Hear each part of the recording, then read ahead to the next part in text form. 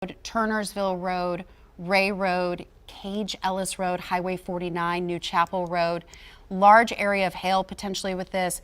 That rotation signature continues to pick up, likely seeing some very strong wind speeds.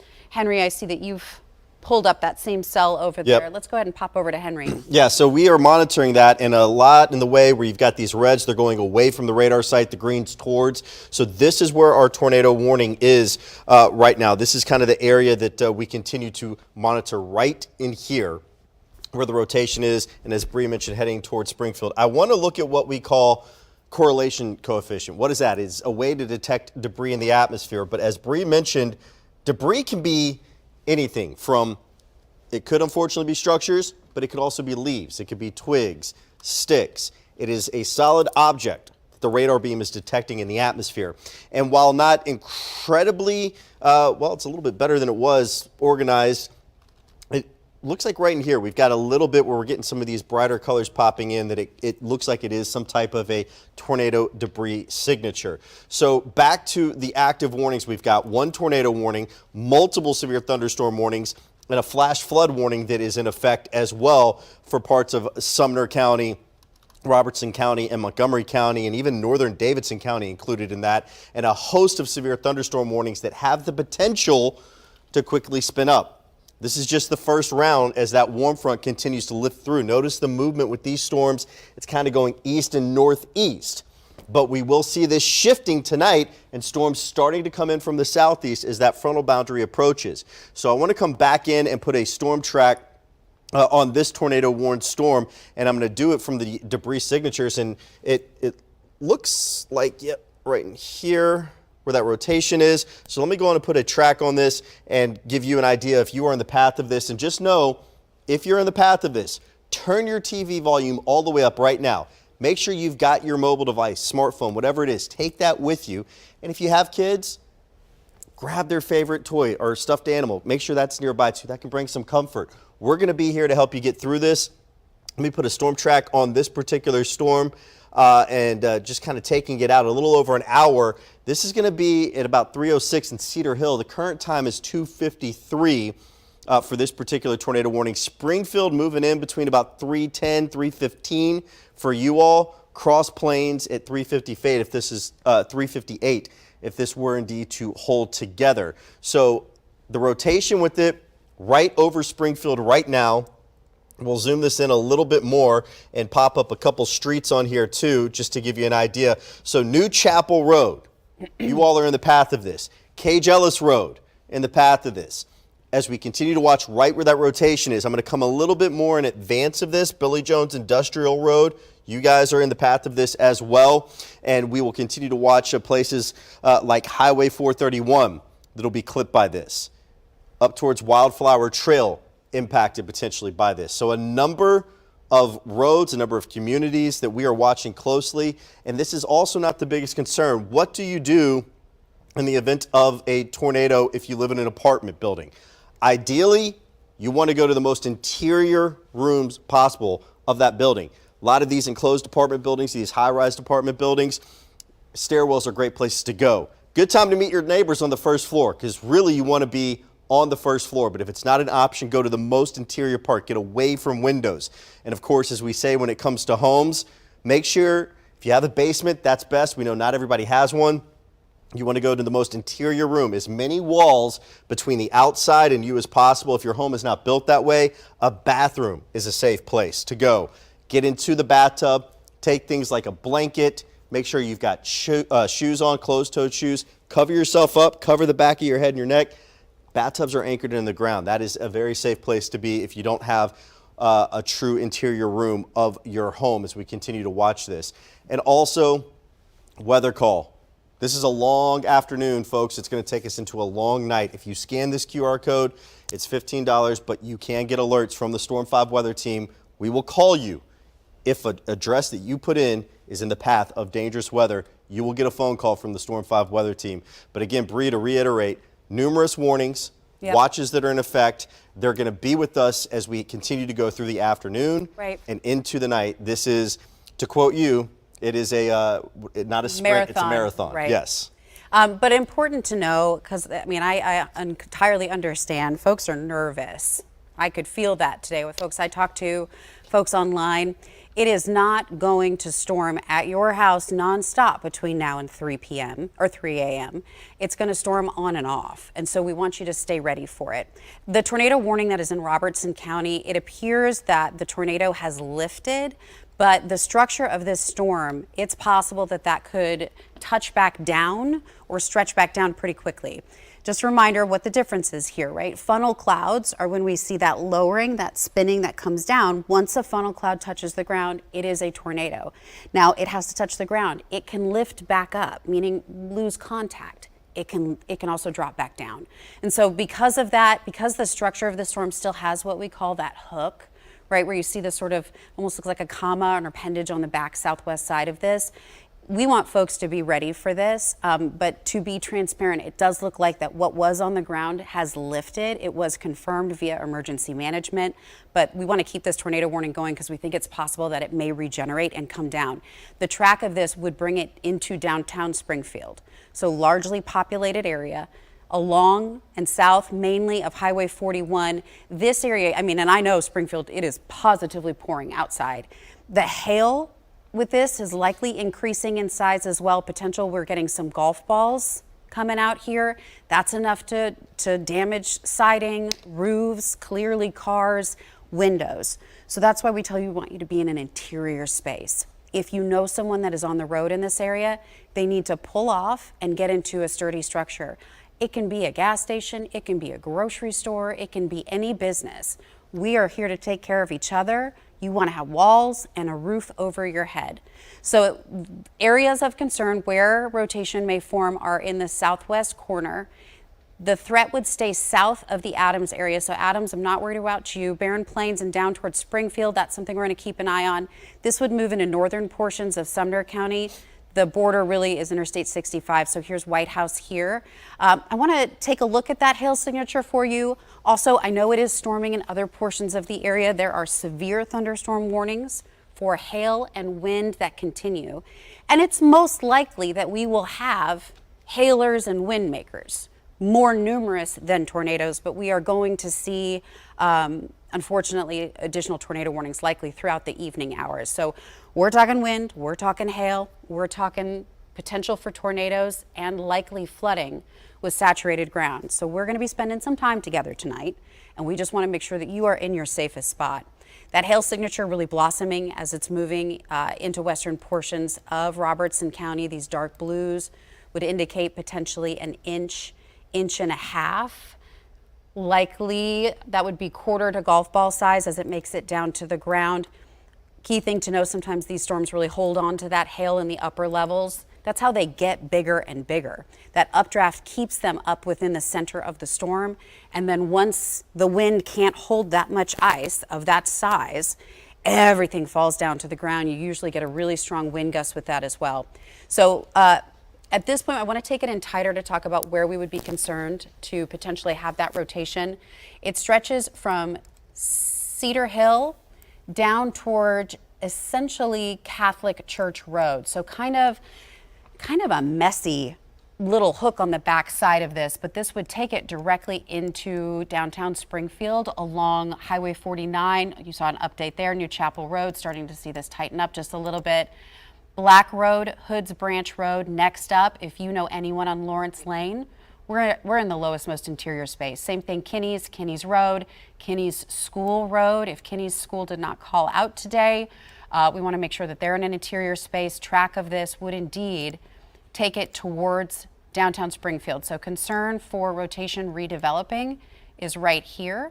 The path of this moves it towards Airport Road, eventually Highway 41, the southern side of this rotation potentially towards Springfield. And we've been talking about this earlier. Clearly, tornadoes get the most attention, but the structure of these kinds of storms involves some strong straight line wind as well. So the concern for rotation is here, but I expect there's likely an area of damaging straight line wind that stretches from Highway 41 down towards Turnersville all the way into the backside of this. it's part of how the rotation develops. The wind kind of gets wrapped around and almost ingested into it. It's kind of coming around the rear flank of this storm. So likely some very strong wind and hail as far north as Cedar Hill, hail potentially as far north as Barren Plain.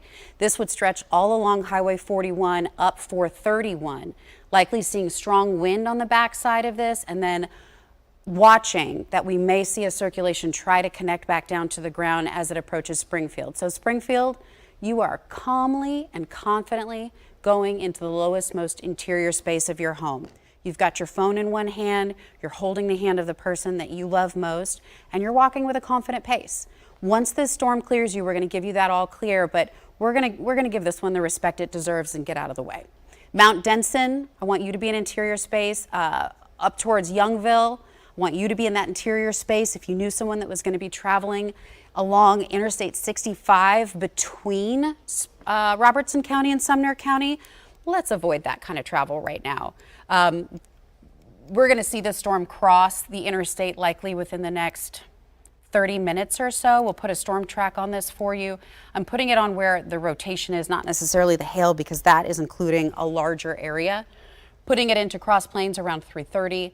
Mitchell 3:45, potentially Portland. So now we would be in the Sumner County area around 3:49. So we want to keep a really close eye on this storm. It is not the only storm that's out there.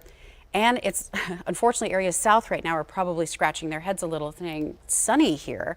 It's a matter of time before the necessary storm energy will start to work into our southern tier. Everyone will have showers and storms tonight. Everyone won't necessarily have severe storms, but we are expecting them to be numerous enough that we want everyone to be paying attention. Yellow boxes are your severe thunderstorm warnings. Right now our focus is on Robertson County, specifically Springfield and surrounding neighborhoods, areas, and towns. We want you to be in that most interior space. Northern Sumner, you've got 5 minutes, and I want you down there as well. This will cross the border into Kentucky, Simpson, Allen County. Let's go ahead and be ready that we're going to want to let this one pass without trying to dance with it. And so do want to make note that tornado warning goes for another 12 minutes. It's 3:03, it goes till 3:15. Just Robertson County in it now. So Montgomery County, it's pushing out, but it is in Robertson County now, the tornado warning. So let's come over to Smart Screen and kind of once again analyze this. This is becoming a textbook shape hook echo right in here.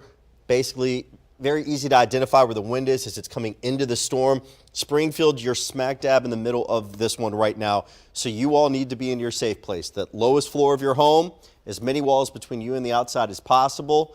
Take a blanket. Make sure you got some shoes handy. Make sure you got a flashlight too. And also, if you have power right now, if there's an outlet near or in your safe space, make sure you're keeping your mobile devices charged as well as we continue to monitor that tornado warning. So here's the latest as far as the rotation goes with that tornado warning. And it's right in here. It's coming right up towards Highway 41 along parts of Highway 49 here. And this is going to impact Springfield. This has been a confirmed tornado from spotters as well as things that we have seen on radar.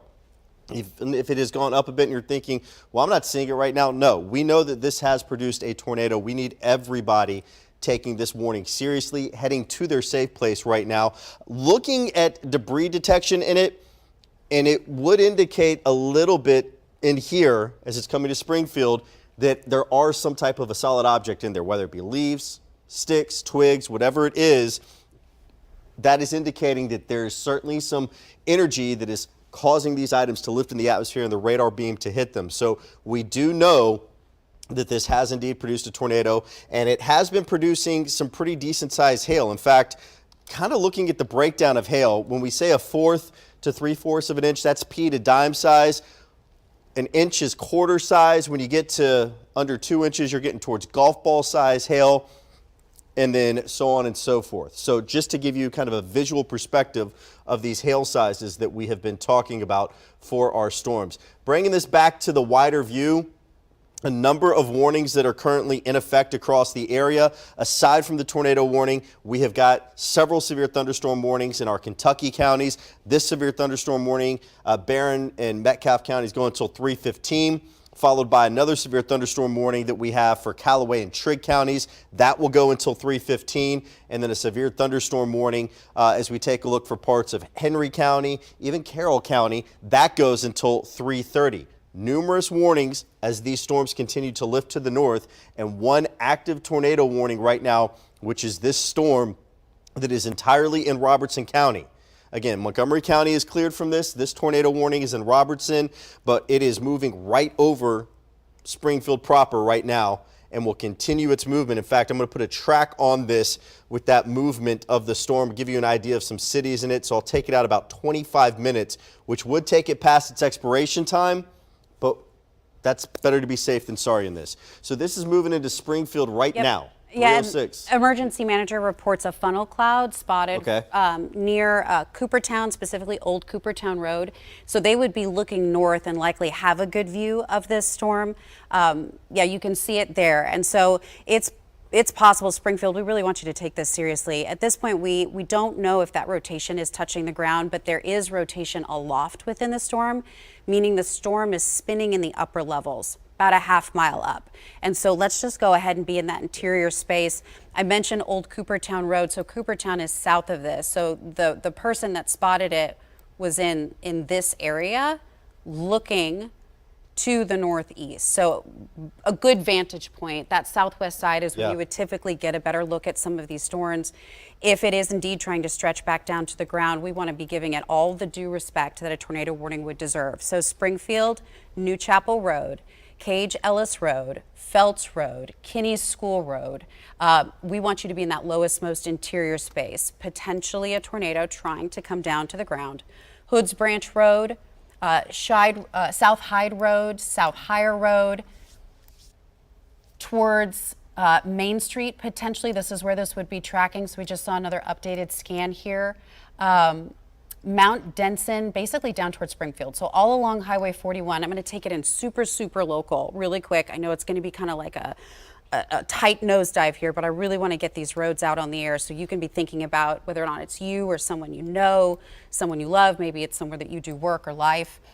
Green Hills Road, Julie Emily Lane, taking it into some neighborhoods. Green Hills Drive, Berry Circle, Crestview Drive, 3rd Avenue West, Walnut Street, Willow Street, Becky Lane, North Main Street, 4th Avenue, South Main Street, Elmwood Cemetery, Central Avenue West.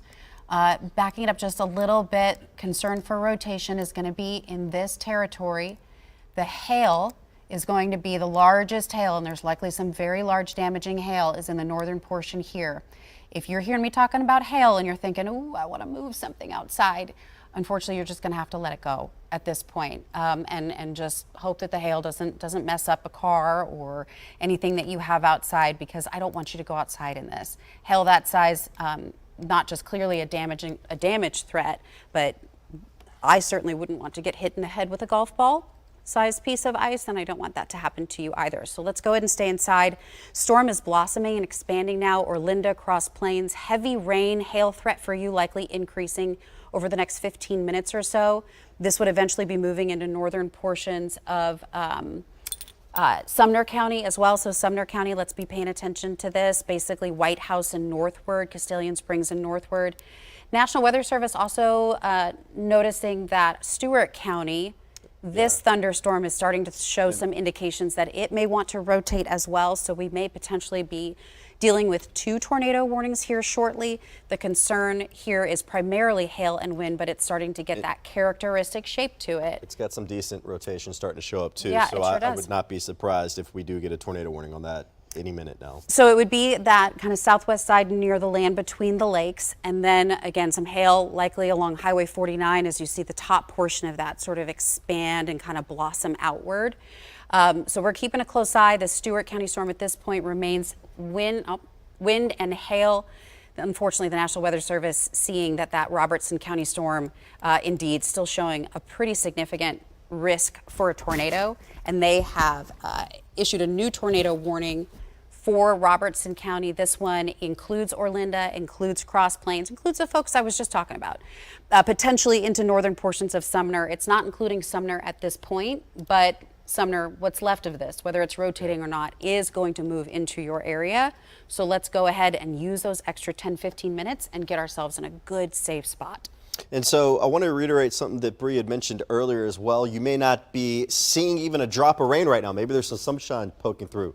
This is just the beginning of what's going to be a long afternoon and night. Here's the rotation for the Robertson County storm. Again, the expanded tornado warning on it. We'll switch it back to radar, give you kind of the latest on the timing with the newest warning going until 3:45.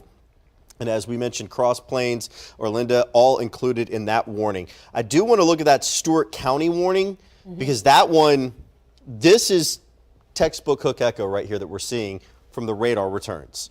And that is something that's concerning. And we are seeing some pretty well-defined rotation right in here with this Stewart County storm. So right now it is just a severe thunderstorm warning. And I say just, I mean, you still need to go on and take these severe thunderstorm warnings serious. Hail, damaging wind, all very big concerns. But for folks that are in Stewart County, and let me zoom this in just a bit. If you live along Highway 49 there, I know we've got some rural locations in there, but why don't you go on and head to your safe place now? All right, let's not wait for a warning to be issued because at that time it could be too late. Just go on and head down to your safe place right now, and we will be here to walk you through that particular warned storm. But continuing to watch that very closely.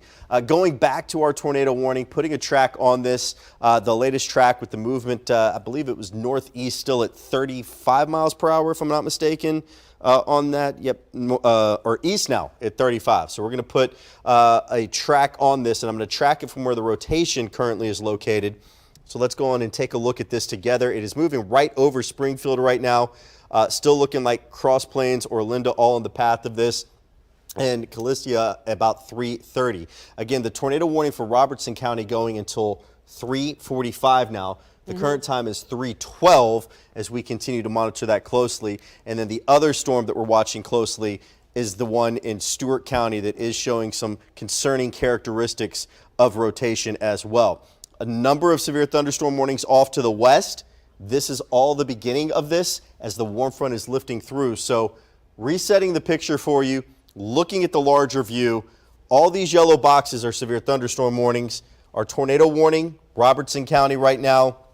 But any of these storms, as we continue to go through the afternoon hours and into the evening as well, will bring the threat, will bring the concern of tornadoes. So that is why we are with you right now, and we're going to be with you for a good while. Looks like we do have a new tornado warning, the Stewart County storm. Yeah, so they've gone ahead and issued a tornado warning for Stewart County now, as well as hail almost 2 inches in size. This tornado warning in effect for Stewart County until 2 p.m.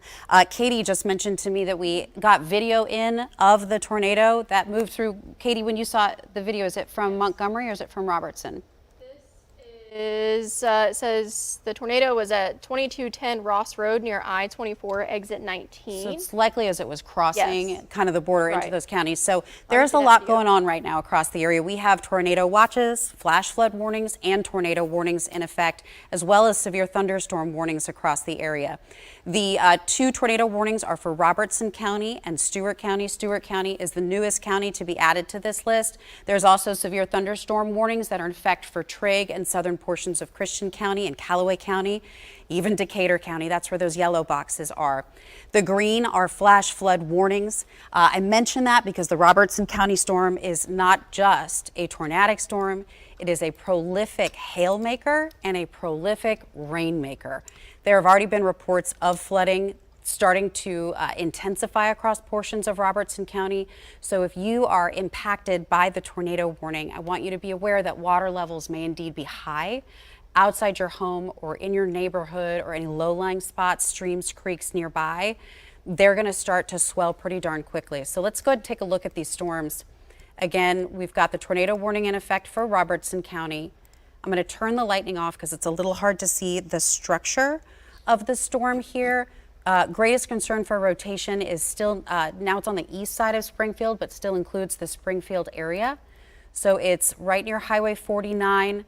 The hail signature is the most significant, and heavy rain, Youngville. So again, flooding likely stretching from Youngville towards Orlinda all the way to Interstate 65, back towards Cross Plains, Eden Corner. This is our first tornado warning that we have in effect. The newest one is Stewart County. We were just talking about how the structure of it starting to misbehave. So let's go ahead and take a look at that. The concern for rotation here would be on that back southwest side of it. So this is near Highway 49, take a look at the velocity signatures. This is how we find what's spinning, right? Because we're looking at the direction that the wind is moving. So at this point, it looks to stay north of the Dover area, and it will travel to, let's see, that's the forward speed on this one is moving at 30 miles per hour, just like the other storm. So quick storm track on this puts it into Bumpus Mills at 330, Big Rock 336, and then potentially continuing into western portions of Montgomery County beyond that. In general, the greatest severe weather threat is along and north of I-40 now. That will change later tonight as another complex of storms drops down from the northwest. So it's going to be a busy afternoon. We just want you to stay in your safe spot. We'll make sure to keep an eye and let you know exactly what the threat is and where it is. As we head into what looks to be a long night. Katie, you have that video pulled up for us? Yeah, I do. So this is the same storm that you were just tracking. I know we have two separate tornado warnings. This is the video we just got in from Quentin. This is at 2210 Ross Road near I-24 exit 19. So this is kind of close to where that spotter came in. I mean, it looks like definitely we had something on the ground. We had some rotation on the ground. We've had two reports so far that was along I-24.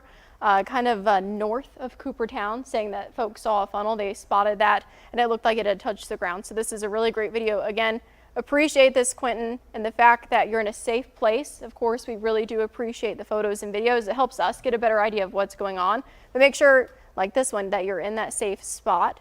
Quentin, you probably could have been in that safe place in this moment for sure, but this is a great video that's in right now. So again, we got this just recently. There's two tornado warnings we were watching. This was the one that is now moving through Stewart and Robertson. Not confirmed that it's currently on the ground, but Quentin did send this in out of 2210 Ross Road near I-24 exit 19.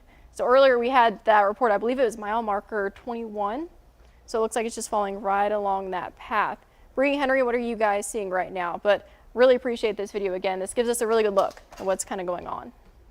Yeah, so certainly a good idea getting these images in, giving us a good idea of what is happening out there, of what will be a long afternoon and into the night. Been watching that rotation as well that has been moving through parts of Robertson County, but there it is again, that video where you can clearly see some type of lowering. As we switch this over here, still watching that rotation in the Springfield area. And, you know, just some helpful reminders here, too. Just because as you look outside in Nashville, it certainly does look rather ominous right now. This is our Skycam high atop the Batman building there at 333 Commerce. Another one of our cameras up there that's looking, I believe this is more to the northwest right in this view, that is a very ominous look, but we're not seeing lightning. We're not even seeing heavy downpours from this particular view right now, but we do know as we continue through the day that will change. So looking again at the bigger picture here from the Power of 5 radars, we have a number of severe thunderstorm warnings and 2 tornado warnings that we are monitoring. That first warning that we continue to watch very closely, decent amount of lightning with this, indicating a little bit of strengthening with it, goes till 3:45 for Robertson County right now. Again, there are 2 warnings. Remember, Robertson and Stewart counties. Rotation with this still pretty impressive right in the center of this. So cross plains, this is starting to move into your neck of the woods. You need to be down in that lowest floor in your tornado safe place right now. Let's crank that TV volume all the way up, grab those mobile devices. Even if the kids have a little iPad or something, take that with them, something to help distract them. Let's all stay calm. Bree, myself, Katie, we're here to get you through this as we go through the rest of the day. As I look at debris detection on this, a couple spots that I'm watching closely, but thankfully, at least as of now, we have not gotten reports of any major structural damage, but we're going to continue to monitor that. The other tornado warning, this storm that is almost a textbook shape here, and it has been at times, tornado warning until 4 o'clock for Stewart County. That's the area that we continue to watch over in Stewart County, and that rotation is very well defined right in here where these reds and these greens are circulating around one another, indicating that rotation right there. And that is a storm that we have been really keeping our eye on closely and just trying to take a look. I know we have a lot of rule spots in Stewart County, but still looking to see if we can find any type of debris detection, and nothing that overly jumps out right now, but still doesn't mean to let your guard down. If you know anybody in Stewart County, I know we've got folks that may have some land up there, a lot of agriculture up there. This is the time for them to come off the fields, head into their storm shelters, and just basically let's ride this out together as we go through the afternoon or evening. Bree made a mention, I believe a little earlier, and Katie, with these storms, and one of them was producing about 2-inch size hail. So to give you a visual perspective of just how large that is, that's about the size of a hen egg. Okay, so that's 2-inch size hail. Larger than that would be tennis ball size. So the fact that we were getting some 2-inch size hail reports, that is some large hail to say the least with these storms. Again, a number of tornado warned storms though that we are watching, the one for Robertson County, the one for Stewart County as well, and just very ominous looking, taking a look at things outside right now. If we can switch over to flash and just show that view from our sky cam right now that is atop the Batman building, and then taking a look as well from atop the Sonesta Hotel in Donaldson. This one's looking north and it's rather ominous looking as well as we continue to monitor a lot of these storms as they push through. But this is unfortunately something that is just getting going. I do want to remind folks as well as we continue to go through the rest of the evening, we have a number of counties that are under a tornado watch right now. So what does a watch mean? It means watch out. All right, conditions are favorable. We are seeing that. A warning means that it is happening now, which is the case in many locations as well. If you are in an apartment building, cannot stress this enough with all the new builds that are out there and all these high-rise apartments that aren't the traditional garden style ones, go inward. Ideally go to the bottom floor, but go inward. Stairwells, even some of the parking garages if they're internal, these are the best places to be. Please do not sit near the window or with any of these exposed walls. You want to go inward, all right?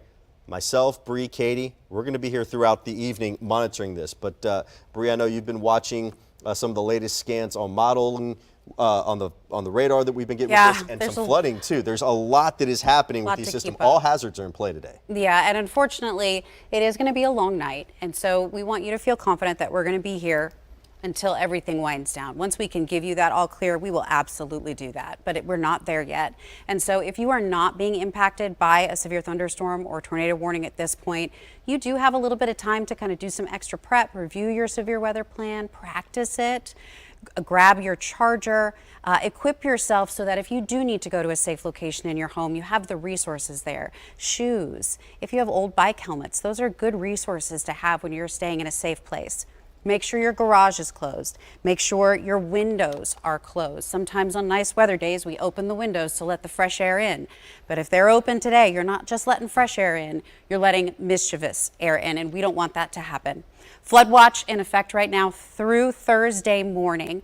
We have flash flood warnings in effect from Robertson through Sumner.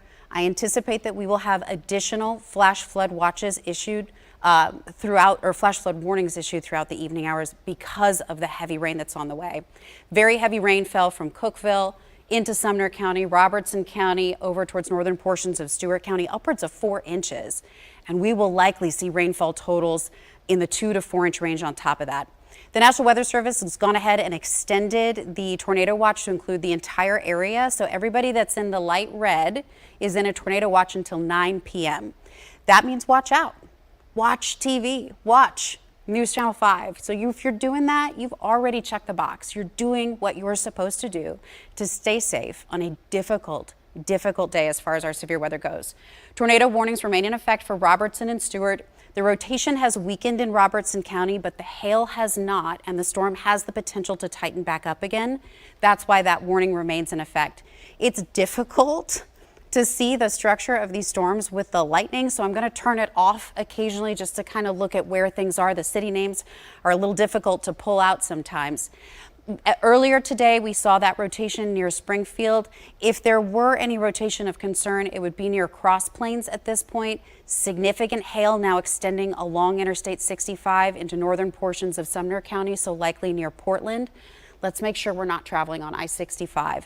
This is moving due east, so the track of this tornado-warned storm would take it into northern Sumner County. Whether or not it maintains a rotation, we'll see. It may be extended as a severe thunderstorm warning. I think that's probably pretty likely with what the hail is doing as this moves into Sumner. So Portland, eventually over towards Bethpage, that would be a concern for some large hail. So Orlinda down to Cross Plains. Again, I'm glad to see the rotation signature tightening there, but the hail just doesn't want to quit. and a large hail. It is unusual for our area to see hail larger than golf balls, but that is indeed possible with some of these storms. Second tornado warned storm in Stewart County. The rotation here, Dover is just to the south. It's underneath the banner that's right here. So the rotation is going to move away from you. It is near the land between the lakes area right here. Hail signature likely larger than that. There are a handful of severe thunderstorm warnings that extend from Paris all through Henry County up into Murray, Kentucky. We also have a severe thunderstorm warning in effect for Decatur County in our southwestern tier. That's part of the reason why the National Weather Service has gone ahead and expanded that tornado watch, because we're going to see storms become more numerous in nature through the evening hours. So 2 tornado warnings, currently 1 flash flood warning, a handful of severe thunderstorm warnings that cover most of our western tier and our Tennessee-Kentucky border. Notice up to the north, though, the storms, there are severe storms outside of our area, just to our north. That is what we'll have later this evening. So I want to back it out really quick and also give you an idea of what to expect for the rest of the evening, and then we'll go back to the current storms that are in place. So messy, messy, messy. Let me clean this up for you a little bit. I'm actually just going to turn cloud cover off so you can only see the rain in here with the storms. So there's a lot going on, for lack of a better way to put it. The storms that we have right here, these are isolated storms. They're called supercells. They exist all by themselves. They have the highest hail threat with them, wind threat, and tornadoes. These will continue on and off, not impacting everyone, but impacting a good portion of us for the next couple hours. Looking upstream, there's a cluster of storms coming out of the St. Louis area, but also notice there's a second one near Springfield, Missouri.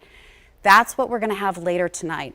So this wave is going to blossom and become larger and swing down into the mid-state. That'll happen between 6 p.m. and 9 p.m. And then the second one is expected to do the same. It will blossom, it will expand, become larger in coverage, and it is also going to swing south across the mid-state. I'll show it to you with some computer modeling so you can kind of see what it would look like visually.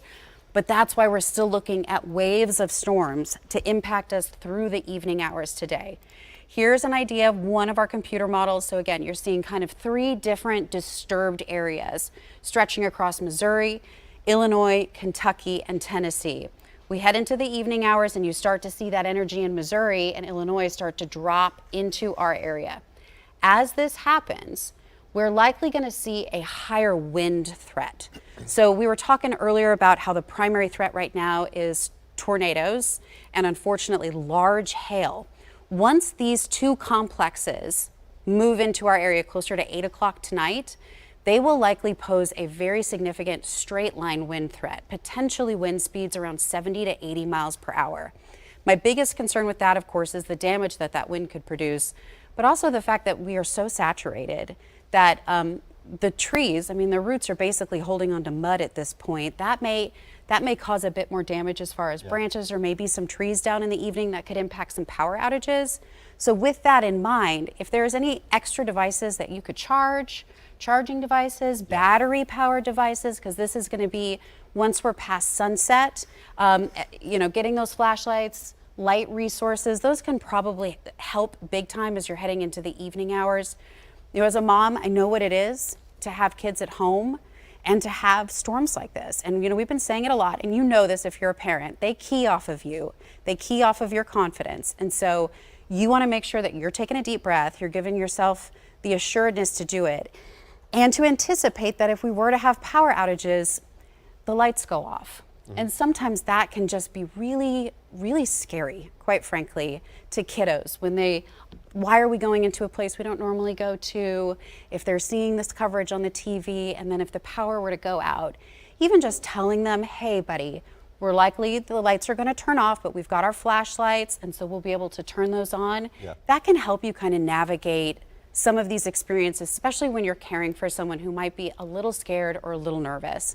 This will continue through about 2, 3, 4 o'clock in the morning, and then eventually, finally, things are going to quiet down. But it is going to be a marathon, unfortunately, not a sprint as we head into the evening hours. Katie, did you have something? Let's pop it over to. Well, let me add this real quick, because we do have a full screen on this, I believe, as well, from Robertson County. Due to the current tornado warning, Students that have not been picked up by buses prior to the warning are being held in their schools. And then the buses, as you can see, it's on your screen right now, buses will be cleared to run as soon as the current severe warning is lifted. All buses with students on the road were directed to reroute to the closest school and unload students for shelter until the warning has lifted. So letting the folks in Robertson County know, the school district here trying to make sure that the students are in as safe of a situation as possible. So we will continue to monitor that. But now I want to send it over to Katie, who does have some information as well. Katie. Yeah, so I've been trying to keep an eye, of course, on all the reports that you all send us. Again, it's really appreciated. This one's out of Ginger. I know it's not, or I should say it's from Ginger. It's not as high quality, right, as that last one, but I think it shows a really good idea, at least of that funnel. Does look like there's a rotation. It's hard to tell if it's on the ground. Again, it's from a good distance. But this is out of Springfield near Kinney's School Road. So we've had 2 videos so far. Again, incredibly helpful. This is out of Springfield. The other one earlier was from Quinton. This is at 2210 Ross Road near I-24 exit 19. So both, again, it looks just like it. It looks like that funnel is likely touching down. There's definitely some rotation within that. So again, really appreciate it. Both of these were actually sent to my5, so just the number 5 at newschannel5.com. If you are in a safe position, you're able to do so and send us pictures or videos, whether it's of a funnel cloud, some of the clouds you're seeing, hail, flooding. I mean, we've got all the risks on today, this evening and tonight, right? So both of these incredibly helpful, really gives us a good idea of what we're seeing. So Henry, Bree, what are you guys seeing right now as far as at least radar goes? Oh, you know, folks have been asking quite a bit about our Safe Places program, and so we want to let you know what resources are available there. You know, we have a tornado warning in Stewart County, and there are 9 shelters open in Stewart County right now. Some pet friendly, some not welcoming our furry family members. So there are options here. Reminder to you where to find a list of open available shelters. newschannel5.com/safeplaces. Now, the way this works is organizations within each county work with local emergency managers.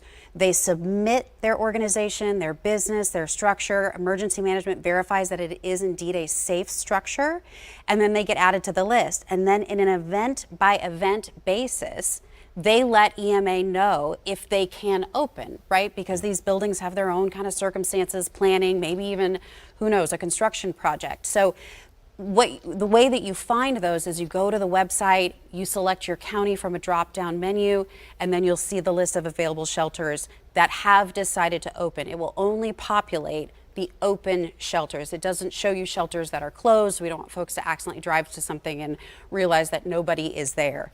So at this point, we have still maintaining 2 tornado warnings across the area.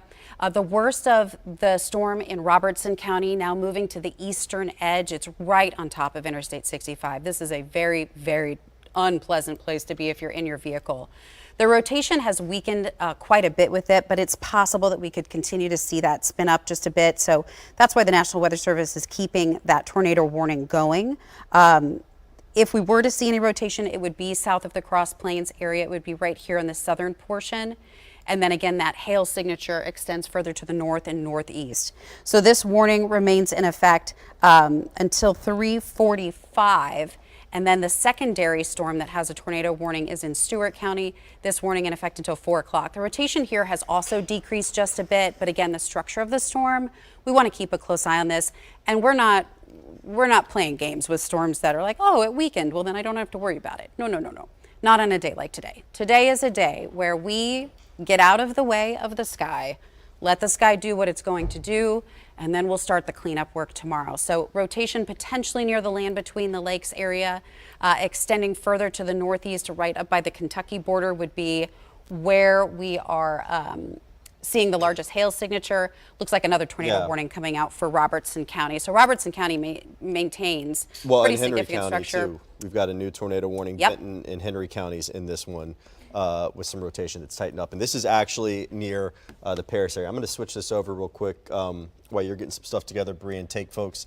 I'll take a look at Robertson. You take a look at Paris. Paris, okay. So I'm going to go into the Paris County storm right now as we zoom this in, or excuse me, the Henry County storm that is over Paris. Let me go on and stop the looping on this. A lot of lightning with this, but as we take a look at our relative velocity, as we look at the wind flow in it, you've got some decent rotation that's showing up. This is right over Paris. This is right over Highway 641, Highway 79. It's kind of right in that interchange. Now, as far as this tornado warning goes, this storm started to get pretty well rounded here over the last few minutes. It's going east at 35 miles per hour and potentially producing up to ping pong ball size hail. So let me put a track on this storm for you real quick, and then we'll take a look at the other tornado warning that Bree is monitoring right now.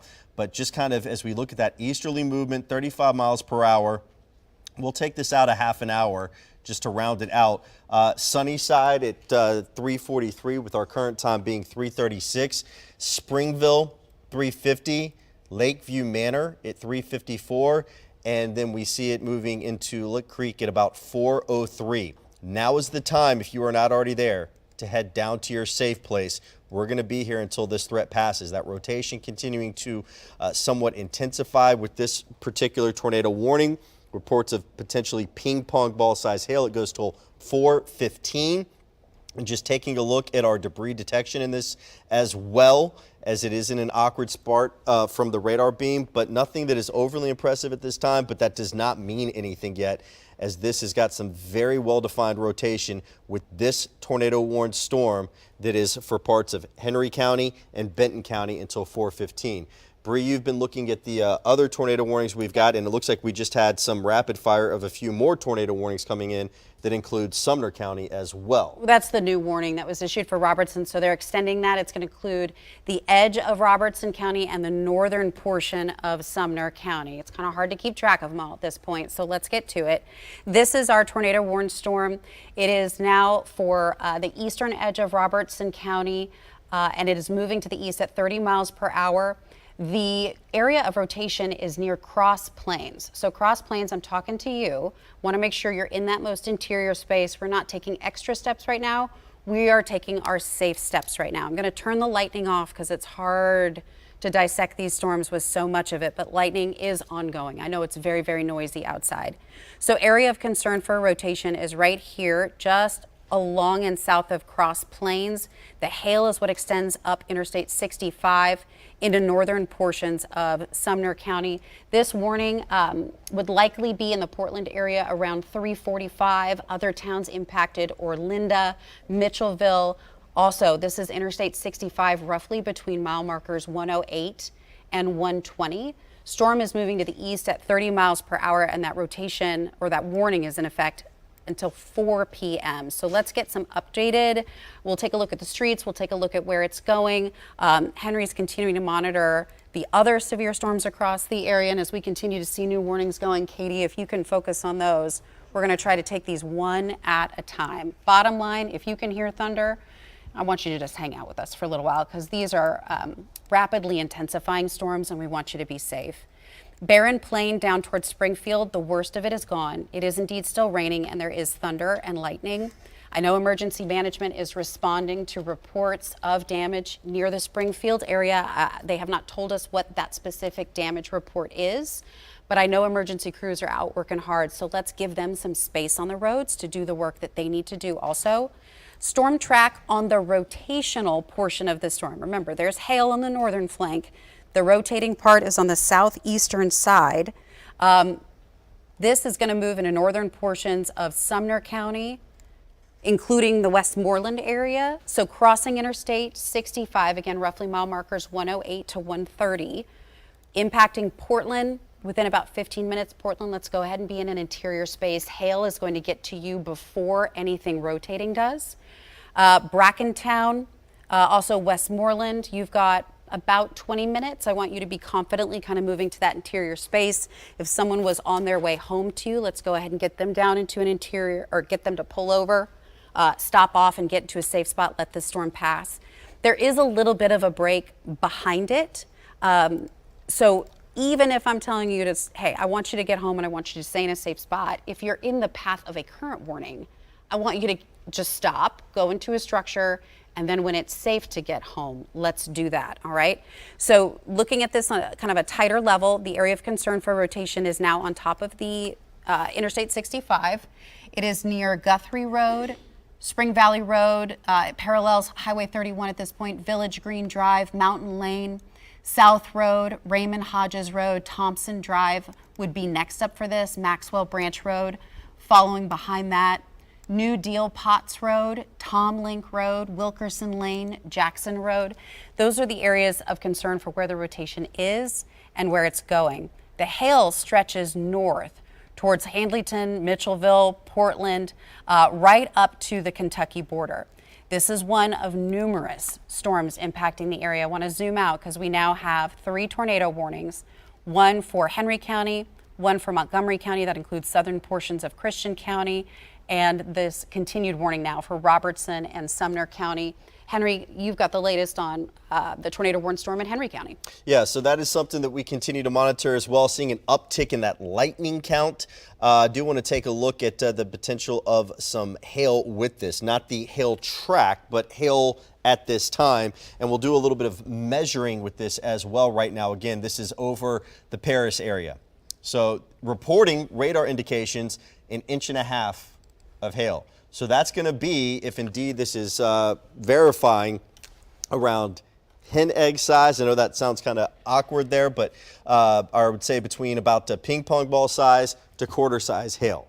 So this is kind of an idea, a visual of that hail list that we continue to watch. Now, going back to the rotation that we're watching for Henry County and Benton County in that tornado warned storm, again, it is over Paris right now as we take a look at our storm relative velocity, and that's a pretty decent little signature. There's also a little rotation up towards the Superior area that I'm watching closely in northern parts of Henry County. But putting a storm track on this for folks that may be in the path of this warning, you're talking about Sunnyside right now at 342, Old Springville at 351, Lick Creek area at 402, 407 at Bass Bay, 410 at Cotton Patch Crossroads, and 413 in McKinnon with our tornado warned storm over towards Henry County.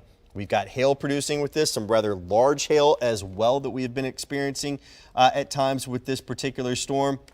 Looking back over towards the radar look of this, and the lightning uptick in this indicating that the storm likely getting a little bit more energy. So we've got several tornado warnings. It looks like we've got the one for Robertson and Sumner counties. We have also got one Montgomery and Stewart counties. That's the newest one in. I've got that pulled up. Okay, and then, yeah, the one for Christian County, Kentucky, too, with Fort Campbell in that as well. Correct. So a lot to keep track of right now. The newest warning, let me back this out really quick so we can take a look. So we've got Robertson County into Sumner County. We've got Montgomery County and Stewart County into Montgomery County, including southern portions of Christian. So this is south of Hopkinsville. And then we have the tornado warning for Henry County. So 3 tornado warned storms. I want to talk about the Stewart County storm real quick. It's a large warning that crosses the border into Kentucky. So the original warning was just for Stewart County until 4 p.m. The new warning now includes downstream of it. It's Montgomery County and portions of Stewart County and even southern portions of Christian County until 4:15, 4:30. So don't get too confused about the numbers. That's not what's most important here. What's most important is that you just see that this is a large storm that is likely producing a tornado, and it is on the border. So that means multiple counties being impacted here. Also, the possibility of 2-inch size hail, which is large enough to cause damage to structures, siding, potentially roofs, and definitely vehicles. So we want to make sure that you are not on the roads with this. Area of concern for rotation is right near Big Rock. The hail extends much larger out from that. I want to go ahead and put a storm track on the area of rotation for you, though. Don't worry why you saw the colors change. It's just because we're looking from a different radar source. This also moving mainly to the east, a little bit of a northerly jog to it, around 30 miles per hour.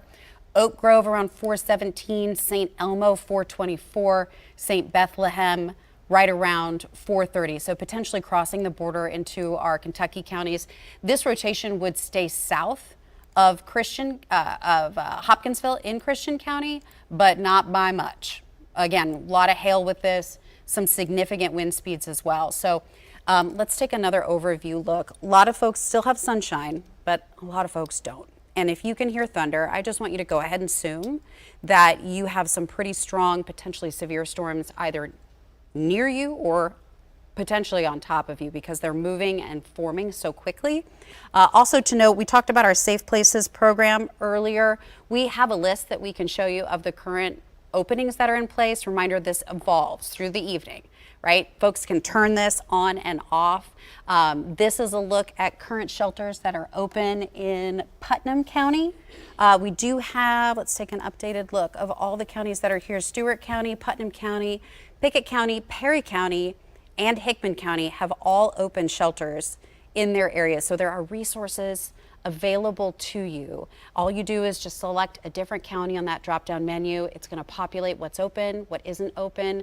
The little paw that you see on the right-hand side indicates if it is a pet-friendly safe place that you could go to, or if the pets can't be brought to this one. It's good to have multiple options in the area. Right now, the primary severe weather risk is indeed along and north of I-40. That's where we have our 3 tornado warnings that remain in effect across our area. Northern Sumner, I want you in your safe space. Northern Montgomery, I want you in your safe place. Also considering where our interstates are, because this is 3:45 and some folks might be out and about trying to get home from work or trying to scoot home from school or whatever it is the day demanded of you. The Montgomery County storm is moving towards Interstate 24, and we don't want folks on interstates. We don't want folks on any roads, but you know, interstates tend to be the most heavily clogged during situations like this. Also, the tornado warning in effect for Henry County. So we're gonna take a look at these storms one at a time. Again, our Safe Places program is a good resource for you, but only if you have time to get to those locations. If you do decide to look into some of those opportunities around our area, make sure you consider the travel time.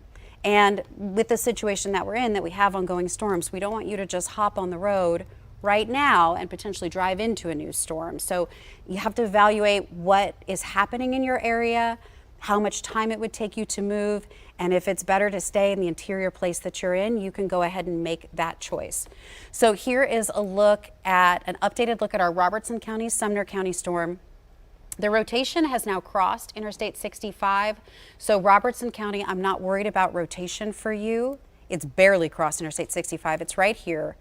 The largest hail extends to the north and to the east. So this comes right up to the Kentucky border. So Portland, quite a bit of hail along 109 extending north of you. This is going to track due east across Sumner County, so potentially impacting Trousdale County, Macon County beyond this.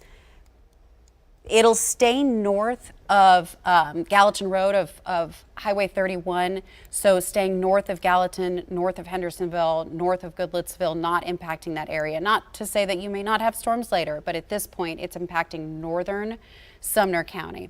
As we look towards Montgomery County, that storm is now approaching the Stewart County, Montgomery County border.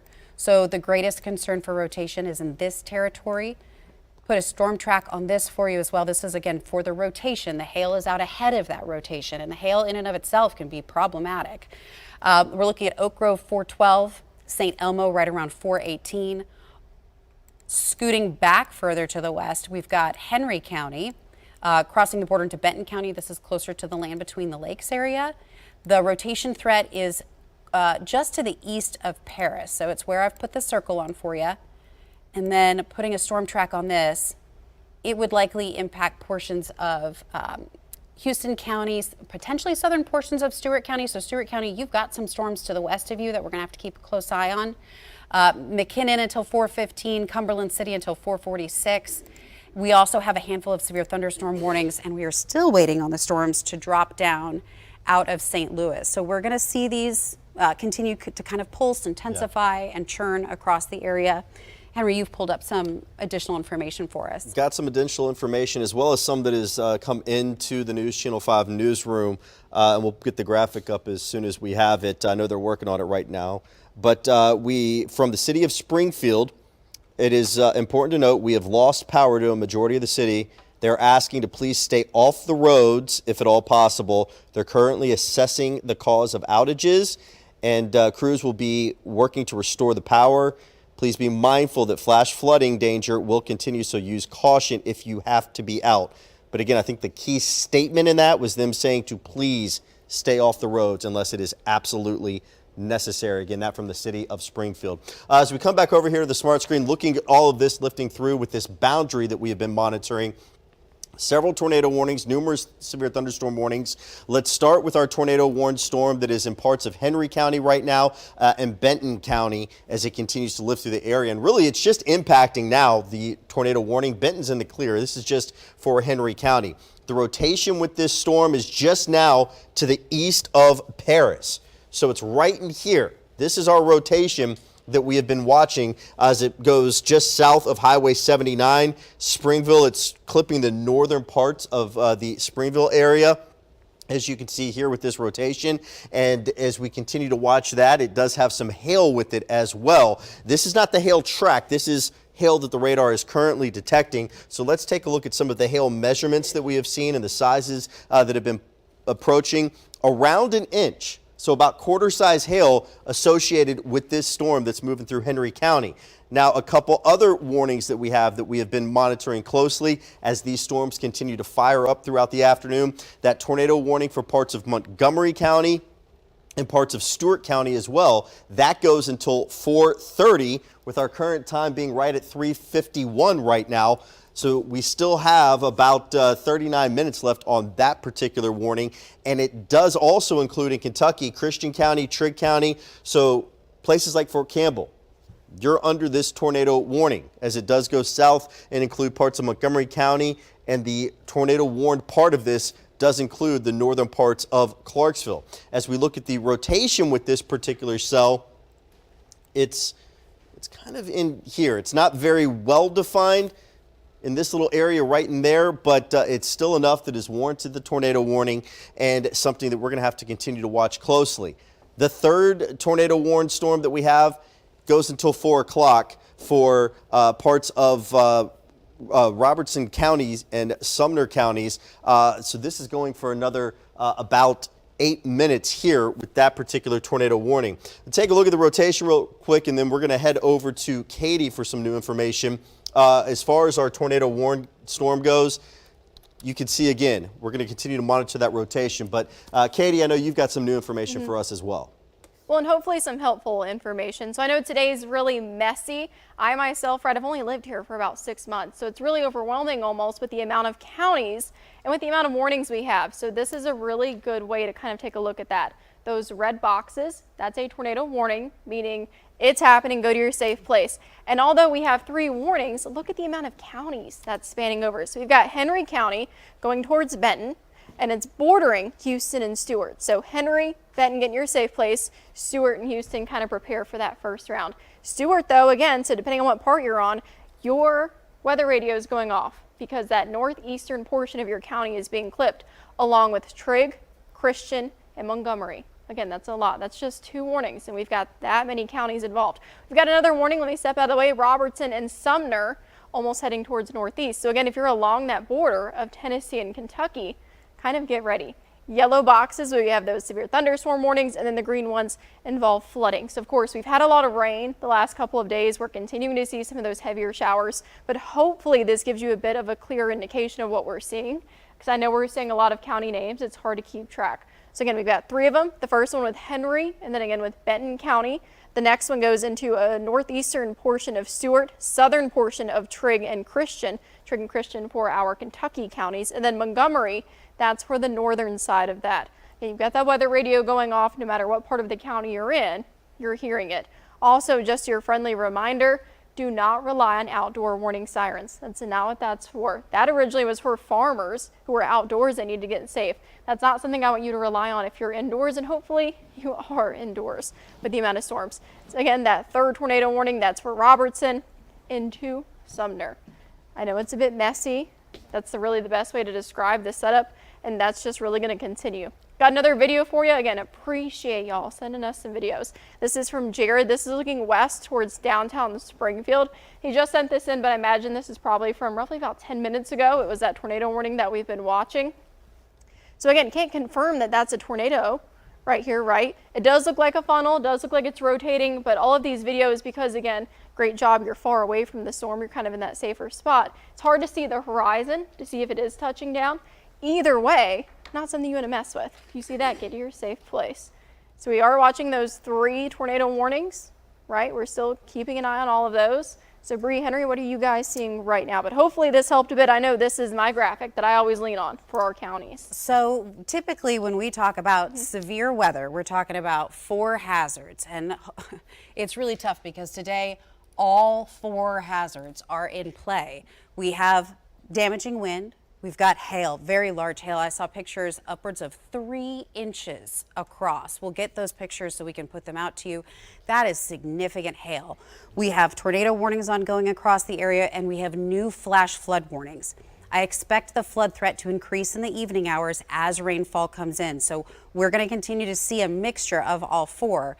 Your job remains the same. It's to stay in that most interior room. There were a handful of schools that did indeed close today. Some did not, and some are doing the very best they can right now to make sure that their kiddos are safe. Montgomery County schools, they have decided to turn the buses around. They had kiddos on buses on their way home. All of the buses in Montgomery County are turning around and going back to the school so that they can shelter in place within the school. New tornado warning now, so we now have 4 tornado warnings in effect for our area.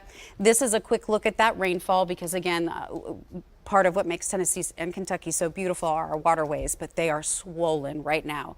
Low-lying areas will be tricky to pass, so if you are one of those parents that's trying to get your kiddos, make sure that you're taking a route that's not going to put you in a position where you are in danger. This is a look at the storms that are ongoing across the area. I'm going to turn the lightning off, but lightning is a big part of this just because it's easier to analyze these. It actually looks like we're up to 5 at this point. So we have a tornado warning in effect right now for northern portions of Sumner County. This warning in effect until 4 o'clock. I wouldn't be surprised to see this extended as well. Honestly, I'm not that concerned about the expiration times because I just want you to be safe. Don't worry about when these expire. I want you to stay with me. If you're in northern Sumner County, I want you in that interior space. Area of concern for rotation would be along 109 near Doris Road and Jackson Road. It would be heading towards North Leith Road and Butler Bridge Road. All right, let's take a look at the next one. The next one is a tornado warning that includes northern portions of Montgomery County and southern portions of Christian County. There's also a severe thunderstorm warning for Clarksville. So I just mentioned Montgomery County schools, school buses turning around. The tornado warning does not include downtown Clarksville. They actually just reissued that severe thunderstorm warning. So again, that's right here. This is severe thunderstorm, so hail and wind. The tornado portion or warned portion is right here in the northwest corner of Montgomery County and looks like it's about to cross the border into Kentucky's southern portions of Christian County. That's number 2. We also have a tornado warning now for Trigg County, just west of Katy. So this is towards the land between the lakes. Area of concern for rotation here, again, on the west side of these with hail and wind extending out ahead of it, torrential rain. Speeds can sometimes intensify over water. So on the east side, right towards Trigg Furnace, down towards Shawnee Hills, you may actually have some stronger winds as this comes back over land. That's because water is fairly smooth, and so there's less friction for wind to encounter, and sometimes you can really get some stronger winds on approach with storms that are coming off of the water and coming onto the land. So tornado warning in effect for Trigg County. We want you in your lowest, most interior space. The area of concern for rotation that was in Paris in Henry County, that appears to be crossing the border into northern portions of Benton County. You are watching News Channel 5 at 4 as we continue to track a really difficult day with a tornado outbreak across our area. The 5th tornado warning in effect, the area of concern, this is Perry County, just west of Linden, southwest of Lobelville. This is moving towards Hickman County, so potentially impacting folks from I-40 southward only down towards the Lewis County border. I'll put a storm track on this one for you. South of it, we've got wind, we've got hail across the area. Centerville is when this storm will be in your neck of the woods right around 4:45. It'll be in Graytown at 4:51. Prim Springs right around 5 o'clock. There is a lot going on across our area. We knew that the afternoon would have the potential for these individual storms to form, and that when they formed, they would intensify quickly with the potential for rotation, and that is precisely what we're seeing. Good news in northern Sumner, they have released the tornado warning there. They're maintaining it as a severe thunderstorm warning, so hail The dominant threat at this point, we will keep a close eye on it. So now it is our western tier. Trigg, Christian, Montgomery, Henry, portions of Perry County, portions of Hickman County are under the tornado watches. We will continue to see these individual storms impact us. I'm going to turn the lightning off. I know this is a muddy map. But then we're going to see kind of two more areas begin to work into our neck of the woods. There is a large area of storms. It's messy to look at. South of St. Louis, it's this one right here. And then the second one of these individual storms near Springfield. Both of these, unfortunately, are coming to Middle Tennessee tonight. So this is how this plays out. Again, it's a computer model. It's not gospel. Don't get married to where you see the placement, but I think it has a good handle on the timing and the coverage of storms. Right now, scattered storms for areas west and northwest. We see that first complex start to dive down, so likely our southern tier, south of Nashville, southeast of Nashville, getting impacts from this around 7 o'clock. Then we see the storms in the Springfield area merge together. They start to kind of congeal and move across, unfortunately, not really winding down until about 3 o'clock in the morning. So this is, we've been saying it, a marathon, not a sprint, but if you are paying attention and you are ready to shelter, then you're doing everything that you are asked to do. The folks at the National Weather Service, hardworking Storm 5 meteorologists, we're going to do the rest here. But we also want to make sure that you have a way to get that information. Clearly, with storms of this magnitude, power outages are going to continue to be a big concern tonight. Yeah. Charge your mobile devices. We are not just on the air, we are on Facebook, we are streaming. We want you to find us. We are on our website. So if for some reason you do lose primary power in your home, hopefully you can stay with us with your charged devices. Carrie, I know you have an update on some of the power outages across the area. I do. We've been keeping a close track on this. And just like you've been telling us, because the ground is weak with all of the rain that we've gotten, electric poles are coming down, and the storms that are rolling through are also bringing down power lines. So our biggest impact right now, as you can see by far, Cumberland Electric. 4,000 customers are without power right now, and a large portion of that has to be the Springfield area that covers Robertson County. And you saw Springfield tweet out earlier today, just not too long ago, about 3:40 or so, that just about the entire city is without power after the storms ripped through that area. NES, the greater metro area, 205 outages. Middle Tennessee Electric, really small there, just 5 right now. Penny Ryle in Kentucky, 30. Duck River, 50 right now. Again, Cumberland Electric, by far the most outages we've seen, 4,000, almost 4,100 right now. So, like Bree said, charge those devices right now. If you do have power, have them on standby.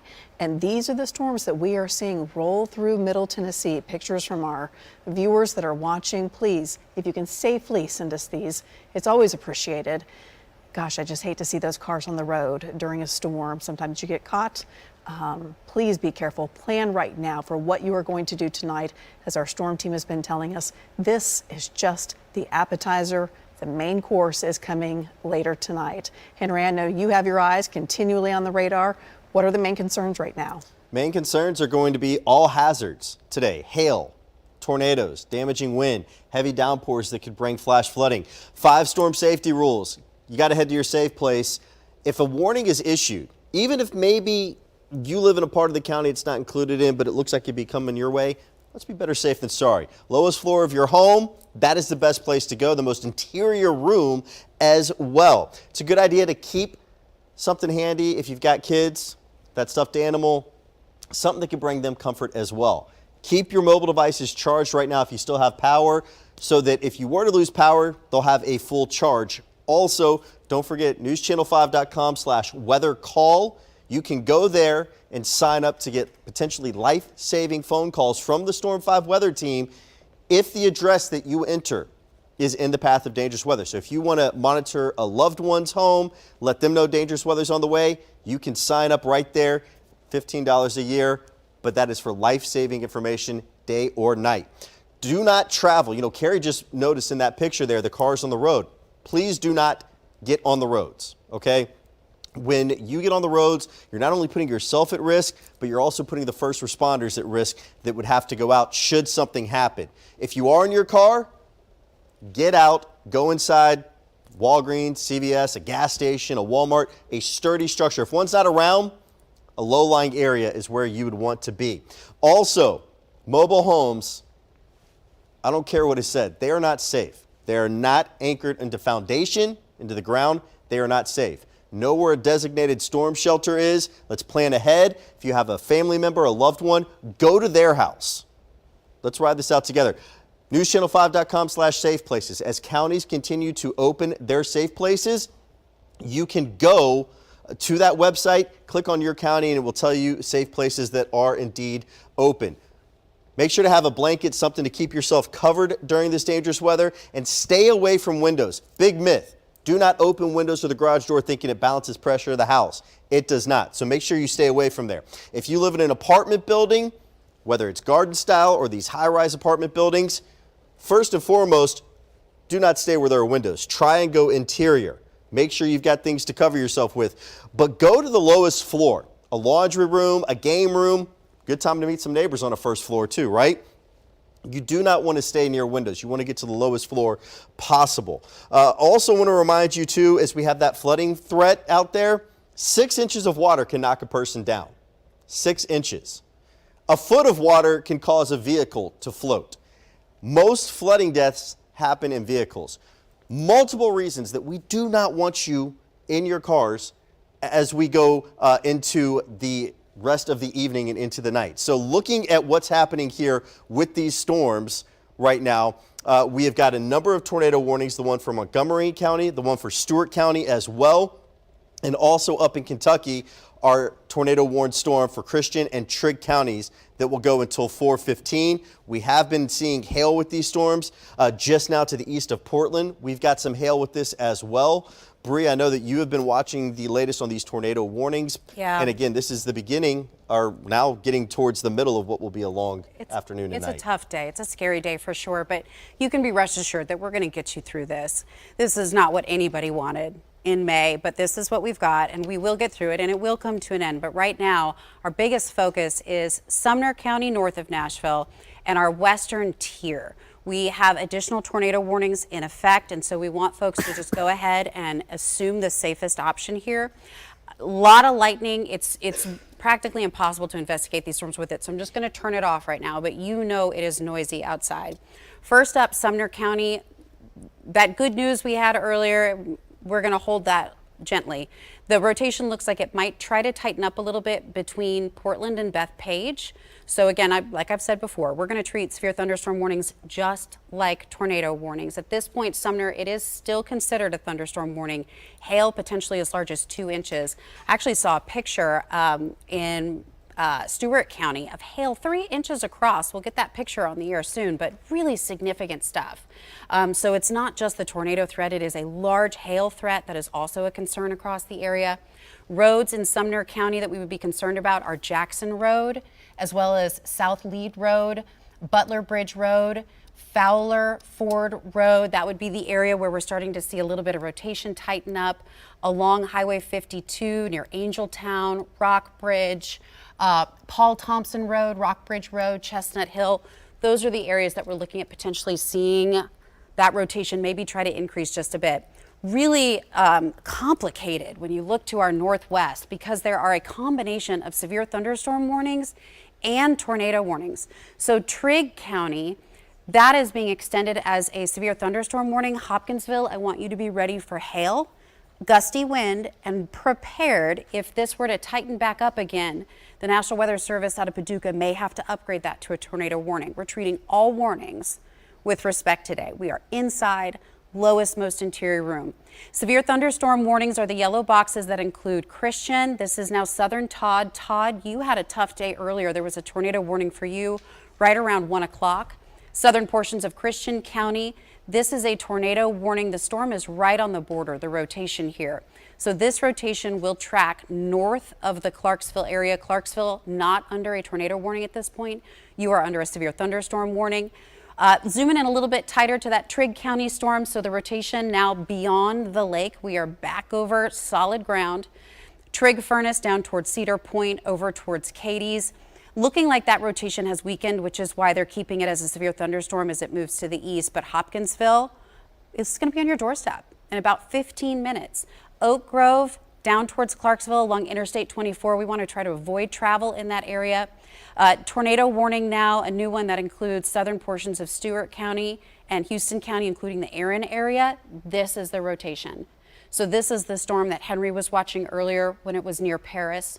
The rotation now starting to cross the border, and it looks like it wants to hug that southern Stewart County border. So that means areas north.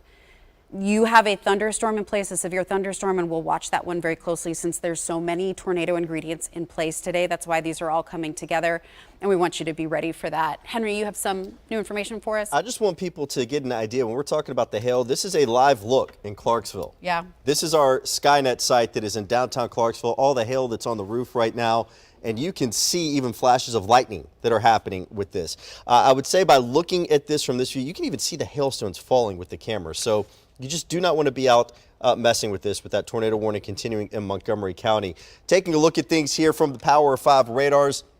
Right over Clarksville, intense rain. Let me stop the loop and actually go on and put the latest hail signatures on this. Again, this isn't the track. This is what is potentially falling. And I would say that looks about right. Probably P to upwards of quarter-size hail in some of these locations. Yep. Taking a look at some of the radar estimates and the size that we're seeing.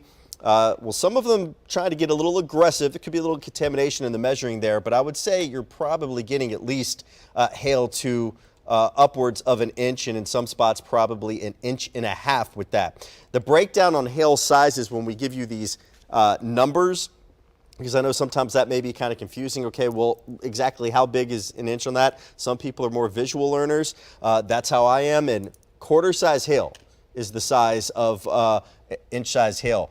If you're getting towards that 2-inch size hail, you're talking about potentially, I know it sounds kind of weird to compare it to, but a hen egg. That is what 2-inch size hail would be, and that is all certainly possible as we continue to go through the day with all this. So looking at things here and putting a storm track, numerous tornado warnings that are in effect now as we continue to work our way through the afternoon. Unfortunately, this is not an event that will calm down as we lose the heating of the day. We have to wait for a cold front to move through, but we have a tornado warning for Hickman, Humphreys, and Perry counties for another about 17 minutes. It goes until 4:30. The current time is 4:13 for those of you that maybe were tuning in for News Channel 5 at 4 o'clock. I'm Henry Rothenberg along with Bree Smith and Katie Melvin as we have preempted programming for our what is becoming a tornado outbreak day. Numerous warnings that are in effect. Severe thunderstorm warnings as well. What was a tornado warned storm earlier, now just severe thunderstorm warning for Davidson, Montgomery, Robertson, and Sumner counties. That will go until 5:45. Tornado warning continuing in Christian County for about another minute. And the tornado warning also continuing as you take a look for parts of Houston and Stewart counties until 4:30. This is a storm that we've been watching since it was over Benton County, Tennessee, and Paris County, Tennessee. And as we take a look at the rotation with this particular cell, as it continues to make its way to the northeast, storms are typically averaging about 30 miles per hour. We've seen them as slow as 15. We've seen them as fast as 35 miles per hour. But as of late, they have been going in that 30 mile per hour range. And where the rotation is just south of Carlisle, Aaron, you all would be in the path of this and potentially towards Cumberland City as well. But numerous storms out there. And then, Bree, another wave as that front pushes through. And what we are watching will be all hazards. Yeah. Hail, wind, flooding conditions. In fact, we even have some video too, I know, of some flooding, I believe, in Gallatin from earlier today. We've gotten lots of videos that have been sent in to the News Channel 5 viewing area. And here's the thing to consider. While floodwaters maybe went down while it stopped raining, a lot of the natural drainage areas, the grass is very saturated. Some of these drains have been overworked, so flooding will not be very hard to pop up again. Clarksville, we've gotten some video from flooding there as well from these storms that have been pushing through that really began this morning. We got a little bit of a lull, but things are picking up now. This is from the Clarksville area, the flooding that we have been seeing. We have also been getting some impressive photos from you all, including a lightning picture out of Logan County, Kentucky. We're also getting in now some hail pictures as well. In fact, let Bree go on and show some of the hail pictures she's been getting in. This is 3-inch across. This is hail that you would typically find in Oklahoma, not in Middle Tennessee. Really significant for our area. Eric sent this in from Stewart County. Bumpus Mills. Also notice how bumpy that hailstone looks. That indicates a lot of collisions in the air, meaning these hailstones are literally just crashing against each other. We're looking at wind speeds of 100+ miles per hour to keep hailstones that large up in the sky. Right now, Clarksville reporting some large hail upwards of quarter size. Unfortunately, trees down in portions of Hendersonville. We're going to be seeing a lot of scenes like this over the next couple days of trees down, massive hailstones, unfortunately some damage. We are getting reports that the tornado warned storm in Robertson County earlier. Robertson County, you're not in a warning now, but you were earlier, that there are some structures that have been damaged along Ridge Road. We want you to stay inside, let the emergency crews get out and do the hard work and the cleanup that they need to do. Some trees down in the Robertson County area from storms that moved through earlier today that has damaged some structures along Ridge Road. Hail is now falling across portions of the area. We're looking at upwards of 3 inches across. I mean, baseball-sized hail. That's not something we typically do.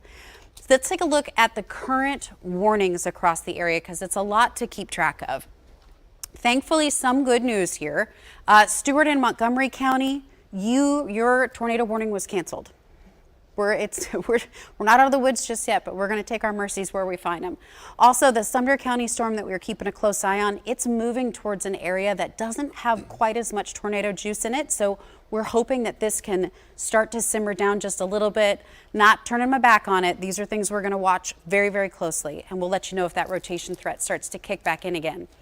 Yellow boxes are your severe thunderstorm warnings, which are primarily hail threats right now.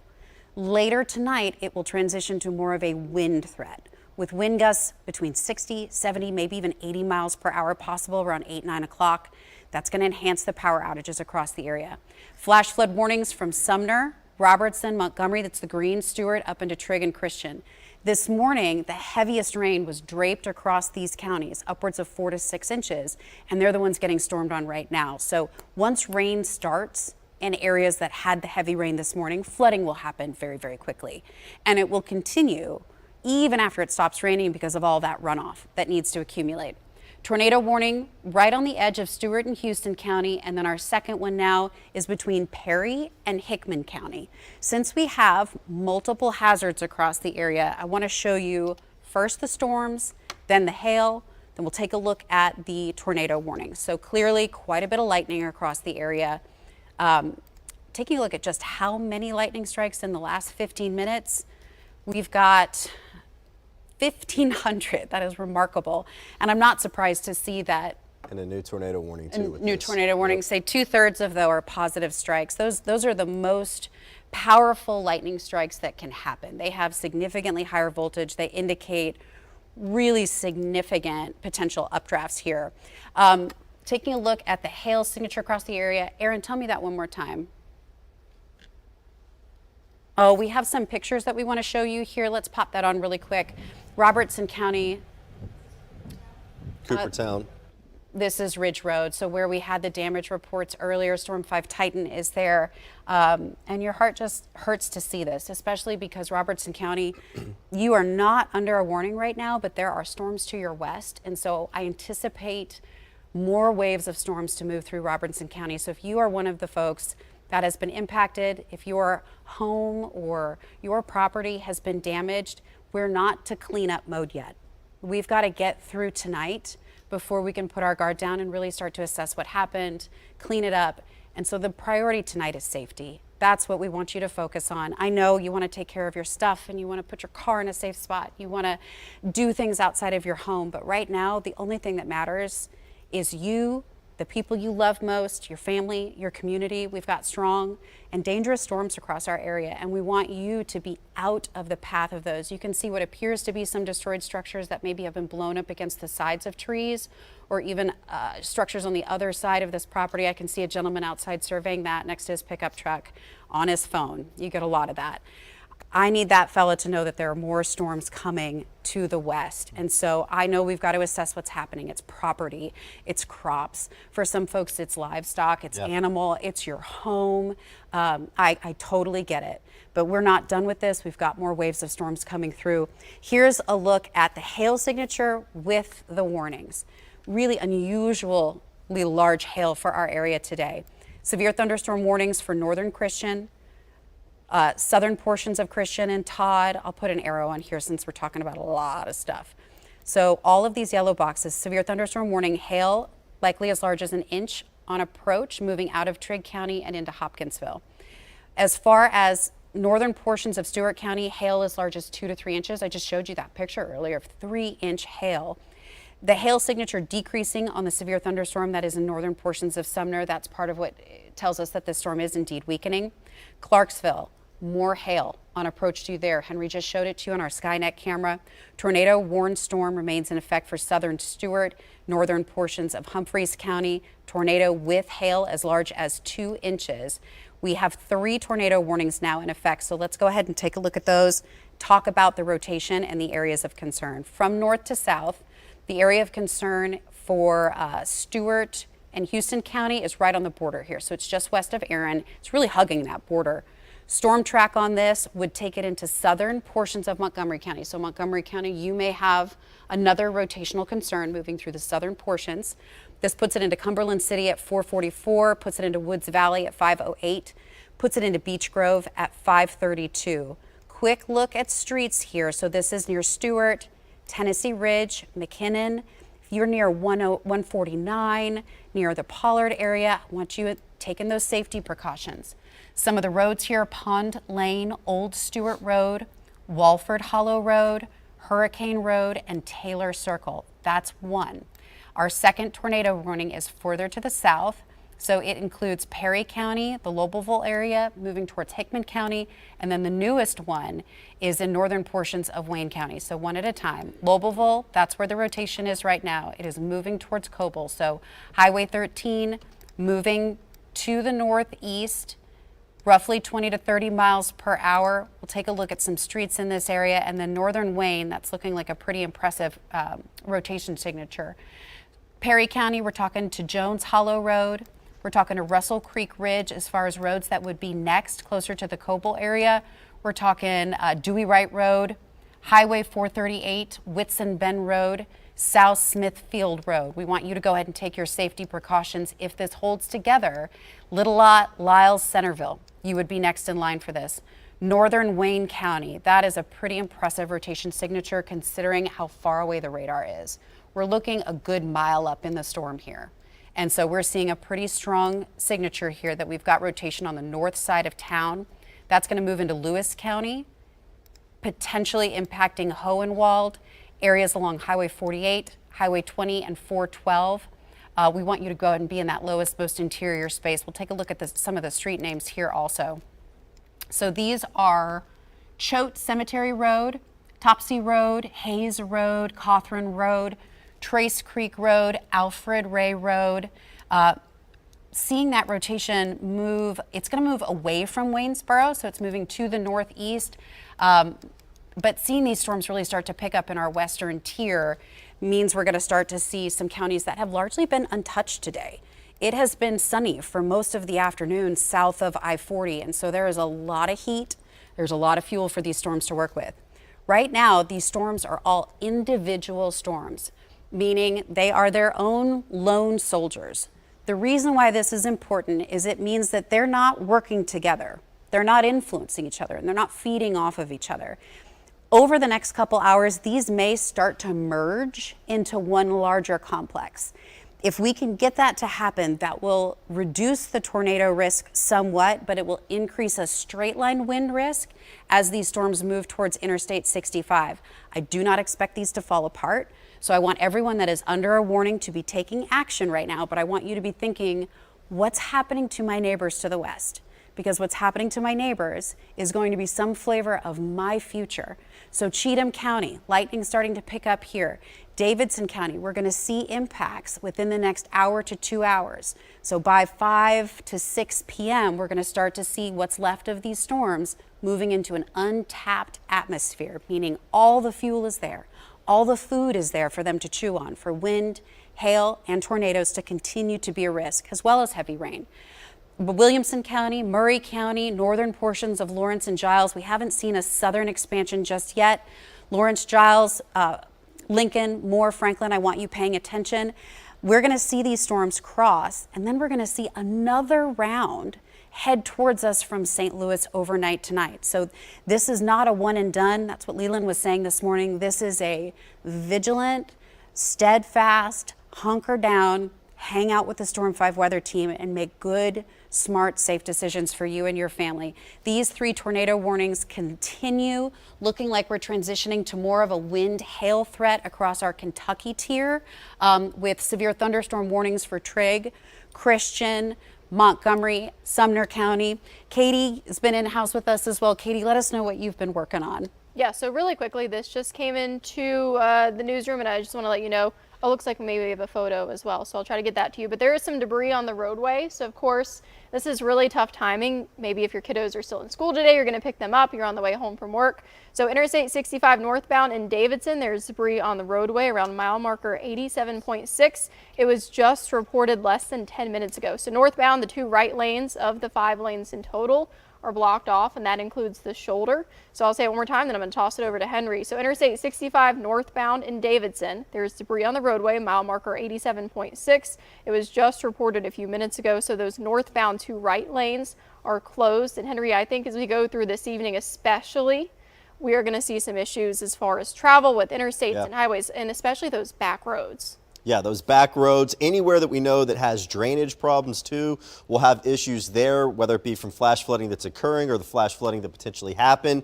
The Houston County tornado, the signature is weakening, so it sounds like they will allow that to expire as we take a look at what we currently have in the area over here from the smart screen. We've got flash flood warnings that are in effect. Trigg, Christian, Todd counties in Kentucky, Stewart, Montgomery, Robertson, Sumner counties, even northern parts of Davidson County here in middle Tennessee, and we'll probably see more of those. So I want to show you from the Power of 5 radar just the expanded view right now of what's moving through with this particular round of storms that's moving through the area.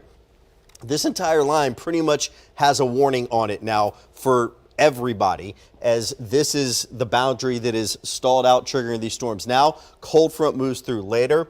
We've got in parts of Kentucky, as you get a little bit north of the News Channel 5 viewing area, we do have a couple tornado warnings. We've got northern parts of Christian County included in this particular tornado warning, and then a number of severe thunderstorm warnings in effect. Again, Houston County, Stewart County, that rotation was letting up a bit, so it sounds like they're going to allow that warning to expire.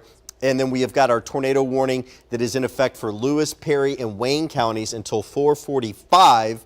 It will impact Hohenwald as we continue to watch this storm push through, looking at the rotation in it, just circling, again, here where the reds and the greens are coming together. This is where we've got that rotation right in here, and that would impact Hohenwald. So putting a storm track from where the rotation is and just taking this out, we'll take it beyond the polygon of the warning, because even if you're just outside of the tornado warning here, these red outlines, you still need to be in your safe place. Better safe than sorry. Hohenwald, this will be moving overhead at 4:33. So that is about 4 minutes from now. It's 4:29. Theodore at 4:34. Salem at 4:35 with that tornado warned storm. We have got hail with this storm too. As we take a look at some of the hail reports that we have been seeing, radar detected, we're getting around baseball size and larger. We have seen some hail reports that large. So please know that this is not just a wind threat, this is an all hazards threat. Tornadoes, wind, heavy rainfall that could lead to flash flooding, hail, and large hail at that are all possible with these storms. Now, as we transition and kind of look at this loop, you can see all of this is moving east. Now, we have got the tornado watch that is in effect. Now, all of Middle Tennessee and Southern Kentucky within the News Channel 5 coverage area under a tornado watch. Some areas going till 5, others till about 9 tonight. And I believe the southern tier that just came out goes until 11. I would not be surprised to see, as we get closer to these watch expiration times, for this to be extended in many locations. But our one tornado we've got right now, or numerous tornado warnings that we have right now, watching that one for Lewis, Perry, and Wayne counties that will continue until 4:45. I know we've got some photos and some video as well, I believe. Did we have those loaded in the system? I think I heard in my ear a little bit ago. I think, did we have some flooding video that Katie was talking about, or some images that we're loading in? The image was really not showing what was causing. Okay. And I don't want to give the assumption it was weather related. Gotcha. 'Cause Okay. we're not 100% sure. But the fact is that even any sort of traffic delays, and then if it stays that way and people are caught in a storm later down the road, that's definitely unfortunate. I know you did just mention really quick, Henry, the extended watch. I double checked. So for our more southern counties, this is going to go a bit later. I believe they're until 11 p.m. Yeah, so if you're in any of our southern counties, that was now included in a tornado watch. That's 11 p.m. for our friends on the northern side, and that includes parts of Kentucky. Well, actually, everybody looks a little different. It looks like 9 p.m. So Kentucky and then northern middle Tennessee, 9 o'clock. And then we see that tornado watch go until 11 p.m. tonight. So just wanted to clarify. Looks like, though, we do have one tornado warning, but I think that's the only one for right now. Yeah, we got some good news. We have seen Yeah. a couple warnings expire. So the one that was in effect for Perry County, that has expired. The one remaining tornado warning is for northern portions of Wayne County coming into Lewis County. Now, the severe thunderstorms are just as significant and deserve our respect out ahead of this line. I want to put a storm track on kind of what is this broken line of storms out west. Also, a note, we're talking about, some of the damage pictures that are coming in. I was recently just sent a picture of debris on a bridge over Station Camp Creek in the Gallatin area. The water had covered the bridge, and there are some large trees that are left behind on the roadway. So be thinking it's not just about the low-lying areas that you might need to cross that could be filled with water. Those low-lying areas that tend to flood may be covered with branches, some sort of washout, debris, leaves, some sort of something that may not be safe or passable as well. So just staying away from those flood-prone spots. These are our storms at this point. I want to start with the tornado warned storm. That is always our primary concern. That is now out of Wayne County, so the rotation is not in Wayne County. It is squarely in Lewis County. Hohenwald, I know it is coming down in buckets outside and is likely very noisy. Hailstones as large as 2 inches are possible there. The rotation is now just to the southwest. It's right on the Lewis-Wayne County border. So this is going to be moving towards Hohenwald. Hohenwald, I want you in that interior space. These individual cells are moving a little bit faster than what they were earlier today. We're up to about 35 miles an hour with forward speed. All that matters to you is let's act calmly, confidently, and quickly if these storms are nearby.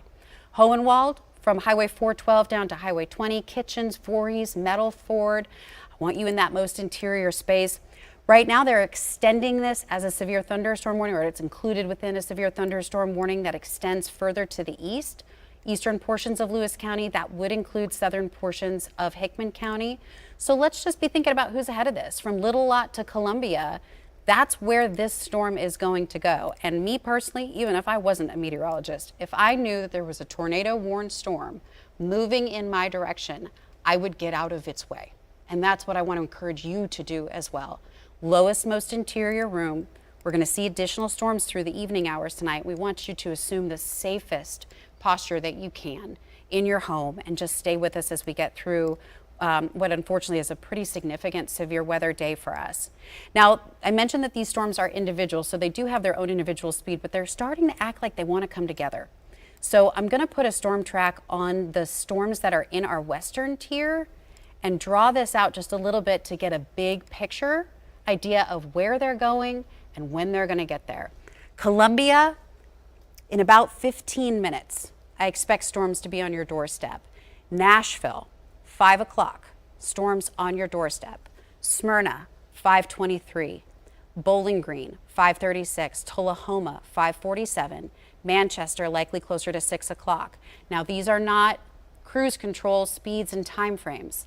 This is if they maintain their current forward speed, which the trend has been to increase in speed. And I'll tell you what, same thing. Even if I wasn't a meteorologist, I'm not going to sit there and hold these things to their speed. I'm going to say I'm going to get out of the way well ahead of time before these start to cause mischief in my neck of the woods. Now, what we have right now are these individual storms that are bringing a significant hail, wind, and tornado threat to portions of our area. This is not our one and done. So we're still waiting on a cold front and some energy that's got to come down out of St. Louis. It's messy. from the Show Me State into Illinois, into Kentucky, all the way down into our area. As we head into the evening hours tonight, the storms that we have in our area will continue to bring a hail and tornado threat. Later this evening, the energy in southern Illinois and the energy in central Missouri, I know it's a lot to keep track of, those are all going to head our way. So right now, our primary risks are the ongoing tornado warnings, the severe thunderstorm warnings in effect for hail. Once these second rounds start to move towards us tonight, we will likely transition to more of a wind and isolated tornado threat. So our threats are going to evolve through the evening, or at least what our concerns are going to be through the evening. Here's one example of how this plays out tonight. So we see those individual storms, they start to merge, right? We start to get kind of a larger cluster. This would enhance a flooding risk as well, because then we're going to get a larger swath with really heavy rain. Back towards Missouri by about 6 o'clock, we're going to see a cluster of storms. We back it up. So our individual storms potentially merging together. Then we see another large area of showers and storms dropping in from the northwest. This is 11 o'clock at night. This is midnight, 1, 2, 3 o'clock in the morning.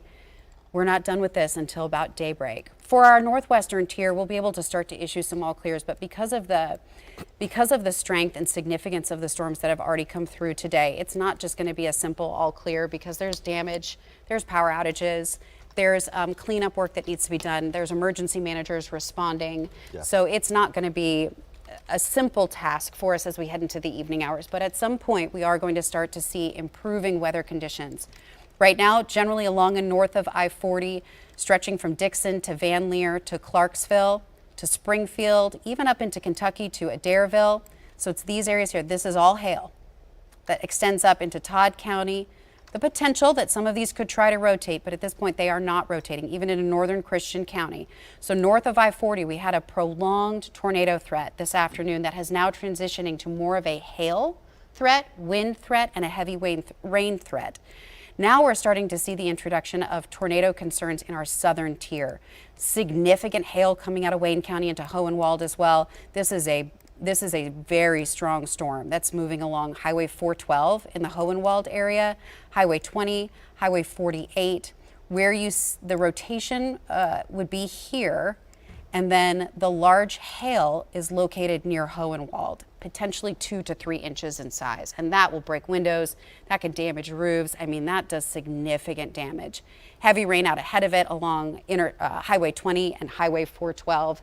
Henry, you've been keeping a close eye on these and their flood risk as well throughout the evening. Yeah, and a lot of rainfall with these, and more rainfall on the way as well, as we take a look at what is happening with all this activity over here on the smart screen right now. So numerous severe thunderstorm warnings that are in effect, lots of lightning with these. In fact, as we take a look at these lightning counts, that's the other big concern.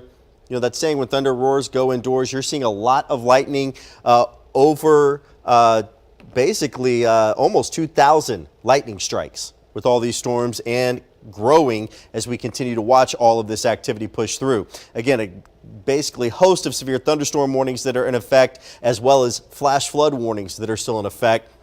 I want to talk about these flash flood warnings. I'm going to turn the radar off and just kind of showing you that we've got a number of areas along northern parts of the mid-state, south central Kentucky, where we have picked up over the last 6 hours a couple of inches of rain, prompting the flash flood warnings that are in effect. We have seen video of flooding in Clarksville. We've seen video of flooding in Gallatin evening. We have seen it all across the region as we continue to monitor heavy downpours associated with these storms. All hazards are in play, as we've been talking about. Wind, hail, lightning, the heavy downpours that can lead to flash flooding, tornadoes, all of these are concerns. We do have in northern Christian County until 5 o'clock a tornado warning as well that we have been watching. Again, right in the northern tier of Christian County. Let's take a look at the wind direction and movement on this, and you can see where there's this red and green that's coming together in the northern parts of Christian County. That is where we are watching.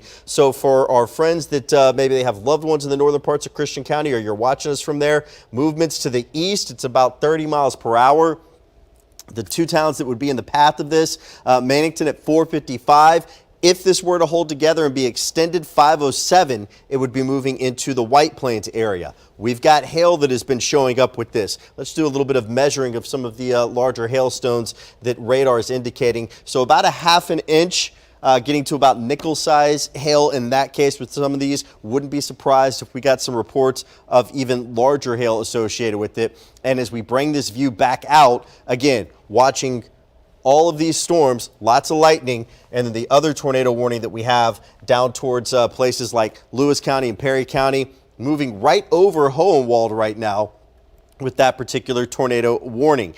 Everybody under the tornado watch, basically for the rest of the afternoon and into the evening. And we do have numerous warnings that are currently active across the area as well, Bree, that even when we do get a little bit of a lull, that's not going to be the end, because we got to wait for the cold front that's going to push through while we sleep. Yeah, unfortunately, it is going to be a long night for us. The National Weather Service planning to extend the tornado warning for Lewis County to include the eastern portions of it. That warning will be coming out. So Lewis County, there is potentially 2-inch size hail. That's like a half a dollar falling across portions of Hohenwald. This is the storm in northern Sumner. I was putting together a couple different looks for us here because there's a lot to keep track of, but we'll pop down to that storm.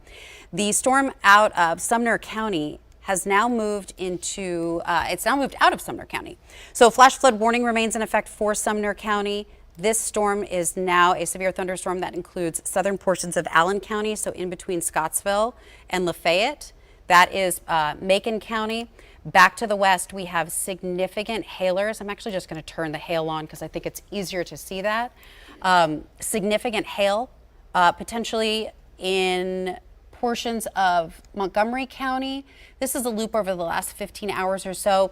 The strongest storm, in the sense that it is our tornado warned storm with 2-inch hail, is definitely our Lewis County storm at this point. So Hohenwald, we want you to be in that lowest, most interior space, making good, smart choices. And out ahead of it, Santa Fe, Spring Hill, Columbia, Mount Pleasant. I want you to go ahead and get to that interior space.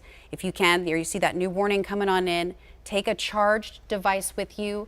Grab a charging cable. Let's try to get as much power into our tools as possible, because we're going to continue to see power outages across the area. Time frame on this puts it into Mount Joy at 5:25. Puts it into Arkland at 5:38, puts it into Columbia right around 5:52. Speaking of power outages, our newsroom keeping a really close eye on that. Carrie, you've got some specifics there and some damage reports. I do, and I just wanted to point out, we were talking about Cumberland Electric and the power outages there, really significant earlier, 4,000 customers. I just took a peek there, down to 471, so they are working hard to get that power restored. We also have some pictures in from Clarksville of some damage there. Look at this. The City Works Department trying to get roads cleared again, dealing with flooding, storm damage. As we have said throughout the day, we saw this early this morning, the flooding happening on this soaked ground. Areas to the north of Metro getting inches of rain this morning after a very rainy week already today. So they're actually putting down sandbags in Clarksville. They let us know some of the streets that were affected, especially in the downtown area. But if you look at this, and if you're thinking about going out or running an errand, whether you're in Clarksville or really anywhere in Middle Tennessee, today's not the day to do it. And if you see water on the road, we cannot say this enough, you've got to turn around. Just don't chance it, because you don't know what is under that water. As we saw in those pictures, lots of debris after that water recedes. So you don't want to go over that, puncture a tire, ruin your car. Just don't take the chance. It is not worth it. Again, this is just the start of our storms today. We want you to be aware now what's happening, but we want you to stay with us throughout the evening as our team tracks these storms. Thank you so much, Carrie. It's going to be a long night. There's going to be some pauses in between, but like I said, we want you to feel equipped in two ways right now. A, we want you to know what's happening, and B, we want to help you navigate that, whatever that means for you. If it's feeling more confident as you move to an interior space and shelter, making sure you've got smart resources for you. If I was at home right now and I had a few minutes, these are the 5 things that I would prioritize. My phone or other mobile device, a charger, shoes, a helmet of some sort, and if I had a child, which I do, I would bring something that was comforting to them. Those are the 5 things that I would prioritize, because if you have that, your feet have sturdy footwear on them, some sneakers. If you've got a helmet on your head, that helps protect you as well. If you've got a mobile device with you, that will help you stay connected if you're in a safe place that's away from a TV. And if you've got littles with you, you want to try to exude as much confidence as you can. And I know in a situation like this, it might feel very scary for everybody. But you want to give them something that is familiar, that helps them to know that we're navigating this together. That's how we do hard things. We do them together. Hohenwald, that rotation is still very healthy and intact. It looks to be in the central and southern portions. So right now it is south of 412, but I expect this to be moving towards Murray County. So Murray County, Mount Pleasant, Columbia, even Interstate 65 south of town. I want you to be paying attention to this. I pulled up our Skynet camera in Columbia. This is looking towards the southwest, and it's just a wall of gray off in the distance. These are such heavy rainmakers that you're likely not going to see much structure on them if they are approaching you from the west. So I don't want you to go out and look for these. Because they are such heavy rainmakers and hailers, you got to be thinking about, what is this thing going to look like on approach? A lot of times we get folks that want to go outside and look at a storm, but I mean, I'll tell you flat out, if you're in Waynesboro, and I'm not telling you to do this, Waynesboro, but this is just the truth. If you're in Waynesboro, you are southwest of this storm, you may indeed see something because there's no rain in between you and the storm. And the area of rotation is right here. So it's on the southwest flank. But look what's out ahead of it, this enormous area of rain and hail. So if you're in Mount Pleasant, if you're in Columbia and you're in Santa Fe, you're in Spring Hill, you're anywhere along 65, if you come out and you look at it, you're just looking at rain. You're just looking at rain and hail. And then the wind is going to start to come in, and then you're outside when hail starts to approach. And I don't want you outside when hail starts to approach. I want you to be safe. North of this, near Little Lot, very vigorous thunderstorm there. Likely quite a bit of hail, quite a bit of lightning with that storm. It is not warned at this point, but it is not a picnic either. So our tornado warning remains in effect for Lewis County. It does include western portions of Murray County and just the southern edge of Hickman County till 5:15. The northern flank of this line is starting to want to be more of a congealed hail maker. But even as we look to the north, and I know there's a lot, I'm going to turn the lightning off. You can see we've got a tornado warned storm on approach. It's right here. This will likely track more to the northeast, but as we head into the evening hours, we'll see the severe threat begin to kind of evolve, but not necessarily go down. I think we're just sort of trading hats at this point. Is it hail we're most concerned about? Is it tornadoes? Is it flooding? Is it wind? Is it some flavor of all three? Yeah. It's going to be a bumpy night. It is, and I want to talk a little bit more about that hail, especially with the tornado warned storm that we've been tracking down in parts of Lewis County and Hickman County and Murray counties. So here's a bigger picture of everything. Lots happening right now, more on the way. Let me get you in for a closer check, though. We have had some large hail reported around the Hohenwald area with this tornado warned storm. Again, the warning going until 5:15. Current time is 4:48. So again, we still have some time, just under half an hour left with this tornado warned storm. These storms, incredibly tall, getting some radar tops between 55,000 to 60,000 feet. The brighter the colors, the higher the storm in this case. Let me go on and turn this into a 3D view so that you can see why is this relevant. Some of the cloud tops even over 60,000 feet. Basically, you get very strong winds in these storms, these updrafts, if you will, and they cause these hailstorms to form. The higher the cloud tops, the stronger the winds in them, the larger the potential hailstones, and that is why we have been getting some reports of some fairly large hailstones with this storm. Now, as we look at the current hail tracks, we'll go on and put an estimate on the ones that are moving through Hohenwald. So showing up at 1.9 inches, looking at our hail comparison map, that is between golf ball size to hen egg size hail. So that's getting right there again, golf ball size to hen egg size hail. That's some large hail.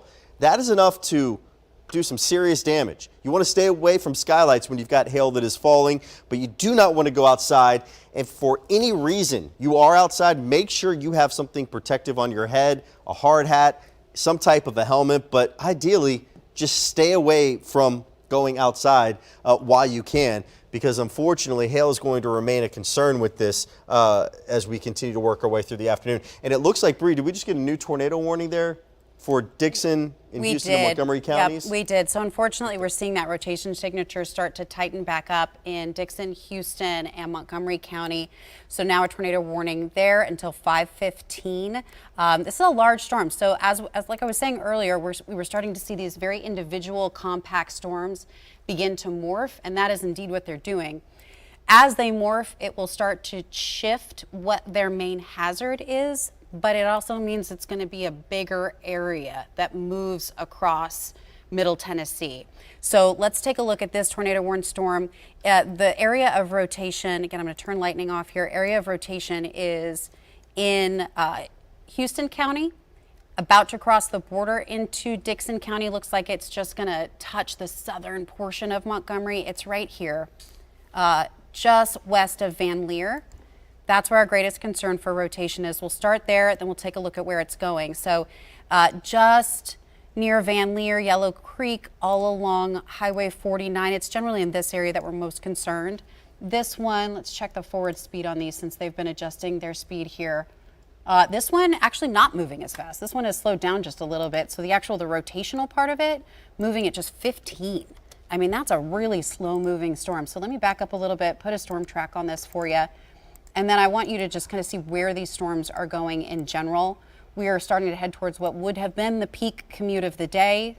That has shifted already for a lot of people just because of some schools already closing, or maybe there was closing early. And we're going to see these storms move towards our downtown corridors, I-65. I want to make sure folks aren't on the road for this. Cumberland Furnace, 527.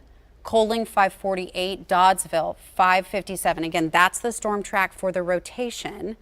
Now let me show you the whole storm. So hailing, a big concern with these, hail 2 to 3 inches. That will damage roofs. There will likely be a lot of insurance claims with this, with new roofs. Vehicles, I'll tell you right now, when it is safe and you head outside to assess whatever damage may have happened in and around your home, take pictures. Take as many pictures as you can before you clean it up. Circle the day on your calendar, because then you'll have the pictures that you need for any insurance claims that you'll need to do. And of course, you'll be able to reference the day. So right now, this is a look at the hail signature. Let me show you the individual storms. Tornado warnings still in effect for Dixon County and for Lewis County. Turning the lightning off because there's just too much of it.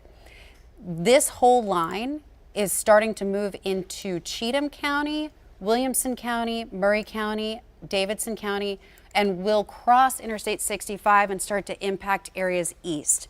Whether or not it brings the same hail risk is not a guarantee, but I expect that there will continue to be hail with this, because from Hendersonville south into Rutherford County, that's largely untouched today. There was a lot of heat. And when we get into cycles like these where it just rains every single day, what happens when the sun comes back out? Guess what it does? It evaporates all that moisture back into the air. So it's almost like the same raindrops just come down over and over again. Moisture is fuel for severe weather. Moisture is fuel for hail. Moisture and heat are fuel for storms. So we've got plenty of it. So storm track on these storms, they are hail makers. We've got a tornado warning for Dixon County, southern Montgomery County, our tornado warning also in Lewis County. This is going to be in Nashville, 519. So we're not on 840, right? We're not hopping on the roads. We're going to stay in the safe structure that we have, and we're not going to put ourselves on roadways. Fairview, 458, Murfreesboro, 530, 545, potentially Hendersonville, 527. Is when these storms are going to start to cross Interstate 65. These will have to move across our eastern tier before we can look back to the north and see what's going to come later this evening. So multiple rounds working towards us at the same time. Rory, Carey, I know you've been keeping an eye on the reports, power outages and damage across the area. Let us know what's coming in for you. Thanks, guys. Great job as the severe weather continues, and it will continue. That's right. As our meteorologist mentioned, into the night. So pay attention, stay safe. We've got you covered. Robertson County has really been under the gun so far today, and our Nikki Hauser is there with Storm 5 Titan. Staying in the truck, I understand, Nikki, because Light Peak's still in the area. It looks dark out there. Yeah, guys, in just the last couple of minutes, it's gotten really dark, and what you can see right now is a lot of the tree debris that people have been removing. If you can look farther than that, you might be able to see a large tree that really toppled over and put damage on this right side of this home. We're on Ridge Road in Robertson County. This is the area that the storm really blew through, and we've seen most of the damage. You can see up here, if I click a button, you can see some of these power crews are here trying to help with the damage and also to restore some of the lights that may have gone off in this area.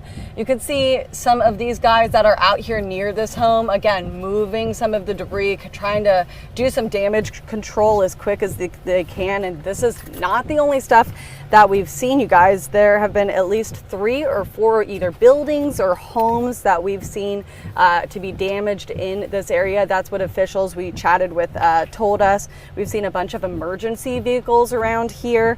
I'll flip this around so you can see me. We've also seen a lot of rain come down, but it was mostly us coming through this area and seeing the aftermath. Again, homes that have been toppled over, a lot of storage and sheds that have been damaged or ripped apart, and debris not only on the ground, but we've seen it, metal parts and scraps in the trees. Trees have been taken down. So a lot of stuff that we've seen just like that. And as it continues to get darker and rain continues to come down, we're going to keep an eye on what's going on both in this area and heading towards downtown Springfield. We've heard some reports of potential damage that way as well. So we will be in Storm 5 Titan to let you know what happens as, again, the storm moves through all of our areas here.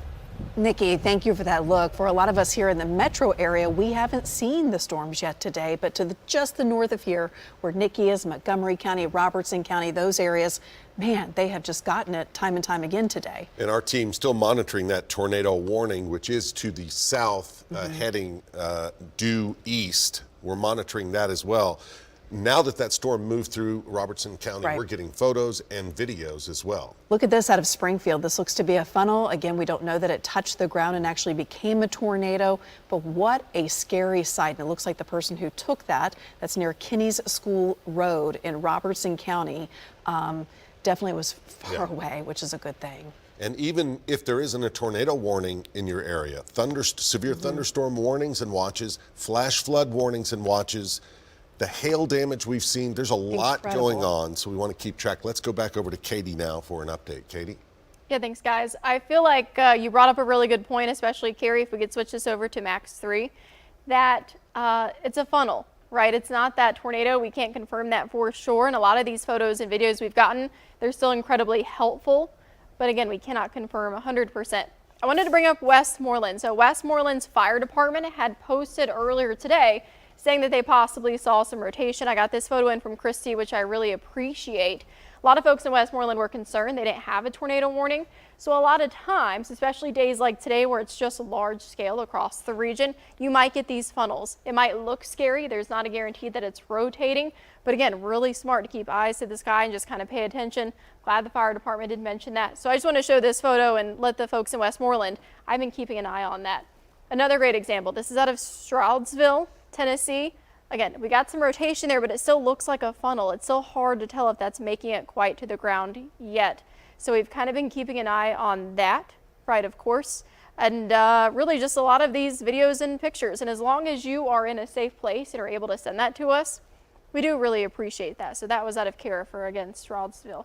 A lot of these still hard to confirm. We're really not going to know the extent of damage and kind of what we saw until tomorrow once this all passes through. And we do get a chance to survey. If maybe you see something like this, or you did have a tornado warning, you did have something go through your front yard, just don't go outside to survey quite yet. It's still going to be storming. We're still expecting more storms as we go into the overnight hours. So if you looked out your front door, this is what you saw. Maybe you have some damage out in the front yard, towards the barn, towards your livestock, anything like that. Don't take the time now to investigate, because there's another round of storms for almost everyone, kind of hot on the heels of this. So we're really keeping an eye on that. And Bree, I mean, how's the radar? How's it looking for you right now? So we continue to just see these storms move across the area. The tornado watch remains in effect until 9 p.m. and 11 p.m. You are watching News Channel 5 at 5 as we continue to track these very strong, dangerous storms across our area. The lighter shade of red is a watch, meaning areas need to watch out. And unfortunately, we just got a new tornado warning that just came in, Henry. This is for southern portions of Robertson County, so Lewis County. You remain under a tornado warning. Let's take a look at the newest warning that we have. We've got severe thunderstorms and we've got hail. This severe thunderstorm warning for Robertson County is likely going to be in effect until at least 5:30, 5:45. They're calling it 5:30. So Robertson County was already hit this afternoon and already had debris. We showed you some debris earlier. Storm 5 Titan, Nikki, was over in Ridge Road in Robertson County. So this is insult to injury in an area that has already dealt with some really difficult storms today, trying to get kiddos home on school buses. Area of rotation here is near Pleasant View. This is a look with Storm 5 Titan. I mean, you'd hard believe that there is a camera looking out of the windshield here. I mean, just positively pouring. And at this point, most of these storms are so rain wrapped, you're not going to see anything. There's also so much hail out ahead of these storms, and the flooding is becoming a greater threat that it's really important that you not risk it. We're actually looking at roof cam right now on Titan. Really heavy rain. So let's take a look at the rotation. The concern here is unfortunately again near Interstate 24. That's where we had rotation earlier today. This is taking an eerily similar path to the storm that came through earlier. So let's take it in just a little bit tighter. The area for rotation is right to the west of Coopertown, which sounds like deja vu because that is literally the area we were talking about earlier today. Ridge Road, Heads Church Road, Gregory Road, you just saw an updated scan there, Ross Road. Out ahead of this where the rotation would be, we're talking about Coopertown up Highway 49 and potentially towards Springfield again. Springfield, I know you're getting hard hit with hail right now. There's another rotating storm headed towards you. So here's how we look at that, of course, by looking at the wind direction. We're looking out of Nashville, so the red colors are moving away. They're moving towards the northwest, and the green is curving around and moving towards the southeast. This storm is moving, let's take a look at an updated speed on this one. This storm is moving, it looks like a pretty good clip here. Maybe touching northern portions of Cheatham County, but I really think Springfield is the one we've got to watch. This one's moving at 25 miles per hour. I'm going to put a storm track, then we're going to talk about streets because I really want folks in this area, since we already know there was damage. We showed you video earlier of a gentleman out on his phone looking at damage on his property, and unfortunately this might be insult to injury for folks in Robertson County. So storm track on just the rotation puts it potentially into Sandy Springs in a minute. Springfield, I want you to move to that interior space now. Baggettsville, 540, but I just want everyone within this warning to go ahead and take it seriously.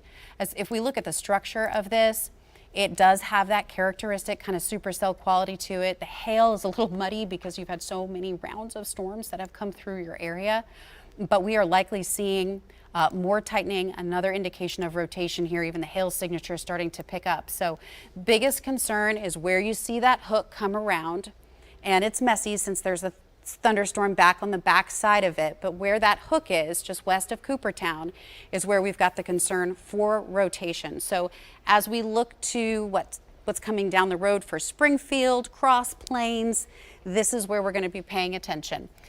Taking it in just a little bit tighter. Heads Church Road, Sandy Springs area, Lipscomb Road, Dove Lane. That's where the rotation is right now. As far as where it's going, New Chapel, which you're actually kind of in a rain-free area at this point. It's positively pouring just to your north.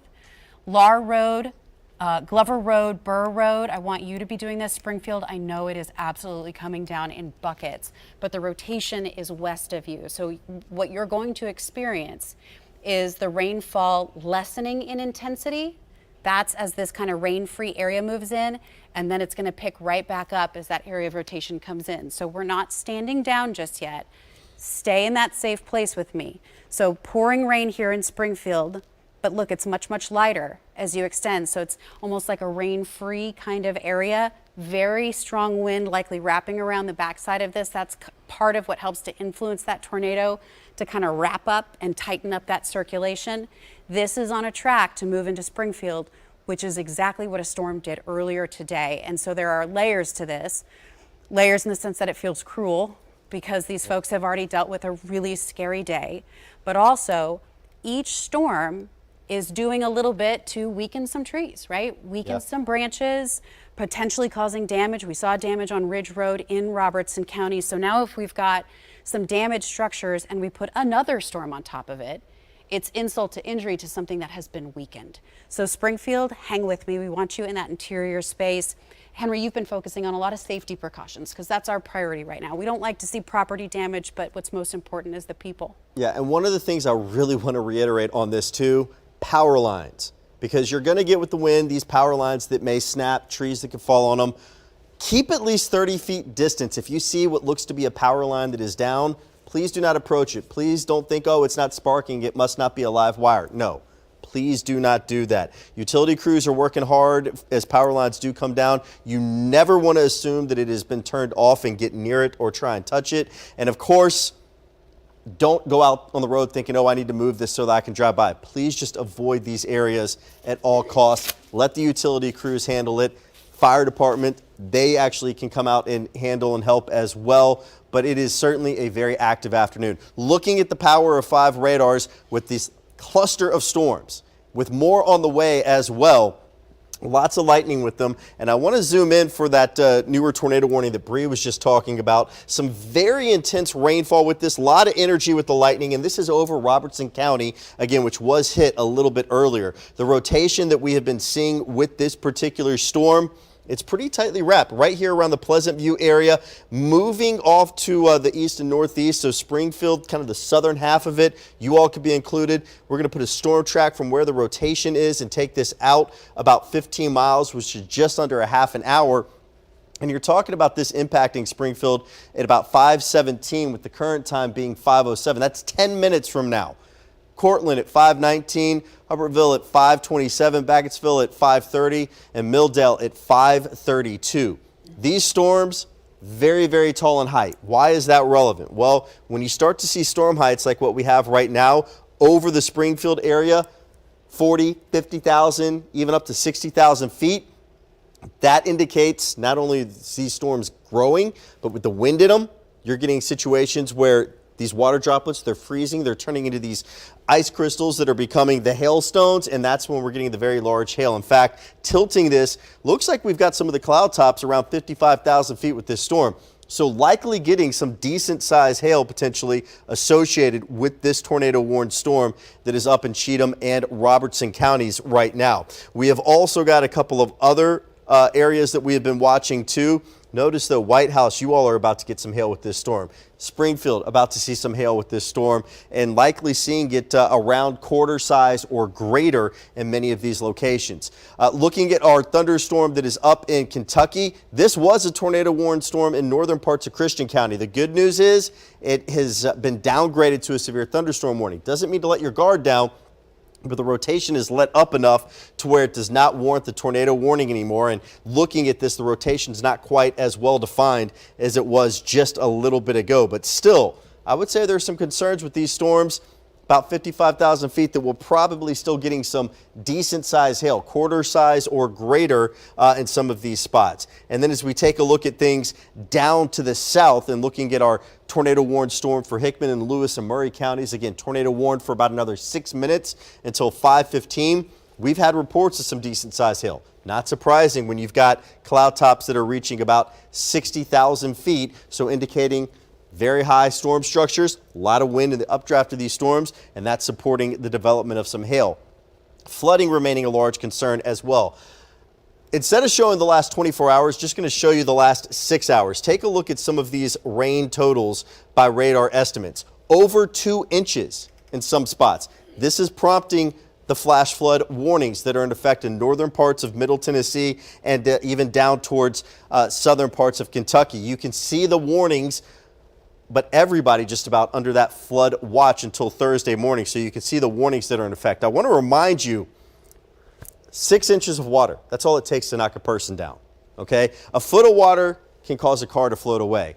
And most flooding deaths, they can happen in vehicles. So when you have water like this on the road that's ponding, you may be driving thinking, oh, it's just a couple inches. You don't know if that roadway underneath it has been washed out and just how deep that water is. So flooding, a big concern, not to mention we are also a couple of hours away from sunset. It's going to be nighttime.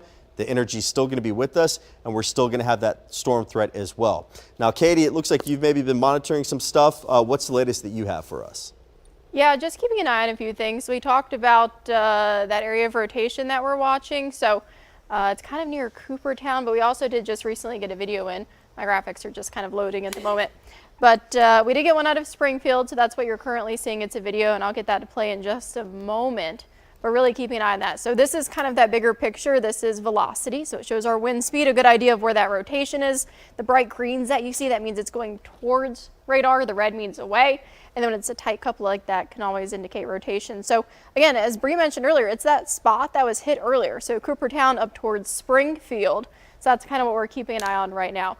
I'm working still with the web team and our social media team to make sure and see when exactly this video was from, but we just got this in from Holly out of Springfield. So again, I don't want to confirm anything. It does look like a rotating funnel at least. Hard to tell if it is reaching the ground, but we are getting a lot of videos like this. So on top of the really heavy winds today, it's soggy. It's been soggy. And whenever you have, of course, these strong winds, some possible rotation, flooding, large hail, you get those power outage issues, right? So Carrie, Rory, what are you guys seeing as far as those outages go? You know, they've been fluctuating throughout the day as we see these storms roll through. Montgomery and Robertson really taking a hard hit today. Let's get you the most current numbers. We are monitoring all the electricity utility information websites. And this is what we're looking at right now. Really here in the metro area, not a problem. NES reporting 16 outages. CDE light band, almost 1,400 there. And that is that Clarksville area, Montgomery County.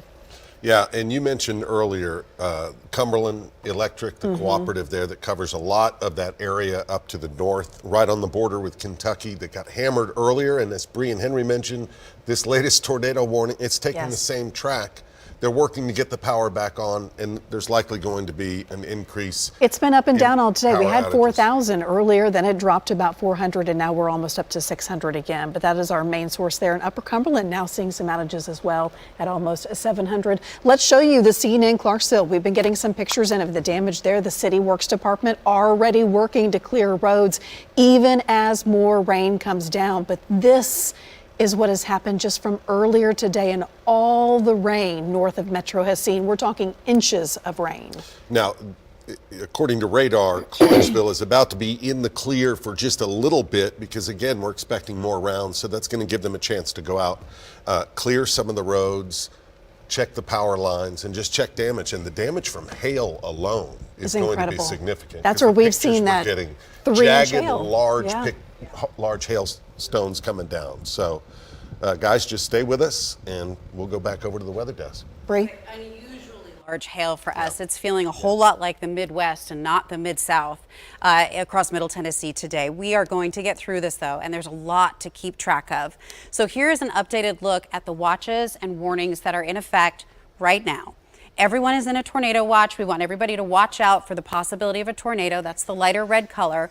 Our yellow boxes are our tornado or our thunderstorm warnings. Forgive me, thunderstorm warnings for Monroe County. Northern Sumner, you are now in this. Henry was mentioning just a little bit ago the hail. That's the concern here. So Sumner, you're getting a second round. Robertson County, a funnel cloud has been spotted. That's when we start to see rotation descend from a storm. If that funnel cloud touches the ground, it is a tornado.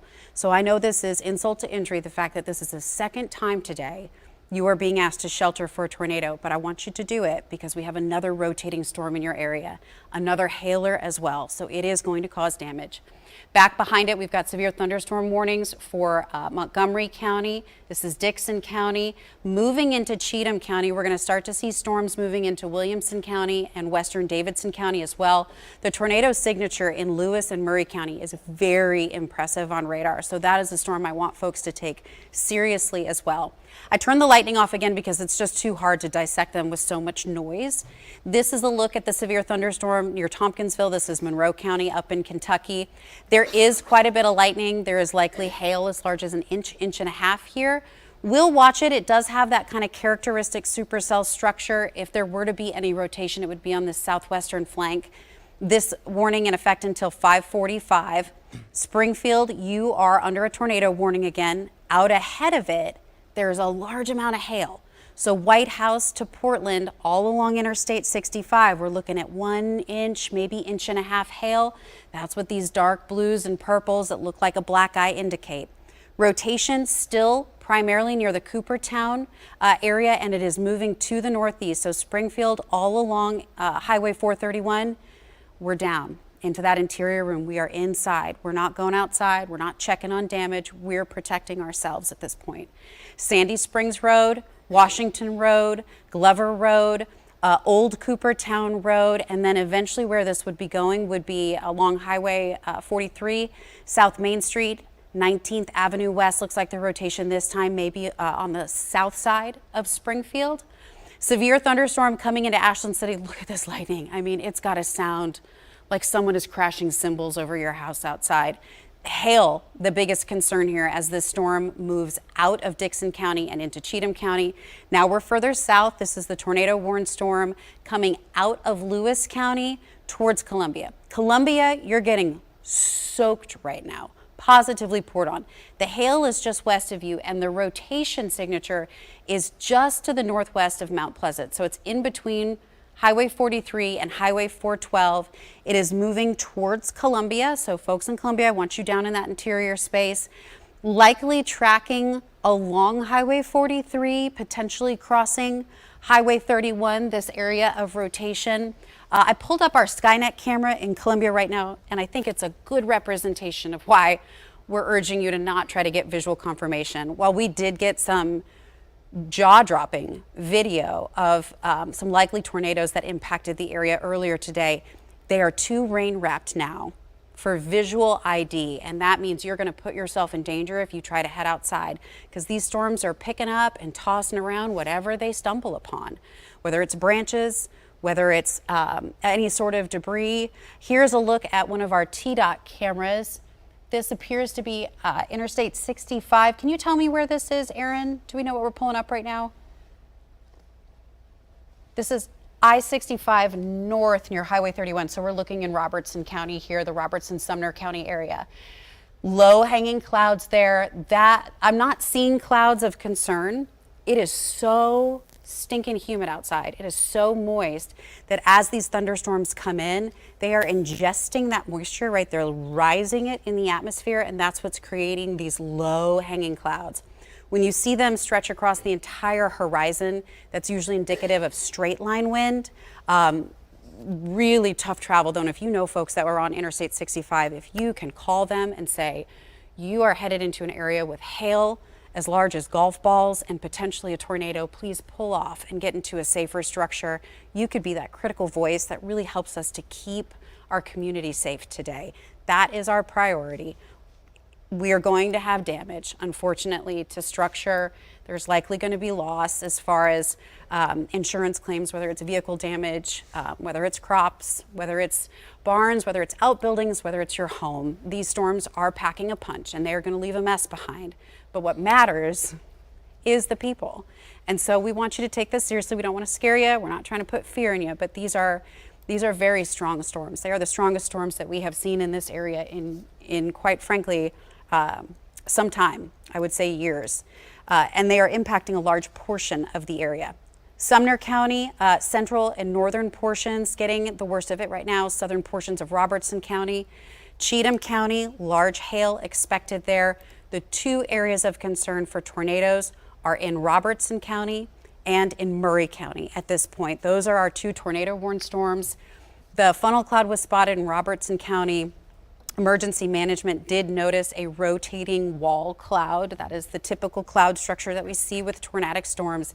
And he did observe one as it was moving into Murray County. So we are taking these warnings seriously, staying in that interior space, and remaining vigilant, because it is going to be it's going to be a long evening with wave after wave of storms coming through, Henry. Yeah, a lot of chances to get these showers and storms in the area. I want to go back to our Skynet site again. Bree was talking about the intense rainfall that we are seeing in the Columbia area right now as these storms push through. In fact, parts of Murray County under a tornado warning, it looks like, as they continue that tornado warning.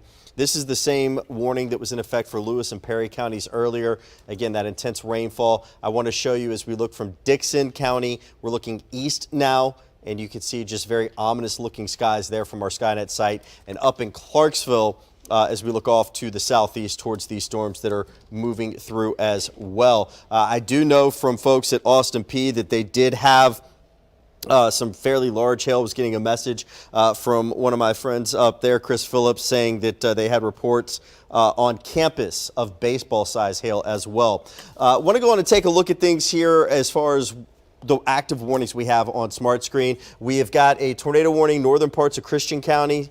We have also got one that's still in effect for Robertson County, and of course the one in Murray County. Now, as we take a look at it with the radar turned on, with the lightning turned on as well, you can see that, yeah, there's a lot happening here, and there is more of this on the way as well. Let's get in for a closer check of the tornado warned storm down in Murray County. Goes till 5:45, so for another 24 minutes, this warning is in effect. The structure of where the warning is with this storm, just looking at radar, that would be where the rotation is, kind of right in there. Let's go on and take a look at our storm relative velocity, and you can see where these colors are coming together, where you've got these greens and these reds that are coming together. So this is impacting Columbia right now. In fact, I'm going to zoom this in just a little bit more, get a couple streets on this. Highway 43, you all are seeing the rotation. Hardy Acres, the rotation heading right towards you, eventually moving towards a match, and just getting this in even a little bit closer and putting some streets on here for you. Again, if you hear me say your street name, your community name, this is the time, if you're not already there, get to your safe place. You want to turn the volume of the TV all the way up, take that mobile device with you as well. You can continue to stream newschannel5.com/live. We're on our social media pages streaming as well. Bel Air, the street being impacted by this rotation shortly. Shanty Acres being impacted. Old Bear Creek, you all will see this rotation moving overhead. Riverside Drive as well, eventually we'll see this. And we've got some hail reported with this too. We have been seeing hail anywhere from quarter size to close to golf ball size with this storm at times. So Columbia about to get some hail if you're not already seeing it out your window. Hopefully, though, you are in your safe place right now.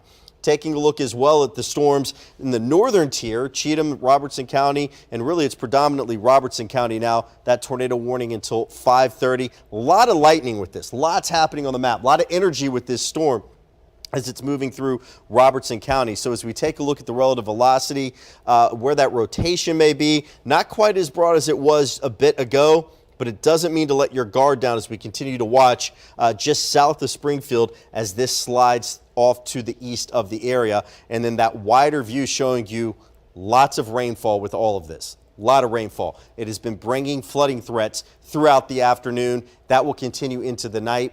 We are about a little over 2 hours from sunset. The energy is not going to die down with these storms, but the threat is going to increase because of the fact you do not have daylight. It is so much harder to see at nighttime, whether it be a tornado threat, a flooding threat. That's why we want everybody ideally just to stay at home.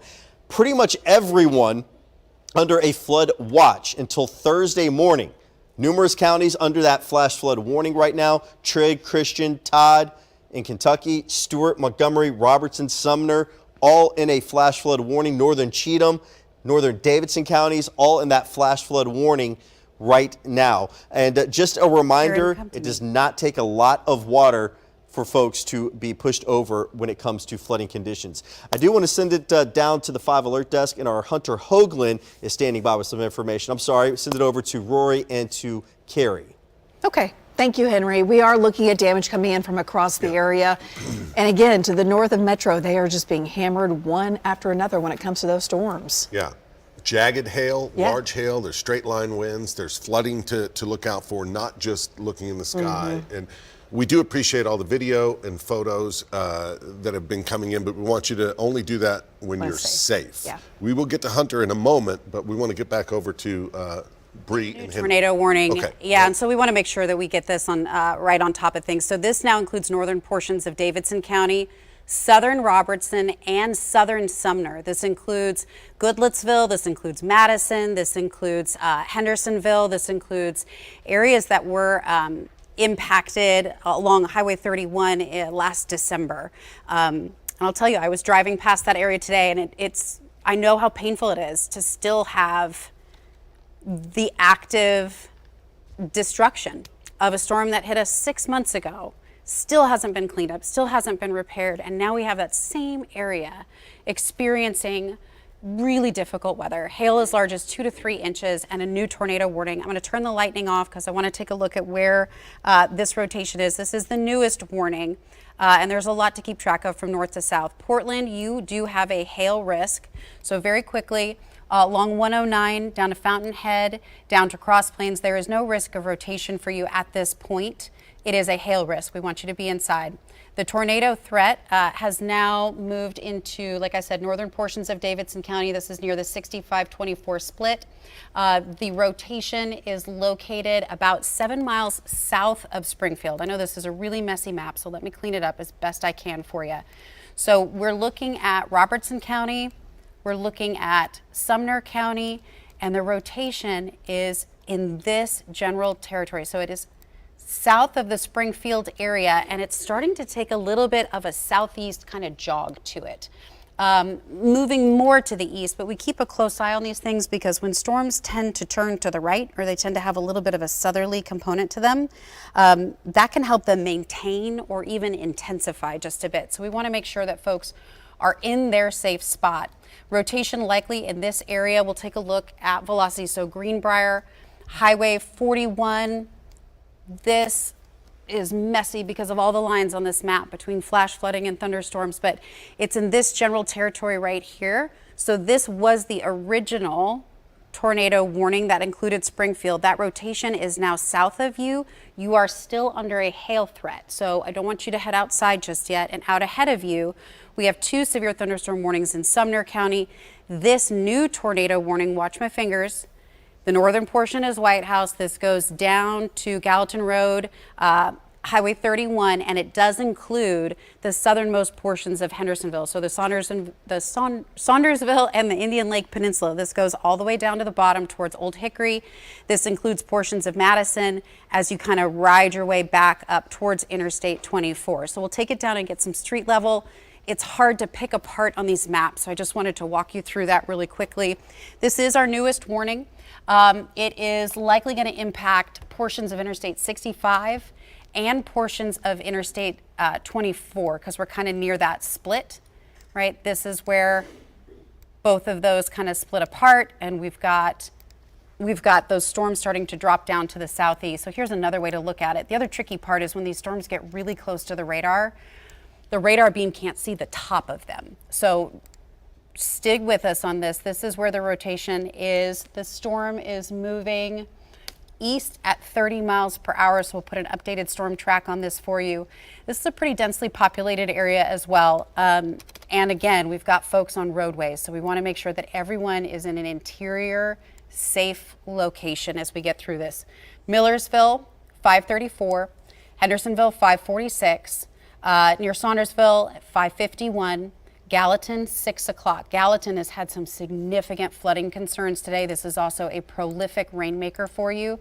So we want to make sure that you're aware of high water, you're aware of potentially some roads being difficult to cross, and you're making some safe choices. So from Greenbrier to Ridgetop, Smiley Hollow Road, Fisher Grove Road, Valley View Road, Baker Road, Dyer Road, Dividing Ridge Road, that's where the area of concern is right now. This is going to move towards kind of the Millersville, Goodlettsville area. This is Moss Wright Park. This is where 65 turns north.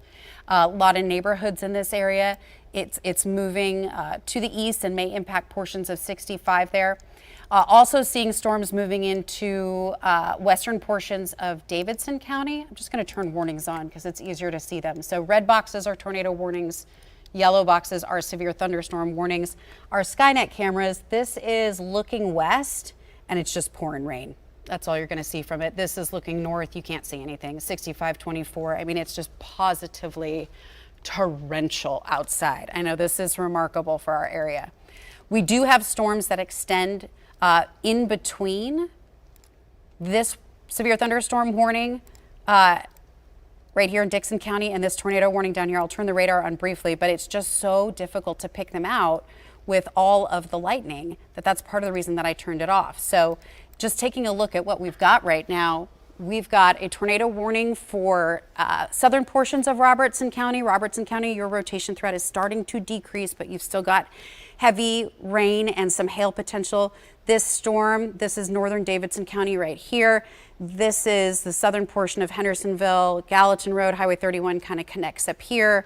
We've got White House in this territory, Portland up here, central portions of Sumner. So this is a tornado warned storm that we want to take into account, especially where that 65-24 split is. The severe thunderstorm warning that's coming out of Cheatham County into western Davidson, it was upgraded to 70 mile per hour wind. When we start to get into 70 or 80 mile per hour wind speeds, that can cause significant damage. Tornadoes tend to get the fireworks when it comes to people paying attention, but when straight line wind approaches, right, hurricane speed, 70 to 80 mile per hour, it can do a lot. We've had wind storms here, and that may potentially be the case of what's going through Cheatham County, coming into northwestern portions of Davidson County. And then in Columbia, we are still watching this tornado warned storm. Hickman County, you are not under a warning. You likely do have some small hail. Same thing, Williamson County near that 840 loop. Not warned at this point, and the circulation that is south of you in the Columbia area is not expected to move in. A quick check too of our Skynet camera in Columbia, you can see the wind really starting to increase, which is totally what we would expect with a storm of this magnitude coming into town. Going back to radar, the rotation is just on the southwest side of town. It's right here, so it is moving into downtown Columbia. This is, again, near Highway 31, intersection of 412. Taking a look at this with our wind speeds, and it maintains that kind of tight rotation with it. Going down to street level, this is West Haven area, Pleasant Hills neighborhood, Sunnyside Lane. You're down in your interior space with us for a little bit. We're hanging out. Mooresville Pike, Tom J. Hitch Parkway, Bel Air, Iron Bridge Road, Cliff White Road would be in the path. That's not where the rotation is now, but that is indeed where it's going. It's south of the Hardy Acres area. Getting a couple more streets on the north side here. This is near 50 and 31 Sharon Park, Rolling Fields, Woodland Park, Hatcher Lane will come in really, really tight, and then we'll back it up and take a deep breath. Hatcher Lane, West 15th Street, Pickens Lane, Woodmont Drive, South Main Street, Shady Brook, and Alpine Drive. All right, let's back it up to the big picture and kind of take a deep breath here. Showers and storms are going to continue tonight, and I want to give you a sense of how the rest of this evening is going to evolve quickly, because there are more storms coming, and I want you to be safe, especially if you have damage and you want to head out and try to assess it. We're not at that point yet. This round of storms is kind of congealing together, and it will continue to do that and work east. So that means if you are in the northern plateau, Putnam County, Rutherford County, Cumberland County, Marshall, Bedford, over towards Van Buren, these storms are going to impact you in the next 2 hours. So you've got the gift of time to maybe even get to a shelter or get to a friend's house. We do have Safe Places shelters, I know, open in Putnam County. There are about a handful of counties that open today. Stewart, Rutherford, you have counties, you have options as well. There are 3 of them that have opened in your area. Storms will be in Rutherford County within the next 45 minutes or so. So if you feel that you need to move to a safer place, go to newschannel5.com. Look up the options. Rutherford EMA on Las Casas Pike is open. There's another one open on Highway 99 and another one on Old Woodbury Pike. We want you to be in a safe structure, calculate the speed to get there. We have severe thunderstorm warnings and tornado warnings that remain in effect for our area. The 2 areas of concern for rotation are now on the northern portion of Davidson County. That's where our hail signature is the highest. It's right near Greenbrier. And it is moving towards Millersville and Interstate 65. The southern portion, the biggest concern for rotation in Columbia, we'll take a look at our Skynet camera. You can see clouds really starting to lower there. I don't see I'm going to pan it a bit for you. wall cloud. Yeah, let's see if we can pan this around just a minute. But Columbia, let us do the showing. Okay, you do the protecting. You're down in that lowest, most interior space. This is looking southwest. Yeah. And with the rain splotch on the lens, it's a little hard to tell what's next to the flagpole. But at this point, it looks like just really low clouds as that storm comes in. You can see the flags are really whipping. With any of these storms, you're going to get some 60-mile-per-hour wind gusts as that rain and hail comes down. This is a tornado-warned storm. We're not seeing rotation on our Skynet camera. We can pan this in a 360-degree view. Very dark clouds there. You can see the lightning illuminating the sky as well. So it's basically the direction where that rotation is Yeah. being blocked by this wall right here. But given the way that we're seeing that cloud Yeah. lowering, it's certainly concerning to say the least. And the fact that this has had such a consistent signature on radar. So your job remains unchanged. You are in your lowest, most interior space. Maybe you're watching us on your phone, on a tablet. Maybe you've got the TV turned up high. When we can give you the all clear, I assure you we will. We don't want folks to stay in a shelter longer than they need to. It's stressful, it's scary, it's difficult. We don't want you to stay there. Severe thunderstorm warning has now been issued for Nashville and Davidson County as well. So the strongest portion of that storm is now moving into downtown. We can take a look at some of our Skynet cameras here. This is the westward looking camera. And this is our northbound looking camera. It's just a wall of gray really out there. So we don't want folks on the roads in downtown Nashville. Severe thunderstorm warning. It does appear that the tornado warning was canceled for Robertson, Davidson, and Sumner. Some good news. We're now dealing with straight line wind and hail. We have one tornado warning in effect. It is Murray County, Columbia, what we were just showing you. This is another updated look as the storms move across downtown Columbia. It is a rough go. And we're looking to the southwest here. I'm going to pan it a little more west because you're seeing the wind pick up right now too, as well as the rain. And the concern I would have with this too, Bree, is if it were, well, look, the camera's now starting to bounce around. So we're getting the brunt of that storm to move in. Kind of want to stay with this shot for just a second because we know that rotation in that part of the tornado warned storm was kind of coming in there, and you're seeing some directional shifts here with the flags too on the flagpole as well. Let's go ahead and take a look Yeah. at that street level. I think folks need to see where it is. They need to know the names of their streets. Go ahead, Katie. Okay, so this is wind speed, again, velocity, kind of what we've been showing. If you look just south, there's Columbia. It's kind of at the very bottom of your screen. So this is showing north of Columbia. The red and the greens just mean they're moving towards or away from radar. It's a really good indication of rotation. It's not a guarantee that there is a tornado on the ground, but it gives us a good idea that the storm is possibly trying to rotate. So a bit of a closer street view. If you're in Natco, it's kind of on top of you now, along with Bel Air. Taylor as well. So Theta Pike heading towards you, towards Chattanay Acres, Old Bear Creek Pike. We also have Hideaway Road, Baker Road, Mount Olive Road, Tom Sharp Road. I mean, if any of this looks familiar to you, if this is the area you live in, maybe that you work in, I know it's getting a little late after 5, but maybe you're still at work. Definitely get to your safe place. This is that time because Murray County is our one tornado warning that we're watching. So a bit of a bigger view so you kind of know where I'm looking at. This is right along Route 31 and 412. So we're talking north of Columbia, well south of Spring Hill. Closer look again, right over Chantay Acres. So we've got Theta Pike, we have Riverside Drive, Tom J. Hitch Parkway, especially with those major roadways, not somewhere you want to be, especially after what we were just seeing on our Columbia camera. I don't see anything on our Columbia camera right now, but visibility is low. It's windy, there's heavy rain, and that's just not somewhere that you want to be right now, guys, especially in your car, that sort of thing. Unfortunately, we're seeing these storms kind of intensify their wind threat. One tornado warned storm in Murray County. Pretty impressive signature on radar. We count on you to be in that lowest, most interior portion of your room. It is a large storm that is indeed surrounded by rain, surrounded by hail. So visual confirmation is going to be really difficult. There are some reports that a wall cloud has been spotted a couple times with this storm.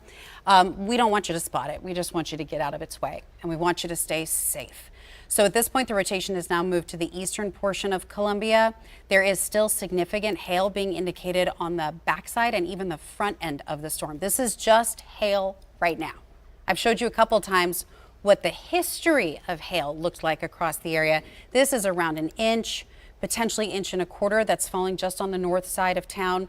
The other thing I want folks to know, since we're seeing storms move into northern portions of Davidson County and Sumner County, the straight line wind speeds are still intensifying there. So coming into Davidson County and into Sumner County, northern portions of Wilson County, let me turn the lightning off. We're seeing some indications of some 70-mile-per-hour straight line wind.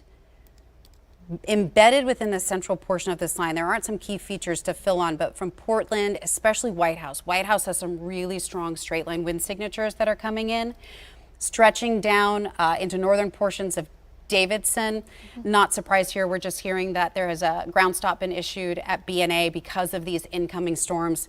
The severe thunderstorm warning includes downtown Nashville and the western edge of Wilson County, Lebanon, Mount Juliet. I fully expect this to be issued for your area shortly. So go ahead and take those extra preparation steps now. Smith County, DeKalb County would be next in the line of this storm that is moving through. It is straight line wind now and hail. That is our primary concern north of I-40. South of I-40, our biggest concern is the potential for rotation and a tornado impacting Murray County. Specifically now, Murray County on the east side of downtown Columbia. So this is what this storm looks like. It's got that healthy kind of hook signature on the front end, but the back end looks much, much messier. Up towards Santa Fe, this is likely heavy rain with potentially some hail. The concern for rotation is here near 412. Hail up 31 near Spring Hill, intersecting 431, potentially crossing the border. I would expect hail actually to continue to cross the border into northern portions. And there you see the tornado warning issued again. So new tornado warning. This is the box right here past Columbia. This now includes southern portions of Rutherford County and northern portions of Marshall County. Do you have a time on that, Henry? The new tornado warning? I have Let's see. Not yet. I was actually looking at BNA. While you're looking that up real quick, I do want to mention, because I was pulling up that BNA Skynet site, our Skynet site that is over there at the Sonesta Hotel. And just to show folks real quick, I'm going to put this up on flash. You can see the camera bouncing around a bit.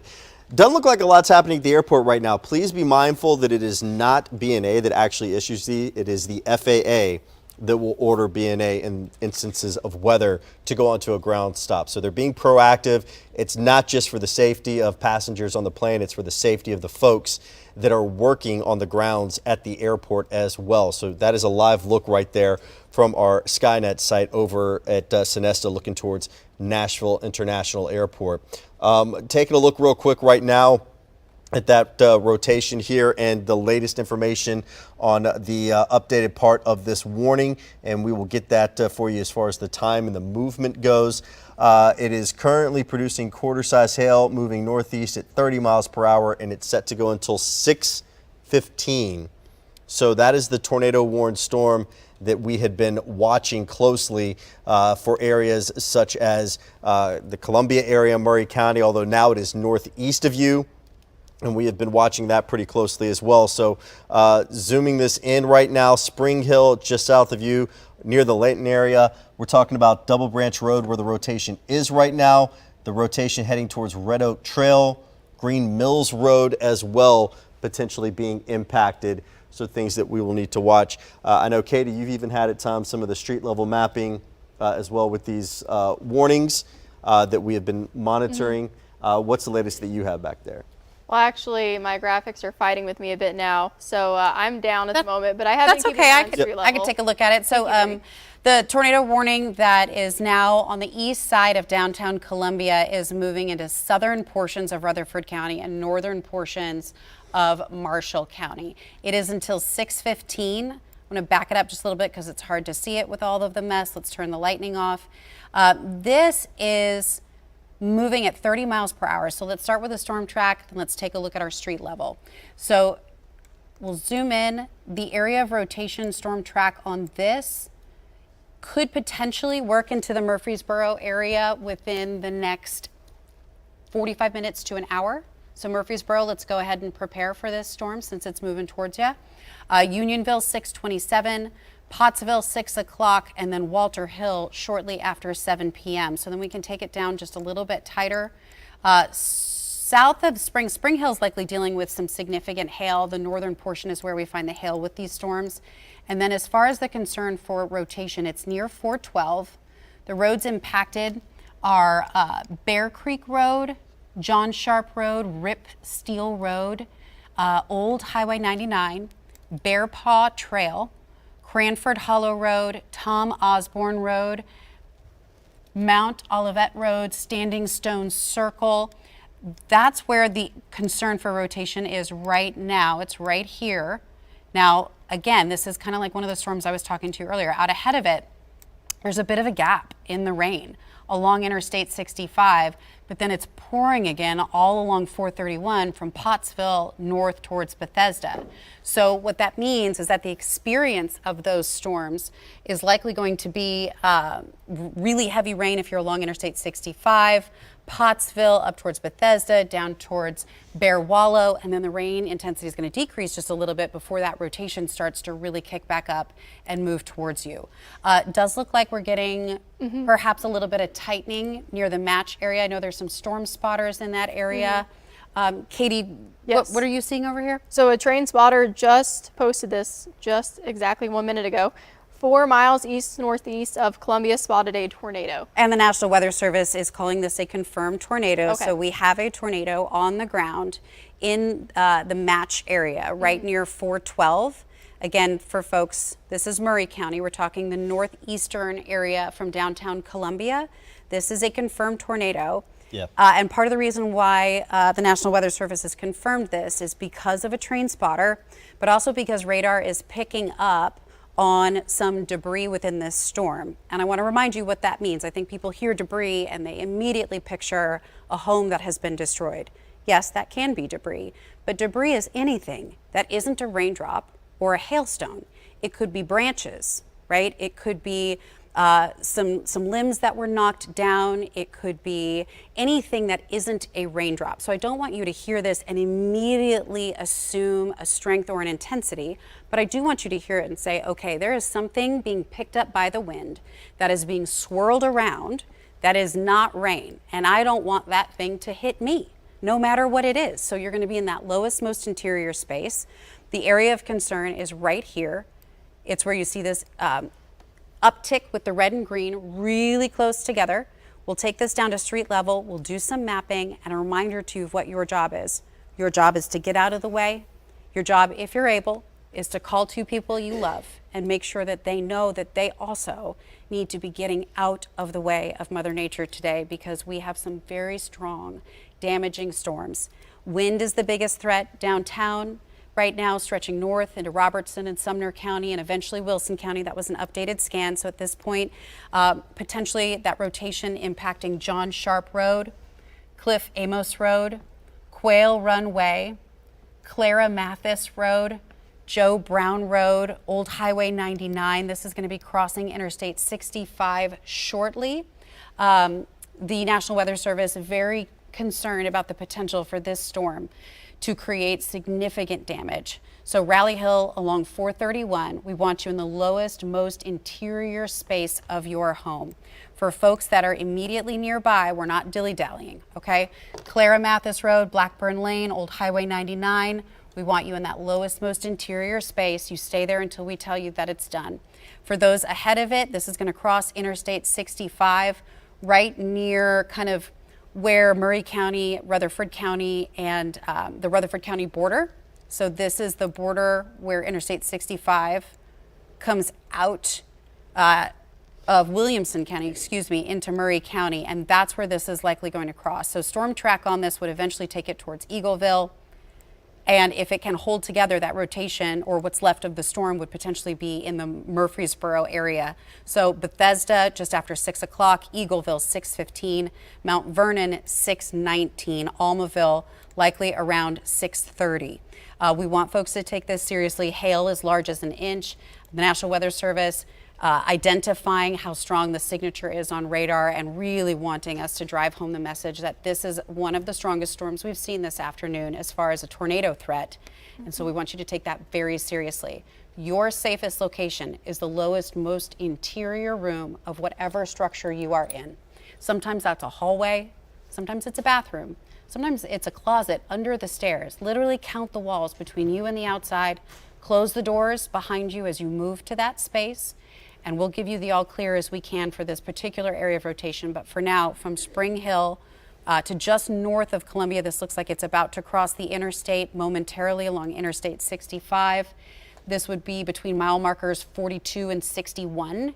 If those are mile markers that are particularly easy for you to pick out, we need you in that lowest, most interior space. Henry, you've pulled up another look at that storm. Yeah, so as we are looking at this, I want to show you what we call our debris detection right in here, right over Match. It's where we've got this coloring. Well, Litascan just came in, just putting it a bit north of Match. That is indicating debris. So we've had spotters saying that they have seen a tornado. We have got radar that is showing potential debris in the air.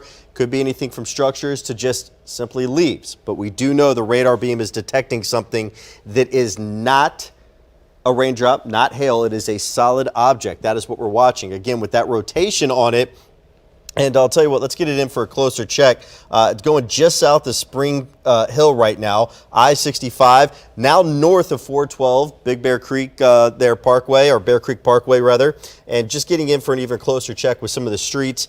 This is right over Clara Mathis Road, Port Royal Road, and then we're seeing this heading off to the east and north. Let me zoom this out just a little bit and give you kind of a better idea with some of the activity that we have been seeing with this in the rotation right now. So taking a look again, north of Match right now, I-65, this is starting to cross over you. All right, Bethesda, you all are potentially in the path of this as well, and it's just south of 840 right now. So if you are anywhere in Murray County, if you are anywhere within the warning outline of this storm, parts of Marshall, Murray, Rutherford, Williamson counties, warning goes till 6:15. Now is the time to head indeed to your safe place as we continue to watch this tornado warned storm. But again, one more time, just showing you here now north of Match where we've got this little blue spot in here. It's this area that is right in here. That is what we are keeping our eye on, Bree.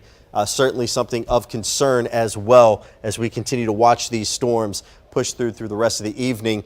More storms on the way. B&A on a ground stop right now. That is issued by the FAA as a proactive move, and quite a bit of rotation that you're seeing right here as well. The National Weather Service is now issuing this particular tornado warning. It's the highest level they can issue. It's called a particularly dangerous situation. It is a confirmed large destructive tornado on the ground just to the south of Spring Hill. It's crossing the interstate. They are officially calling this a tornado emergency for portions of Murray County, southern portions of Williamson County, and northern portions of Marshall County. So this is the strongest storm that we have seen so far today. And that is difficult to wrap your brain around because we have already seen some of the most powerful and destructive storms on just over and over and over again already this afternoon. But this is now a confirmed large destructive tornado. It is likely crossing the Interstate 65. It is just to the east of Match as far as roads that are in this area. We're looking at Quail Run Way. We're looking at Lee Road, Joe Brown Road. We're looking at Barker Road, Clara Mathis Road. We're looking at Old Highway 99. You're starting to see some pink colors on this map, and what the colors represent is quite literally the speed of the wind as it is moving, the speed and the direction. And so as we start to get into those pink territories, that means that we're seeing wind speeds in excess of 75, potentially 100 miles per hour. The radar beam is a good distance away from this. We're likely looking a few thousand feet up in the storm. So for this to have such an impressive signature when we're looking a half a mile up into it, That with the confirmed tornado spotter report, that's why the National Weather Service has upgraded this to a tornado emergency for the storm that is crossing Interstate 65. It's moving towards Rally Hill. 431 is the next roadway that would be impacted from this. The streets out ahead of it, Tallymore Road, Reynolds Road. I want you in the interior space. If you or someone you know is on Simpson Lane, Perryman Road, Moses Road, Rally Hill Road, Ollie Chun Road, we want you in that most interior space as we continue to watch this confirmed tornado now cross Interstate 65, move towards 431. Track on this would take it into southern portions of potentially right along the border of Murray County and Williamson County. Tornadoes do not move in straight lines. They can kind of wiggle around a little bit. Often when you see video, it looks like they're moving in a straight line. That's part of the reason why when these tornado warnings are issued, they are issued for a large area. It's because not just the rotation can move, but also the way that these form is that strong straight line wind comes around the backside of these and it gets ingested into it, which is what creates the rotation right here. So the track of the strongest core of rotation with this, follow my hands, is going to cross 431. It's going to move right on the border. This is Williamson County. This is the border of northern Marshall County and then Eagleville. So we've got Rutherford County here. So confirmed tornado crossing Interstate 65, likely impacting 431. And this is taking a path where it looks like it wants to impact kind of the border or the edge of multiple counties across our area. There are also some severe thunderstorms with 70-mile-per-hour winds just north of this. We're not ignoring those. We're just paying really close attention to this confirmed tornado on the ground. As far as where the strongest winds are, it is Sumner County, Trousdale County, just north of Lebanon. It is downtown. This is a look at our Skynet camera in Gallatin, and it is rocking. I mean, it is positively, the wind is sideways there, 70 miles per hour. That can cause damage. Roofs are going to need to be inspected after this at a bare minimum from the hail and the wind. Zooming in just a little tighter, we want to go back to that tornado warned storm, put a storm track on this for you. I really hate to see this after such a difficult day. It's tough. And we want folks, everybody at home, we want every single one of you to stay safe. A storm track on this puts it into Holt's Corner at 616, puts it into Eagleville at 622, puts it into Mount Vernon at 626. So the area of concern, I'm going to put it back on radar for you, now east of Interstate 65. Columbia, you are out of the clear from the rotating part of the storm. It is still storming across portions of Murray County, but the worst of this is now just to the east of you. So kind of back it up and get some perspective on this. The area of concern is right here. And out ahead of it, there is a large area of hail and pouring rain from Bethesda down towards Eagleville, even into northwestern portions of Bedford County. That's where Unionville is. This storm is moving, it's got a little bit of a northerly jog to it, so that's why we expect it to sort of hug the border. Confirmed dangerous tornado here. Back behind it, hail still stretches to just north of Columbia, but Columbia, the rotation is now east of you. It has crossed the interstate and looks like it will move into southern portions of Williamson County and potentially impacting the Eagleville area. Unfortunately, it looks like we now have another tornado warning that has popped up. This is for Macon County, Sumner County, and Trousdale County. So our Sumner County storm has popped up just a little bit as well. Henry, do you have more on the Murray County storm? I do. In Why fact, don't you start there and I'll take a look at Sumner. All right, so we'll talk about that Murray County storm, and also real quick before we come over to Smart Screen, I do want to show, because it should be loaded now, I have switched our Skynet site there that we continue to watch, and it's not very ominous. This is in Murfreesboro, but this is looking down towards the direction of that storm. So now as we head over here and look at this Murray County storm, Marshall, Rutherford, Williamson counties for that tornado warning, a lot of lightning upticking. Also seeing almost a classic hook echo right in here along Highway 431 just south of Bethesda. And as we also look at the rotation, that is really some tight rotation. So it's just across I-65 right now, and as we zoom this in, Rally Hill, you'll be impacted here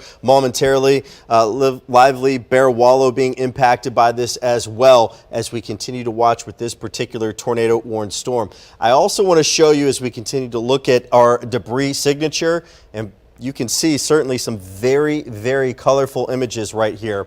We are now coming up on 6 o'clock. For those of you tuning in for News Channel 5 at 6, I'm Henry Rothenberg along with Bree Smith, Katie Melvin. We are in extended severe weather coverage as we take a look at things happening across the area with an active tornado warning. And you can see right here just across I-65 where we have this little blue spot that indicates debris potentially in the atmosphere that the radar beam is detecting. Most likely, given that we have had reports that this is indeed a confirmed tornado that was on the ground, potentially it could be tree branches, it could be structures, it could be leaves, but we do know that this is now the top of a warning criteria, if you will, when they issue what we call a tornado emergency for parts of Murray and Rutherford and Williamson counties as well. So looking at that bigger picture, there's a lot happening right now. We've got that tornado warning that is in effect, a number of severe thunderstorm warnings that have got a lot of lightning with them and really have the potential to even go tornadic. But the one tornado warning that we are really keeping a close eye on is this one to the south right now. It is just south of Spring Hill. It has moved across I-65, moving along Highway 431 right now. This will potentially impact the Eagleville area and probably the next, I would say, 15 minutes or so. In fact, we'll put a storm track on from where the rotation is, and we will take this out. So if we take this out about 16 miles, couple towns, a couple cities impacted. Holt's Corner, 6:05, so that is in about 5 minutes. Eagleville at 6:10, Mount Vernon at 6:13, Concord at 6:18, Newtown at 6:21, and Link at 6:23. Bree, I know you've got some more information together on this as well. Yeah, so the second tornado warning that came in is for Gallatin. So this is Sumner County. This tornado warning is in effect until 6:30. The worst of the rotation appears to have just passed Gallatin, and I just showed you that camera not 5-10 minutes ago with the incredible wind speeds from it. Impressive here. At this point, it looks like the rotation is closer to the Castilian Springs area, so just to the southeast of Gallatin. This is a pretty impressive look on radar considering how close this storm is to the radar site. The radar site is on the Mount Juliet side of Old Hickory Lake, so we're very, very close to the radar site, which means that this storm, we're looking at about 800 feet up. That means we've got a really good look at the bottom of this storm. The worst of it does appear to be just to the east and southeast of Gallatin. Again, closer to the Castilian Springs area. It is a slow mover, but it is a tornado warning. So Gallatin now, areas east. Is that our Gallatin camera? Yeah, it's our Gallatin camera. That Yeah, the wind is just...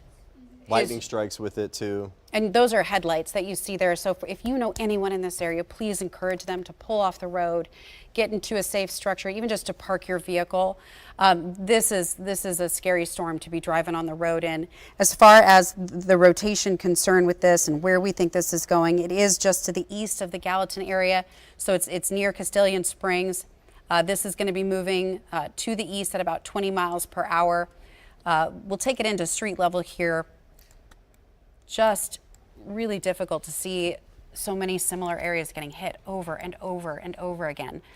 So Tulip Circle, Cairo Road, National Drive, as we look towards Gateway Road, Albright Lane, the area of concern for rotation now a little bit closer to 109. This severe thunderstorm also has hail, unfortunately, as large as 1 to 2 inches. It is moving towards eastern portions of Sumner County, and we will expect this to eventually impact northern portions of Wilson County, Macon County, and Trousdale County.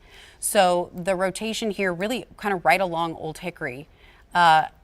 It's right here, and it is moving to the east. So that means it's about to come to the eastern edge of Sumner County. It's about to come kind of just clip the northern portion of Wilson County.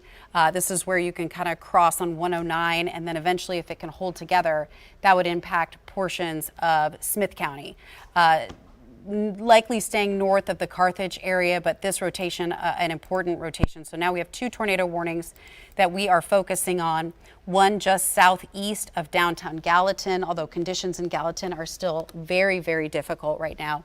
That tornado warning in effect until 6:30. Straight line winds are what extend into downtown Nashville and are likely going to be pushing closer to the airport along I-40. The confirmed tornado that we know came out of Murray County is now trying to move into northern portions of Marshall County. It's really the kind of that triple point of the border of Williamson County, northern Marshall County, and northeastern Murray County. So it's this area right here that we are concerned about for rotation with this storm.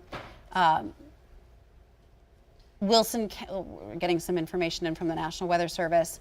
Marshall County, we're expecting this to be moving into your area, the northern portion, within the next 5 minutes or so.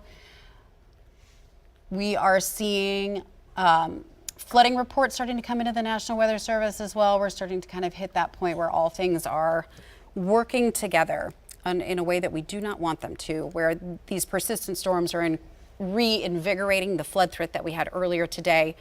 2 tornado warnings in effect right now. The area of rotation is right on the edge. It's right here, right above 431, so it's about to move into northern Marshall County. We want folks to take this seriously. This is your hail core. So the hail, really large hail, likely in southern portions of Williamson County, and then that rotation moving into northern portions of Marshall County. So this is near kind of Rally Hill. Let me back this up a little bit. You can see how those pinks started to pop up. It's right on top of 431, weakening just a little bit, but not enough to call that a proper weakening. Kelly Ferris Road, Tallymore Road, Hargrove Road, Moses Road, Reynolds Road, Creekview Road, Creekview Circle, Robertson Road, Simpson Lane, Lund Store Road, Flat Creek Road, Dowdy Road. That's where this is headed. So now our circulation is on top of 431. It's going to move into northern portions of Marshall County, not the southern portion. Current warning continues until 6:15 for the tornado warning for this storm. This is what the National Weather Service decided to elevate to a tornado emergency because it was confirmed destructive and on the ground. There have been some reports of damage and emergency crews are responding to that. The second area of concern is the southeastern portions of Sumner County. So south of Castalian Springs, really right on the lake, between where Sumner County and Wilson County and Trousdale County all kind of come together. So we're seeing these storms trying to move out of some counties and into new counties. Downtown, we're dealing with severe thunderstorm warnings. Let me just turn on the warnings because it's easier to see it that way. So your job remains unchanged. If you are in a tornado warning or a severe thunderstorm warning, you are in that lowest, most interior space of your home. We have the confirmed large destructive tornado that is going to be near the border of Williamson County and Marshall County within minutes, if not imminently, right here. And then the area of rotation for our Sumner County storm is mainly along the water, right? So along the Cumberland as it becomes Old Hickory, that's going to be moving into Trousdale County and eventually Smith County as well. Henry, I know you've pulled up some additional information. So I do want to show folks, because we talked about this yesterday, but very, very important to note as we take a look at things here on the smart screen. Obviously, we know a watch means the conditions are favorable. A warning means it's happening. But what we have right now is a tornado emergency. Severe threat to human life and catastrophic damage are all possible. Weather Service does not play around with this messaging. The fact that this has been a confirmed tornado on the ground that is producing some damage, that is why they upped this tag to a tornado emergency for this tornado warned storm. Intense rainfall with it, and I'll tell you what may be a little hard to see right now is the fact that if for folks that are in this area, you probably have some rain that's circulating around that storm, which would make it at times impossible for the naked eye to see. That's when you need radar. You do get times that you get some breaks in that rain shaft that allow you to see the tornado, but in this case, it's likely becoming a bit rain wrapped, which is certainly very concerning. Looking at that rotation again right now as it continues to move just south of Bethesda, moving off to the east and northeast. It slowed down just a bit. It's going about 20 miles per hour. I'm going to put a track on this, and we're going to take it out about 30 minutes. Let's say it holds together beyond its 6:15 expiration time, which it's 6:09 right now. I want folks to just go on, if you hear me say your city name, and just head to your safe place. I'd rather you have ample warning time and not need it than need it and not have that time. We're talking about College Grove at 6:19, Eagleville at 6:22, Patterson at 6:30, and the Windrow area at 6:35, where this rotation is for this tornado emergency. It will eventually clip probably around Almaville, parts of I-840 in that southern tier right there. Looks to go just north of the Eagleville area. And as we take a look still at our debris detection, not as well defined as it was a bit earlier, but still some areas that we're watching awfully close as that debris potentially is still associated with that storm. Also looking at the storms to the north, of course, we have got severe thunderstorm warnings for parts of Davidson County and Sumner counties that will go until 6:15. So there is a lot happening with all this activity. We continue to monitor this closely. Katie, I know you've been monitoring some information. What is the latest that you have? Well, I did want to let everybody know, excuse me, so we're focusing on that southern storm right now, right? So this is that tornado emergency. This is where they're saying there's a confirmed tornado. And now Maury County, their emergency management is saying there has been multiple structures damaged. And they're also kind of looking for folks at the moment, right? So this does look like it is currently happening. I mean, everything is really pointing us in that direction. So this is really showing us and indicating some of that rotation. So if you're in Bear Wallow, Flat Creek Road, Comstock Road, Dowdy Road, get to your safe place. You've got just enough time. Remember, that interior room's a good spot. Whether that's a hallway without windows, a bathroom, a bathtub, have your shoes on. That's going to be good too. So this storm, again, this is the Maury County one that's crossing over towards Marshall and Williamson that we're keeping an eye on. So if you're in Eagleville, if you're in Allenosia, sorry, I'm still trying to pronounce some of these. We've got West Webb Road here, Horton Highway. If you're in any of these spots, this is where that's kind of heading. It's pushing off towards the northeast. So right now it's over Giles Hill Road, crossing Keys Road. Maury County Emergency Management has confirmed they've seen some structures damaged. They haven't really let us know really how widespread it's been. They're just saying there has been some structures damaged, and they are helping some folks out right now, and that the Maury County Fire Department is on the scene as well. So again, just checking in, looking at some of this rotation at wind speed. It looks like it's near Giles Hill Road, going towards Elmore Road, and then towards Eagleville. So if you're in Eagleville, you're in College Grove, if any of this looks familiar and looks like your neighborhood, it's definitely time to get to your safe place. And we're going to continue to keep an eye on this. It seems like it may be moving just south of Murfreesboro, but that's the general area it's heading towards. Even Christina, right around 24, still kind of got some time on this. So we are keeping an eye on this. Again, this is some of that rotation that we're watching. I'm going to see if I can take just a bit of a wider view and let you know exactly where we're looking at. So there's Eagleville, there's Unionville. Still have some time on Murray. Murray's not in that tornado warning, or I should say that tornado emergency that we've been watching. But again, just what we've been keeping an eye on. Bree, do you see anything right now to pass? They have it. They've gone ahead and extended the tornado warning out ahead of it, so downstream. This now includes southwestern portions of Rutherford County. So this is the Eagleville area and some northwestern portions of Bedford County. I will say the weakening that I noticed, the National Weather Service also calling out, and while they are continuing the tornado warning, they are not continuing the tornado emergency. And the difference here is on the intensity of the winds that they're noting within the storm. When an emergency would indicate wind speed strong enough to create significant damage. Tornadoes of any strength can create damage, but I wanted to clearly communicate that to you, that it has weakened a bit, but it is still a confirmed tornado that is right along northern Marshall County. So it's north of Chapel Hill. It is expected to track just to the barely north of east. It's really moving more east at this point. So this is the area of rotation. We'll get an updated look at where it is. Right along 31, taking it down to street level. We are looking at Dowdy Road, Smiley Road, Reynolds Road, Mount Vernon Road. I know it's not raining right now along Mount Vernon Road or 31, but that's going to change pretty quickly here.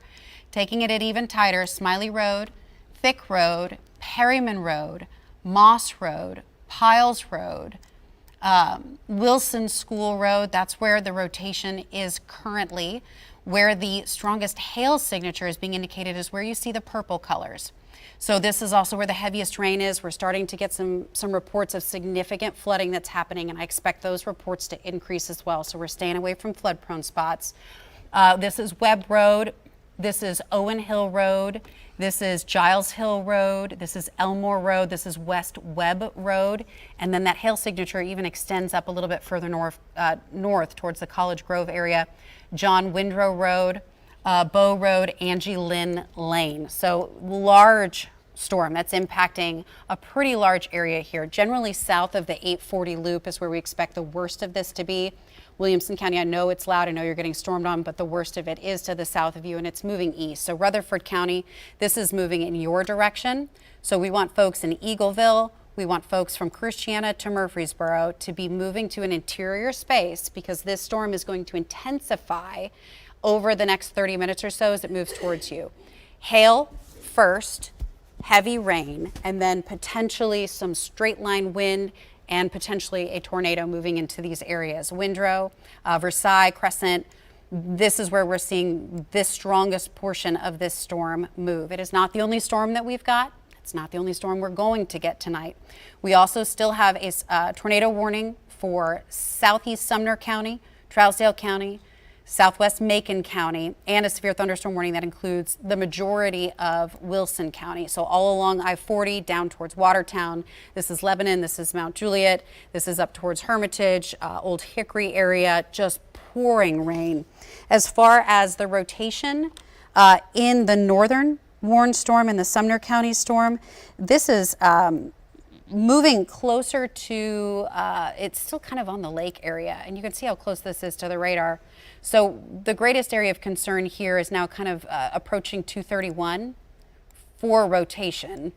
There's significant storms happening all around this with as far as the hail goes, the straight line wind threat goes. This stretches from Gallatin to Hartsville, 231 being impacted here. This storm moving to the southeast, and it is embedded within a very large area of some hail, potentially as large as quarters. We do still have some additional flash flood warnings that are in place in this area as well. Streams and creeks were out of their banks in Gallatin earlier today. There were some bridges over some waterways, Station Camp Creek, that were, the water had gone over them earlier today. And now, about an hour ago, the water had gone down. It's likely back up.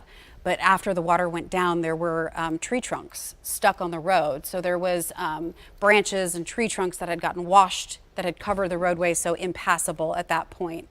Our focus remains on all of the severe storms in our area. The area of concern for rotation now in northern Marshall County, likely moving into Rutherford County. It might clip just the extreme most northwest portion. This is Bedford County right here, Unionville. That rotation should stay north of you, but you are included in that tornado warning. So let's just go ahead and be in an interior space, especially because the storm is so large, and it is impacting such a large area, both with the hail, the heavy rain, and the history of a confirmed tornado being produced on the back edge of it, on this southwestern flank. So at this point, that's going to be near Highway 31. It's moving towards Highway 41. The track on this would take it towards Christiana potentially, maybe just north of that, closer to Crescent. Let's both Crescent and Christiana be in that lowest, most interior space. Plainview around 713, putting it into the Gum area around 718. So two storms that we're focusing on right now. This storm does have a history of producing both damage and being a confirmed tornado that was on the ground. So it's got some potent rotation to it. And I'll tell you, it's also moving into an area that has been untouched today. Areas south of Nashville and southeast of Nashville did not get any rain this afternoon, and so they've got ample amounts of fuel, unfortunately, for this supercell thunderstorm to move through.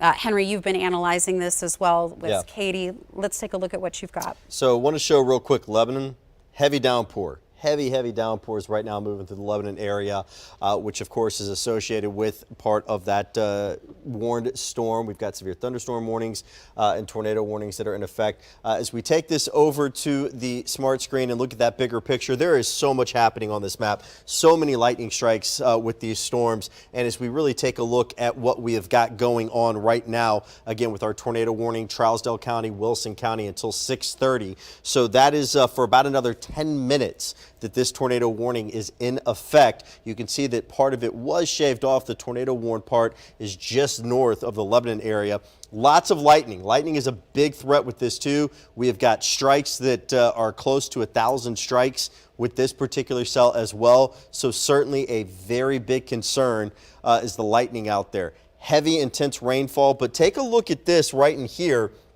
You can see that part of the warning was shaved off. It still does include part of Castilian Springs, but places like Lebanon, here's Lebanon, so the tornado warned part is just to your north. Let's go on and take a look at this when we look at the velocity mode on all of this, and you can see again where that rotation is right now, getting it in for really a tight check right here. It's right over the Hunters Point area. So Beasley Bend Road, rotation heading towards you, Ford Road as well, towards Speck Road, Providence Road. This rotation looks to move overhead for you all. You need to be in your tornado safe place right now. Doesn't matter if we've had spotters saying, hey, I've seen it on the ground or not. We've got some very impressive signatures here from the Power of 5 radars that we continue to monitor with this as it pushes through. So putting a storm track on this from where the rotation is and just taking this out to the east a bit beyond the polygon, if you will, if this holds together after 6:30, even if it doesn't hold together, you're going to have a significant thunderstorm for Dixon Springs, Riddleton, Graveltown, Pleasant Shade, and defeated from basically 6:37 till 6:54 with those cities that we are watching closely. We have also got hail with this. We've been seeing potentially quarter-size hail, nickel-size hail, and probably in some spots even dime-size hail that have been showing up on some of the radar returns with this tornado warned storm that we're monitoring. So here's a look at, again, that bigger picture. Lots in the way of lightning, of course, our other tornado warning, and it looks like, let me bring this in because it does look like they've just put a massive... They removed Sumner. Yeah, so and Sumner's in the clear now. Sumner's in the clear on that, but it looks like we've gotten a massive outline for Davidson, Sumner, Trousdale, and Wilson counties on that severe thunderstorm warning that goes until 6:45. So Sumner, you're in the clear. Wilson County, we continue to watch closely. And again, looking Wilson County, you have got some intense rainfall. This is at Dreams Boutique here at the roundabout in Lebanon from our Skynet site. And you can look at this. You can see some of the ponding on the road. So I wouldn't be surprised to get some reports in areas that are flood prone in Lebanon of flash flooding that could be coming in. But folks, let's, if we can, just avoid going out on the roads right now. Stay in for the evening. Let's get through these storms as they continue to pass through the entire area. But you know, I got to tell you, Bree, we are going to be dealing with this for really one of the worst time frames, which is nighttime, because we're going to have the threats of flooding tonight. We're going to have the threats of tornadoes, damaging wind. And of course, you don't have the luxury of daylight to be able to see this stuff as it is coming. So it becomes much more riskier as folks head to bed. Right. So, you know, when we knew this was going to be a long day, and it is a long day indeed, there are some spots that are not being stormed on right now. And there are some spots that are dealing with some incredibly powerful storms. We do have another round that will come through late tonight, and we want you to be ready for that. But we've got to focus on what's on the plate right now. So what's on the plate right now are 2 tornado warnings. Again, let me turn the lightning off for you because it's hard to pick them out here. One is now for Trousdale County. That one is also indicating areas of very, very strong straight line wind, potentially 70, maybe even some 80-mile-per-hour wind gusts across portions of Trousdale County and the northeastern portion of Wilson. It's this one right here. So there's a combination of straight line wind and the threat for rotation for a tornado to be moving kind of near that Wilson-Trousdale County border. Really strong winds heading towards the Carthage area if this can maintain its strength as it moves to the east. The second storm is the tornado confirmed storm that is moving into southwest portions of Rutherford County. This likely moving towards Interstate 24 within the next 30 minutes or so. That's this storm here that we've been tracking. I'm going to take a close look at that one in just a moment, but I wanted to start with Trousdale. So we have that. It's very messy. most of the day today, we've been able to show you a pretty solid, classic hook look on some of these storms. And this just looks huge, right? It's just a big kind of blob. The area of concern for rotation would be here. So it'd be on the southwestern edge of Trousdale County, but there is a large area of wind that's getting wrapped around the backside of this. This is a different way to look at shear, which is basically the track that a tornado would take. So looking like this got its act together on approach to Gallatin, and now it has moved out of Sumner County. So Sumner County, we're not dealing with a tornado threat, but you still have a wind and hail threat. Southwestern portions of Trousdale County, it weakening just a bit. Hopefully this continues to stop spinning. We'd really like to see these to lose some oomph. It's unlikely they're going to lose all of their oomph just based on the circumstances in the atmosphere, but I want to do everything I can to try to get these things to calm down because it's been a tough day. So just to the southwest of Hartsville, you see right, as the Columbia the Cumberland snakes its way around, this is going to continue. So not seeing a whole lot as far as that really tight couplet here. Again, the area of concern would be closer to 231. So that does appear like it's weakened just a little bit, but I put on some wind velocity just to see what radar is picking up, and look to the south.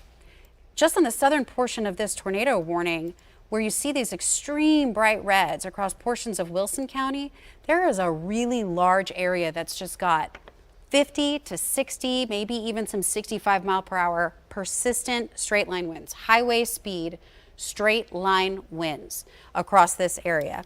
Now that is storm number 1. Storm number 2 that we've been watching, which had the confirmed tornado coming out of Murray County. Some good news here also, showing some signs of weakening, which I would love to see. It is not going to fall apart completely, but the rotation signature with it continues to decrease, and that is a gift because we really need to get some mercy from these storms today. Eagleville stretching south along 41, 231 over towards Christiana. We are still dealing with a prolific hail threat here and the possibility of a tornado embedded within this rain and this hail. So we want you to take that tornado warning seriously. I'll turn just tornado warnings on, or just warnings on, so you can see it a little more clearly. Western edge of Rutherford County from Almaville to Eagleville, just north of Unionville. This really looks like this is more of a Rutherford County concern at this point as it moves into the western portion. That's where hail signature is the strongest. That's where that rotation, when you see it, it looks like a blueberry on there near Eagleville, that dark, dark, dark purple. Now, Henry mentioned that we are going to see an additional round of storms tonight, so I want to take a moment to just show you what the rest of the night, what we're expecting, because there's a lot on the plate right now, and there is another round of storms that will impact us tonight, but how it impacts us is going to change. So we've got a mess of storms across the area.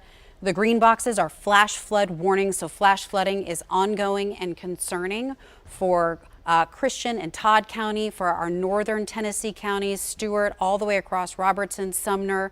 Robertson, of course, hit hard today by 2 tornado warned storms. And then we have 2 tornado warnings.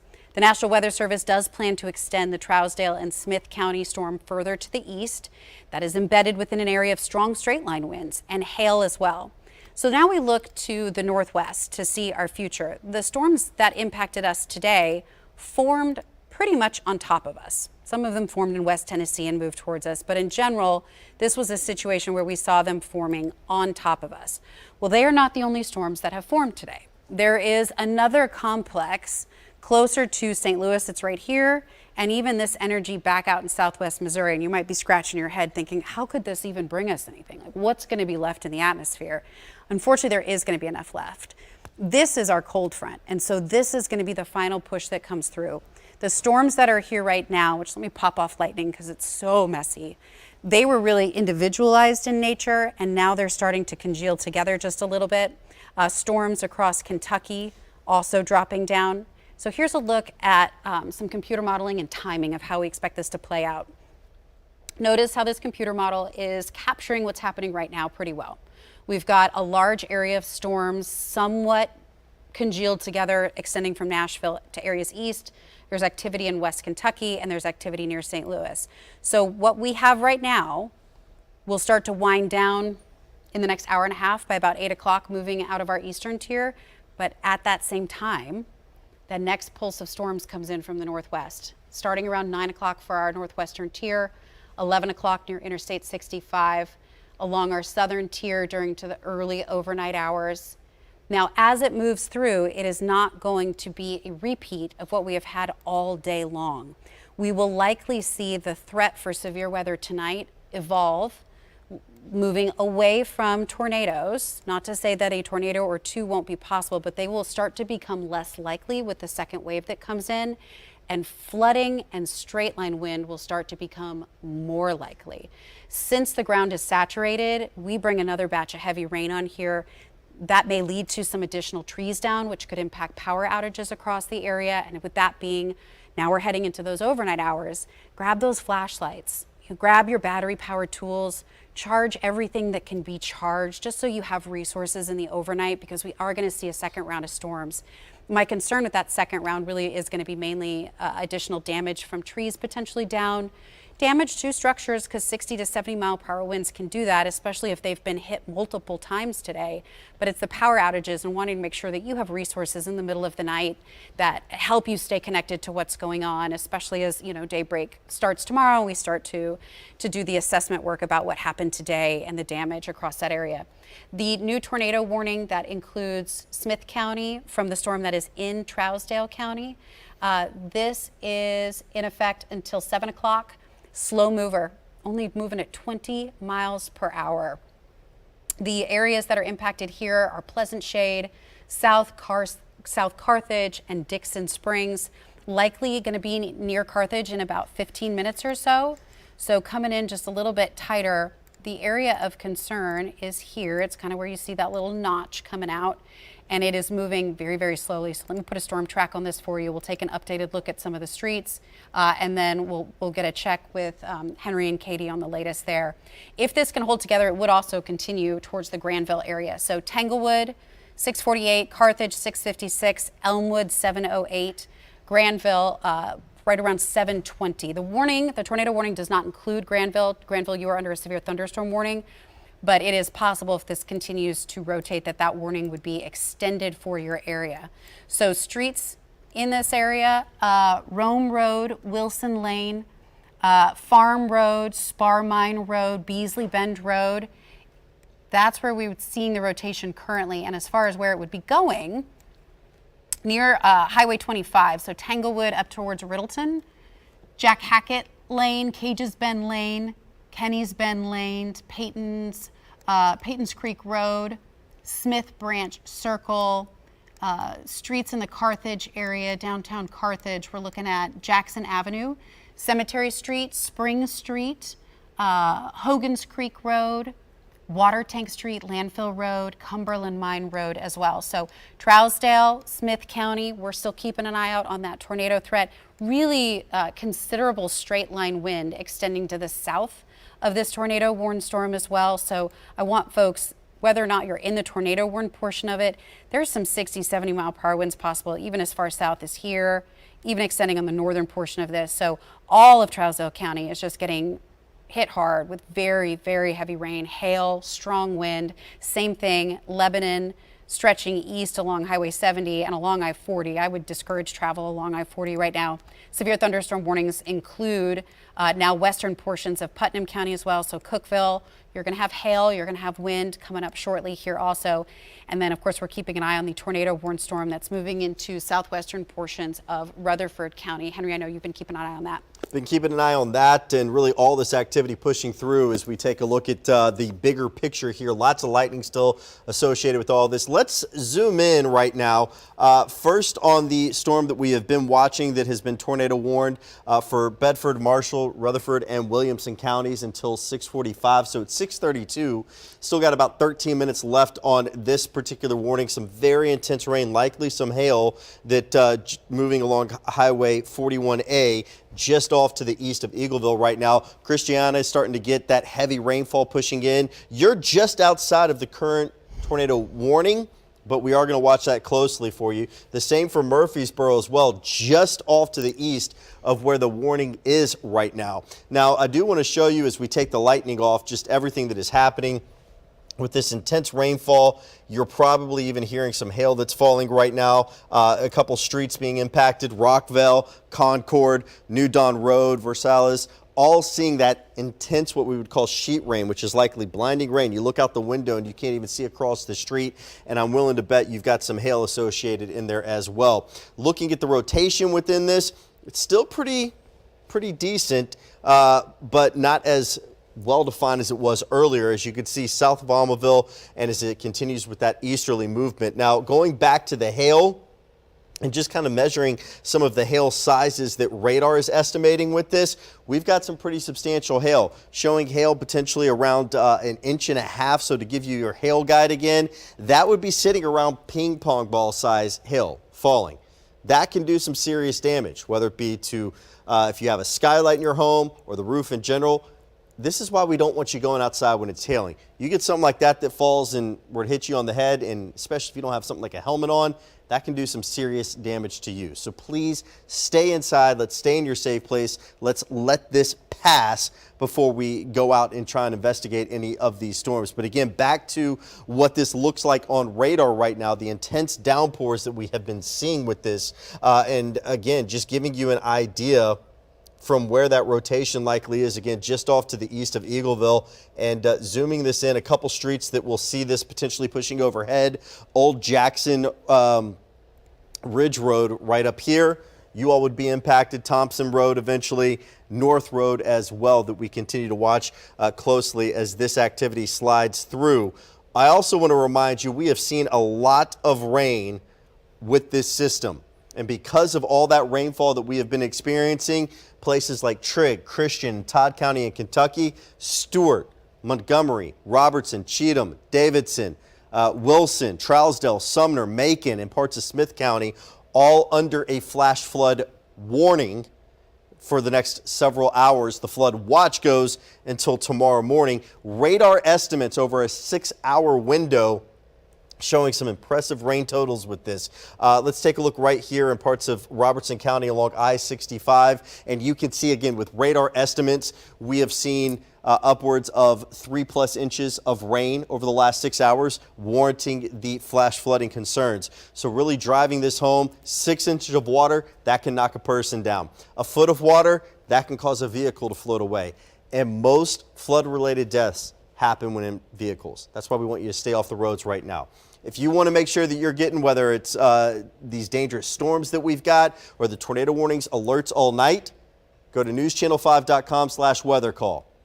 I understand this sounds like a commercial, but it really is life-saving. It's only $15 for the year. That's a couple cents a day. On Weather Call, if you sign up, you can put your address in. And if you have a loved one, you want to monitor their house, put their address in. You will get calls, whether it be a landline, your mobile phone, daytime, nighttime, doesn't matter. You will get a call waking you up or alerting you if a house or property that you have basically some interest in is in the path of a dangerous storm.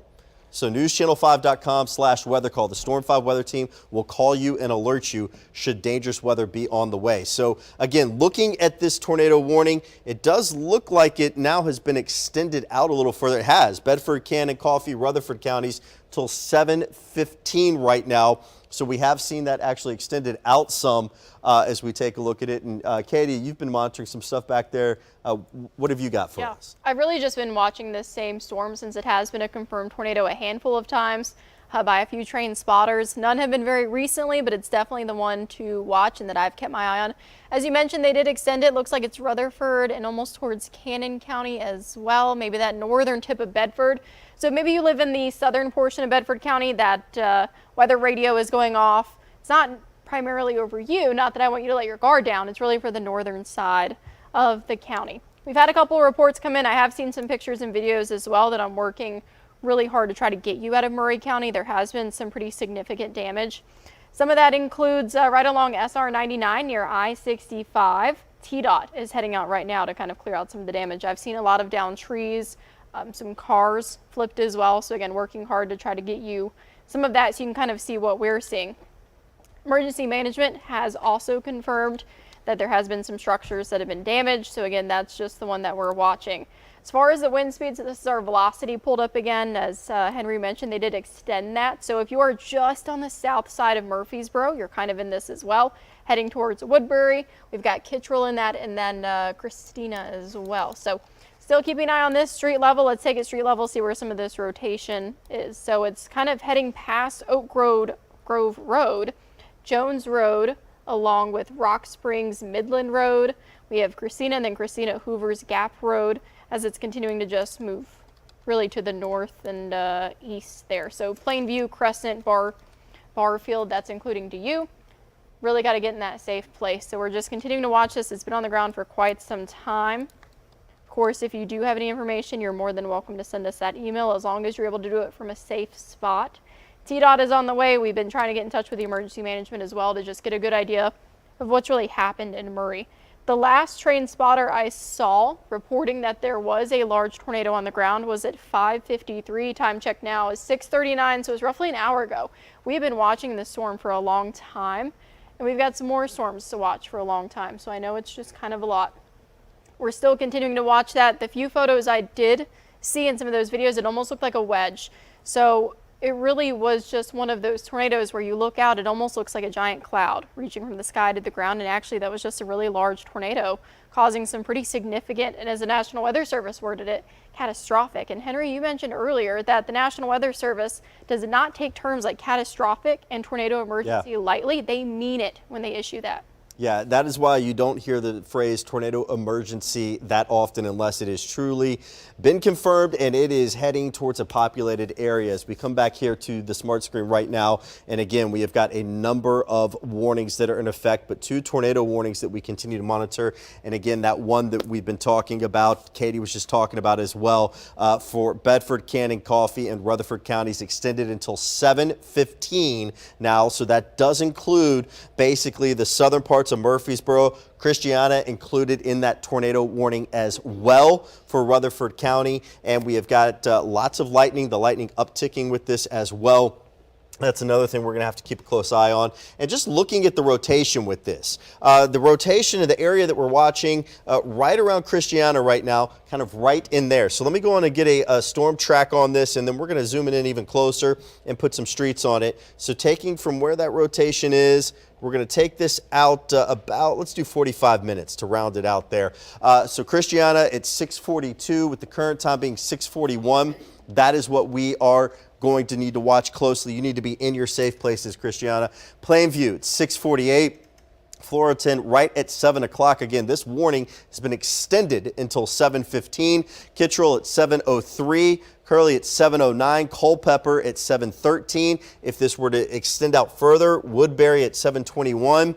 And then we will continue to track this as it moves more so off to the east, potentially just north of places like McMinnville. Now, as we take a look at the hail real quick with this, because we do have some significant hail, likely some ping pong ball size hail that has been associated with this tornado warned storm. Would not surprise me. The cloud structure is very tall. And also one of the things to keep in mind, if indeed there is any tornadic activity in here, it would be hard to see right now because you've got the rain shaft of the storm that is circulating most likely around that rotation, which makes it rain wrapped. So you can't see it with the naked eye. You are using radar, but we have at times have where basically the rain shaft would clear off enough, and we've had some spotters confirming this storm has produced a tornado at times. So let me get you in again and really zoom this in around Christiana, get you some streets on here too.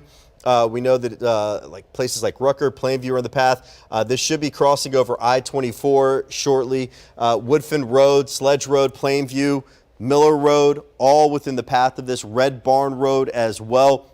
In fact, a really easier way to see this is by doing that street mapping where the rotation currently is, because the tornado is right over Christiana right now. The rotation is that has prompted this tornado warning. So places like Rucker Christiana Road, you all are going to see this moving overhead. You need to be in your safe place right now. Aldridge Drive, you all are in the path of this. Sledge Road and West Gum Road, and eventually making its way towards I-24.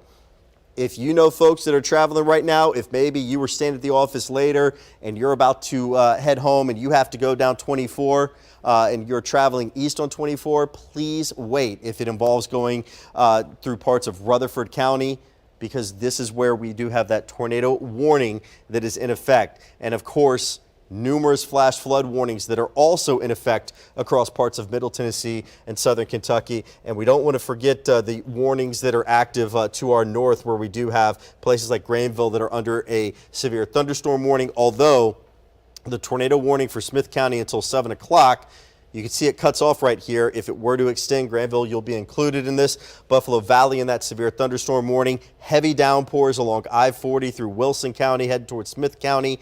And then you know, you look at this right here and you think around Mount Juliet and going just north of that, oh, the rain's letting up. Well, this is actually where we get into what would be known as the cone of uncertainty with the radar site, because the radar right there, it's not shooting straight up in the air, it's shooting more vertical. So that's why you kind of get this donut right in here.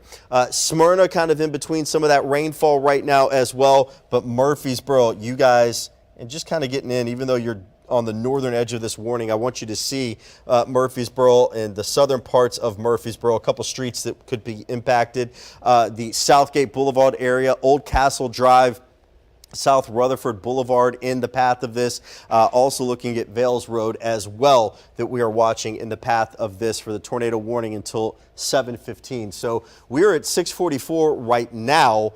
And again, we still have about a half an hour, 31 minutes left with that warning. And then we'll get a little bit of a lull, Bree, but more storms. A little bit. And it'll the concern with that next round is going to change. We will likely still see more strong wind, more hail potentially, more rain on flood-prone areas, and we could see a few additional tornadoes. So we're going to have to take this one round at a time, and this is that first round. So these storms are moving off to the east. We want folks that are ahead of these. So Jackson, Overton, Fentress, Putnam County, DeKalb County, Smith County, down towards McMinnville, Cumberland County, Van Buren County. These are moving in your direction. You've got more time to position yourself in the safest location that you can. We do still have 2 tornado warnings in effect. The tornado warnings are the red boxes here. I wanted to turn it off briefly, and I want to take a moment and talk about Smith County. So Trousdale, you are clear for the tornado threat with the storm that just went through. Trousdale, you are clear, but it is still raining and there is still hail there. So Hartsville stretching all through Trousdale, even southern portions of Macon and Clay. Let's just go ahead. These storms have a history of being really problematic, and we want you to be safe. The area of concern as far as rotation now, there are 2 red boxes that you see here. So the original tornado warning was one that was enclosed within Smith County. It's right here. You can see hail was increasing on approach to Carthage. A new warning has now been issued. This is a tornado warning. And so it appears that there are a couple areas of rotation trying to come together in the Carthage area that may impact western portions of Putnam County.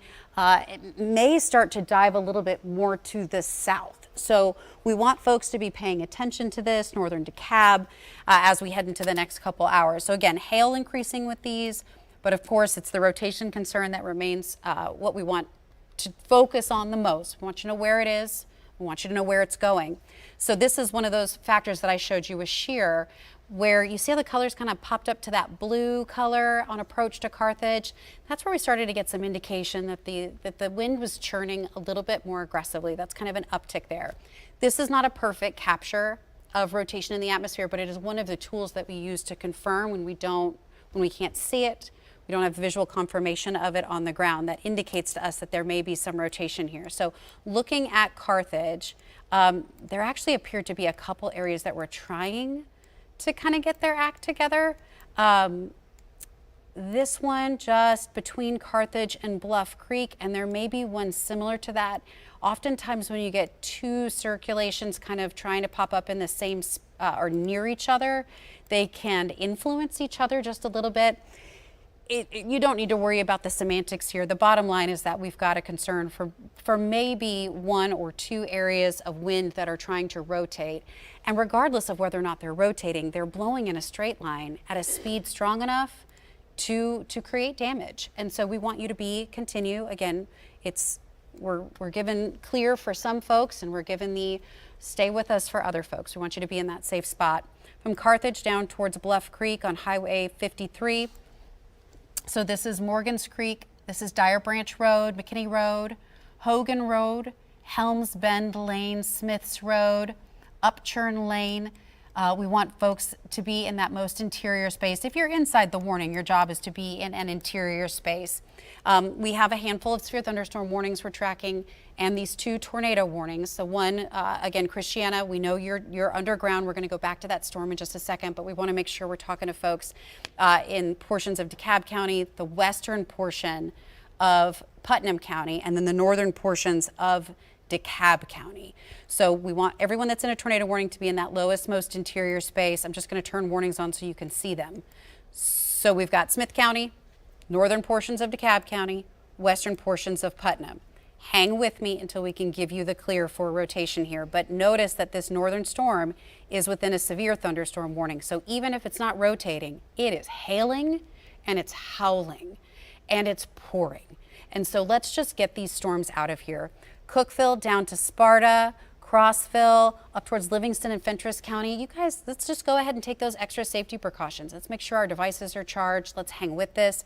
The storm in the Christiana area and southern portions of Rutherford County, that continues to be a concern. Really strong signature of wind here that looks like it just moved through downtown Christiana. We're getting radar indications, Katie, that we could have wind speeds upwards of 75 miles per hour. And that's just what the radar is seeing. We actually just had a storm spotter confirm what you saw. So that's really good, or not really good, but that is a good indication of what we just saw, what we're seeing that has been confirmed. So I want to show you this. I mentioned earlier that I have been seeing some damage out of Murray County, and I've seen some other things like that. So I just wanted to show you exactly kind of what I'm seeing. So this photo is from, or I should say video is from Sean. It's right along I-65, and it shows really just the extent of that damage. A lot of trees down. You can see it looks like there was a car that was turned on its side there. So absolutely the last place you want to be caught on any type of interstate, any highway, any even back road in these kind of storms. So again, just wanted to let you see kind of firsthand. This is that first look in Murray County. I also talked to Murray County EMA officer as well, talked to them, talked to management, see how they're doing. They are seeing a lot of damage. They're kind of just taking a breath right now and about to assess and kind of see what's going on. But I did check in with Jeff down there in Murray County. So just want to show you guys exactly what we're seeing. This is a great video from Sean that again just shows the extent of damage. We've got a lot of trees down. This was from that confirmed tornado out of Murray County. It's where we saw the tornado emergency from the National Weather Service. And that was about an hour ago when we saw that. So Bree Henry, this has been on the ground for quite some time, and we're still keeping an eye on it as it travels just south of Murfreesboro. And honestly, at this point, we're starting to, we're not just keeping an eye on the storms that are impacting the area now, but we have crews dispatched across the area to keep an eye on what has happened today. Hunter Hoagland is on his way to Murray County. I know Nikki Haley is also out in Storm 5 Titan. Carrie, do you know where she, yeah, sorry, do you know where she is? She's up in the Springfield area. Yeah, so Nikki Hauser is up in Robertson County. She's up in the Springfield area. So where reports have come in, we're dispatching our crews. And I want you to know at home, the entire news department is working hard. The reports, the pictures, any information that you send in is valuable. We're communicating that with the National Weather Service also. The problem is we're not focusing too much on what has happened because we still have storms that are happening. And both of them are presenting different challenges. So two primary areas of concern. One near Carthage, stretching down towards Smithville, and then the other is in Rutherford County, just south of Murfreesboro. Murfreesboro proper, the worst of it is staying south of you. It went through the Christiana area, another town that has been hard hit in recent years.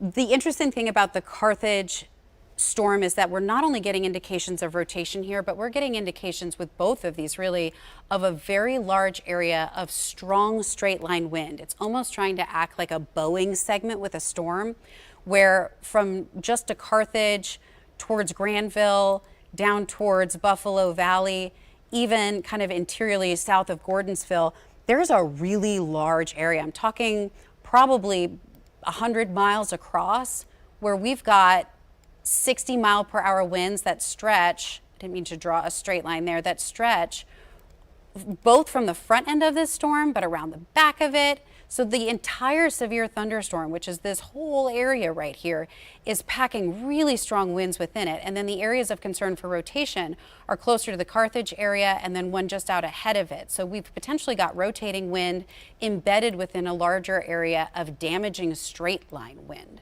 So a multitude of challenging wind hazards involved with the Smith County storm and the western portion of Putnam County. I don't want you to damaging wind is damaging wind. It doesn't really matter if it's rotating or blowing in a straight line direction. If it's trying to damage your home or the structure you're in, that's not okay.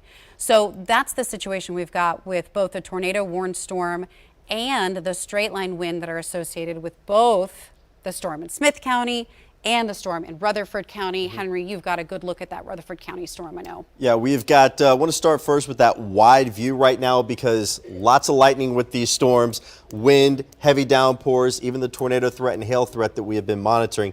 Take a look just at the lightning, even with this Rutherford County storm right now, the lightning strikes that we have associated with this, sitting around 524 strikes.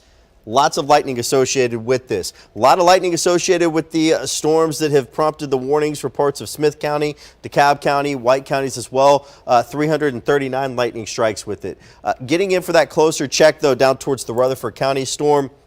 And again, Cannon County, Coffee, Rutherford, all in this warning until 7:15, 6:54 the time. So about another 20 minutes, 21 minutes of this warning left.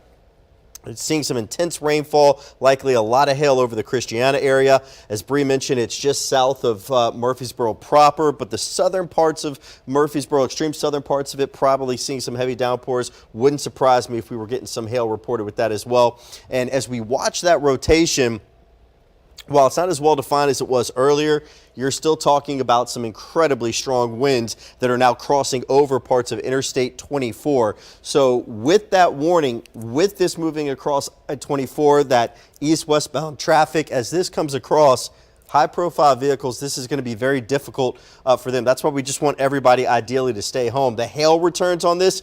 Look at the hail that's likely falling. This would be around ping pong ball size. On what radar is estimating right here, that would be over I-24 right now, Highway 41, and now just east of Christiana. So getting in even closer, the Gum area, Florilton, all seeing anywhere from pea-size to ping pong ball size hail. Heading towards Bradyville, Curly will see that ping pong ball size hail potentially moving in if this were to hold up. It doesn't matter really what the size is. Hail is hail and it can do damage. That is why we don't want you to go outside during this. It not only can hurt, but it could actually seriously hurt a person if that were to hit you in the head. So just stay inside as we wait for this to pass through.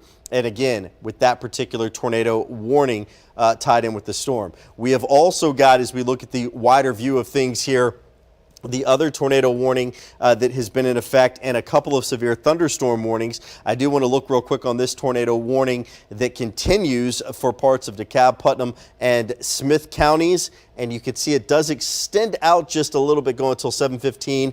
And because of the bowing, and Bree had mentioned this a minute ago, but the bowing in here, that is actually prompting concerns for straight line winds. So hence the severe thunderstorm warning we have.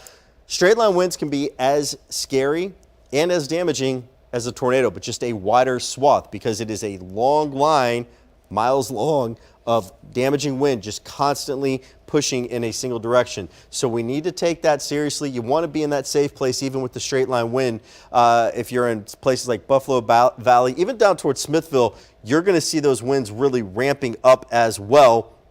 And to also take a look at things as we look at one more view and kind of widening this out for you. I don't want to forget our friends to the north in Kentucky, Christian County. You all are under a severe thunderstorm warning. Parts of Muhlenberg County included in this. It goes until 7:30. You've got quarter-size hail. Crofton seeing the brunt of this right now, winds in excess of 60 miles per hour with that severe thunderstorm warning right along Highway 41 right now and going into the northern parts again of Christian County with that particular warning right now. So that wider view here showing you that we have got a cluster of intense storms basically heading towards the Cumberland Plateau, heading into eastern parts of Kentucky, and then we've got some spotty activity that will be in advance of the cold front that will push through later tonight.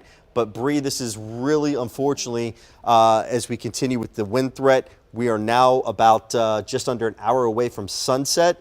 And that's going to really ramp up the concerns and danger as we head into the overnight hours. Unfortunately, as we expected, we are seeing some additional concerns as far as flooding and another round of severe thunderstorms working in from the northwest.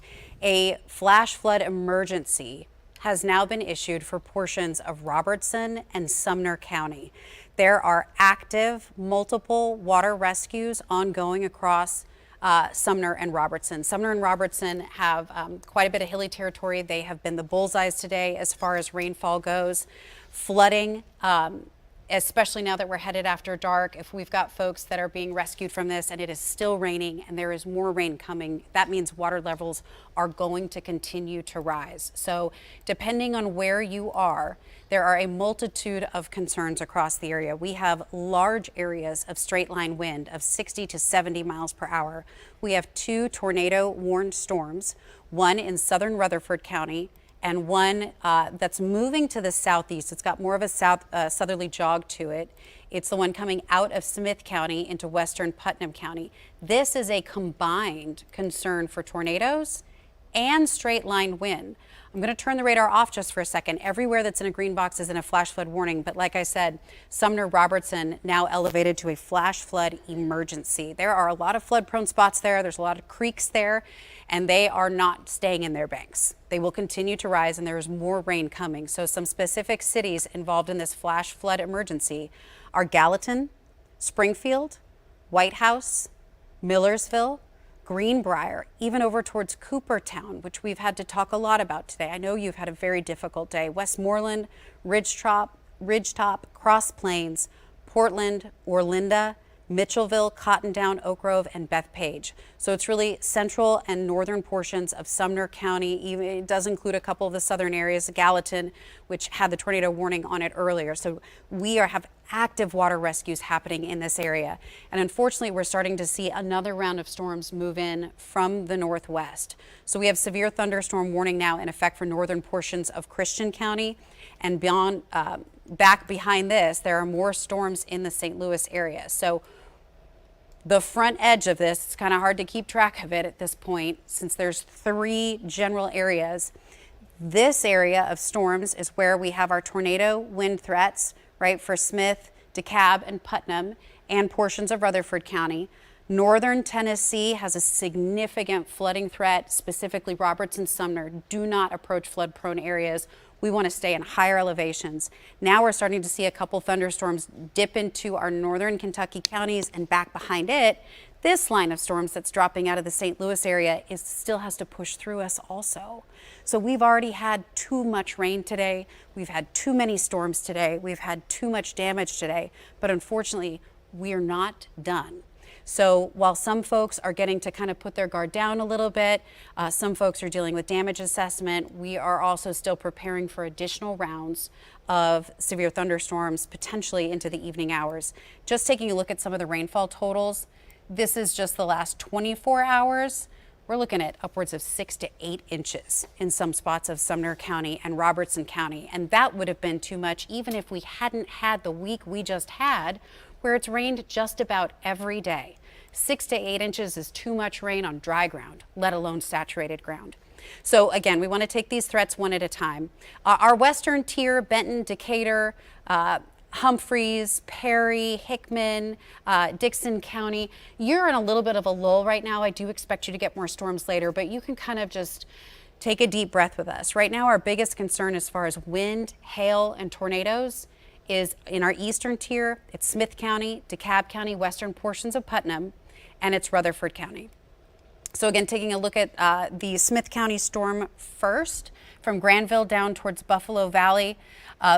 What's really remarkable to me is that this storm, it's almost trying to not be a tornadic storm, and it's trying to be a Boeing segment. It's trying to be a wind maker, but it just can't let go. So one thing I would point out to you is that the severe thunderstorm warning is so much bigger than the tornado warning because the area of straight line wind is so much bigger, and the hail. So this yellow box, just thinking surface area of what this covers, this even butts right up into Sparta. So we're expecting the straight line wind threat to be a concern. The tornado threat is largely in southern Smith County at this point, and it is moving towards the Buffalo Valley area. So right around like Highway 70, just north of Highway 70 would be the greatest area of concern for rotation here, but really strong straight line winds and the hail with this, those are going to create damage as well. I mean, they're all fighting for first place at the table of most impactful, and that's precisely what's happening in southern Rutherford County as well, Henry. Seeing significant hail, the wind continue.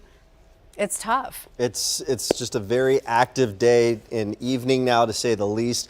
As we look at that bigger picture, you can see still a lot of color on the map here as we take a look at things over at Smart Screen. Thunderstorms moving through, some severe, a couple tornado warnings to talk about. I want to focus, though, real quick on that flash flooding that Bree was talking about, zooming in. Again, it's a flash flood emergency now, which means that swiftwater rescues are happening, that people are trapped. This is why we don't want you out in your cars driving around. You don't know just how deep that water is, even if it looks like it's maybe an inch or two on the road above where the roadway would be. You don't know if that road's been swept out from underneath it. So places like towards White House and even going up towards Portland, Gallatin, flash flood warning for all of you. Let's take a look at the 6 hours, the last 6 hours of rainfall radar estimates that we have been getting with this, because this is what's impressive. This is just a 6 hour window. This isn't counting rain that moved through any earlier. This is the 6 hour window, not the last 24 hours. Radar estimates well over 3 inches north of Cross Plains. Let's take a look around White House, where we have got some radar estimates well over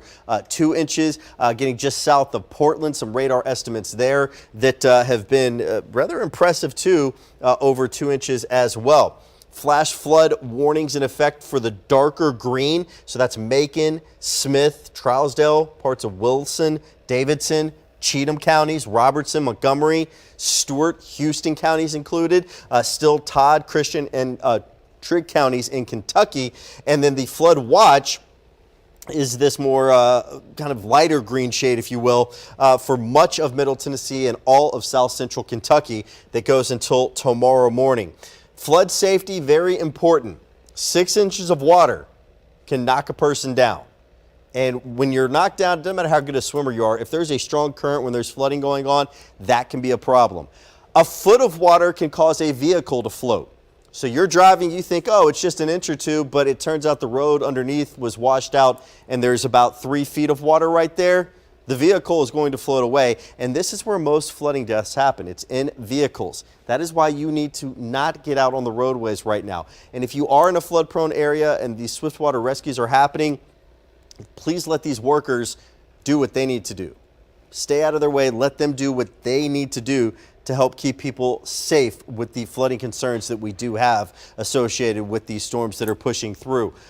Again, this is not the end of it. It looks like you got a little bit of a lull, a couple spotty showers, but it's not. We've got a front that's going to move through tonight. That is going to bring more chances for storms, that being impactful while you sleep, which is why, can't say it enough, go to newschannel5.com/weathercall, and then you can sign up. It's $15 a year, a couple cents a day, to get life-saving phone calls from the Storm 5 weather team. It doesn't matter if it's 1 in the morning, 1 in the afternoon. If the address that you put in is in the path of a warning, you will get a phone call from the Storm 5 weather team waking you up and telling you about dangerous storms heading in that direction. Also want to remind you as well about safe places. A number of counties have opened up storm shelters. If you want to look and see if your county is one of them, go to newschannel5.com/safe places. There's a drop-down menu right there you can click on. It'll tell you if the counties have opened, what shelters are open, if they're pet friendly or not, because we've got a long night ahead of us, folks.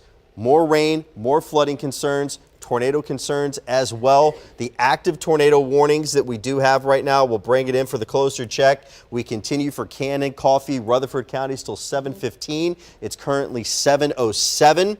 So we continue to watch for this particular tornado warning. And then just to the north, we continue with this tornado warning as we take a look that has been in effect for DeKalb, Putnam, and Smith counties also until 7:15. And a host of severe thunderstorm warnings that does include Smithville for concerns of straight line winds that are associated with these storms. So you need to keep in mind that this is far from over. Flooding concerns are going to remain a big problem as we roll through the overnight. And as we look at that bigger picture, Bree, and go through the rest of this evening, the problems for floods, the problem with the hail, it is just going to keep on really throughout the night. Yeah, and unfortunately, we continue to see some storms intensifying. I was mentioning earlier how it seemed like some of these tornado-warned storms were trying to become straight-line wind storms, and they are indeed appearing to do that. But then we have some wind storms that are trying to rotate as well. So there's a lot to keep track of.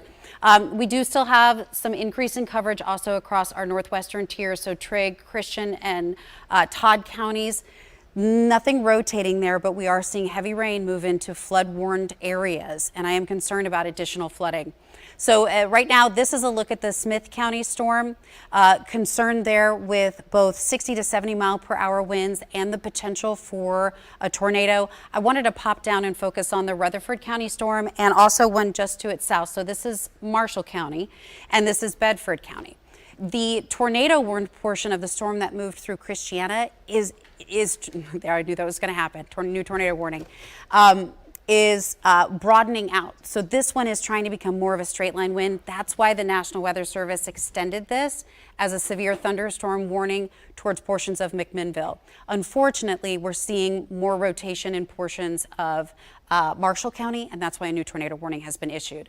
I want to talk about the Christiana storm really quickly, though, because the wind signature is significant. The straight line wind that's now kind of bowing out of the storm is around 60 to 70 miles per hour. That's near Fowler Road, Hollis Lane. That stretches down towards Parker Hill Road. Again, this is straight line wind. Burgeon Road, Hollow Springs Road, and then even down towards that Hollow Springs area. So now we have our new tornado-warned storm. I had initially zeroed in on this because I started to notice that rotation forming in northern portions of Marshall County. So this is moving towards Highway 31. This is going to continue to the east. Unfortunately, it does look like it's going to bring another chance for tornadoes to be a concern. So let me zoom in here, get the latest information there. That means we now have 3 active tornado warnings in effect. This one north of the Lewisburg area, near Verona, Ames, Rich Creek, Mount Lebanon Road, Wade Brown Road, Stegall Road, Bob Cheek Road, Mount Lebanon Road. That's where we are seeing that rotation starting to pop up a little more imminently. And then as far as the roads out ahead of this that we want to be paying attention are Burnt Hill Road, Wheel Road, Card Road, Darnell Road, Warner Road, Batten Road, Nickens Road, Lower Halls Mill Road, Virgil Crowell Road.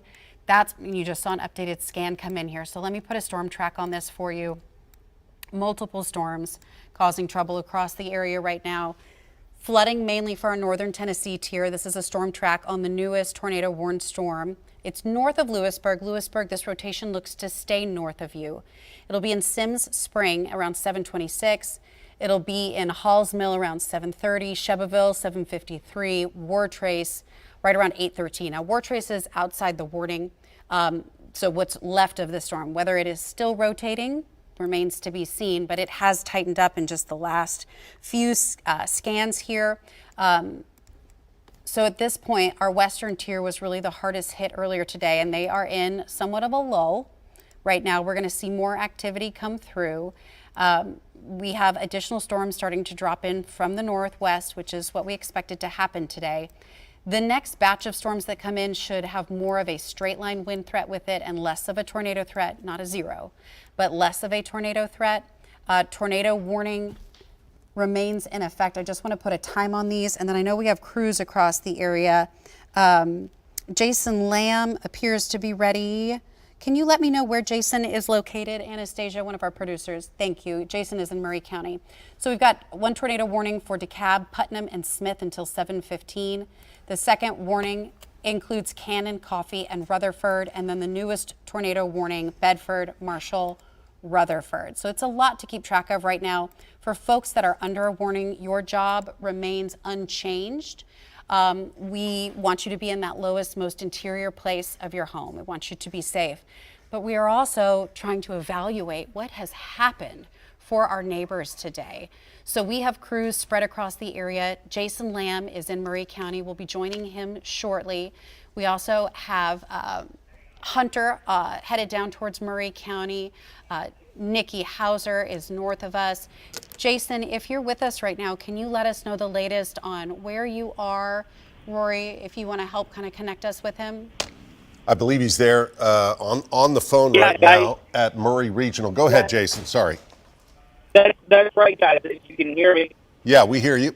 Headed to Murray Regional right now, where we have some good news just in from our Hannah McDonald, who's been making some calls.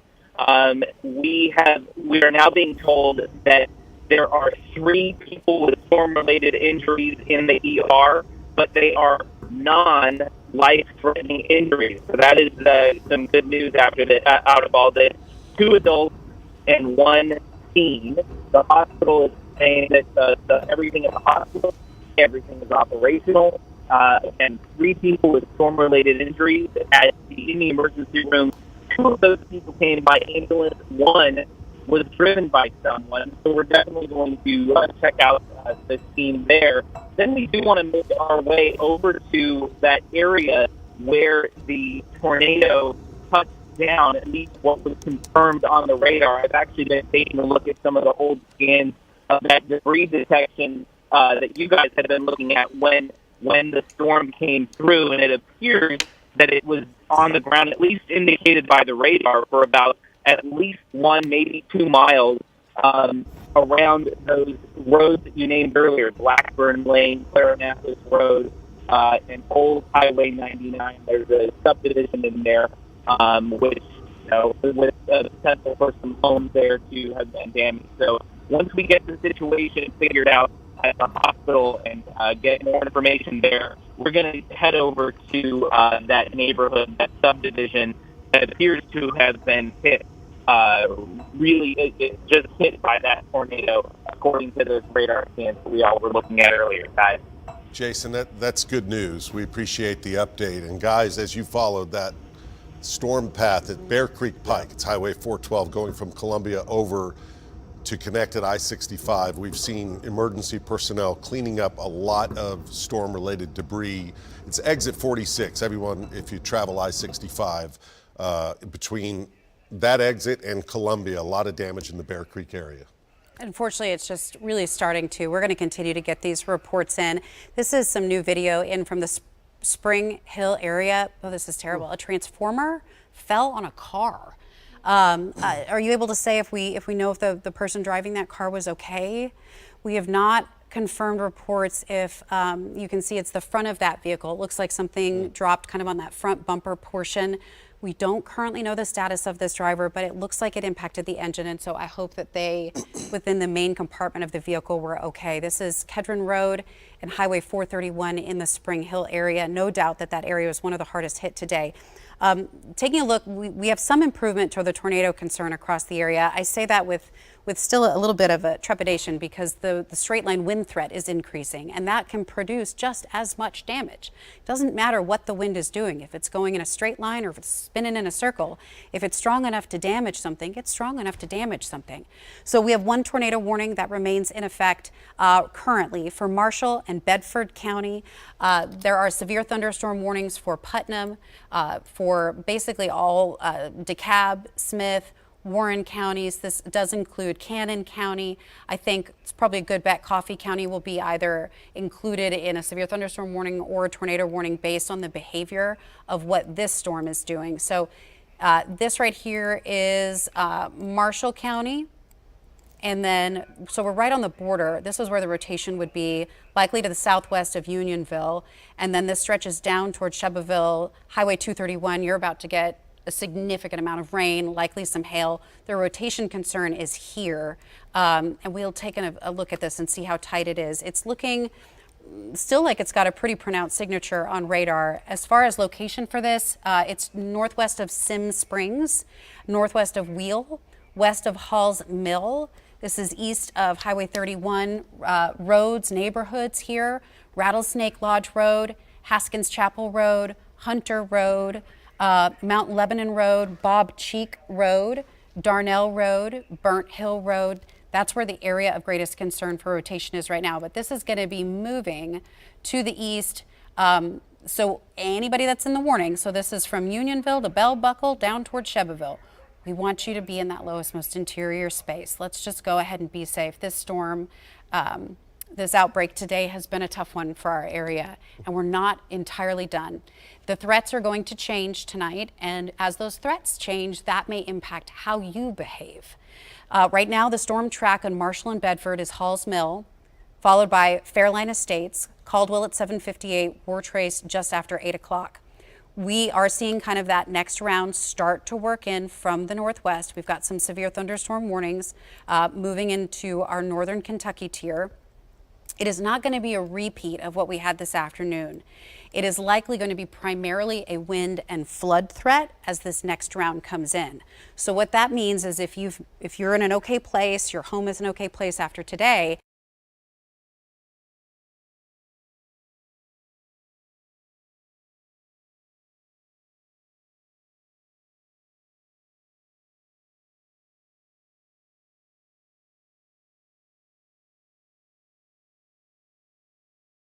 to reposition ourselves so that we're in a safer place to endure a wind and potentially a hail threat.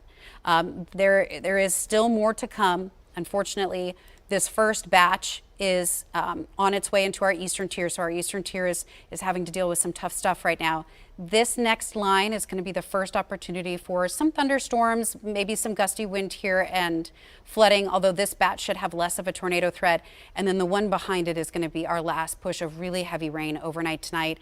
Wind likely with this as well, less of a tornado threat, but not a non-zero tornado threat. So it's kind of a long, complicated way to say that all hazards remain possible. We're just going to start to shift into a place where wind and flooding become the dominant hazards. And I want everyone at home to think about your circumstances, the structure that you're in, how the storms impacted you today, and make sure that you are positioning yourselves to be in a successful place for another round that will come through overnight tonight. Henry? And unfortunately, yes, like you said, Bria, another round as we take a look at things that is still off to the west. Now, we know that we've been getting damage reports. We just showed you the video from Spring Hill. I can tell you that aside from having crews everywhere, with this window we have now, as you can see, we've got some clearing, even getting in kind of around Murfreesboro up towards Smyrna and the Smyrna airport where Sky 5 is anchored.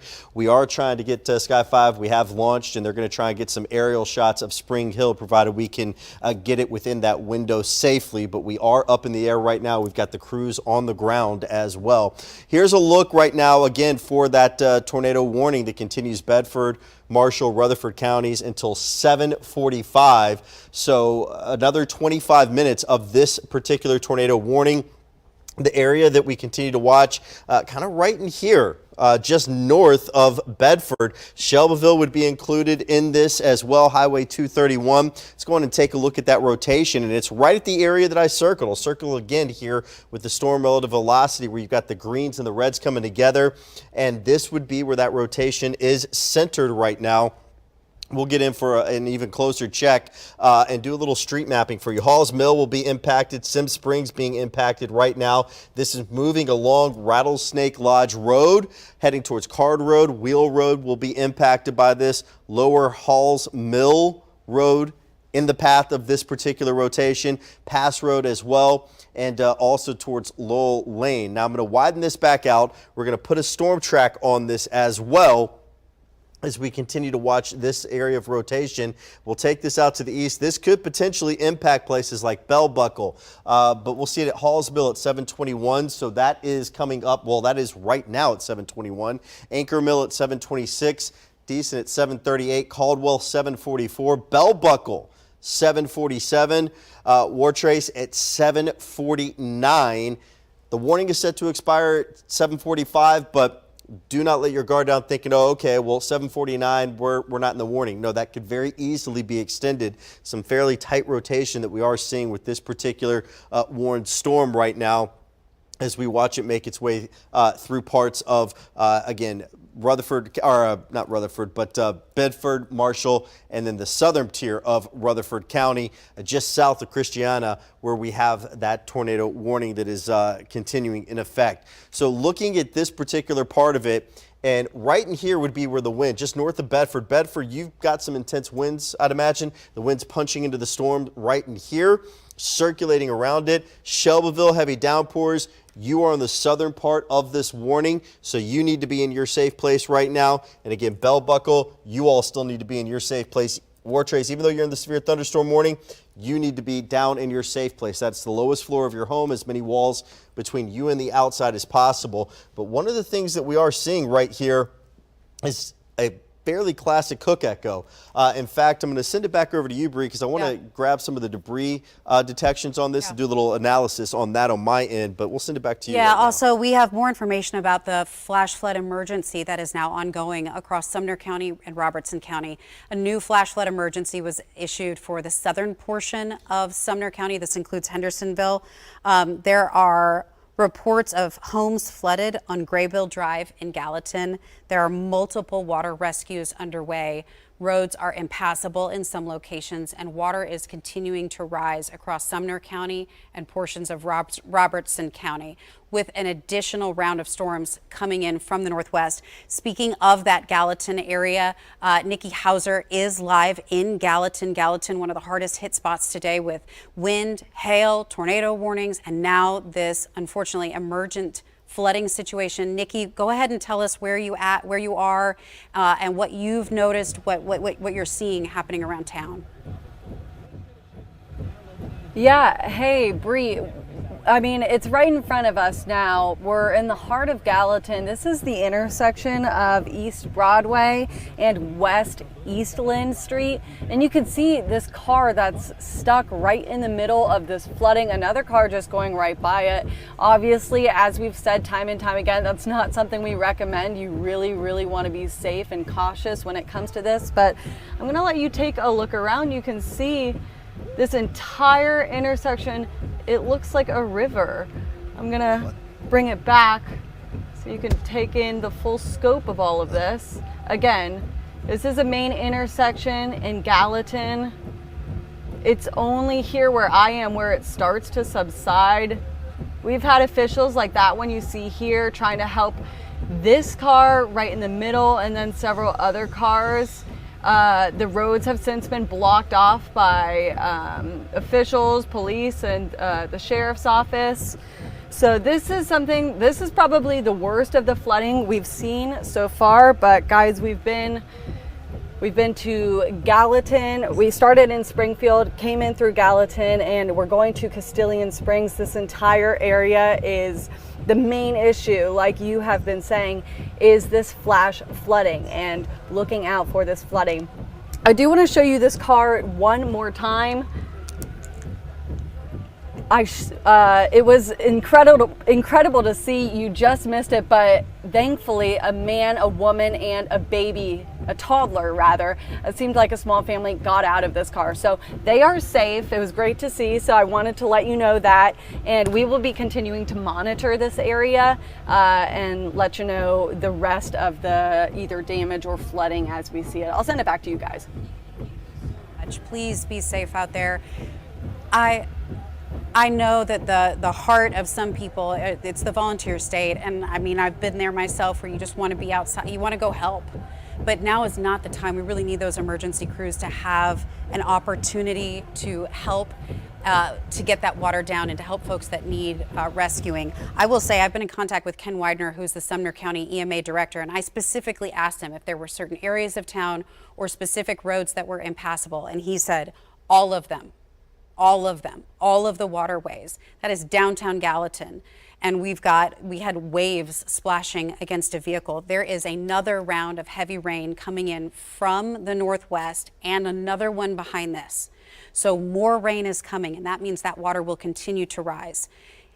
The majority of flood deaths happen in vehicles.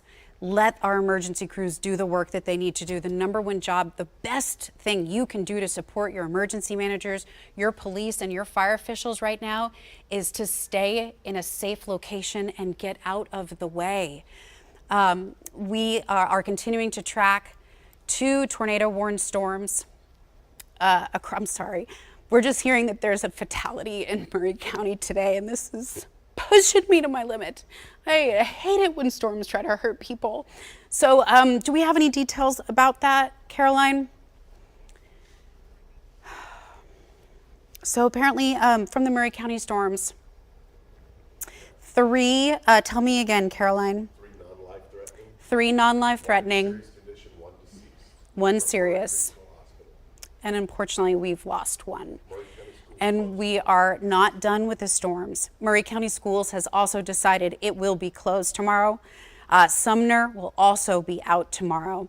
We still have 2 tornado warned storms with very healthy signatures on them. We're not turning our nose up at that, but these storms are impactful, and they've now left a lifetime mark on this community. And so we want folks to take all of this very, very seriously. Bedford County, that rotation just west of Shelbyville, just north of Bedford County. We're going to take a quick look at this, and then I know Henry has prepared some information about flood safety, because I really do think that flood threat is going to increase overnight tonight, and we're just trying to do everything we can to keep everybody in this community as safe as possible. Sims Springs, this is now moving towards 41A. This is moving towards the Shelbyville area. There is likely still some very large hail that stretches to the north portion of this from Halls Mill up towards Deason. So Bedford County, your job from Shelbyville to Bell Buckle is to stay in that interior space. Also, the storm that is moving through Cannon County and then sagging down towards Warren County, straight line wind, flooding, significant flooding. Flood warnings are now in effect for our southern plateau counties as well. This includes Sparta, Crossville, Mooneyham, McMinnville. That flood threat, I would not be surprised to see almost all of Middle Tennessee bathed in green by the end of this night, which is what the color of those flash flood warnings are. I do not say that to scare folks. You know that's not my jam. My jam is to try to empower and confidently and calmly move through these events. But this one is a mean one, especially considering we've got 2 more rounds of storms that will come through. So your job remains staying focused, staying calm, and staying safe so that we can get through this. And Henry, you have some of those safety tips. Yeah, really want to go over the flood safety tips, because seeing the vehicles, we've been preaching this, and we just saw from our Nikki Hauser and Storm 5 Titan up in Gallatin where there was flooding on the road and we saw vehicles driving through it. You saw how high the water was on that. A foot of water can move an SUV. A foot of water. Doesn't mean it's going to happen, but still the chance is there, and the most flooding deaths occur when people are in vehicles. 6 inches of water, that can move a person.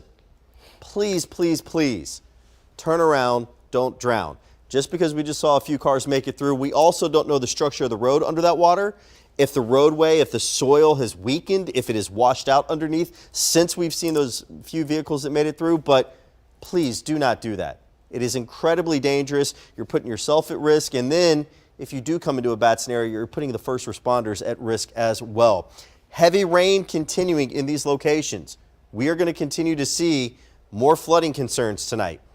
We have got the 2 tornado warnings that we continue to monitor. One now that does include places like McMinnville, as you can see.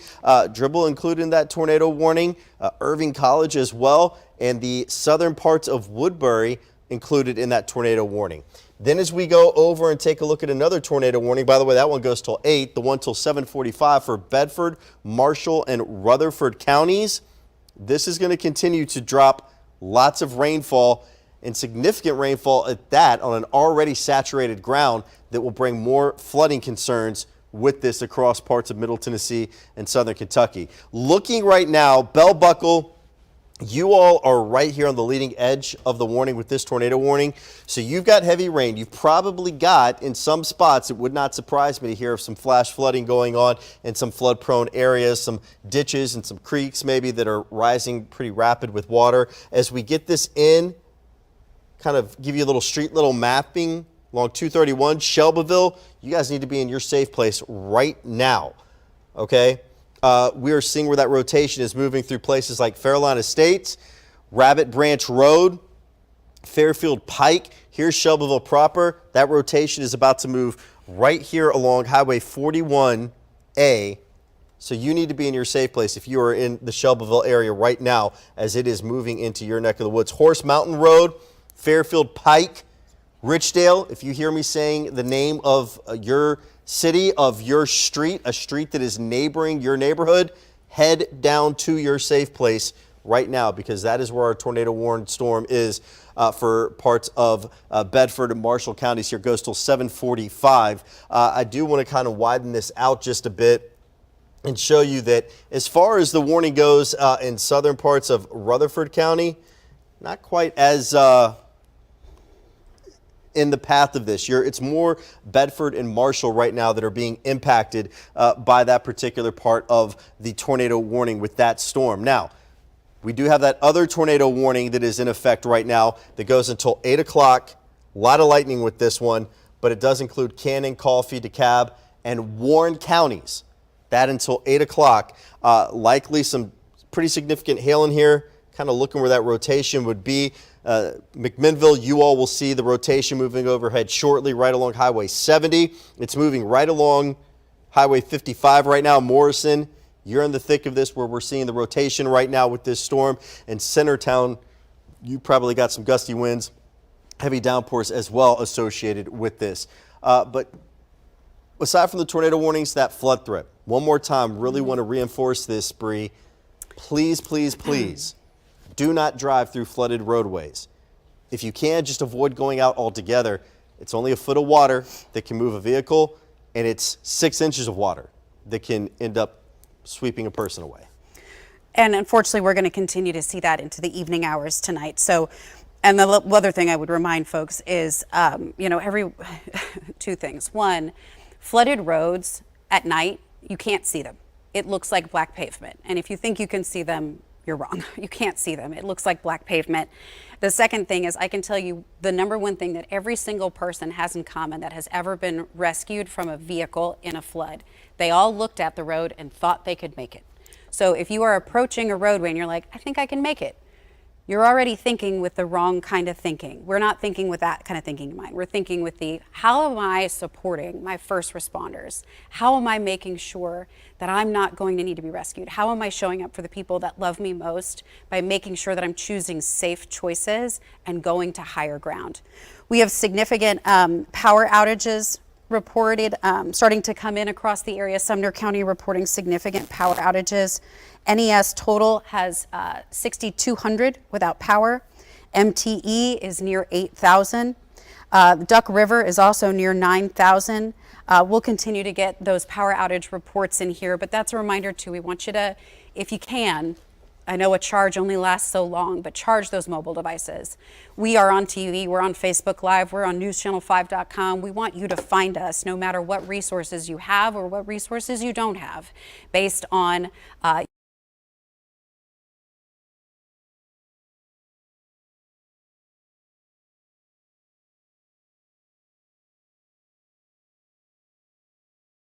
reason why the colors are changing is because we're looking from different radar perspectives. So this is out of Nashville, this is out of Huntsville. The number one thing you'll notice is they're still both very tightly together. So the concern for rotation is just to the west of McMinnville. McMinnville, I want you in that lowest, most interior space. I want you to hang with me. If you do still have power, crank the volume up high on your TV, okay? And that way you can hear us even if you're away from your TV, because we're gonna make sure that you know when this is over. McMinnville, it's pretty much going to be there in about 10 minutes. So now is the time for you to walk confidently and calmly to a safer location in your area. Irving College, just after 8 o'clock. Spencer, closer to 9. Mooneyham, just after 9. Summer City, closer to 10 o'clock. That would be outside of the News Channel 5 area. The storm track on this storm, it's moving. All of the storms this evening have not been moving terribly quickly. The warning is in effect until 8 p.m. It includes Cannon, Coffee, DeKalb, and Warren. I'm going to back it up. I know this picture here looks pretty muddy. It is moving around 35 miles an hour, so it's actually got a little bit more forward speed to it than some of the storms that we have had earlier today did. So let's go ahead and back this out and put kind of a bigger storm track, since it's going to hug the southeastern edge of our area. So this is the tornado warned portion. It is going to be moving over Warren County and Van Buren County, which are under flash flood warnings. So we're also adding more rain to an area that does not need rain, higher elevations as well. And so that means those low-lying areas will experience more significant runoff than some of the flatter areas in our area. McMinnville, 748. Pikeville, that would be outside of our area by about 8 o'clock. So this should be exiting Van Buren County around 8:15, exiting the News Channel 5 area. We'll take a look at the other tornado warned storm, and then Rory, I know you have some updates that we'll be giving. Keeping an eye on central Bedford County, Shelbyville. Pretty significant couplet here that maintains. So Shelbyville, you're in your interior space. Same thing, Wartrace. Areas near Highway 64. We want you to be in that most interior space. Putting a quick storm track on this, the couplet is pretty close to the edge of the warning here. I think it looks like it's possible the National Weather Service, they're going to be extending this into northern portions of Coffee County. So Wartrace at 746, Manchester 8 o'clock. Hard to look at these things when we're zoomed in so tight. So let's kind of back out, get big picture here, and just take a look at the active warnings in our area, because depending on where you are, it is indeed a different challenge. Flash flood warnings are in effect for Trigg, Christian, southern portions of Todd. There is a severe thunderstorm warning in effect for northern portions here. It's wind and hail. Flash flood emergencies for Robertson and Sumner. Sumner has water in homes, and there are multiple water rescues happening in Sumner County. Power is out across a good portion of the county as well. Flash flood warnings extend into Davidson County, northern Wilson County. We've got flash flood warnings in southern portions of the plateau. Severe thunderstorm warning, central Putnam County. Putnam County, I know it is very loud. There isn't anything rotating, but you do have some 60 to 70 mile per hour winds possible. Looking down towards areas towards Bedford County, this is where we have those tornado warnings that are in effect for Bedford, Coffee, and Warren County. And then south of this in southern Marshall County, we have severe thunderstorm warnings. Our western tier is in a bit of a lull right now, an important lull. Like I said, I think the best thing folks can do is just make sure that they have strategically put themselves in a place that is safe for what we expect to be still a long duration event. We're going to have another round of storms move in during the overnight hours tonight, continuing through about 3 o'clock in the morning. Rory, do you have an update on some of the power outages? Yeah, I'm looking at Duck River Electric, and that whole swath just east of Columbia, Bear Creek. Yeah. And so I assume Murray County, parts of maybe Marshall, Bedford, over toward Rutherford, they're reporting about 8,000 people, customers without power, which is not surprising given the damage that we saw. And sadly, as Bree mentioned, we have learned of the one person who has died.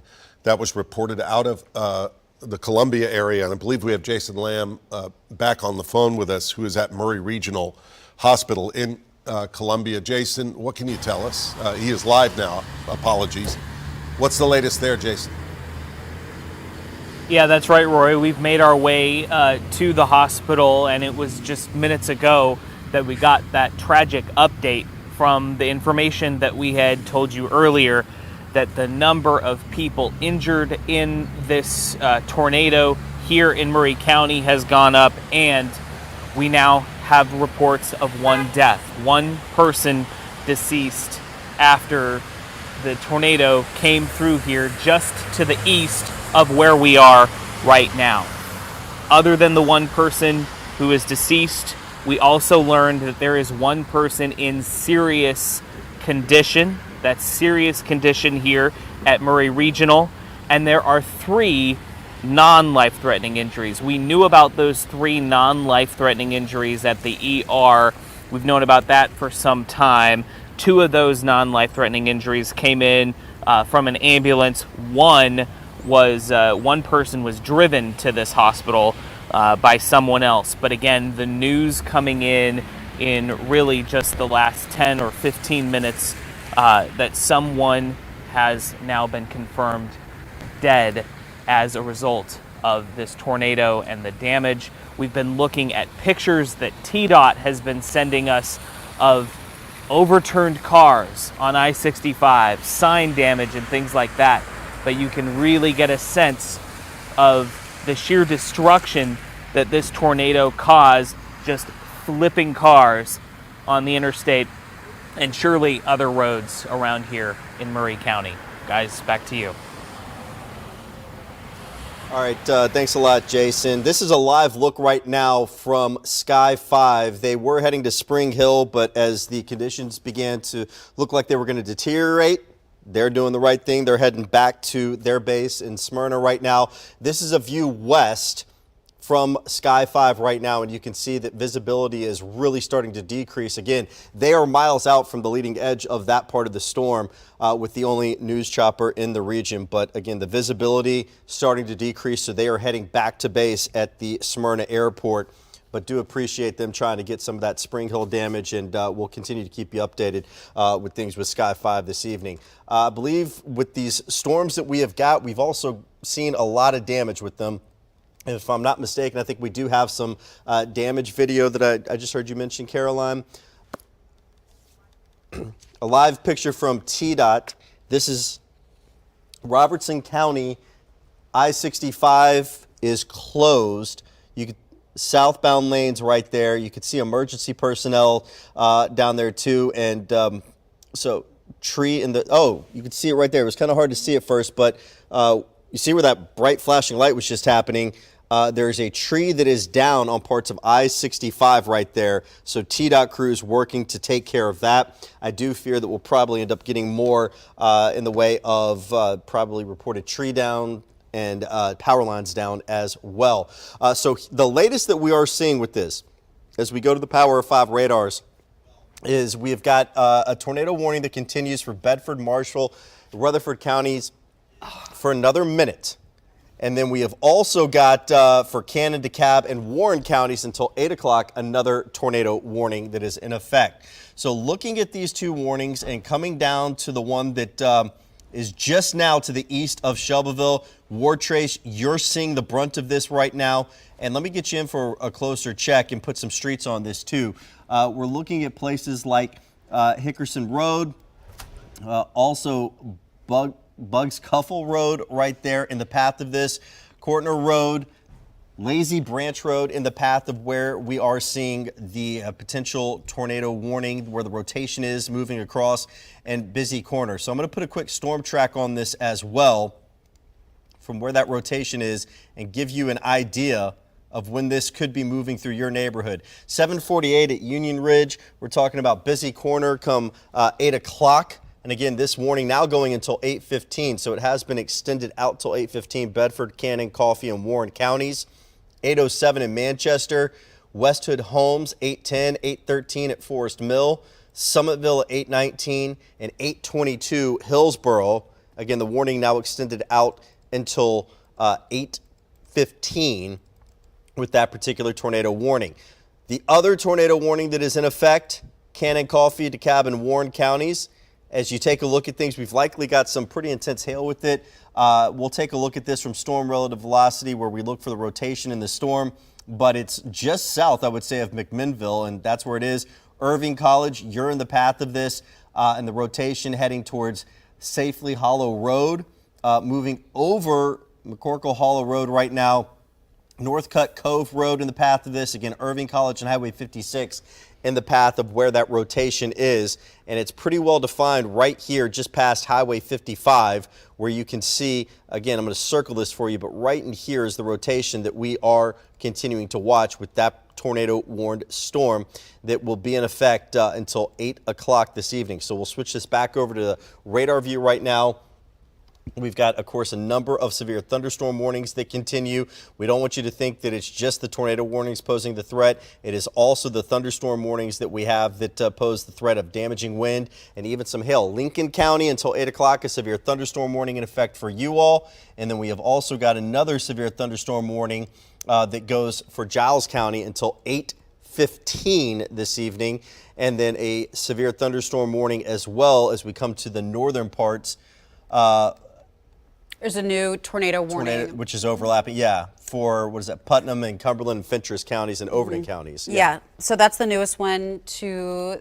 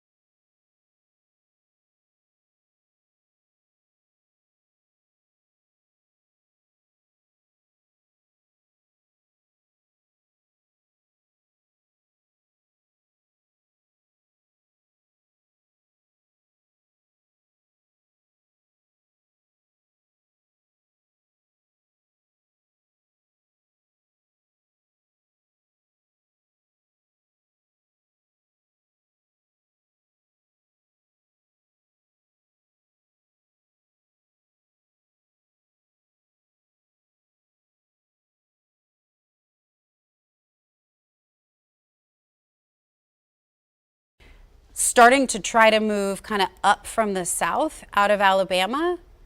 There's more of an easterly movement here, but it's possible that this could impact some of our southeastern counties, maybe Lincoln, Moore, Franklin County. And then as we look to the north and west, we've got some storms draped across flood-warned counties in Kentucky, and we look even further, and yeah, there's more activity. Let me show you a different view of these from St. Louis stretching towards Springfield. This is the final event. So I know it's hard to believe that there could be more coming after a day like today, but this is our cold front, and this is what's going to move through our area overnight tonight, bringing primarily a wind threat with it and a flood threat, but a few tornadoes will continue to be possible even in the overnight time frame. So as you're thinking about the circumstances that you have been dealing with, whether or not you have power or not, it's important to make a plan to have a way to get weather information through the evening. We are going to be here through the evening. Multiple school closures are coming in at this point. Cheatham, Robertson, Sumner, Trousdale, Putnam, and Murray all out tomorrow. We have a handful that are opening late. Those are the counties shaded in green: Montgomery, Clay, Jackson, Overton, Fentress, and Grundy County. And I wouldn't be surprised to see this list increase as well, especially as the overnight we get fresh sunlight on the impacts across the area, and our emergency crews work to get power restored where power has been knocked out. And we kind of assess what the conditions of our roads are, quite frankly, because there's a lot to clean up.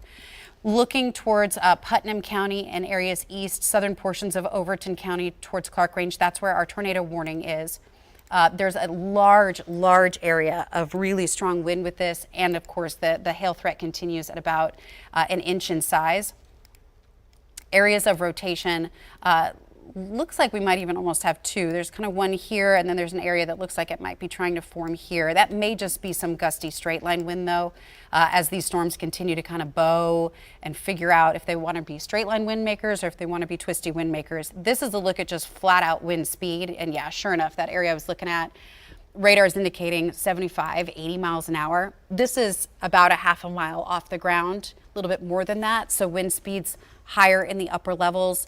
Whether or not the storms can get those down to the surface, it's not always a slam dunk, but if wind speeds are that high up above and you've got hail coming down, it's a good bet that you've got some very, very strong wind in that area.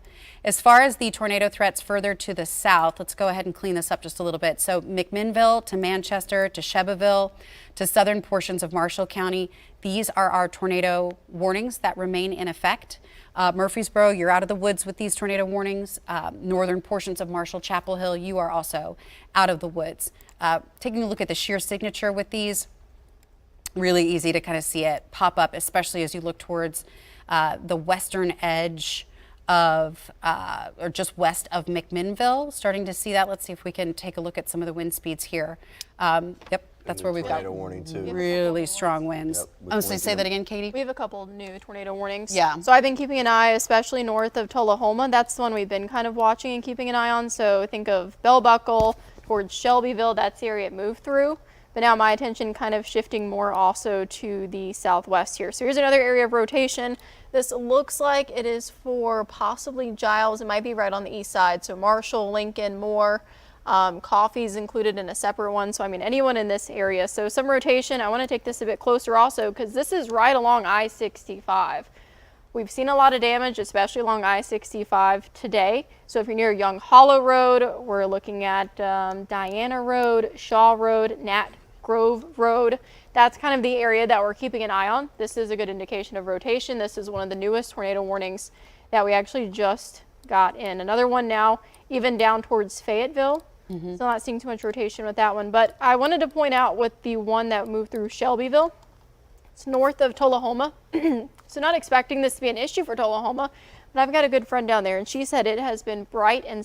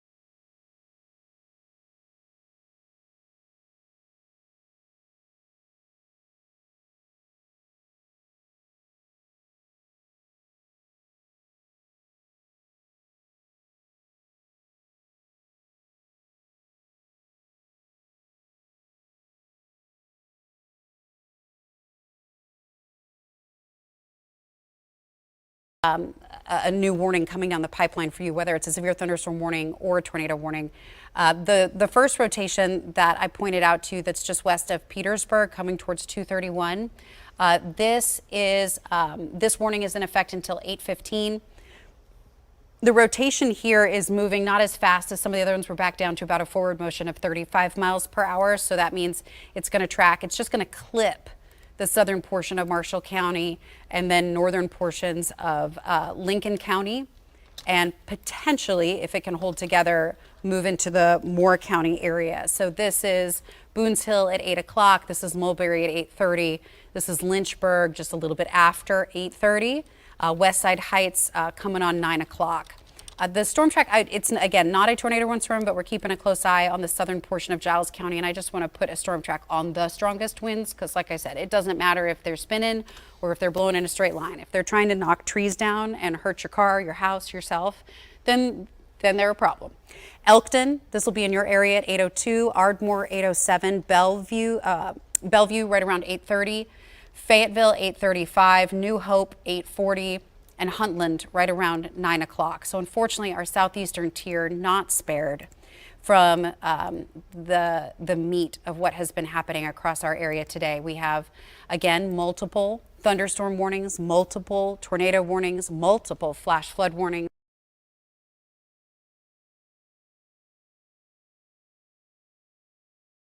Remains unchanged, especially since there are so many people with the very same job right now.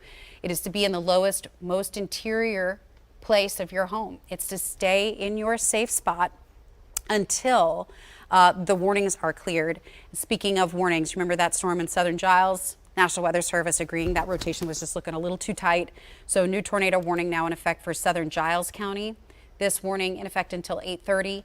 Hail also up to 1.25 inches. So we've got some larger hail kind of verging on that ping pong size possible here. So two areas of circulation of concern across Giles County. One right on the eastern edge, it's right here. And then another one on the southeastern portion, and they just extended that tornado warning into southern portions of Lincoln County. Not for you to know, but the National Weather Service in Huntsville, they're in charge of the warnings for Lincoln, Moore, and Franklin. So they're coordinating with the Nashville office to issue these warnings. We'll zoom in really closely so we can get a tighter look at where these circulations are. Just to the west and northwest of Boones Hill near Red Oak, that's where we've got one rotation kind of right on that border of Giles and Lincoln County. This is moving to the east towards Howell, bringing straight line wind with it. The risk for hail, like I said, potentially as large as quarters, potentially ping pongs, golf balls. This will move towards Highway 231. And then the southern one in the Elkton area, this one is actually perked up quite a bit near Poplar Hill. That's a pretty tight little signature there of rotation. This would be near Prospect Road, El Reed Road, again, southern, right on our southern border. Moving towards Elkton, moving towards Ardmore Ridge Road, moving towards Union Hill Road, Kelly Creek Road, moving towards Witt Road. Once it crosses into Lincoln County, it would be in the Blanche area, Marys Grove.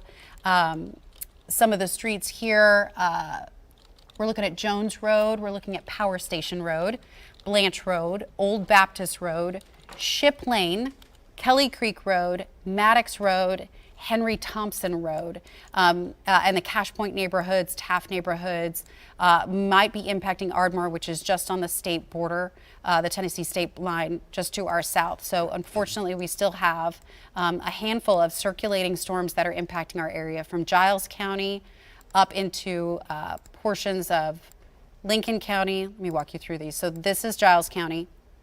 This is Lincoln County.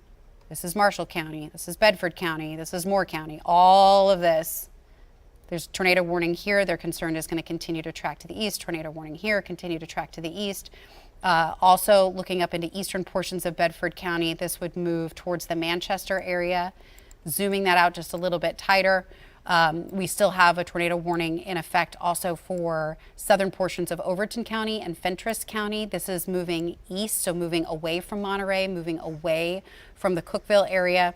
And we do still have additional showers and storms on the way. So I want to take just a quick second to kind of talk about what we're expecting for the rest of the evening also. This is what radar looks like right now. What's draped across our southeastern tier should continue to move slowly away from us. Unfortunately, it doesn't look like it wants to weaken. You can see these warnings have now been extended outside the News Channel 5 area, so our neighbors in East Tennessee are going to have to navigate these storms as we head into the evening hours. So these should gradually move out within the next hour or so. The storms that are draped across our Kentucky tier, the individual cells here have a little more of a northward move to them.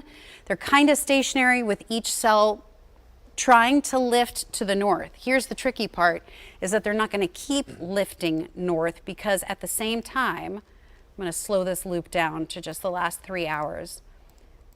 See how our storms across Middle Tennessee have marched to the east, and then you see the development in Kentucky. It's not really moving with the same appreciable speed. That's part of why the flood risk is there. Back behind it, this line of storms with our cold front has now formed and is really starting to congeal together, nearly a connected line of severe thunderstorm warnings and tornado warnings that extend from St. Louis. A little bit of a break, but I expect this area to connect. This is a cold front, and this cold front is marching due to the south. So while these storms that have generated in Kentucky aren't really moving in a north or a southward direction, they're just kind of percolating in the same spot. Once this front gets closer to it, it'll be the push. It'll be the nudge that pushes these down, which means potentially 1, 2, maybe even 3 more rounds of storms to cross the mid-state this evening.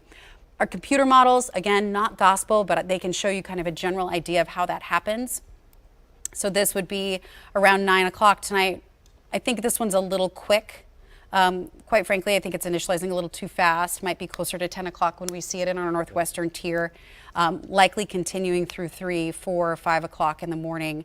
Once it's gone, there's no severe weather expected in the next 7 days. I think we squeezed 5 months worth out in a day today, which is really, really unfortunate. Here's another look at a computer model. I think this one is a better handle on the timing.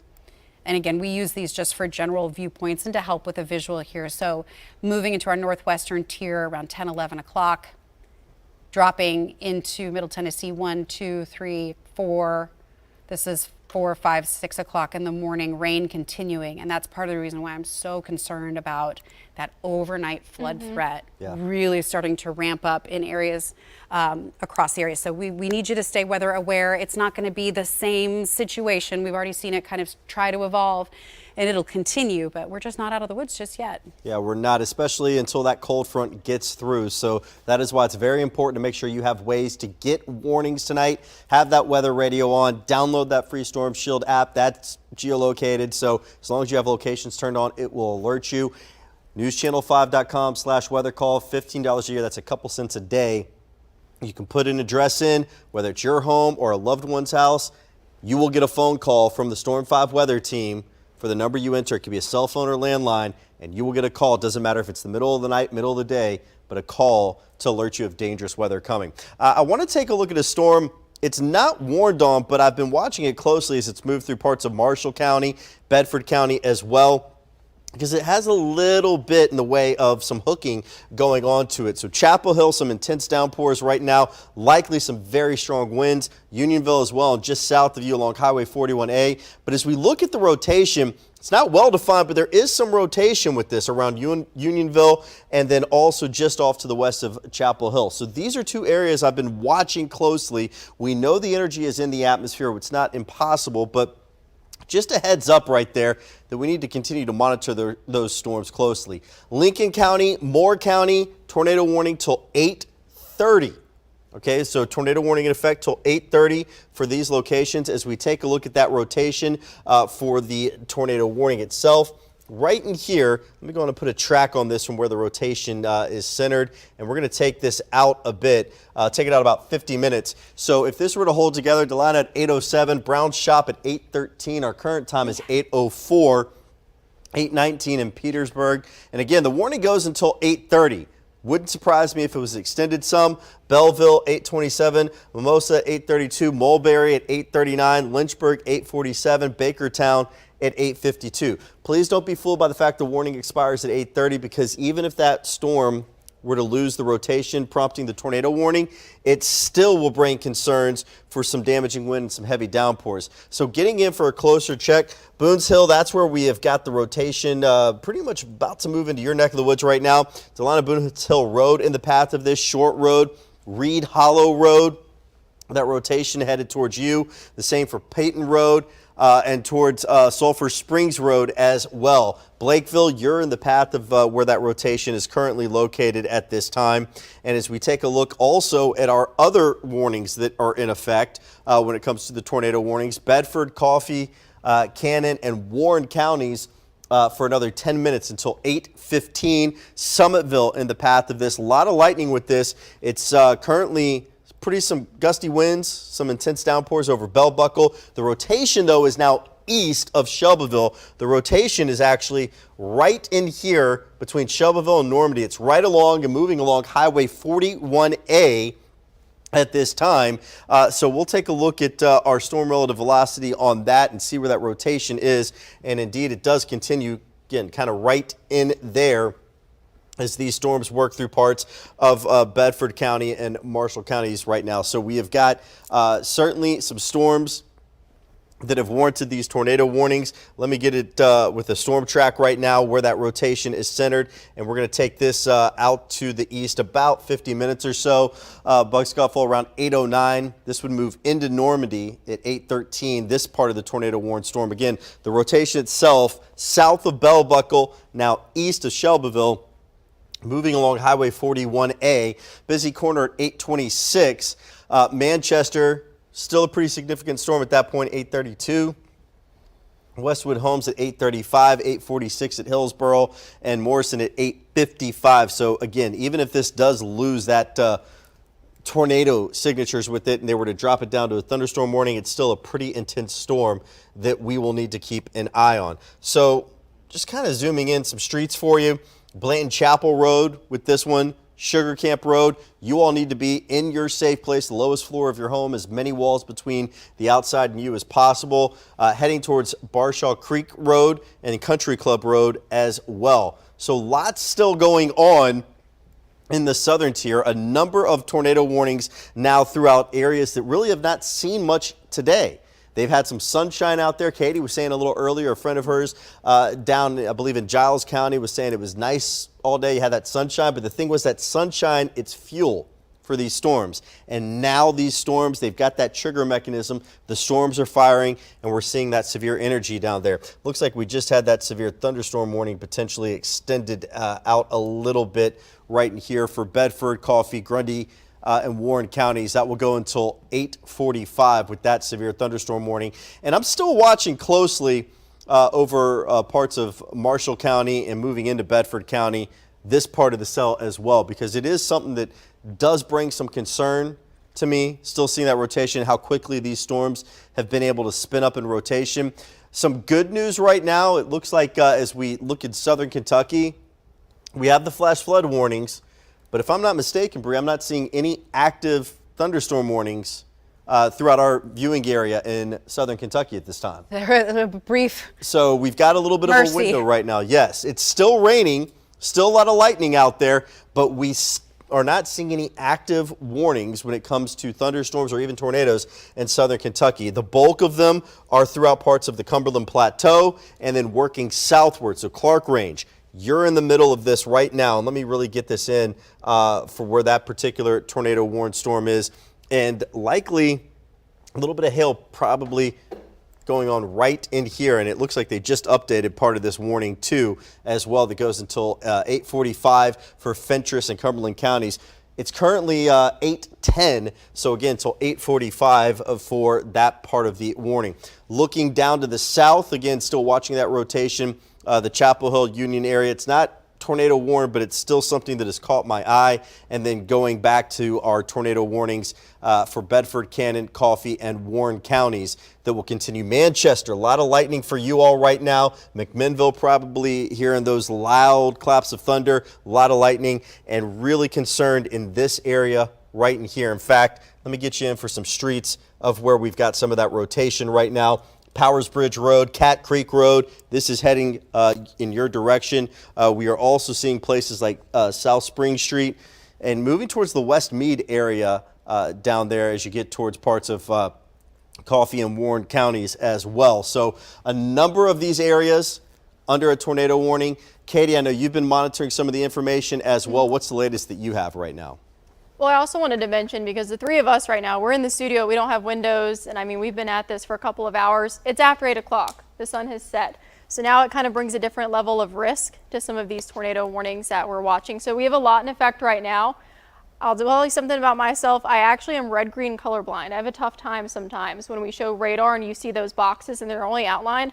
I kind of have difficulty seeing that sometimes. So I really like this map, and in case you're like me, or in case you just want a bit of a cleaner view, I want to show you this. So this is all the watches and warnings right now, really focusing on these red ones. That's our tornado warning. So for Overton, Putnam, and Fentress right now. So Fentress, Overton, and Putnam seeing that one tornado warning moving towards the east. Got another one just on the eastern side for our friends in Van Buren. Another one in the northern portion of Coffee County, Bedford, and the southern portion of Cannon. Then I'll back out and I'm going to go check out that lower one. But we've got another one right on the state border there of Alabama and Tennessee that we're kind of watching. It's near Giles, Marshall as well. And I believe that's Moore County and Lincoln County. So that's what we're also watching. Like I said, I really enjoy this graphic. I think it shows, at least for folks like me, if you have trouble sometimes, when it is cluttered and we have all those really bright colors on radar, and then we've also got all those warnings into the mix, kind of a bit of a bigger picture. Also a reminder, we've had so many tornado warnings today. We still have a watch, and the watch has a couple of hours left on it. If you're in Kentucky or the northern portion of Middle Tennessee, that goes until 9 p.m. So we still have quite some time on that. I'll double check and make sure they haven't extended it. And then for the southern half, that goes until 11 p.m. So this is a bit of a wider view. Again, the green ones, that's for our flood really warnings that we're keeping an eye on. The yellow is their severe thunderstorm warnings, and those red ones, tornado warnings. We have had reports. I don't want you to think just because you're in the yellow, it's not as serious as the red. It is. We've had storm spotters confirm winds of at least 70 miles per hour inside of some of these storms. So kind of think about even hurricane categories that would qualify. I mean, they're incredibly strong winds.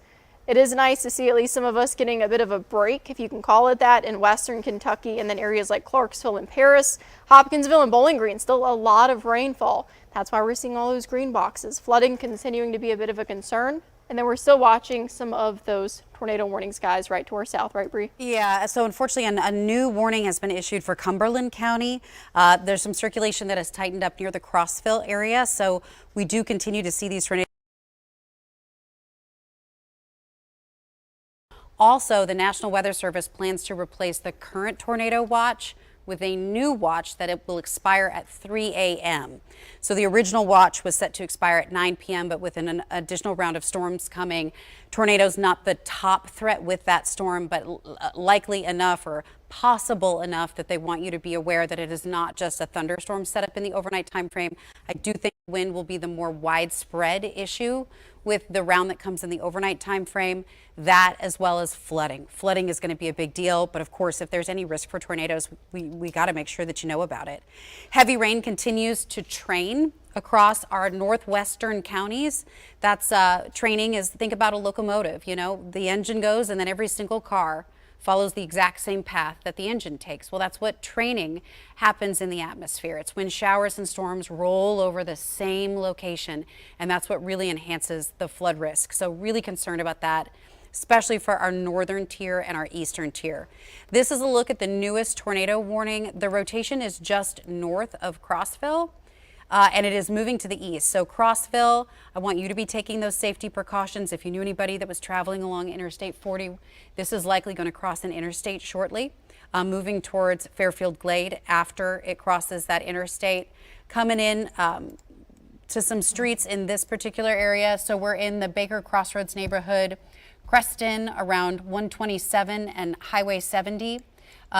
Dykes Crossroads, Baker Crossroads in this area. There's also a large area with wind and hail embedded here. So 2 tornado warnings that are ongoing. And it is indeed a very, very complicated map to look at. So the northern portion of it, this tornado warning in effect until 8:15. So that should drop off in about a minute or so. There we go. It just drops off. So that means eastern portions of Putnam County, you're clear now. Southern portions, Jackson, Overton, clear. Our concern where the lightning has this big uptick. It's between Clark Range and Crossville. That's where the newest tornado warning is. This is northern portions of Cumberland County, just north of 40, north of Highway 70.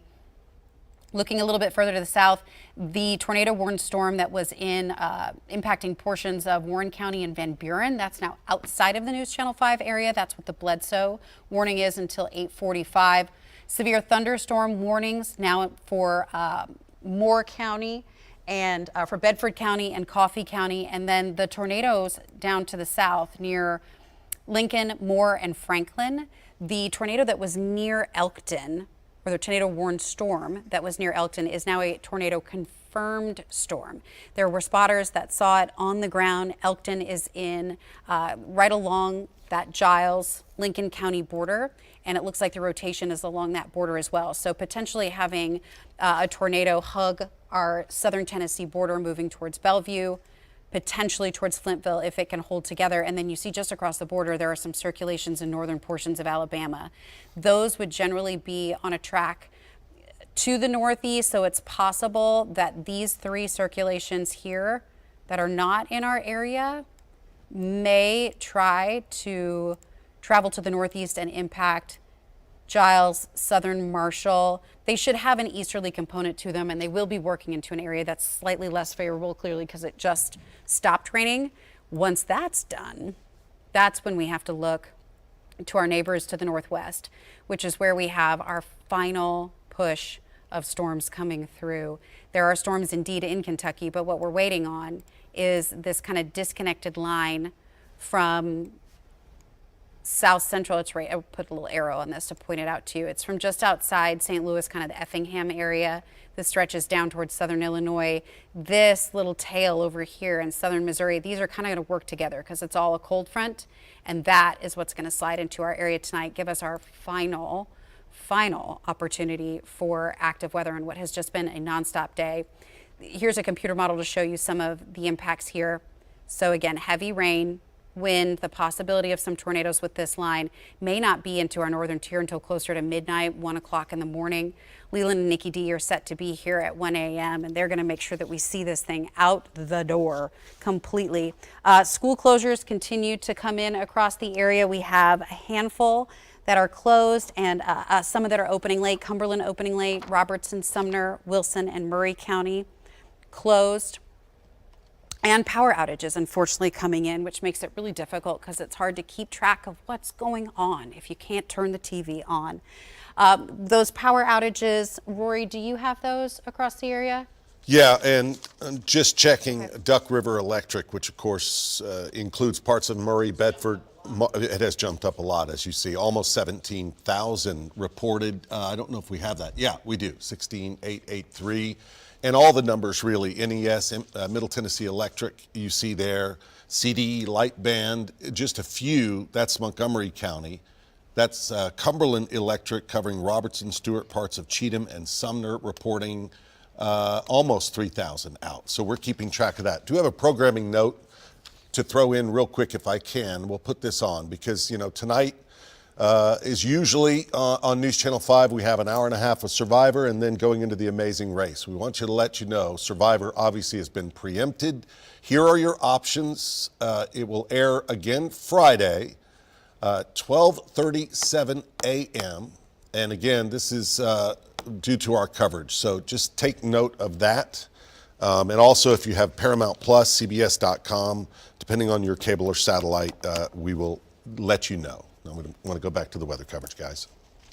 All right, take it real quick, Rory, because Yeah. I do want to talk about some of the flooding concerns as well. Henry, if I can add something real Yeah. quick, they are going to be issuing a new tornado warning for Coffee County. We do need to talk about the flooding, but Yeah. since the National Weather Service just shared that, I wanted to touch on it. So Coffee County will now be under a tornado warning. National Weather Service still drawing that up. So really our southern, our southeastern tier continues. We've got Cumberland County, we'll have Coffee County, Moore County, and Lincoln County under active tornado warnings. It's really starting to blossom significantly, even just across northern Alabama, northern Georgia. We're seeing these tornado warnings start to pop up. But that flood risk is a significant concern and will only increase overnight tonight. And also worth pointing out, too, some of these counties towards the plateau, Coffee's not included, but Warren is in a flash flood warning now. Van Buren, White, Cumberland, DeKalb, we've got flooding concerns.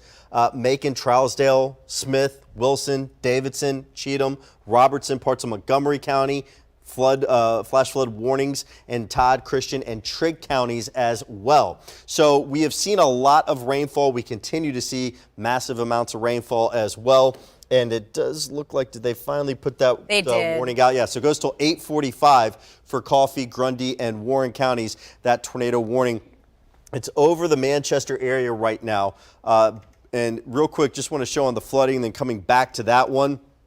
Robertson and Sumner counties, where we even had a flash flood emergency in Sumner County earlier, that goes until 10 o'clock tonight, the flooding concerns. Again, flash flood warnings remaining in effect for many of these locations, as we have seen in some spots with more rain on the way, some pretty excessive amounts of rain. Parts of Robertson County picking up over 3 inches in the last 6 hours, and more rainfall that is on the way. I'm going to come back to this real quick though. Zoom back in towards where our tornado warning is for Coffee, Grundy, and Warren counties.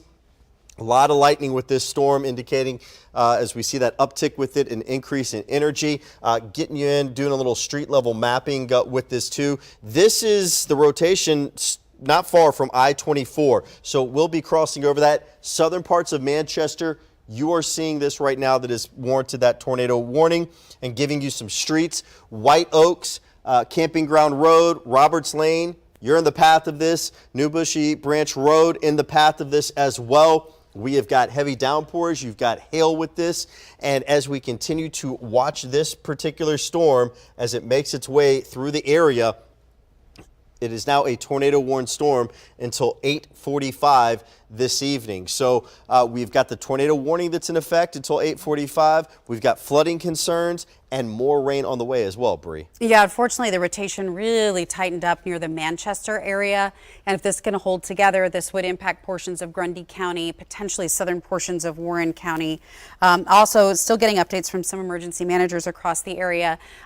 Sumner County, they are still actively working rescues in flooded homes. They are evacuating people from homes that have water that have come into those homes. So our emergency responders are working so hard, and we are so grateful for their work, especially in the fact that they're coming out and they're trying to help people in the middle of these storms. So as far as the newest warning that just came in, the rotation is likely just to the southeast of the Manchester area. This would keep it it's pretty close to Manchester, kind of the White Oaks, Blackjack area towards Hillsborough.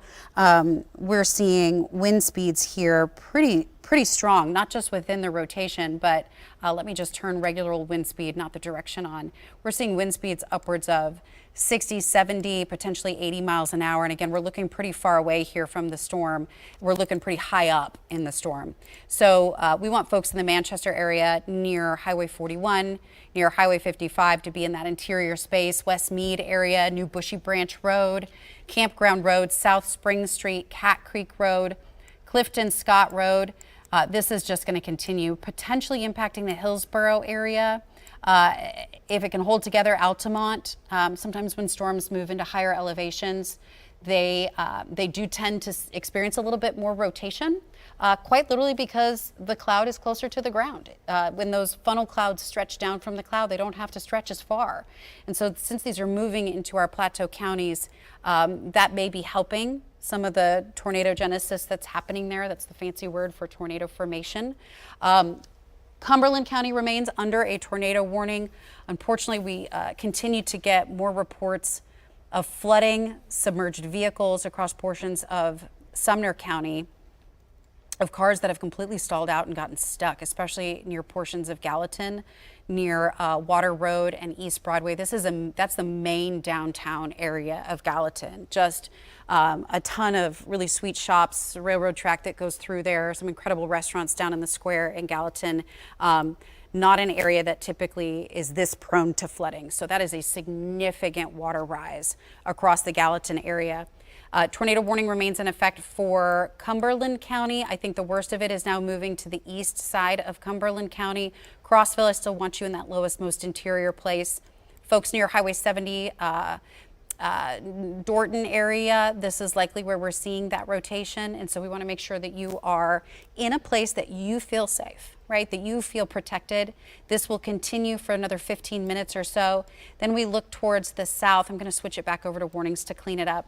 It's mainly severe thunderstorm warnings that extend from Shelbyville to just south of Mooneyham. But then we have three tornado warnings. That fourth one's outside of our area. One near Manchester. That one looking fairly robust. We want folks to be in an interior space. One in the northern portions of Lincoln and western portions of Moore County.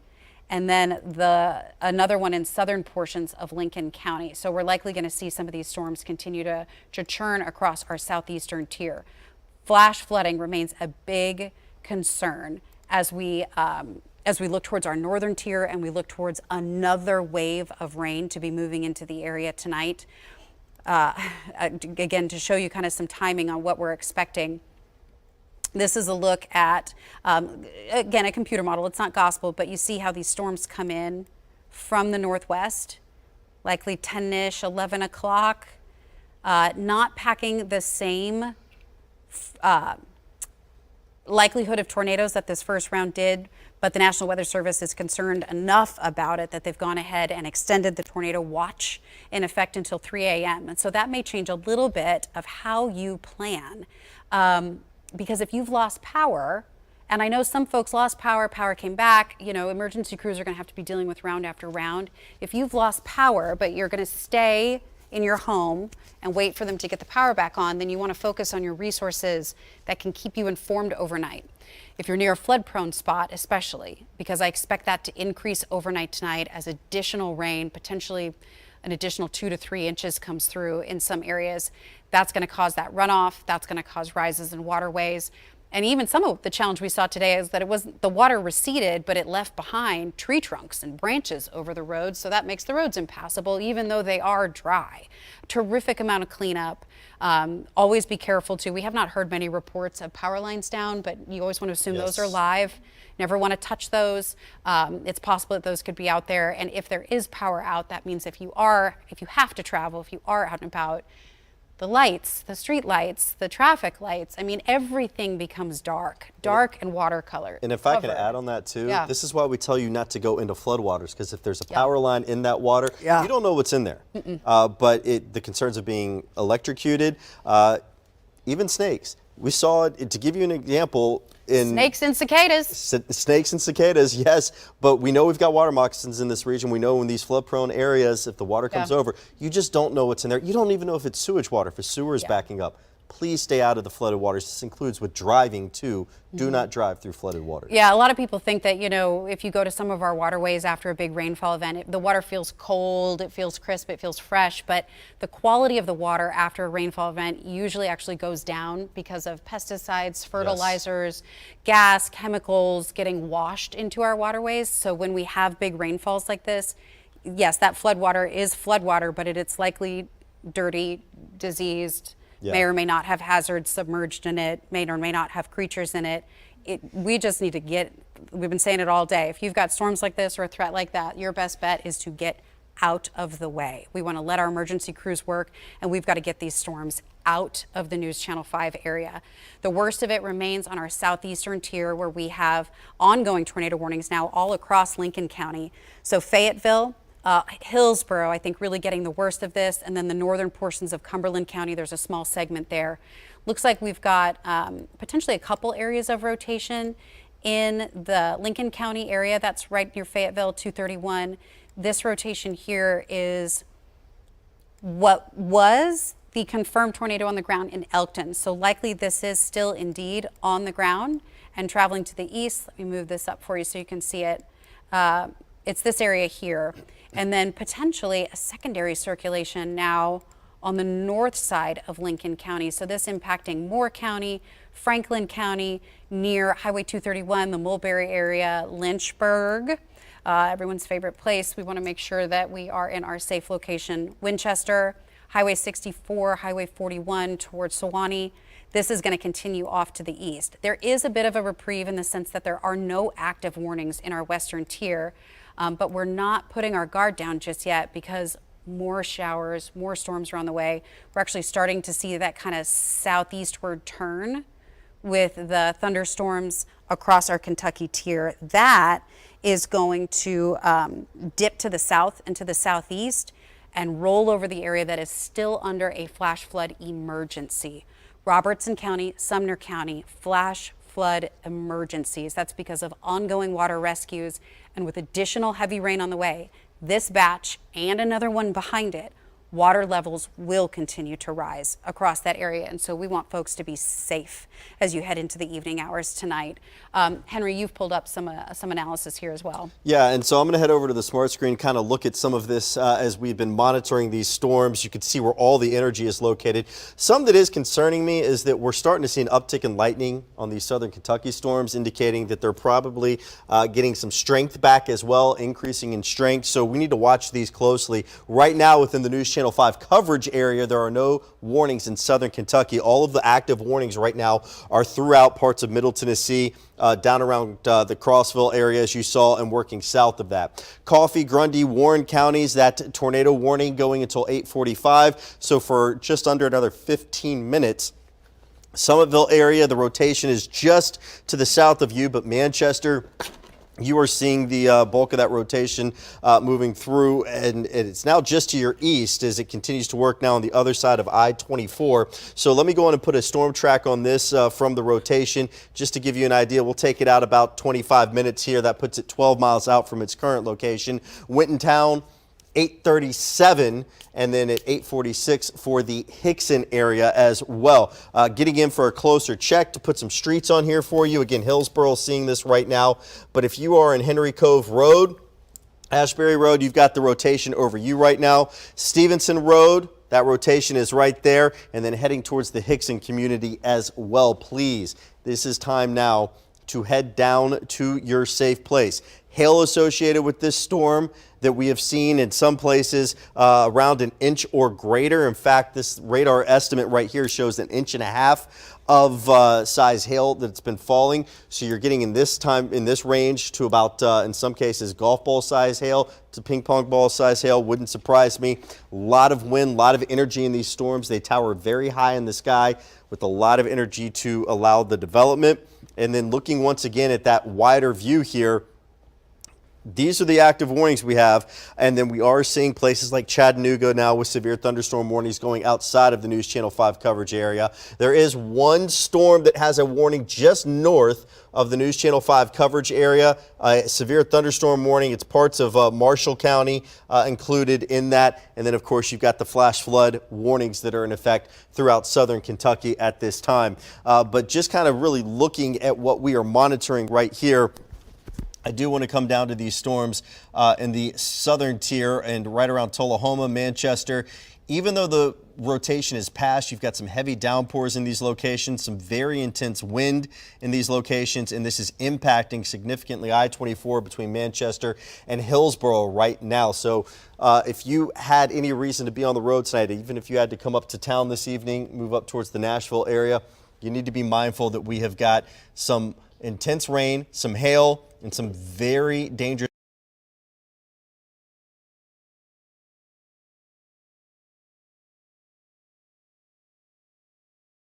risk. You are now putting all those first responders at risk that would have to come out in the case of an emergency. Taking a look also at the southern tier with the Franklin, Lincoln, Madison, and Moore County. A tornado warning until 9:15 now with this particular one. And as we just gather some of the latest information on this tornado warned storm, and of course a host of tornado warnings that are in northern Alabama as well. This particular storm is producing possibly golf ball size hail. It is moving right now east at about 30 miles per hour. So we'll put a storm track on this storm, give you an idea of cities that could be in the path. And again, with that easterly movement at 30 miles per hour, 445, that puts it in New Hope. It is 8:34 right now. At 8:39, it'd be in the Skinham area. Crystal Springs at 8:49, Flintville at 8:53. Again, the warning goes till 9:15, as you can see. And then we will see the Huntland area at 9:10. Belvedere at 9:21, Winchester at 9:31. I'm going to bring this in now. I'm going to take the track itself off and zoom this in and give you some streets for this tornado warning. The Bellevue area, you can see that the rotation just west of you. So if you're in that area down throughout parts of Lincoln counties or getting towards Franklin or even more counties, these are the places that you need to be in your safe place right now. The Bellevue Road area, Old Huntsville Road, and again, not to be confused with Bellevue and Davidson County. This is, again, south of us, widening the view out just so you can see. This is to our south in parts of Lincoln County and going over towards Franklin County as well. But some roads that are being impacted with this. Kirkland, you'll also see this Old Huntsville Road, McAllister Road, Monks Road, and the Childers Road area, all within the path of where this rotation currently is. Bree, as I kind of pan this down a little bit more to the south, I just want folks to see that we've got a host of storms that are tornado warned and severe thunderstorm warned throughout northern Alabama with a northeasterly movement. So we need to continue to monitor those as well. You are getting a bit of a break right now. Williamson County, Davidson County, Cheatham, towards Dixon County as well, and Hickman and areas west, but we will see more of this sliding into the area as we go throughout the evening, Bree. Yeah, so we're going to continue, unfortunately, to see a variety of concerns at different times tonight. Our biggest focus for tornadoes is across our southern, southeastern tier right now. We are starting to see that southward sag of showers and storms in our Kentucky tier, so this is kind of starting to sink this direction. And if you notice, that's precisely where our flash flood warnings are. So Robertson County and Sumner County, and specifically, hey, EMA workers, I know you're keeping track of everything. Your crews are about to get fresh rain coming in, fresh heavy rain. This storm near Manchester, the worst of it is actually closer to Hillsborough. This is really packing a very strong straight line wind signature. That's what I was looking at. It doesn't have a clear, defined kind of hook to it, but in the Hillsborough area especially, we're looking at possibly upwards of 75, maybe 100 miles per hour that the radar is seeing here, a large area of it near the Hillsborough area, and that's enough to create damage. So as far as any concern for rotation, that would be mainly near Highway 41. The track of this would take it likely in between Altamont and Colmont, but we've got some really, really strong wind speeds being picked up in this storm, looking like a little bit of rotation trying to kind of jog in between Highway 41 and Interstate 24, but out ahead of it, there is a really large area of probably 100 miles or so, maybe 50 miles of really strong winds that extend out ahead of this storm and then down towards the Hillsborough area, and they sag towards the south. So, you know, tornadoes tend to get all of the glory, but if we've got straight line winds that are trying to cause damage, we want to respect that also. Here's another look at shear, how we kind of look for that churning in the atmosphere, and you see how it's really starting to pick up near the Hillsborough area. So this is detecting not just the wind speed, but the direction of the wind, and we're definitely starting to see that increase just a little bit in the Hillsborough area. So that warning, I really want folks in portions, southern portions of Coffee County to take this seriously. That would be moving into Grundy County, what's left of it, within the next 30 minutes or so. Also, Lincoln County dealing with, you can see the two areas of rotation that attempted to track into northern portions and the southern portions. So the northern portion towards Lynchburg has been replaced with a severe thunderstorm warning, but the southern portion remains with the tornado warning. And the southern one was the confirmed tornado in Elkton in southeast portions of Giles. So you see that rotation on kind of intensifying just a little bit as it crossed the border and then dropping off. They're maintaining this now as a straight line wind and a hail threat as it moves across northern Lincoln, Moore, and Lincoln, Moore, and Franklin counties. It's down to the south coming out of Giles County that we have the rotation starting to, it kind of picked up near Interstate 65, looking like it's dropping off just a little bit in extreme southern portions of Lincoln County near Bellevue, but whether or not it's varying in intensity, there's still a pretty pronounced signature here, especially just west of the Bellevue area.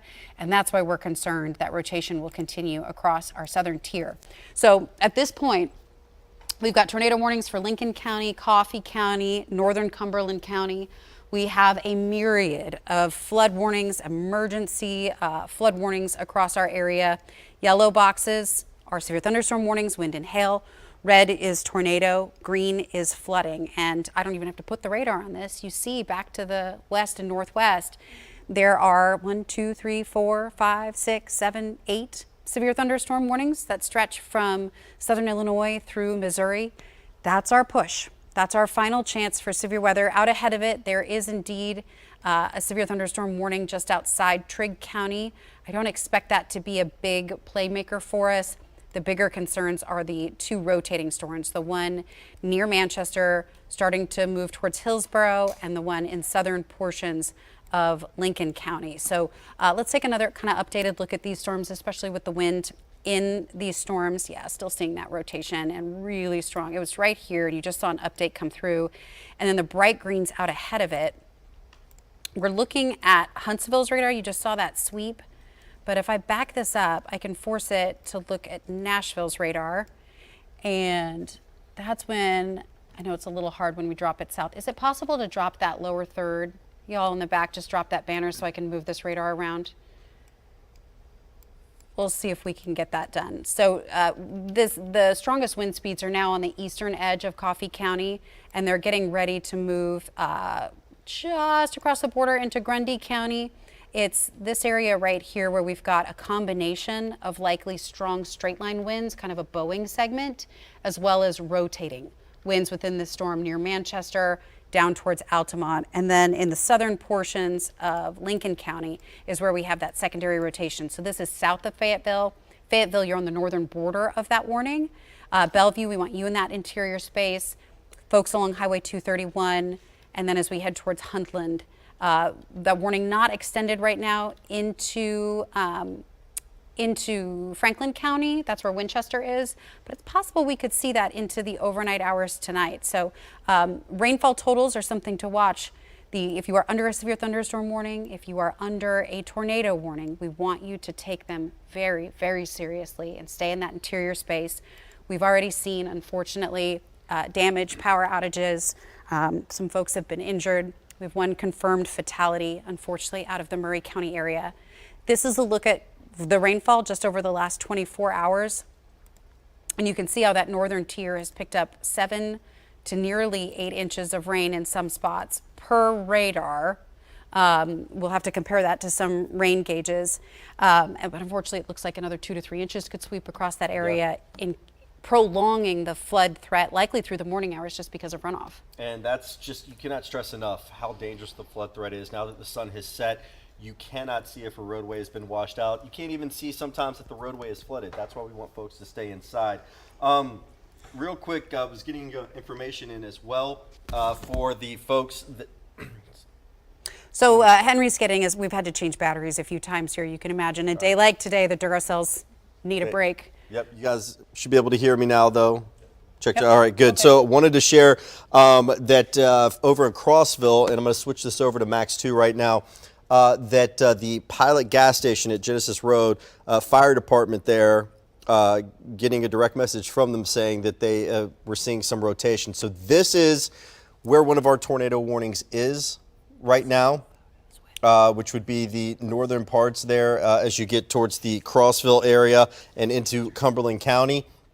Also looking to the south, we still have a host of tornado warnings that now go until 9:30, Coffee, Grundy, and Warren counties.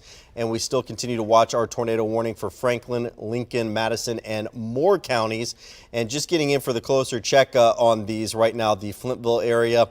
You guys are in the middle of this tornado warning storm along with New Hope. And Winchester, Tennessee, you're in a severe thunderstorm warning, but it would not be surprising if that were extended to include you. Lynchburg, you're in a severe thunderstorm warning right now. And, excuse me, and it is north of the tornado warned part of it as well. But again, want to go back up and kind of pan this up a little bit and get back towards the Crossville area, because that is where we did have, I just want to put a little track on this for our friends that are in Cumberland County, where the rotation is. Now it's almost exiting Cumberland County where the tornado warning is. but just note that it has been reported by first responders there of seeing some rotation because of the distance of where the radar is in relation to Cumberland County. It looks a little disorganized there, so I'd be very curious to see what's happening. But with a trained first responder giving us information like that, I certainly would put some merit into what they are saying with that right now. We have got a tornado watch that continues throughout the News Channel 5 viewing area for much of the night. We've got a host of flash flood warnings, and they will continue, unfortunately, for the next several hours. And Bree, you've got those up right now, and I think even more can be expected through the night. It's a lot to keep track of.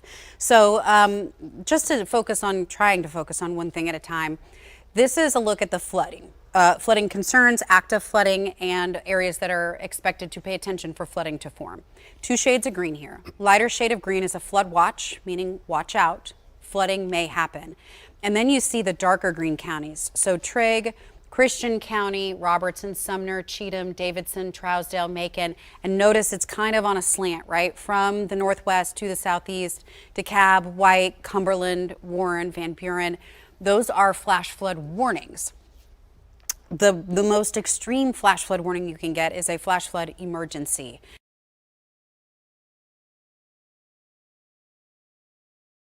Rescues water in homes. I mean, people aren't just being rescued from vehicles trapped in water. It's water that has invaded homes. Now we take a look at the active severe warnings in our area, and we have tornado warnings now for Grundy County, so Coffee County. It's the eastern edge that we're concerned about for you. I'll zoom in just a little bit tighter so we can see these. It's our southern tier, and I'll mention as I'm pulling this up, we have crews clearly that have gone out to the areas that were hardest hit tonight. Hunter Hoagland is one of those. We'll be going to him shortly, but I want to get an updated look real quick at these warnings since they just adjusted. Coffee County, now the worst of it on the eastern edge, east of Interstate 24. Tornado warning now for the Grundy, which is Altamont. And then southern Lincoln County, more remains in a severe thunderstorm warning. It's a messy look to look at these storms, but we'll go ahead and put the wind speeds on here. So the greatest area of concern, I would say the strongest winds are really starting to exit Coffee County. It looks like there may be a couple pockets still on the east side of town here, but the rotation is now crossed. So it's near Pelham, moving to the east. And then as we look to the south, that's where we've been keeping an eye on those storms coming out of Mississippi, or coming out of Alabama and Georgia. So southern portions of Lincoln County still seeing some rotation here now, right along 231, south of the Fayetteville area. We'll zoom in just a little tighter here. So still in the Bellevue area, slow mover here.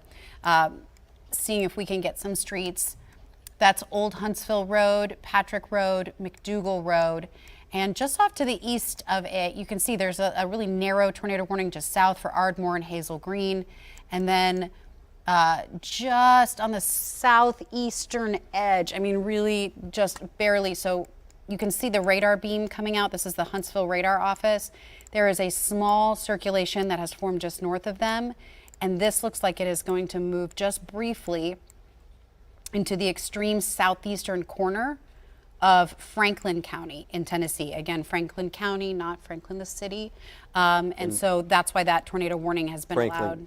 I was going to say Franklin County now with that tornado warning. Yeah, Yeah. It's 9:15. Yep, so that's what that is. It's because this is expected to clip the southeastern portion. So since those counties are side by side, I just didn't want folks to think that the reason that that warning was issued was because of the warning to the west. It's not about the storm in Lincoln County. It's about a storm that is just south of you in Alabama that's trying to lift and cross the border and would impact your extreme southeastern tier. We do want to get a check of what has transpired today, how it's impacted our communities. Rory, I know Hunter Hoagland has gone down to, I believe, Murray County. Yeah. In Murray County. Also, a quick note that we just got emailed. TDOT sent a tweet out, which is obvious, just to avoid travel tonight on roads. It's dangerous, especially down in that area. Kedron Road, I believe, in Spring Hill, right on the Williamson-Murray County line, just north of the Bear Creek area, Saturn Parkway area. Let's go to Hunter Hoagland, who's been surveying the damage. Hunter, what do you have for us? Hey Rory, yeah, we are here in Maury County, specifically in the city of Spring Hill. As we have heard from Henry, Bree, and Katie, this has been an area that has had widespread damage and certainly caused a lot of concern today. We are standing in the area where a lot of first responders are staged right now, really being dispersed in about every direction. This is Old Highway 99 in Lucia Road. It was a mess to even get back through here. You can just see it here, chaos, right? You have Hickman County EMS out here, Columbia Police, Davidson County Rescue Squad. Really every agency that you can think of here in this area is out here, really just trying to get through to some of these areas that have been affected. I can tell you we've been in this area for the last 2-3 hours, even just trying to get some self-service. I can tell you we've seen heavy damage pretty much everywhere you look, right? Homes that have collapsed, barns that have caved in, and power lines that have fallen. Again, guys, it is a mess to get through here. Some of the trees and power lines have fallen on these roads, making it even harder for first responders to do their jobs out here. We're seeing people out here with chainsaws trying to help them so they can get through. Others with bulldozers trying to pick up some of the debris. So certainly just a mess out here, right? Conditions also not optimal for these first responders. It has now gotten dark out here, off and on lightning, and certainly just heavy rain as well. I have been talking with crews out here, though. They say the last thing they need is even more people out here who are trying to get through to see some of this damage. They ask if you are at home to just stay put. Guys, we're going to continue monitoring the situation here in Maury County. For now, I'm Hunter Hoagland. We'll send it back to you in the studio. Hey, Hunter, real quick, clarify your location. I said Kedron Road earlier, and you said Old Highway 99. I know that's similar, but you are on Old Highway 99 right now? Yep, we're at Old Highway 99 and also right off Lucia Road. If you're familiar with this area, the Lucia Church of Christ is just directly behind my photographer, Dan. But this is where we're seeing the majority of first responders out here, guys, staged. Hundreds, if you will, again, in every direction, just trying to get through to the different areas that need it. So certainly just a big mess. We're thinking of everybody out here who has been affected. But again, it is hard for people to get through right now. So if you're at home, you're thinking of maybe even wanting to come see the damage, first responders are just asking that you stay put and let them do their job. Rory, we'll send it back to you. All right. Hunter Hoagland live there in Maury County, and that is, if you know the area, that Highway 412 or Bear Creek Pike that runs from Columbia over to I-65. That I think it's exit 46 right there on I-65. That is the stretch reported where we had the tornado touchdown, and Old Highway 99 is just north of that, kind of runs parallel. So it is a rural area. It is a little bit remote, and they've got a lot of work to do now that the sun has gone down, but he will keep us posted. Again, we know reports from Columbia earlier, sadly, one person reported dead. We're continuing to monitor that as well. A number of tornado warnings still in effect. We want to get back over to the weather desk, guys. So earlier today, this it seems like a lifetime ago, this picture came around 3 o'clock this afternoon from the Bumpus Mills area in Stewart County of 3-inch sized hail. This is stuff you typically see in Oklahoma. We're not known for large hail in this neck of the woods. So that kind of, to me, this speaks to how atypical, unusual this event has been. Not to say that tornadoes are not common for Middle Tennessee. We lead the country, unfortunately, in nocturnal tornadoes, the world actually. But to have an event with this many waves, with hail and straight line wind and tornadoes and this incredible flood threat persist, not just throughout the day today, but in the overnight hours tonight, really is significant. And so we want to make sure that you know that we're not done yet. We are kind of transitioning, we're evolving what we expect to happen this evening. Areas in dark green are under flash flood warnings, meaning that flooding is happening and you must stay away from low-lying areas. And if that wasn't enough, I mean, picture if this was just a rain event and we're telling you that there's flash flooding happening. There's flash flooding happening where we've had tornadoes and severe thunderstorms.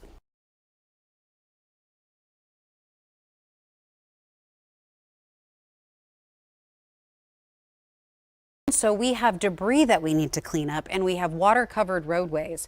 We have water that covered those roadways, and when it did it, it left behind tree branches and tree trunks. So unfortunately, we're not out of the woods just yet. Our southern tier and our southeastern tier, it looks like that rotation has really even pumped up just a little bit across portions of Grundy County. So it's starting to get that familiar sort of hook to it look in the Altamont area. likely seeing hail extend near Highway 56 in Altamont, and then it's this area right here that it's starting to curve around. This is the storm that had such strong straight line wind as it moved through the Manchester area, and part of that is the way that these storms work. I mean, literally the anatomy of them is the updrafts that help to support those hailstones. That wind can get wrapped around the backside of the storm. It kind of like wraps around the rear of it. It gets ingested into the rotation, and that's where you tend to see some of those rotation signatures. So Pelham, this looks to be to your north and northeast. It's moving towards Highway 56. Tracy City, you're awfully close. You're kind of right on the edge here. So let's go ahead and just be in our safe spot. This is moving. It's not one of our fastest ones tonight. We've seen some storms moving around 15 miles an hour. We've seen some storms moving 45 miles per hour. So it's been a little tricky to keep track of these. But this should be out of here in about 30 minutes or so. Taking a look at that wind signature, and yeah, you can definitely see a little bit of rotation picking up here. We are looking out of the Huntsville radar, so this is awfully close to the radar. Seeing some messages here, Cannon County Dispatch put a message out saying, if you don't need to be out, please stay home. Road conditions are unsafe. They're getting multiple reports of flooded roadways as well as trees completely blocking roadways all over southern Cannon County. The Highway Department, EMA, Rescue Squad, Fire Department, and Sheriff's Office are all in the area. Specifically, the 800 block of Geedsville has a large tree completely blocking the roadway. That is the message from Cannon County Dispatch. So our EMA directors are pleading with us to let them get out and do the work that they need to do. There is video and images coming into the newsroom, and we will get these turned around, of roadways that quite frankly look like rivers, like waves. You can see waves. You can see white caps on the water that is flowing down what should be passable roads, especially in Robertson, Sumner, and now Cannon County telling us that they have, unfortunately, roads that are impassable, and they've still got storms in the area. Grundy County is the one we're focused on for the strongest wind and rotation threat. It's now in the central portion of the county. Still keeping an eye on Lincoln County. That rotation, much slower moving, still located near the Belleville area. So southern portions of Lincoln and central portions of Grundy County. More counties still under severe thunderstorm warning. At this point, it looks like the worst of what's happening to our south and southeast may start to wind down in the next 30 minutes or so. And I hesitate to say a brief break in the action because the flooding is still an ongoing concern. But if we look at what's coming down the pipeline. Yeah, Katie, go ahead and take us away. Okay, perfect. So I've got, this is more of a regional view. I just wanted to show you the Midwest and the Mid-South. A popular question we've been getting is, what round are we on?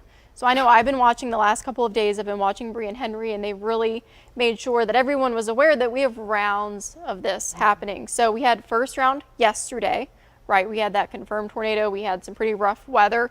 The second round was going to be during the day today. So think about lunchtime, where Leland was still here with us, and then into early evening. So we're almost winding down on round two. And let me draw this out for you. So this is kind of the end, hopefully, of round two. As Bree said, we've got about probably another half hour on this to just kind of show this out the door. Hopefully get a quick break. Let's take a look at round three. They actually just put out a tornado warning for southeastern Missouri, so not for us. But this, again, that's what's coming down the pipeline. That's where that front is. It's likely probably the Cape Girardeau area for really the CMO spot for the country. Also seeing some severe thunderstorm warnings. So that's going to be round three and our final round. The timing we looked at earlier looked like it was about to be roughly 10 to 11 p.m., lasting until the very early morning hours of about 3 a.m. So just a reminder, we've made it through round one. That was yesterday. Round two, hopefully showing it out the door within the next hour or so. Round three currently is in Cape Girardeau area of Missouri, so think almost north of the Boot Hill into southern Illinois. That's going to sweep over the next couple of hours. Still a lot going on. I've also had some questions of folks wondering, when can I go out? I heard there was some damage at my workplace or at, such and such. Can I go out?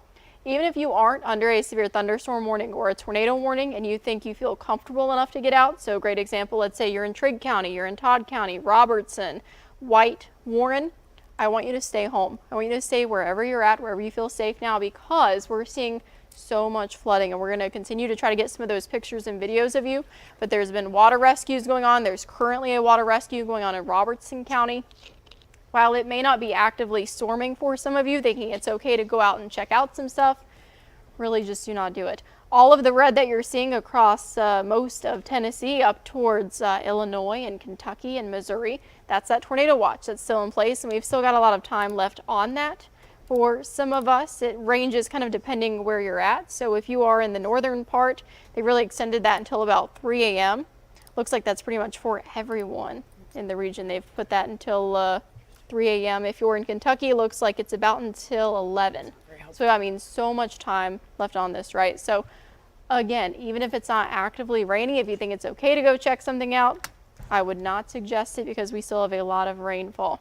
Still keeping an eye. I know there's still really messy for south eastern counties there. I've been really watching the area near Fayetteville and Bellevue. Again, Henry mentioned this earlier. This is Bellevue, about Lincoln County area. So just kind of think of that.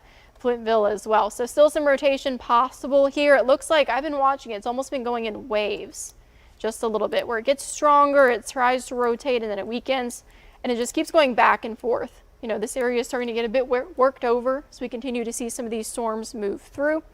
So again, hopefully with this round 2, we can just about show it out the door, but there's still a lot of activity, right, for our far southern counties that we're keeping an eye on. We have had a lot of reports. Again, there is a water rescue going on right now in Lahr Road. It's L-A-R-H, so in case I'm saying that wrong, in Springfield. So we're talking Robertson County. There's someone stuck on the bed of their truck. And I mean, Bree mentioned it earlier. She said it really well. Roads look like rivers. This absolutely looks like a river. It looks like it's flowing. I can see the white caps almost on it. And this is just really what we're seeing now that it's nighttime. Visibility is incredibly limited. Also, a reminder, when we show you some of these storms, we're not going to get as many storm reports. Earlier, I felt like they were really pouring in, which was incredibly helpful out of Murray County. Now that it's nighttime, we're not going to have as many confirmed reports, but that doesn't mean that it's still not a threat or that it's still not happening. It's just later. We're all kind of after sunset now, and the risk is elevated just a little bit. So I've been keeping an eye on this storm. This is, again, almost east of Bellevue between Flintwood. This is far south, so we're talking about Lincoln County. As far as that goes, we've been keeping an eye on it. There's still a couple of tornado warnings across the area. That's just the first one. And then we have, maybe they went ahead and expired the other ones. That would be great if they did. I think we just have the one that's near Lincoln County. The other ones are a little out of our area. But if you have some friends in Long Island or Sherwood, kind of on the state border, that is one to keep an eye on. Looks like some rotation along the border as well for Bellevue and Madison Crossroads as well, guys. Yeah, so still keep an eye on Grundy County, southern portions of Lincoln County, but this is the quietest we've been as far as thunderstorms and tornadoes, and that doesn't say much because it is not quiet out there right now. It's very, very noisy.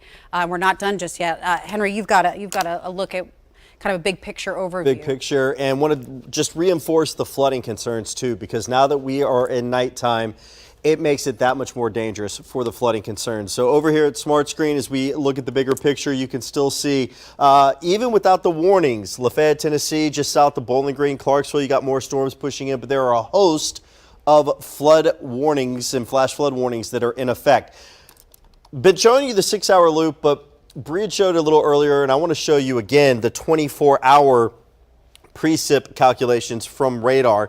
Parts of Robertson County where we have been dealing with flash flooding emergencies, even in Sumner County, close to 6 inches. Let's take a look at parts of Sumner County in the southern tier, right there along the Wilson County line, over 5 inches. So it depends on where you are as to how much the flooding concern is basically elevated. Everybody has the concern tonight, but given all that we have seen with the rainfall in these areas today, flash flooding concerns, swift water rescues have been going on. You can see all of the area under a flood watch until tomorrow morning, and where we have the darker green shadings, these are the active flash flood warnings that are in effect and that will be with us throughout the rest of the night. So really reinforcing this, especially because we've had these swift water rescues already. 6 inches of water, that can knock a person down. A foot of water can cause a vehicle to float away. This is why we tell you, please, please turn around, don't drown. This is not a cheesy saying, it's not a jingle. It really can save your life. Do not attempt to drive through flooded roadways, as most flood-related deaths they happen in vehicles, people trying to drive through a flooded road. But that bigger picture on all of this, more rain on the way. Even with this little bit of a lull that's coming, we have more shower activity. Already seeing that rainfall in an area we really do not need to see it. South central Kentucky and northern parts of the mid-state. And as far as active warnings right now, you've got Franklin County, Tennessee, also over towards Jackson County, tornado warning till 9:15. Now, as we pan this over just a bit and take a look at our tornado warning that is in effect as we get into southern parts of the mid-state or parts of Lincoln and Madison, Moore County, Tennessee, Madison County, Alabama, Franklin County, Tennessee, that goes until 9:15. You can see kind of right in here where you've likely got that wind punching into the storm, circulating around. So Flintville, you're in the path of where that storm is currently prompting the tornado warning, where we're seeing the most of this rotation. Lots of lightning associated with it as well, as we again continue to take a look at this, and also with what we have been monitoring as that storm moves through. We know that in these areas we've gotten some reports of confirmed tornadoes earlier from spotters. So you don't want to let your guard down now, because the thing with all of this, Bree, as we continue to go through the evening, now we're at the point it has to be radar confirmed, things like power flashes if we get these tornadoes, or damage afterwards. So we are far from being out of the woods yet with this. You know, and since we still have storms that are potentially causing damage in parts of our area, that only adds to that flood risk. We mentioned to you how some roads were looking like rivers. This is one of them. This is in Robertson County. That looks like something you could raft, not like something you could drive. I mean, literally white caps like rapids. And in the back, there's a truck with a person sitting on top of it. This was sent in from EMA Director Blake Pierce in Robertson County. Ongoing water rescues. Robertson and Sumner, where we have not just flash flood warnings, but a flash flood emergency. That is the most significant kind of flash flooding that we can have, and that water is not fresh water. This is a look at, Andrew, is this Lebanon you're saying? So this is flooding from earlier today. Now, that's what it looked like earlier today. You can only imagine what it looks like after dark. And that's the other big challenge, is that the only reason we could see the water so clearly in that first picture I showed you is because it's raging and it's got white caps and rapids. Otherwise, if water is just standing on a roadway, it looks black. It looks like asphalt. And it's not just that, but the water that rose, it brought trees across certain parts of our area. This is Gallatin, I know, Station Camp Creek, out of its banks over a bridge, and when the water receded, it left literally logs behind, not branches. The whole tree was still there. Significant water rescues continue across Sumner County, and that's not just from vehicles like the picture I showed you. That's from water coming into homes. So emergency management is having to come into people's homes. This is going to be one for the record books, what we have gone through today. And unfortunately, we're just not done yet. So flash flooding remains a big concern into the overnight hours, especially because it becomes a less visible threat. And folks are trying to get out. I know we're making efforts to contact TDOT since those roadways have been so significantly impacted. There were trees across portions of Interstate 65. Flash flood warnings kind of drape from Trigg, Christian, Todd down into Robertson, northern Davidson, Trousdale, and then into our southeastern tier. The worst of the wind now in central and eastern portions of Grundy County, southern portions of Lincoln and Franklin. We want you taking your tornado protocol, and then it's the northern portions that it's wind. And all of these storms are embedded within a large area of straight line wind. So it's almost like our northern tier, our eastern tier, and then our southern tier still dealing with this. For Lincoln County and Franklin County to the south, this may last for another 45 minutes or so before we can clear it completely across that southern tier. Grundy County, you should be in the clear within about 15 minutes for the tornado threat. The problem is we have more storms coming back behind it. So this is a big, big look. I put a storm track on here. The showers and storms with our cold front that drape across Illinois down into the southern portion of Missouri, kind of close to the boot heel. This front is moving around 45 miles an hour. And so this is going to be our last real push for showers and storms. There are some kind of front runners out ahead of it, so there will be pockets of rain.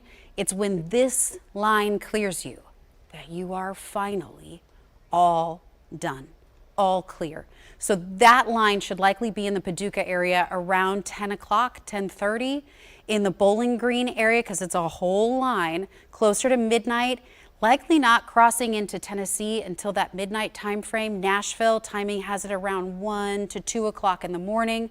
Again, once that line clears you, no more severe weather, but flooding will continue as rainfall continues to accumulate from runoff. So low-lying areas, I expect we'll still see rises in water through daybreak, but the mischief coming from a cloud is finally going to start to wind down. You'll also notice, I hope I can draw your attention, there are a couple severe thunderstorm warnings along this line. There's one tornado warning. So this line is presenting a wind and hail risk, more of wind than hail, but there are a couple spinners on it. And so it's possible we could get a few of those as it comes through. But once this passes you, things start to improve. Out ahead of it, there are showers and storms that have been training across our Kentucky tier that has enhanced the flooding risk from Trigg, Christian, Todd, Logan, Simpson, Allen, Monroe County up in Kentucky. This is now starting to drop down into Stewart County, Montgomery County. Not severe, but it is more rain. And heavy rain continues across northern portions of Robertson, Sumner County, and this is all going to sag down. As this front moves, it's going to be the initiator, the forcing mechanism that gets these showers and storms that aren't moving much to start chug-a-lugging to the south. So that means you're going to have a couple more rounds. This is the last one, though. We can see the whites of its eyes. We just need to get it through.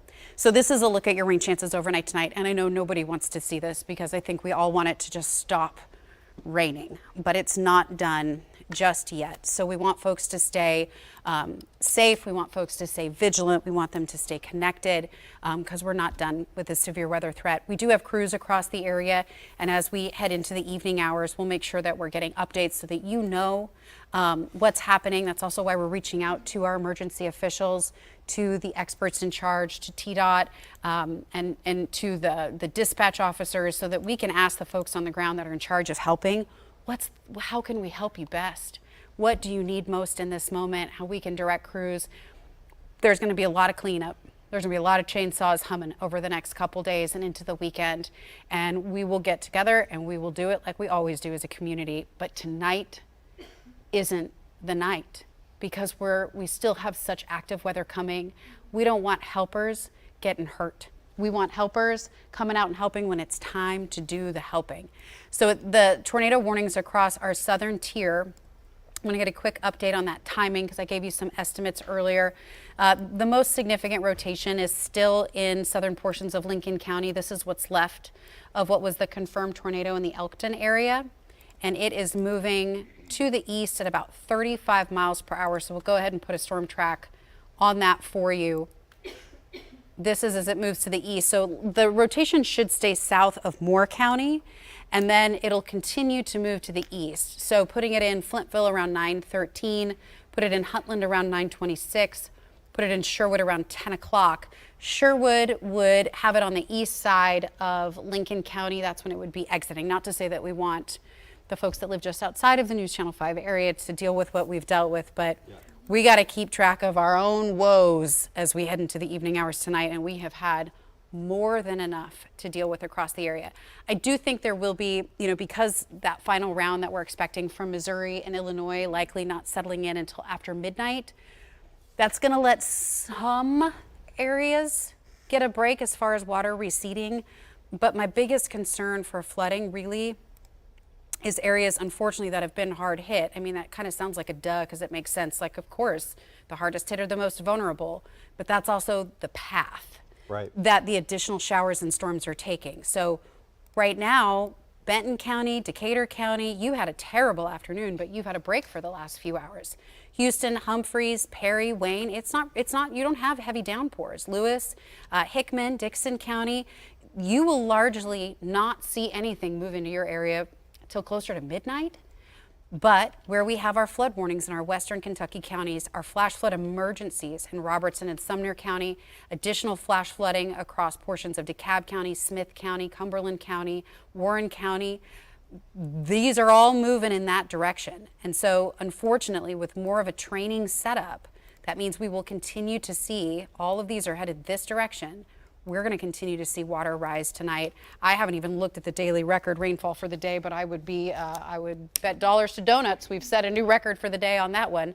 And unfortunately, this is going to continue through about 4 or 5 o'clock in the morning. Yeah, and I do want to also elaborate on staying off the roads. We've been talking about the flooding, but as we take a look at our 5 Live traffic graphic here, that is the southbound lane of I-65, where I believe it was a tree that was blown over across the interstate earlier. And I think we even have, the TDOT SmartWay camera right there. Traffic is shut down in that.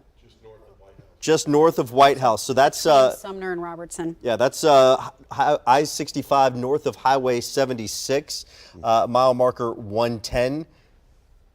This is why you need to stay off the road tonight, because even on some of the secondary roads and these rural roads, this is an interstate with a tree. That was easy to spot. There's a lot of people around, but you don't want to be driving at night and come across a tree that's down or have a tree potentially fall on you. As drastic as that sounds, these things can happen. This is why we want you to stay home tonight. So that is what we're looking at there from a traffic standpoint. Taking a look at the active watches. Yeah, we've got the tornado watch. It's going to take us into the overnight hours. We have got, as far as active warnings right now, Grundy County, our tornado warning continuing, parts of Lincoln, and it looks like Franklin County also in that. We'll take a look at the Power of 5 radars, because there's the 2 tornado warnings that we had mentioned within the News Channel 5 viewing area.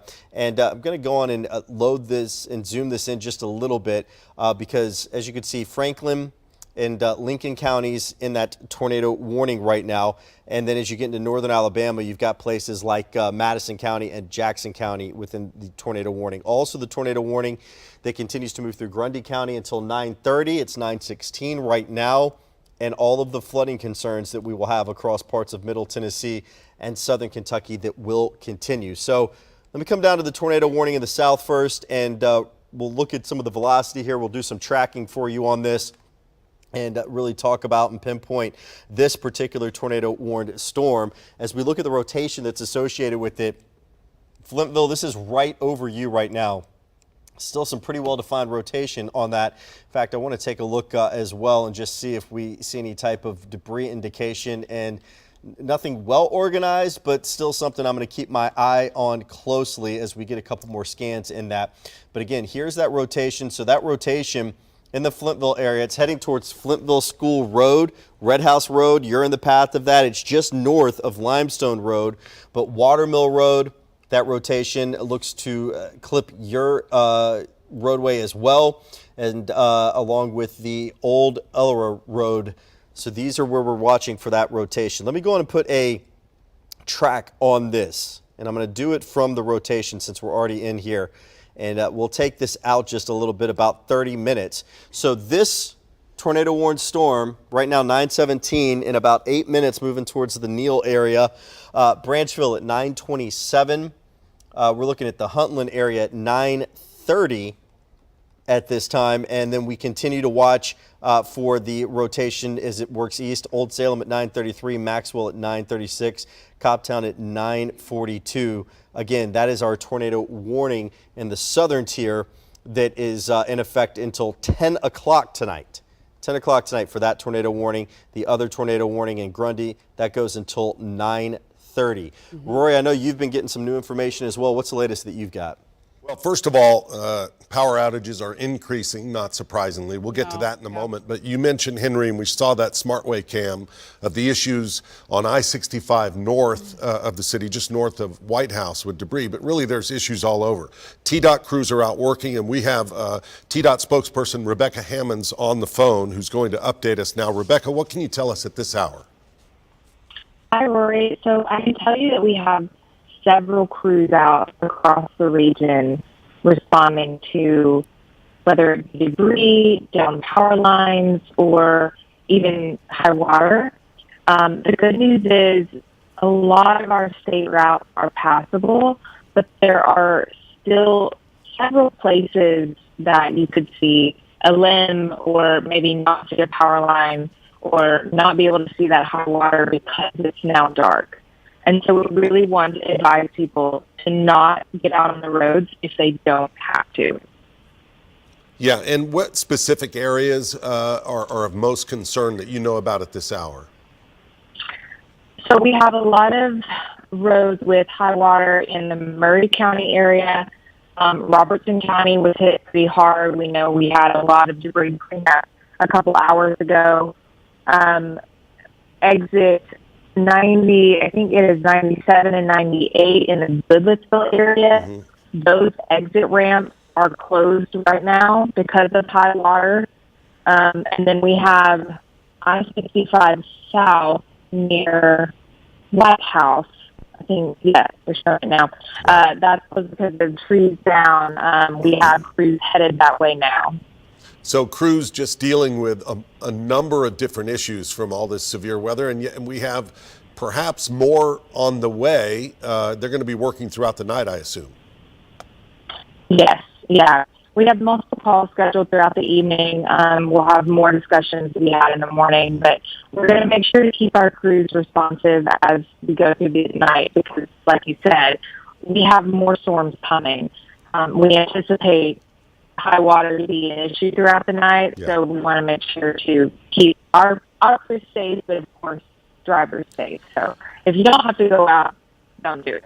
Yeah, that's the best advice. Rebecca, thank you for being with us. I know you're busy. We appreciate you giving us an update. Thank you, Rory. Hope your crews stay safe. And guys, you know, we just mentioned not only there's the dealing with down power lines and debris on the roads, but flash flooding and a lot of water. Just for the curious, stay off the roads. It's the safest thing tonight.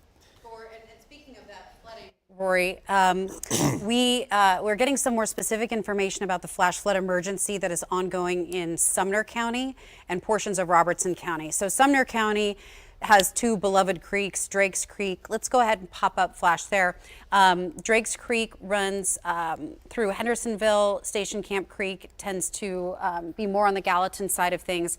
And Drake's Creek parallels Indian Lake Road in Hendersonville. That's the road where you hop off of Vietnam Vets, and it's how you would get to Main Street or Gallatin Road. So if I can zoom in a little bit, this is going to get kind of thick here as far as roadways go. So this is Hendersonville here.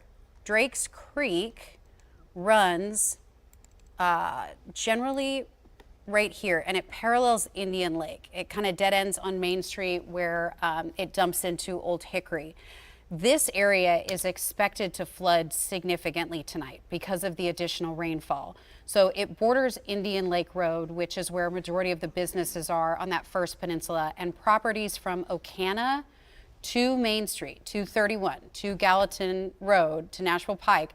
They are expected to see floodwaters spread both east and west. There are clearly a lot of athletic grounds here, but there's a lot of businesses that parallel that. There are homes that are along the creek as well. This is also the area of Hendersonville that was damaged in the December 9th tornadoes just last year. There's still a lot of tarps on roofs in this area of town.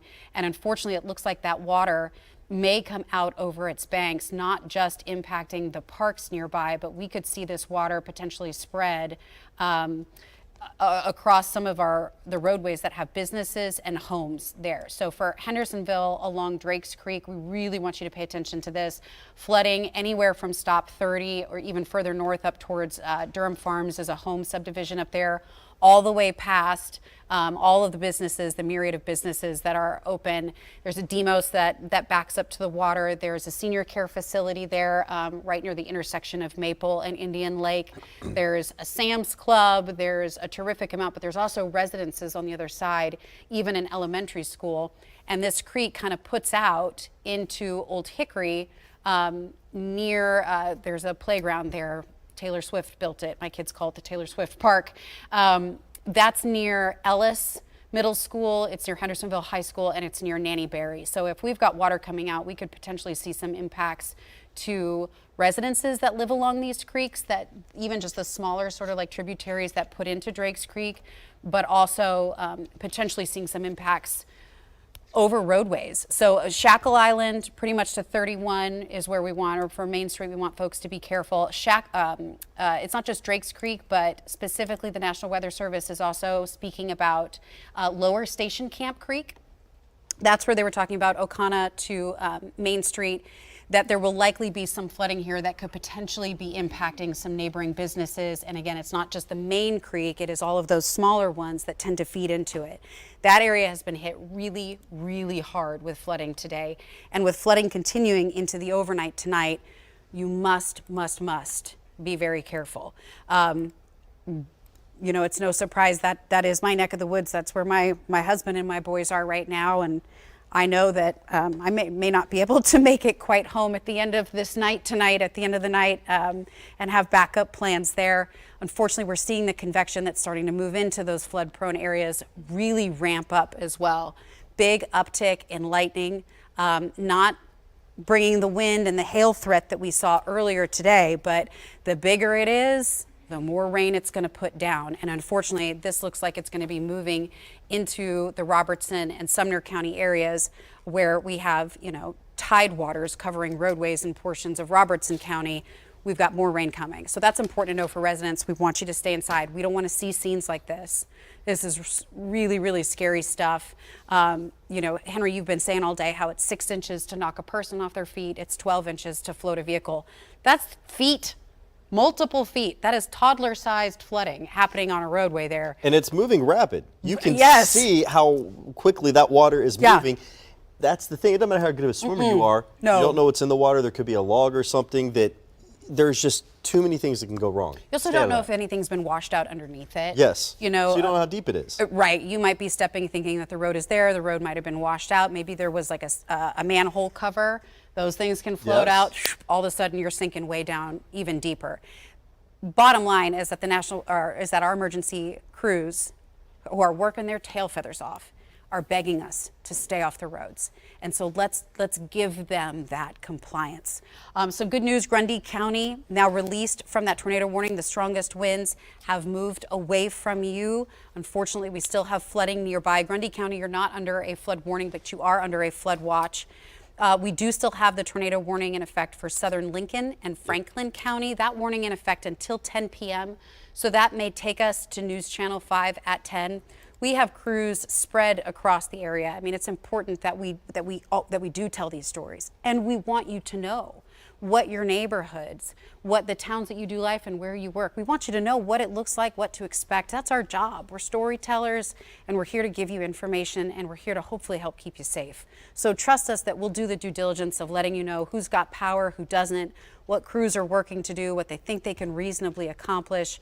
As far as this tornado warning goes, it does look like it will continue through about 10 o'clock. I imagine they'll be able to release Lincoln County from this, trim it off a little bit, maybe within the 10 minutes or so, because the rotation.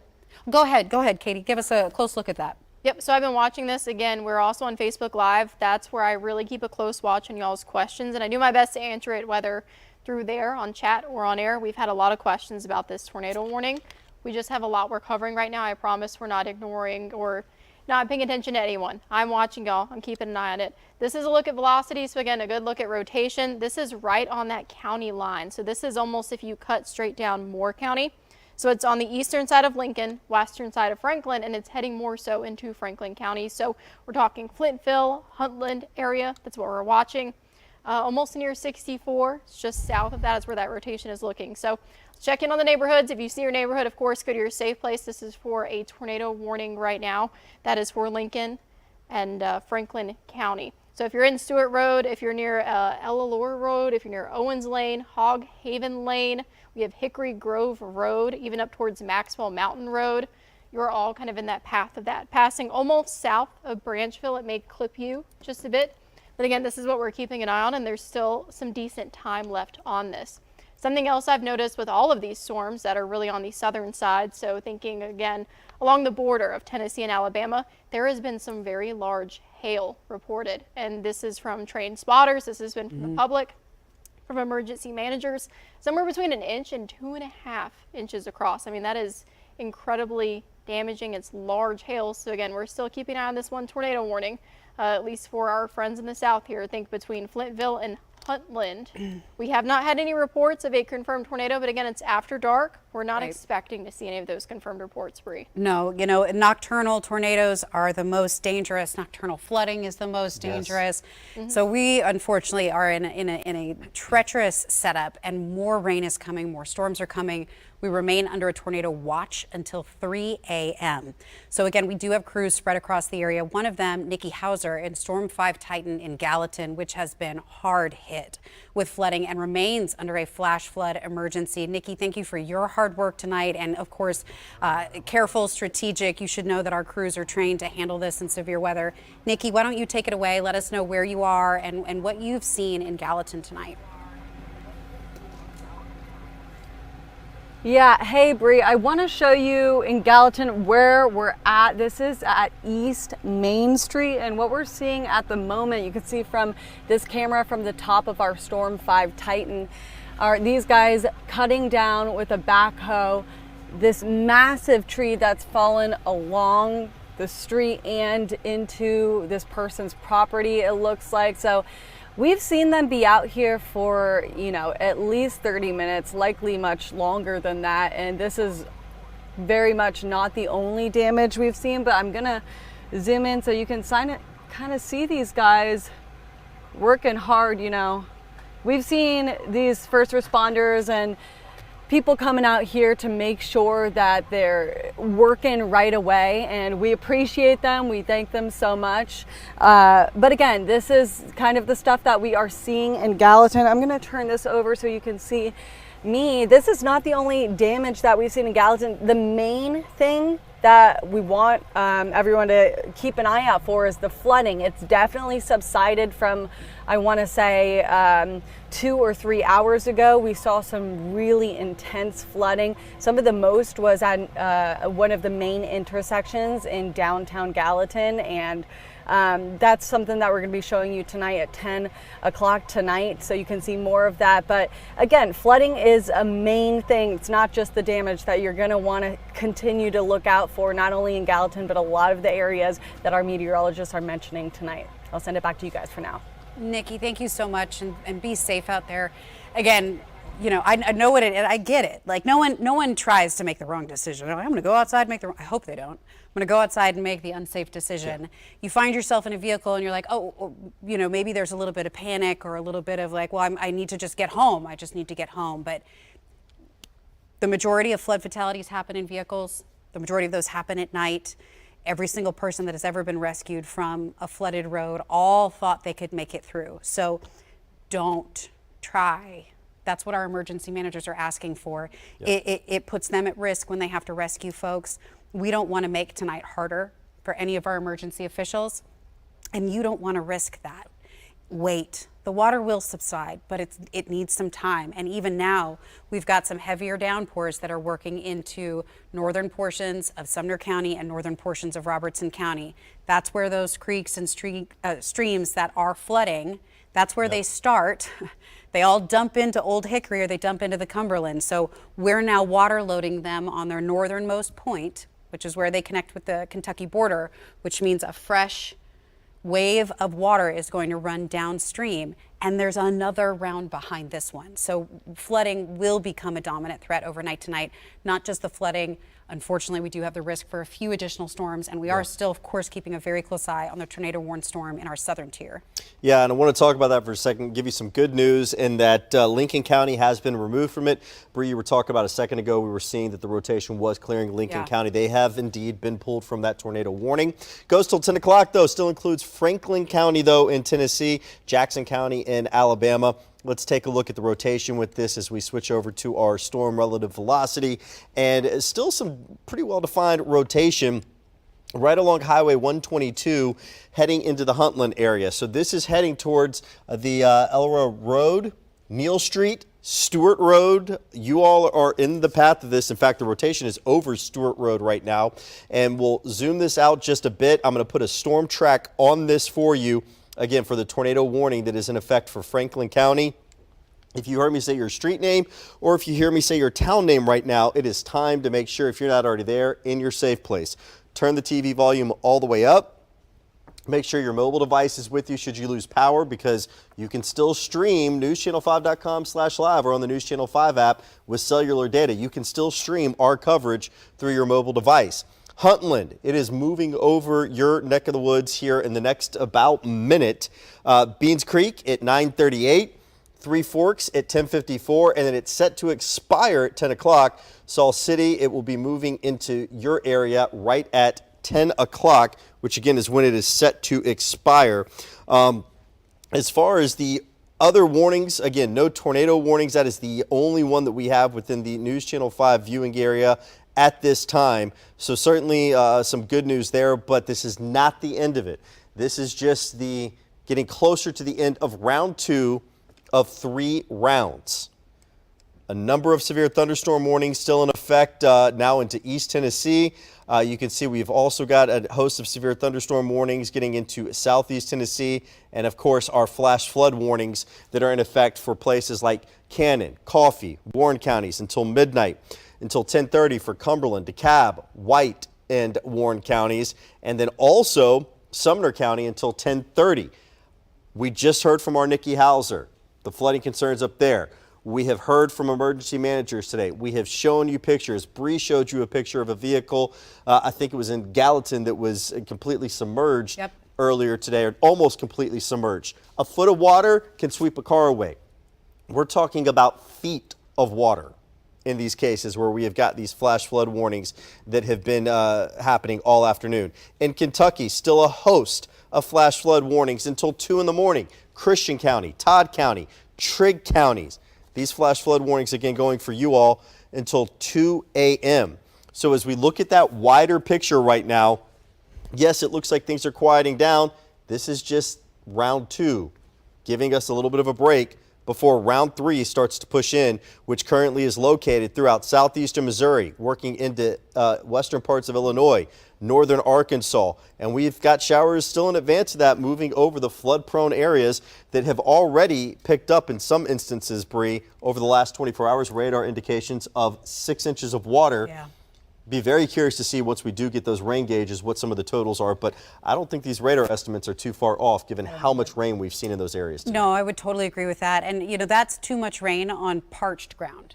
And we've been saturated for the last week. Now, this is starting to impact schools. We had some schools closed today, and school closures are coming in tomorrow. Robertson County is one of the schools to be added to the list. And Katie, you got some information specifically about, sorry, not Robertson County. You got some specific information about Rutherford County. Both of those are closed, but let us know the latest on Rutherford County. Well, yeah, and there's also just a lot going on. We have at least 12 counties last time I checked that have schools that are closed or delayed for May 9th. So that's for tomorrow.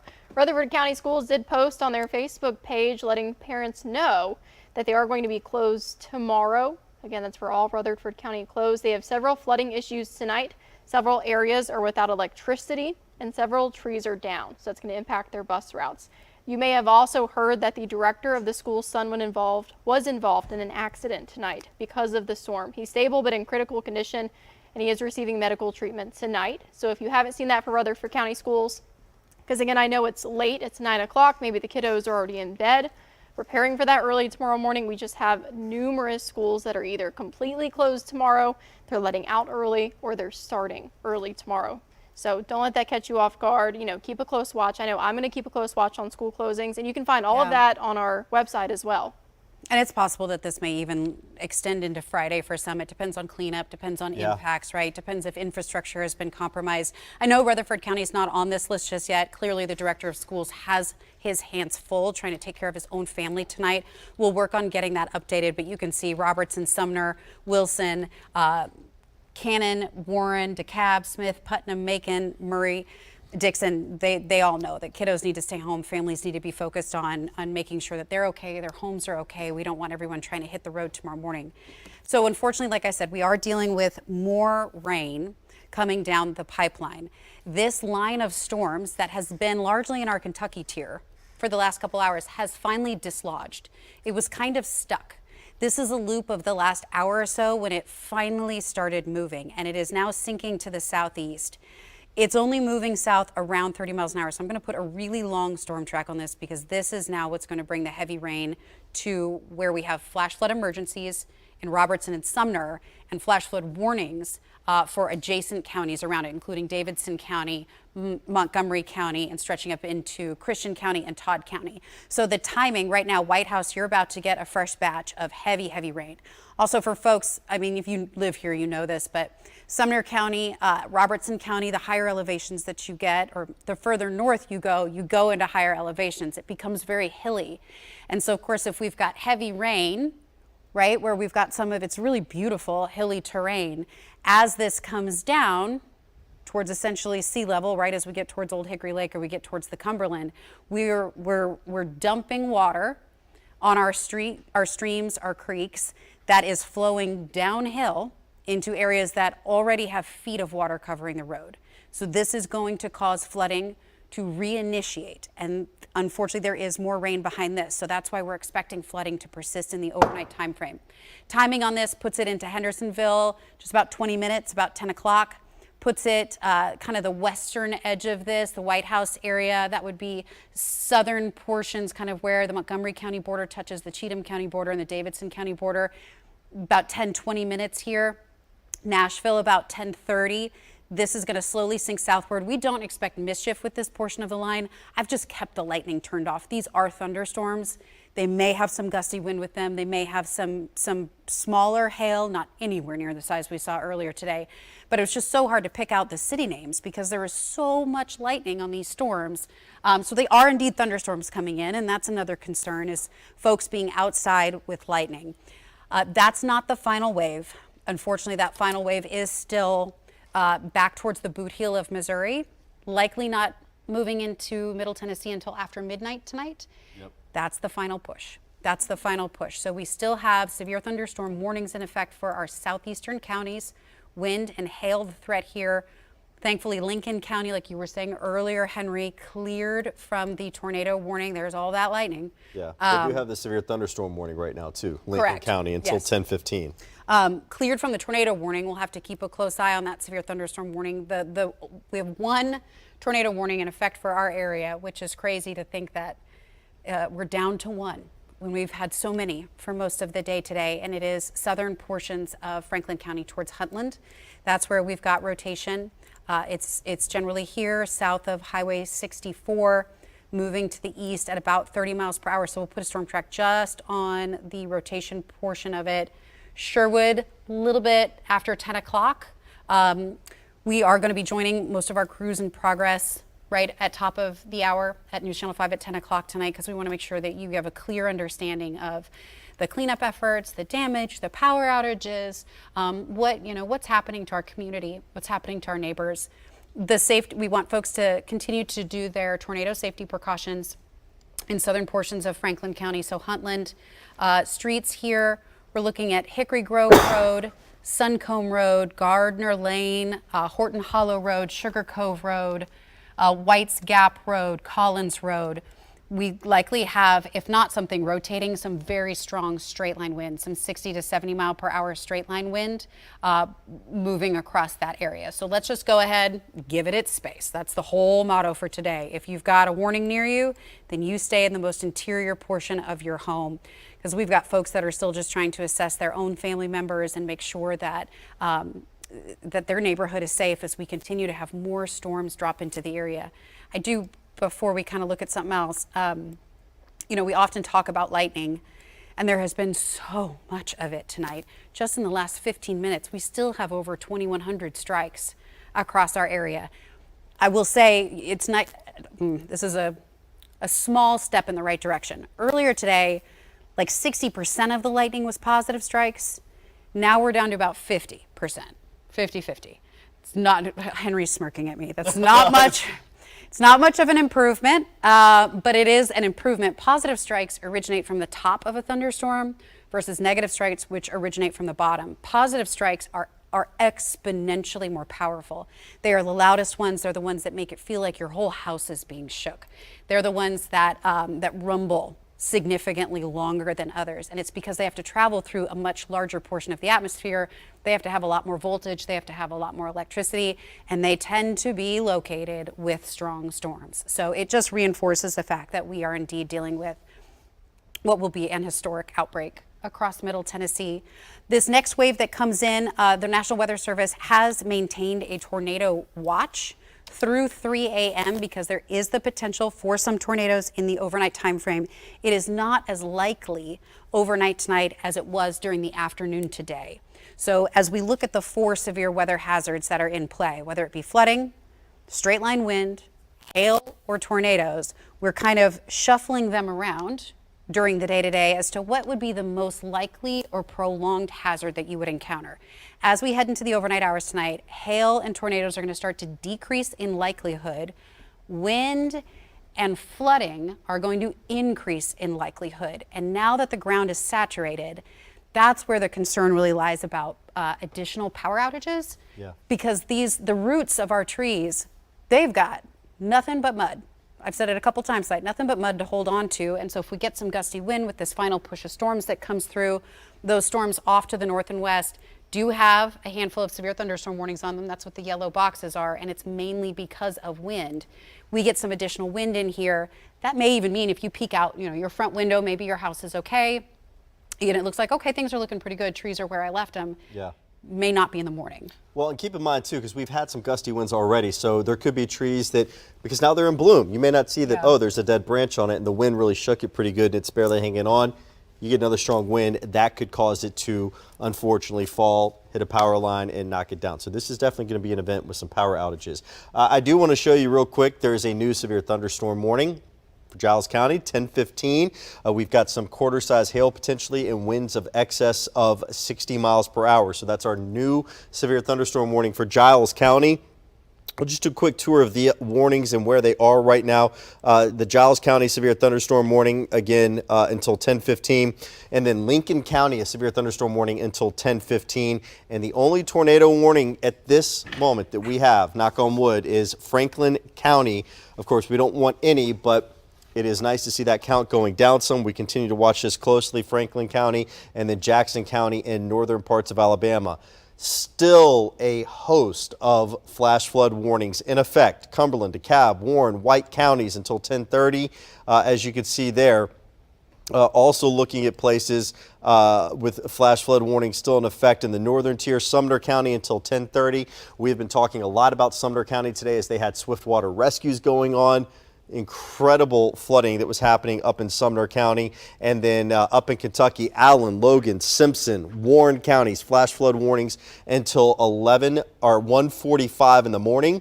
Now until 2 a.m. in the morning for Christian and Todd counties in Kentucky. And just bringing this in, Davidson, Robertson, Sumner, and Wilson counties, the flash flood warnings go until 11:30. Here's the thing, though. The times I just gave you for expirations, don't hang on to those, because I anticipate as we get more rain moving in, more concerns for flash flooding, and we will see these warnings extended in many locations. Flash flood conditions remain tonight. Bree, you've got stuff on that, plus that incredible image that is a great reminder of why we do not drive into flooded roadways. It's also, I think it's easy to underestimate how quickly that water can rise, because there's a reason why it's called flash flooding. It's because it happens in a flash. Overwhelmingly, that's what people say too when they encounter it, that's like, oh my gosh, it just rose so quickly. I wasn't anticipating that. This was a picture sent in earlier tonight out of Robertson County. Swiftwater rescues continue there. Robertson County hard hit today with multiple tornado warnings and now additional flooding concerns. There are a lot of watches and a lot of warnings in effect right now. Just something to keep in mind, a warning or a watch is typically issued for 4 to 6 hours. They're issued for long periods of time. Warnings are issued kind of at a storm by storm basis or an event by event basis. The lighter green color is a flood watch, and it goes through Thursday morning. It is still Wednesday night. So yeah, the expiration time on all of these flash flood warnings is likely within the next hour or two. It's because of the individual storms that are causing that flooding.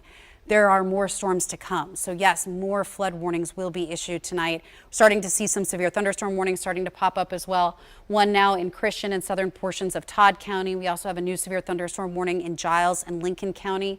We do remain with a rotation for concern on the extreme southern portion of Franklin County. This is likely due to wind. It's this storm right here, straight line wind with this. Again, the concern there is that that's going to potentially cause trees down or some power lines to come down. We just don't want to see that. Heavy rain now sinking into Robertson County. Also noticing a little bit of an outflow here. That's the wind that's coming out of the storm and racing out ahead of it. It's hard to see, but it's this little line. It's a green line. Sometimes these outflow boundaries can trigger additional showers ahead of them. They're the lift that helps scoot the air upwards. So we'll keep an eye on that for any additional redevelopment. Northern Sumner, this is about to sink down. So this is going to be right near Highway 31, right near Main Street, impacting everyone from Goodlettsville to Hendersonville to Gallatin to Castilian Springs. Same thing, southern portions of Robertson County. I'm thinking of Moss Wright Park. It's Bree, probably can I jump in real quick of too course. on Go the ahead. Robertson County and Sumner County? Just in from the Weather Service, and we've been talking about the flooding. They have now extended the emergency flash flood warning until 10 o'clock tomorrow morning. For Sumner? For the counties in it, Robertson and Robertson Sumner and Sumner. counties, until 10 a.m. Thursday morning. That I don't think I've ever seen one that long. I mean, that's over 12 hours from now. I cannot recall that. 5 hours, yes, but I can't think in the over 20 years of doing this, seeing a flash flood warning that long. So just a sign of, yeah, we're getting a lull, more rain on the way. Yeah. This is how serious the concerns are for flooding overnight and into the morning. This is why we're grateful school districts are being proactive and canceling, but you need to make sure that you don't go out. If you have to head out for any reason, make sure people know where you're going too. This is a very dangerous situation, and now we have a flash flood warning. They're usually a couple hours. This one is going for another 12 plus hours. Yeah, and honestly, with this setup, I can understand why they're feeling that way. And unfortunately, I remember there was a high rainfall, really highly localized event about 6 years ago, right on top of Station Camp Creek in the morning, where they got 11 inches of rain in one morning. And I mean, it caused that creek to come out of its banks and into neighborhoods. It was just a horrific flooding event. And this is on par with that as far as total rainfall amounts, and it's over a larger area. Robertson and both Sumner counties. This is that first rain coming in. So we've got heavy rain now that stretches from southern, well, it's pretty much all across Robertson County at this point. The severe thunderstorm warning for Christian County back behind it. And yeah, the whole trend here is that this is going to move more towards an southeasterly direction. So Springfield, Portland, Castilian Springs, Lafayette, all of this rain is going to be coming in that direction. And this is the area that was hardest hit. I'm sure if we take a look too, backing it up, this map is likely as messy with storm reports as it is with lightning, as it is with active watches. Look at that across the area. I mean, just slammed today. The reports of funnel clouds, hail, incredibly large hail, wind damage, trees down, tornadoes spotted across the area. It has been a brutal day. And when you look at it, you know, primarily this afternoon when storms got going, the tornadoes were targeting areas north of I-40. And then as we went into the evening hours, we started to see those tornado reports impact areas more to the south of I-40. And no one is escaping the torrential rain and the impacts from that. This is going to be long lasting. This is going to take a long time to clean up. And unfortunately, there is more coming on the backside of it. So the severe thunderstorm warning in Christian County, we'll take a quick look at this. This is for wind and for hail, 60-mile-per-hour wind and the possibility of quarter-sized hail. Also very, very heavy rain with this. Looking at the rainfall rates with some of these storms, when you're underneath it, it is positively torrential. I mean, coming down in buckets. So if we look up, we're looking at 2 inches plus per hour just underneath it. They're not moving very fast, only moving at about 30 miles per hour. And where the heaviest pockets of rain are, it's putting down 1.5 to 2 inch rainfall rates per hour. That is like tropical. That's like something you would see in a tropical storm. And not unusual for us to get heavy downpours of this kind of magnitude in the late spring and summer months. It's just the fact that we've had so many of them over and over and over again in the same day, in the same spot. That is what's causing this concern, this flash flood emergency now for Robertson and Sumner County through 10 a.m. And I just found out from Chrissy Hurley, the meteorologist in charge at the Weather Service. I had asked her, have we ever had one for 12 plus hours? And while the situations were different, the only time we ever had was Waverly. Waverly, Tennessee a couple of years ago.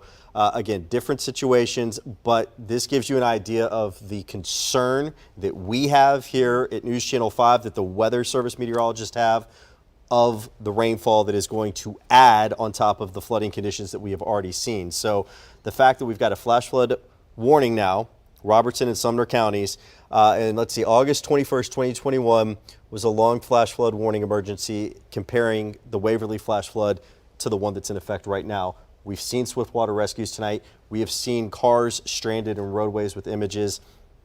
Please do not go outside. And if you are, for some reason, in a home that is taking on water, those are the times that you can call 911, first responders. They have teams that can get to you. Get to the top floor of a home. If you have an upstairs, that's the best thing to do. If you don't, letting them know where you are in the home, perhaps in an attic or something, so that they know where to go to rescue you. Not saying this to scare you, but this is becoming a very serious flooding situation as well. And important to know that it's not safe to go into your attic. Some people, they're just desperate to keep climbing higher and higher, but that puts you in an enclosed space, in a trapped space. We don't want to do that. So ideally, if you are in a flood-prone spot, even not a flood-prone spot, I mean, that's the definition of a flood emergency, is that we're likely going to see water where water isn't supposed to be and historically does not go. Potentially outside of Drake's Creek's banks, impacting portions of Indian Lake, which parallels the creek. I'm sure the ball fields there are going to be in rough shape after this also. Potentially along Station Camp Creek, impacting portions of Main Street 31. That goes over the water, and it goes over Old Hickory, where Drake's Creek kind of dumps into Old Hickory, and I expect that that will rise significantly overnight tonight as well. We've unfortunately another severe thunderstorm warning now for Montgomery and Stewart County. These are those rainmakers that are dropping out of Kentucky. Henry, you've got it pulled up. Yeah, so it's for Montgomery, Stewart County till 10:30, quarter-size hail, winds in excess of 60 miles per hour. Movement with these storms, as we take a look at things, we'll put a track on it for you, give you an idea of towns that could be impacted by this particular severe thunderstorm warning. Again, that has winds in excess of 60 miles per hour. So it's going, it looks like, to the east at about 40 miles per hour. So let me pan this over a little bit and update the speed on our storm track. This is definitely one of the faster ones that we have seen so far today. Typically, they've been holding between 30, 35 miles per hour, but this particular storm right here, 40 miles per hour to the east. So we'll put a track on the warned part of it, and we're going to take it out to the east here about 30 minutes. It goes till 10:30, so we'll go on and take it out 30 minutes. That'll be at 10:26. The Anderson School in the path of this severe thunderstorm warning with damaging wind with some hail. Anderson itself at 9:57. Guthrie at 10:03. Kirkwood, a severe thunderstorm warning, 10:05. Sellersville at 10:10. Keysburg at 10:15. And Adams, as well as the Adams School, at 10:19 for this severe thunderstorm warning. Again, parts of Stewart County, parts of Montgomery County as well in the path of a severe thunderstorm warning. Some gusty winds, heavy downpours, and even quarter-size hail. Christian, Todd, Trigg counties in Kentucky, a severe thunderstorm warning as well until 10:30 tonight. And as we take a look at things to the south, we still have our tornado warning that's in effect for Franklin County until 10 o'clock. So for 3 more minutes, although we are seeing that pushing on through, and we have got the severe thunderstorm warnings that are in effect, Giles County until 10:15. And then also that severe thunderstorm warning, as we get in for a little bit of a closer check on this, for Lincoln County, that goes until 10:15 as well. A host of tornado warnings in northern Alabama at this time. But Bree, the downside of this is we are starting to see these storms basically increase in strength, warranting severe thunderstorm warnings now. Heavy downpours, flooding concerns are going to be with us for the rest of the overnight time frame and into tomorrow morning. And it's not going to be until that front gets through. Now, Mother's Day weekend's coming up. Some good news in that regard. All of this is gone by then. But we have to get through tonight before we get to the all clear. Say at this point, this looks to be an historic flooding event, potentially an historic tornado outbreak across our area. We're really dealing with just all kinds of challenges today with more rain coming. Now, I do want to mention we're keeping an eye, kind of head on a swivel of things to the south. things right on top of us, things coming from the newscast or coming from the northwest. Southern portions of Lincoln County, or Franklin County, excuse me, have extended the tornado warning in that area. So this is for Franklin County. To the east of it is Jackson County. This is the storm that we've been watching for the last couple hours that has maintained some rotation. Huntland, you are in the clear as far as a rotating storm, but you do have a severe thunderstorm just west of you, so wind and hail remains a concern. The area of concern is really near the Sherwood location, and we'll continue to see that move to the east. We'll kind of get an updated timing. This should be outside of your area within about 15 minutes.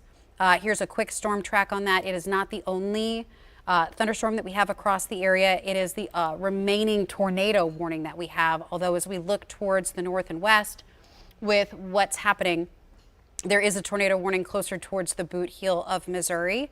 It's right here. So while this incoming line of storms is not expected to be as prolific a tornado maker as what we've seen throughout the day today, it is indeed possible. I mean, we've had some folks in chat say that they, within the National Weather Service chat, there's emergency managers, fire, ham weather radio operators, asking if we're expecting anything additional tonight, because I think most people are in disbelief that anything could continue to happen. But unfortunately, we are going to see additional thunderstorms. We've got severe thunderstorms just north of us. We also have additional flash flooding that is continuing, historic flash flooding across Sumner and Robertson. This is the kind of flooding where water is going to go where you may not have seen it in your lifetime. If we are having a flash flood emergency in effect as long as what happened to Waverly. Now you have to consider the layout of a town. You have to consider the streams, the creeks, the kind of the tributaries that pour into these things. But this is going to be historic, and it's going to take a while to go down, and it's going to take a while to clean up. Wind will likely continue to cause power outages. We're going to have more on those power outages coming up as we head into our newscast here shortly. But we want you to know that across our southern tier, wind, hail, tornadoes remain a threat, especially as you get closer to Interstate 24 as you head towards Chattanooga. As we look to the north, flooding is now taking over as the primary dominant threat, especially in Robertson and Sumner, as well as severe thunderstorm warnings that continue into Montgomery County. You are watching News Channel 5 at 10. We've got crews across the area and continued weather coverage in this historic outbreak today. Rory, you've been with us through the evening, keeping an eye on power outages and our crews. And because we want to make sure we get folks an overview, a real comprehensive understanding of what's happened to our community. No doubt, a dangerous day and now a dangerous night across the mid-state as severe weather continues. And at this hour, sadly, as we know, at least one death reported out of Murray County where an apparent tornado hit. Widespread damage there, at least 4 people injured. We do have team coverage tonight. Our crews are spread out as our Storm 5 alert continues through tomorrow morning. We've got potential tornado watches, more tornado warnings potentially. We've got severe thunderstorm warnings, flash floods. So we go back over to Bree and Henry. We're going on, hour 7 now of our coverage. Really a remarkable day. And Leland nonstop. Leland and Nikki D, they had upwards of 4 to 5 inches fall during the morning newscast. They had a handful of thunderstorm warnings and tornado warnings. Those seem like a universe ago. And now Henry, Katie, and I have been in studio with this historic outbreak continuing across the area. So flooding is rapidly becoming our dominant concern. Across the south, we do still have severe thunderstorm warnings and tornado warnings in effect. It's messy out there. We're starting to see rainfall really increase. I'm going to go ahead and turn lightning off because it's hard to pick out the details. Just going to turn on warnings so you can see what is actively in effect for our area. Flooding is the most dominant threat. That's where you see the green boxes in effect. We've got tornado warnings for southern portions of Franklin County until 10:45. They extended this. Initially, this was expected to expire at 10. The worst of the rotation and the worst of the wind speed is likely moving towards the southern central portion of Franklin County, so we may be able to trim the western edge of this a bit, but you look back to the west and there's a severe thunderstorm near Fayetteville and another one back towards Giles. So whether or not the rotational threat is cleared for you, you've still got more storms and you've still got more rain to get through. Our entire area remains under a tornado watch. until 3 a.m. because of the potential for additional strong storms. So tornado warning for Franklin County, again, the county, not the city, that is until 10:45. There are severe thunderstorm warnings also to the south. I actually think it's easier to kind of see these compared to the hail. Our yellow boxes are our severe thunderstorm warnings, and then the flooding, historic flooding beginning to unfold, especially for areas just north of Nashville. Flood watches are in the light green. Flood warnings are in the dark green. There is no different color between a regular flash flood warning and a flash flood emergency, but the experience is entirely different. Flash flooding, we've got flooding in a flash, streams, creeks coming out of their banks. Flash flood emergency for Robertson and Sumner County, we've got water going where perhaps it has not gone before. We've got to start looking at streams and creeks and the neighboring businesses, the neighboring homes, specifically in Sumner County, Drakes Creek and Station Camp Creek. I expect that they are going to rise to potentially historical levels tonight or rival historical levels. Very heavy rain stretches from Fentress, Overton, Jackson into Macon. I mentioned earlier, if you were with us, that northern portion is where there are some higher elevations. So if we're dumping rain and then it's moving downstream in some lower elevations, it's going to start to pick up some steam here. Severe thunderstorm warning now for northern portions of Montgomery. This is for hail and wind. And unfortunately, there are more storms back behind it. Henry, you've got a close look at that. So we're looking at the storms over here that we continue to monitor. A lot of storms, starting to see thunderstorm warnings, tornado warnings along the line that's working through the Missouri Boot Heel, southeastern Missouri into western Kentucky, eventually making its way into the Mid-South. The flooding concern is really the greatest concern now, as we have got basically flash flood emergencies. In effect, Robertson, Sumner counties, it takes us until 10 o'clock tomorrow morning. The last time we had a flash flood warning of this length, and this would be the second time we've ever had one today, but the last time and the first time that we ever had one was August 21st of 2021, the Waverly flood. So significant rain falling basically since this morning. If you're with Nikki D, with Leland, radar estimates now in parts of northern Robertson County towards Montgomery County, 7 inches. This is where we have flash flood warnings. More rain is falling right now. Looking at southern parts of Christian County, over 7 inches of rain. Let me go on and show you even parts of Sumner County here, where we are seeing radar estimates over 4, 5, even 6 inches of rain. I would say these radar estimates are pretty on track because of the amount of rain and flooding that we have already seen through the day. It is important to remind you, we cannot say it enough, especially after seeing people drive through flooded roadways earlier today. 6 inches of water. That's all it takes to knock a person down. And a foot of water can cause your vehicle to float, especially at the pace that some of this water is moving. So you need to be very careful. Ideally, just don't go out. But if you are out and you come across flooded roadways, turn around. Don't drown, because flash flooding deaths, most of them, they occur in vehicles. Again, reiterating, everybody has flooding concerns tonight with our flood watch that is in effect. And as we take a look at things right here from the Power of 5 radars, it is certainly going to be a long stretch tonight, even though we're going to get a little bit of a lull out there. But we have a lot more in the way of thunderstorms. The severe thunderstorm warning for Montgomery and Stewart County that is in effect, and also that goes till 10:30. I do want to pan to the south and show you that Franklin County, we do have a tornado warning now down there that goes until 10:45 tonight as well, and a host of severe thunderstorm warnings in the southern tier. Giles County until 10:15, and also as you work over towards Lincoln County, a severe thunderstorm warning until 10:15 tonight. And of course, a number of flash flood warnings in effect.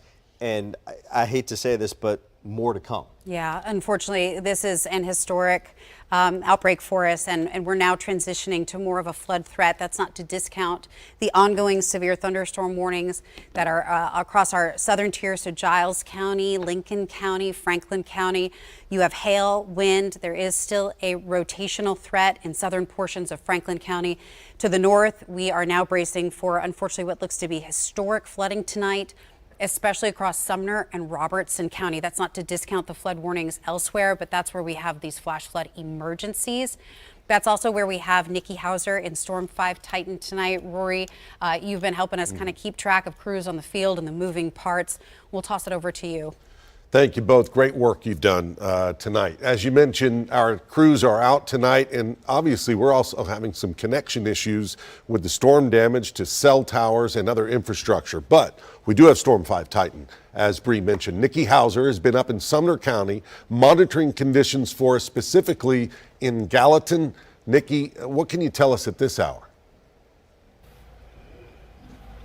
Yeah, hey Rory. Right now we're in Gallatin on East Main Street, where a tree, a pretty massive one, has fallen on the side or across the road, really. Let's get right to it so you can see some of these crews that are getting into this space to help out. Obviously, it might be a bit hard to see because of these raindrops, but first responders have been working out here for a bit now. We've got machinery out here breaking the wood into pieces and clearing up the worst of it. They've been maneuvering around some of those down power lines. That can obviously be problematic. Got to be careful with that. And this is not the first of the damage that we've seen. I'll tell you guys, it's been the flooding really that's been a main issue here in Gallatin.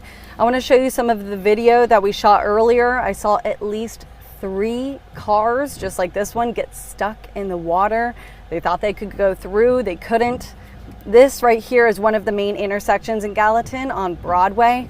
Now we were there as we watched as what looked like a small family. It was a man, a woman, and a child got rescued from their car, which had gotten stuck. So they're okay. But I mean, it truly looked like a river here. You can see these images, and make no mistake, the water was dangerous for a couple of hours out here. It's since subsided, but you could tell that definitely took a toll on the people in Gallatin, and it just shows how random storm damage can be and how intense that can be. It can really come on when you least expect it. So definitely best to be safe rather than sorry. And we know you care about these areas. We know you care about the communities that you live in. So we will be here in these areas to keep you safe, keep you updated tonight into tomorrow. Guys. Nikki, thanks. Now, Murfreesboro police sharing photos tonight of these large trees down, some blocking roads, as you see. We understand street department workers are clearing a fallen tree on Gale Lane, also Olympia Drive, partially blocked by a tree. Please don't go out if you don't have to, but if you do, you got to use caution. Find other routes in that particular area as crews work to clear the roads. Now to Robertson County. EMS crews sharing this video of a water rescue. This was along Lahr Road in Springfield. Look at the waters. So fast. Luckily, no one was hurt. Everyone's okay. And a viewer sharing this unbelievable video, guys, of what's believed to be that large tornado near Columbia and Spring Hill earlier today. We got a lot of videos posted and pictures of that. Now, TDOT spokesperson Rebecca Hammonds spoke with me just a short time ago. She says crews are out responding to all those downed trees, power lines. She says a lot of state routes are passable, but again, there's a lot of concern about roadways being submerged. Another example of why you just stay off the roads if possible. Those TDOT crews will be working throughout the night. We'll keep you posted. Here's a bit of what she said. Discussions we had in the morning, but we're going to make sure to keep our crews responsive as we go through the night because, like you said, we have more storms coming.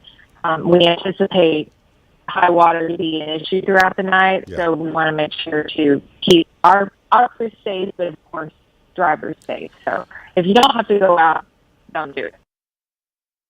All right, wind, rain, hail, in some cases, potentially tornadoes. Power crews are up against a lot tonight as well. We've been updating you on the numbers. Here is the latest power outages that we know of, and by far you see Duck River Electric, the most power outages, more than 14,000 customers impacted. That is that area that includes Murray and Marshall and other counties down to the south of Nashville. Middle Tennessee Electric follows. They've got a little more than 6,000 customers in the dark. Upper Cumberland Electric, also about 6,000 without power, 5,000 NES customers in the dark. Crews say they're going to be working all night to get the power up and running, so you just got to be patient. Speaking of Nashville Electric Service, they say they're experiencing an issue with AT&T and T-Mobile cell customers. When you report a power outage by texting out to NES-PWR, some customers aren't getting a confirmation text back to them saying that their outage was indeed reported. NES says they are receiving those outage reports. They appreciate it. That's even if you don't get confirmation.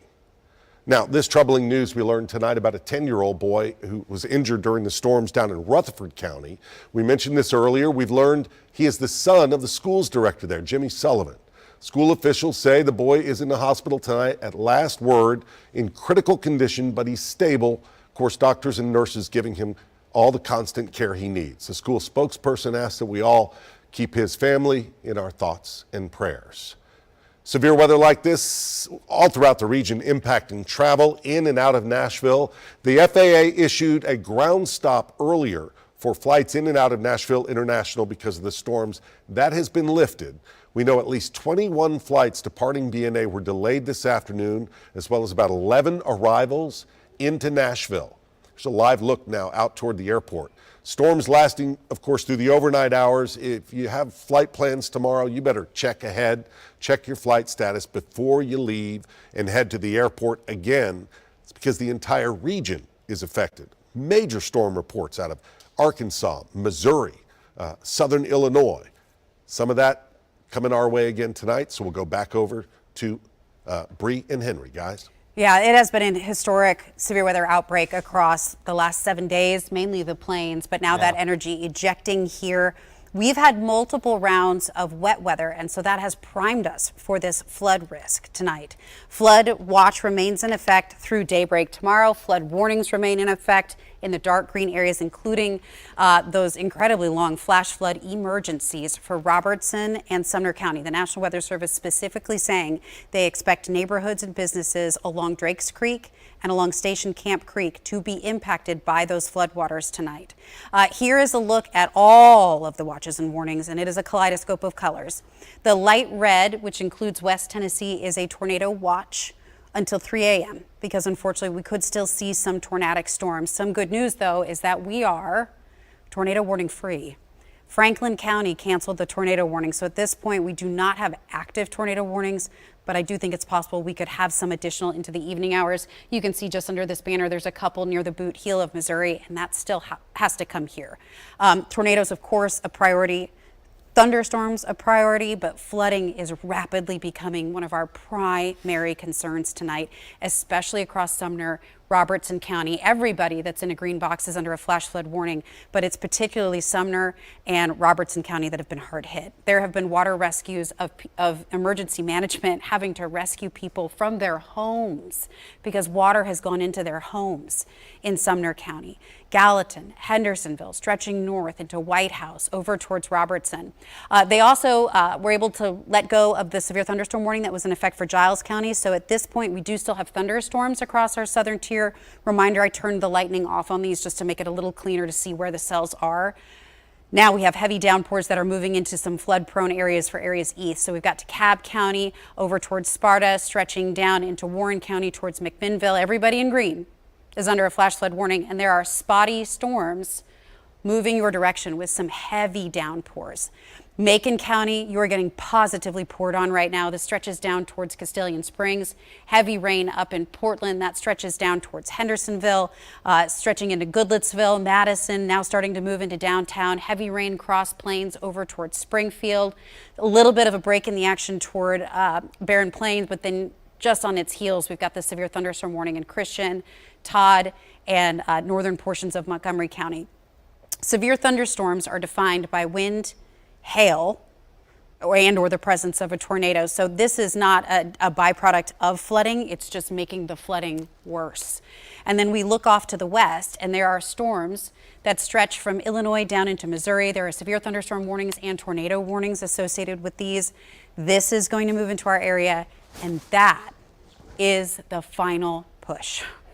It's absurd. I know. It's almost 36 hours of some flavor of storm that we've had to deal with, but that will be the final push. And because of it, there is a tornado watch in effect stretching from the Boot Heel all the way into Middle Tennessee, and that goes till 3 a.m.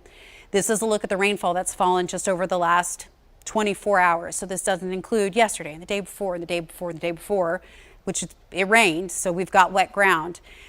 This is radar estimates. So the radar doesn't always get it perfectly, but it's painting a bullseye that stretches from Cookeville, Jackson, Overton County towards Smith, Trousdale, Macon, especially those northern portions of Sumner and Robertson County, which feed into all of those creeks and streams that come down and dump into the Cumberland and Old Hickory.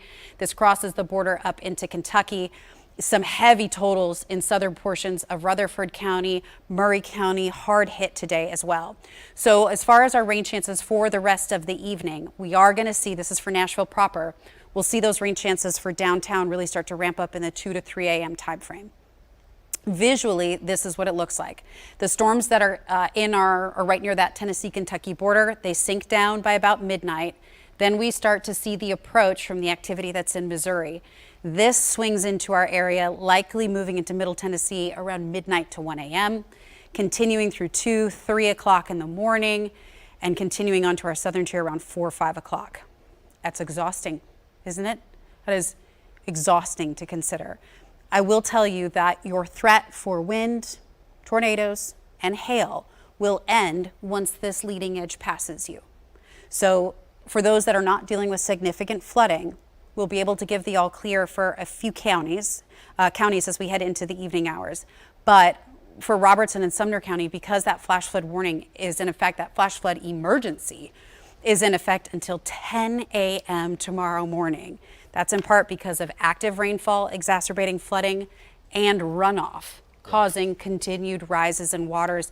Those are both very hilly counties, they're very pretty counties, but those hills mean that water doesn't get to soak in evenly. It's got to go down into the lower kind of valleys, the lower kind of places, the hollers that it can get into, and it's got nowhere to go once it gets there, but just rise up into a big old rushing rapid. And the thing to keep in mind too is even without the hills, the ground itself is so saturated, there is nowhere for the water to go. So all it is doing is running off of, even if the land is somewhat flat, it's just ponding in that case. We have had so much rainfall and we continue to get so much more rainfall. I do want to show you the active warnings we have right now. The Franklin and Lincoln and Moore County severe thunderstorm warning until 11 o'clock. It's moving east at 40 miles per hour. It's got some quarter-size hail with it. So we'll put a track on this for folks that may be hearing the loud thunder outside, those flashes of lightning, or maybe even hearing the sound of hail falling against your windows. Again, with it moving at about 40 miles per hour, it's moving over the Kissling Crossing area at 10:25.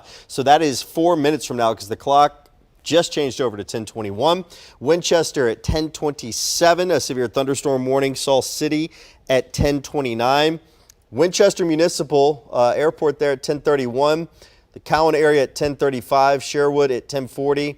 School of Theology at 10:43 and Bobtown at 10:44 for that severe thunderstorm warning that we have for Lincoln, Moore, and Franklin counties. Panning to the north, because we do have a severe thunderstorm warning that is in effect for Montgomery County, and that does include the northern parts of Clarksville right now. So places like Austin P. You are in the path of this severe thunderstorm warning. Please don't take it any less serious as you would a tornado warning, because this has some gusty winds with it as well, and concerns for hail up to about quarter size with it. So we'll go on and put a track on this one as this particular severe thunderstorm warning also moving east at about 40 miles per hour. And we'll just kind of go along the leading part of it here. And we're going to take this out. Yeah, it goes until 10:30, but I'm going to take it out beyond 10:30 because even if it does drop just below severe limits, it's going to have intense rain with it. Still will have some small hail with it. So we want you to continue to keep a very vigilant eye on this. Darnell at 10:25, Allensville, the severe thunderstorm warning moving over your area at 10:26. Then at 10:31, if this holds together, again, it does expire at 10:30, but 10:31, Olmsted. We're looking at Oakville at 10:43, Barren Plain at 10:44, and Ashburn at 10:49 if this severe thunderstorm holds together. Again, the warning right now going until 10:30. Flash flood warnings until 1:45 in the morning for a good part of southern Kentucky, Allen, Logan, Simpson, Warren counties, with more rainfall on the way.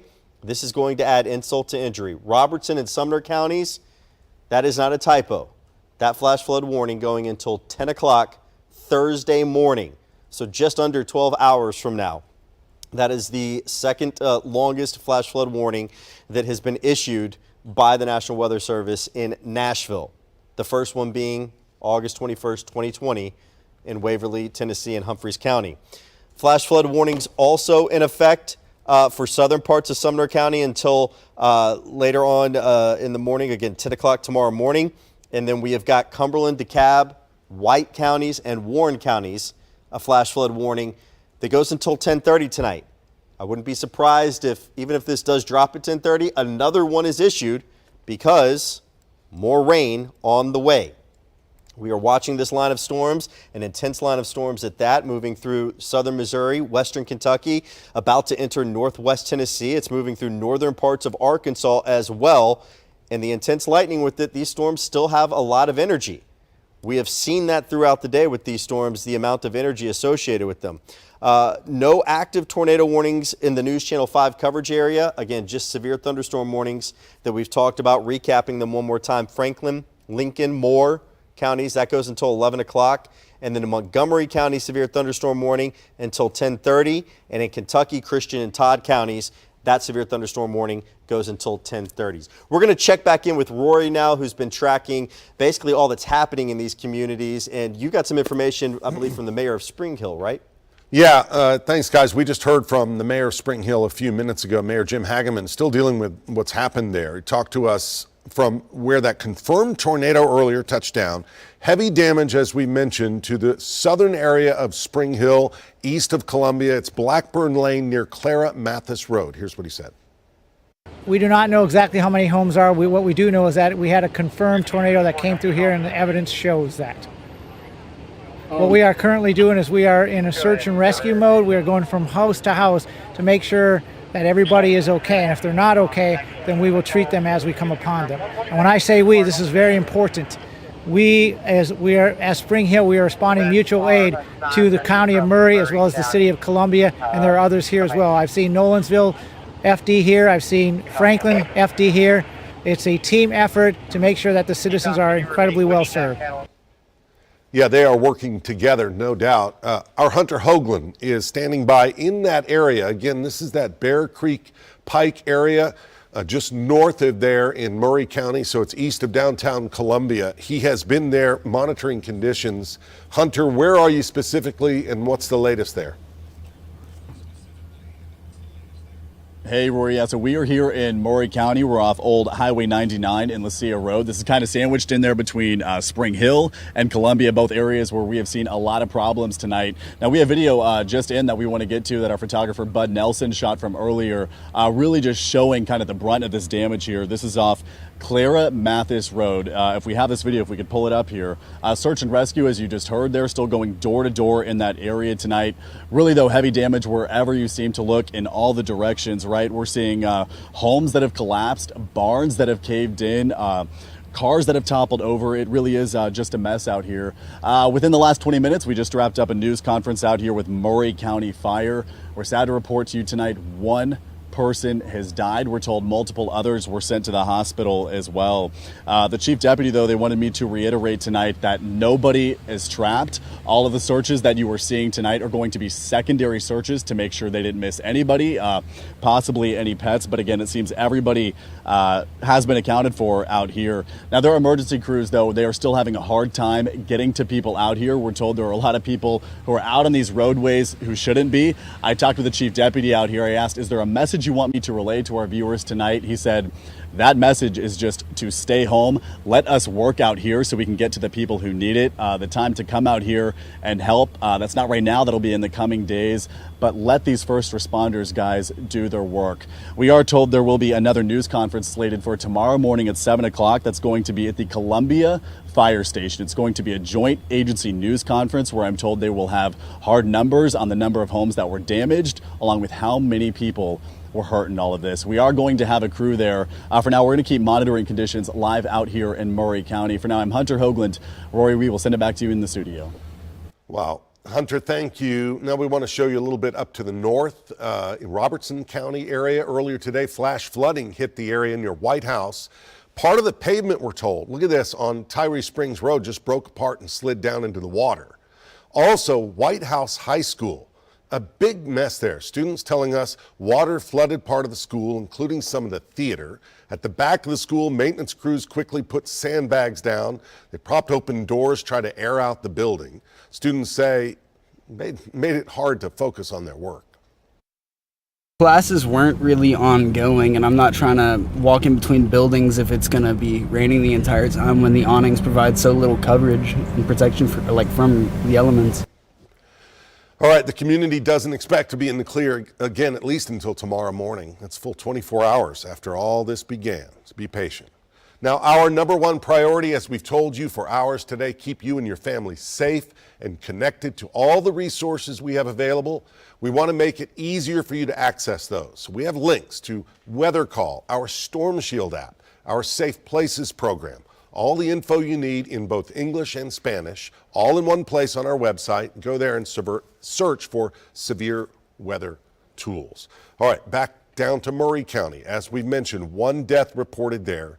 We do know significant damage, as Hunter has reported, east of downtown Columbia along that Bear Creek Pike area into southern portions of Spring Hill. That city's mayor talking about damage in the Blackburn Lane area. That's where Jason Lamb was tonight taking a look.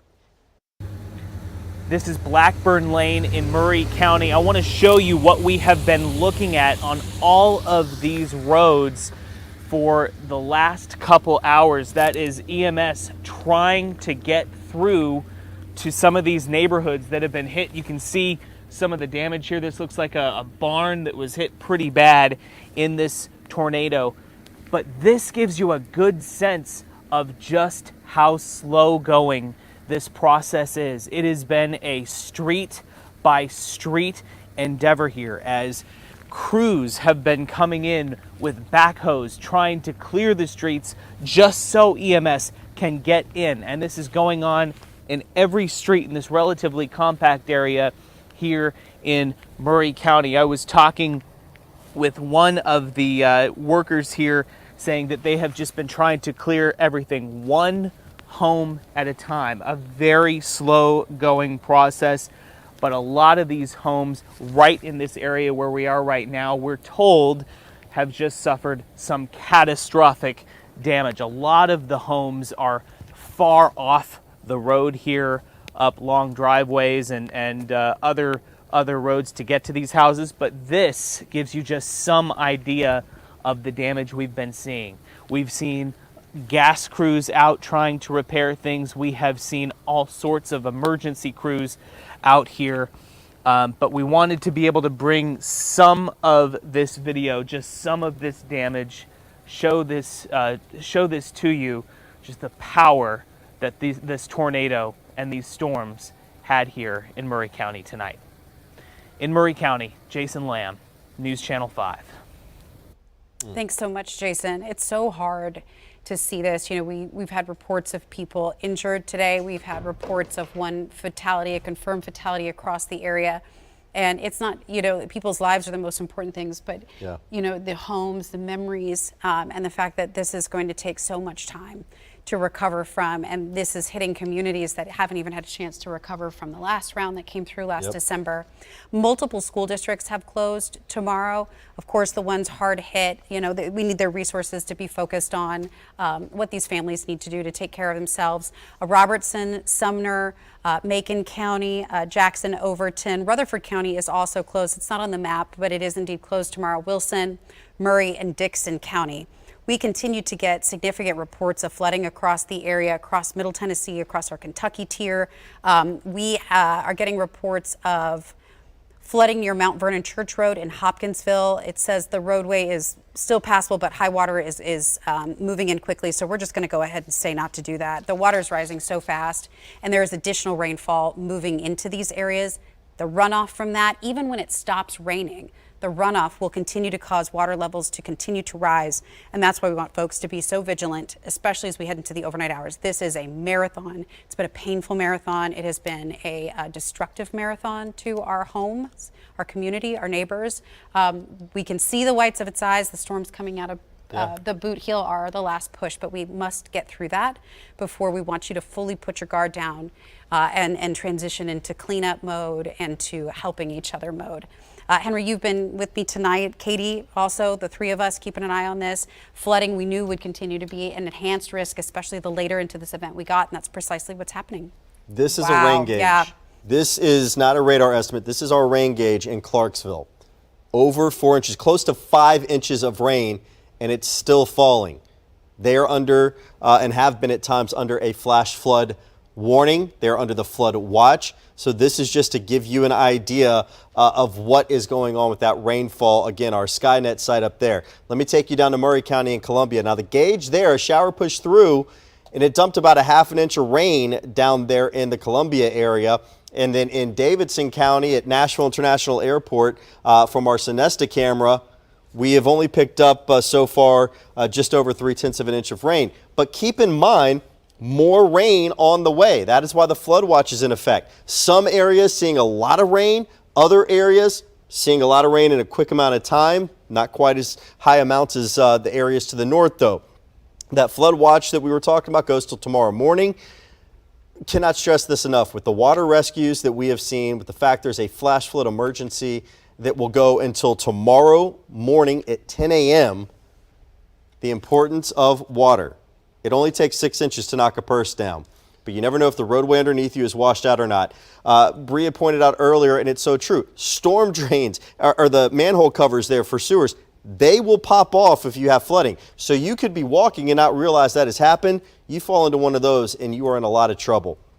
A foot of water can move a vehicle, okay? And that is where most of these flash flood deaths happen, is with people in vehicles. So please, please, please, as we say, turn around, don't drown. Just looking again at, as we've got some rainfall in the Donaldson area, this is in Gallatin.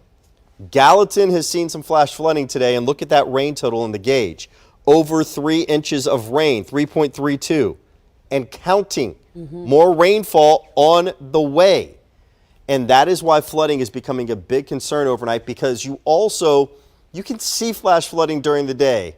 You cannot really see it at night unless the street is incredibly lit up and you can see that light reflecting off the water. It is almost impossible to see until you are right on it, and at that point it's too late. So please stay home. You have been, of course, tracking things on radar as well, and more of this rain on the way is certainly concerning tonight. And the flood reports, you know, we get storms here in Middle Tennessee. This is an historic one, and people are commenting on that with reports coming in.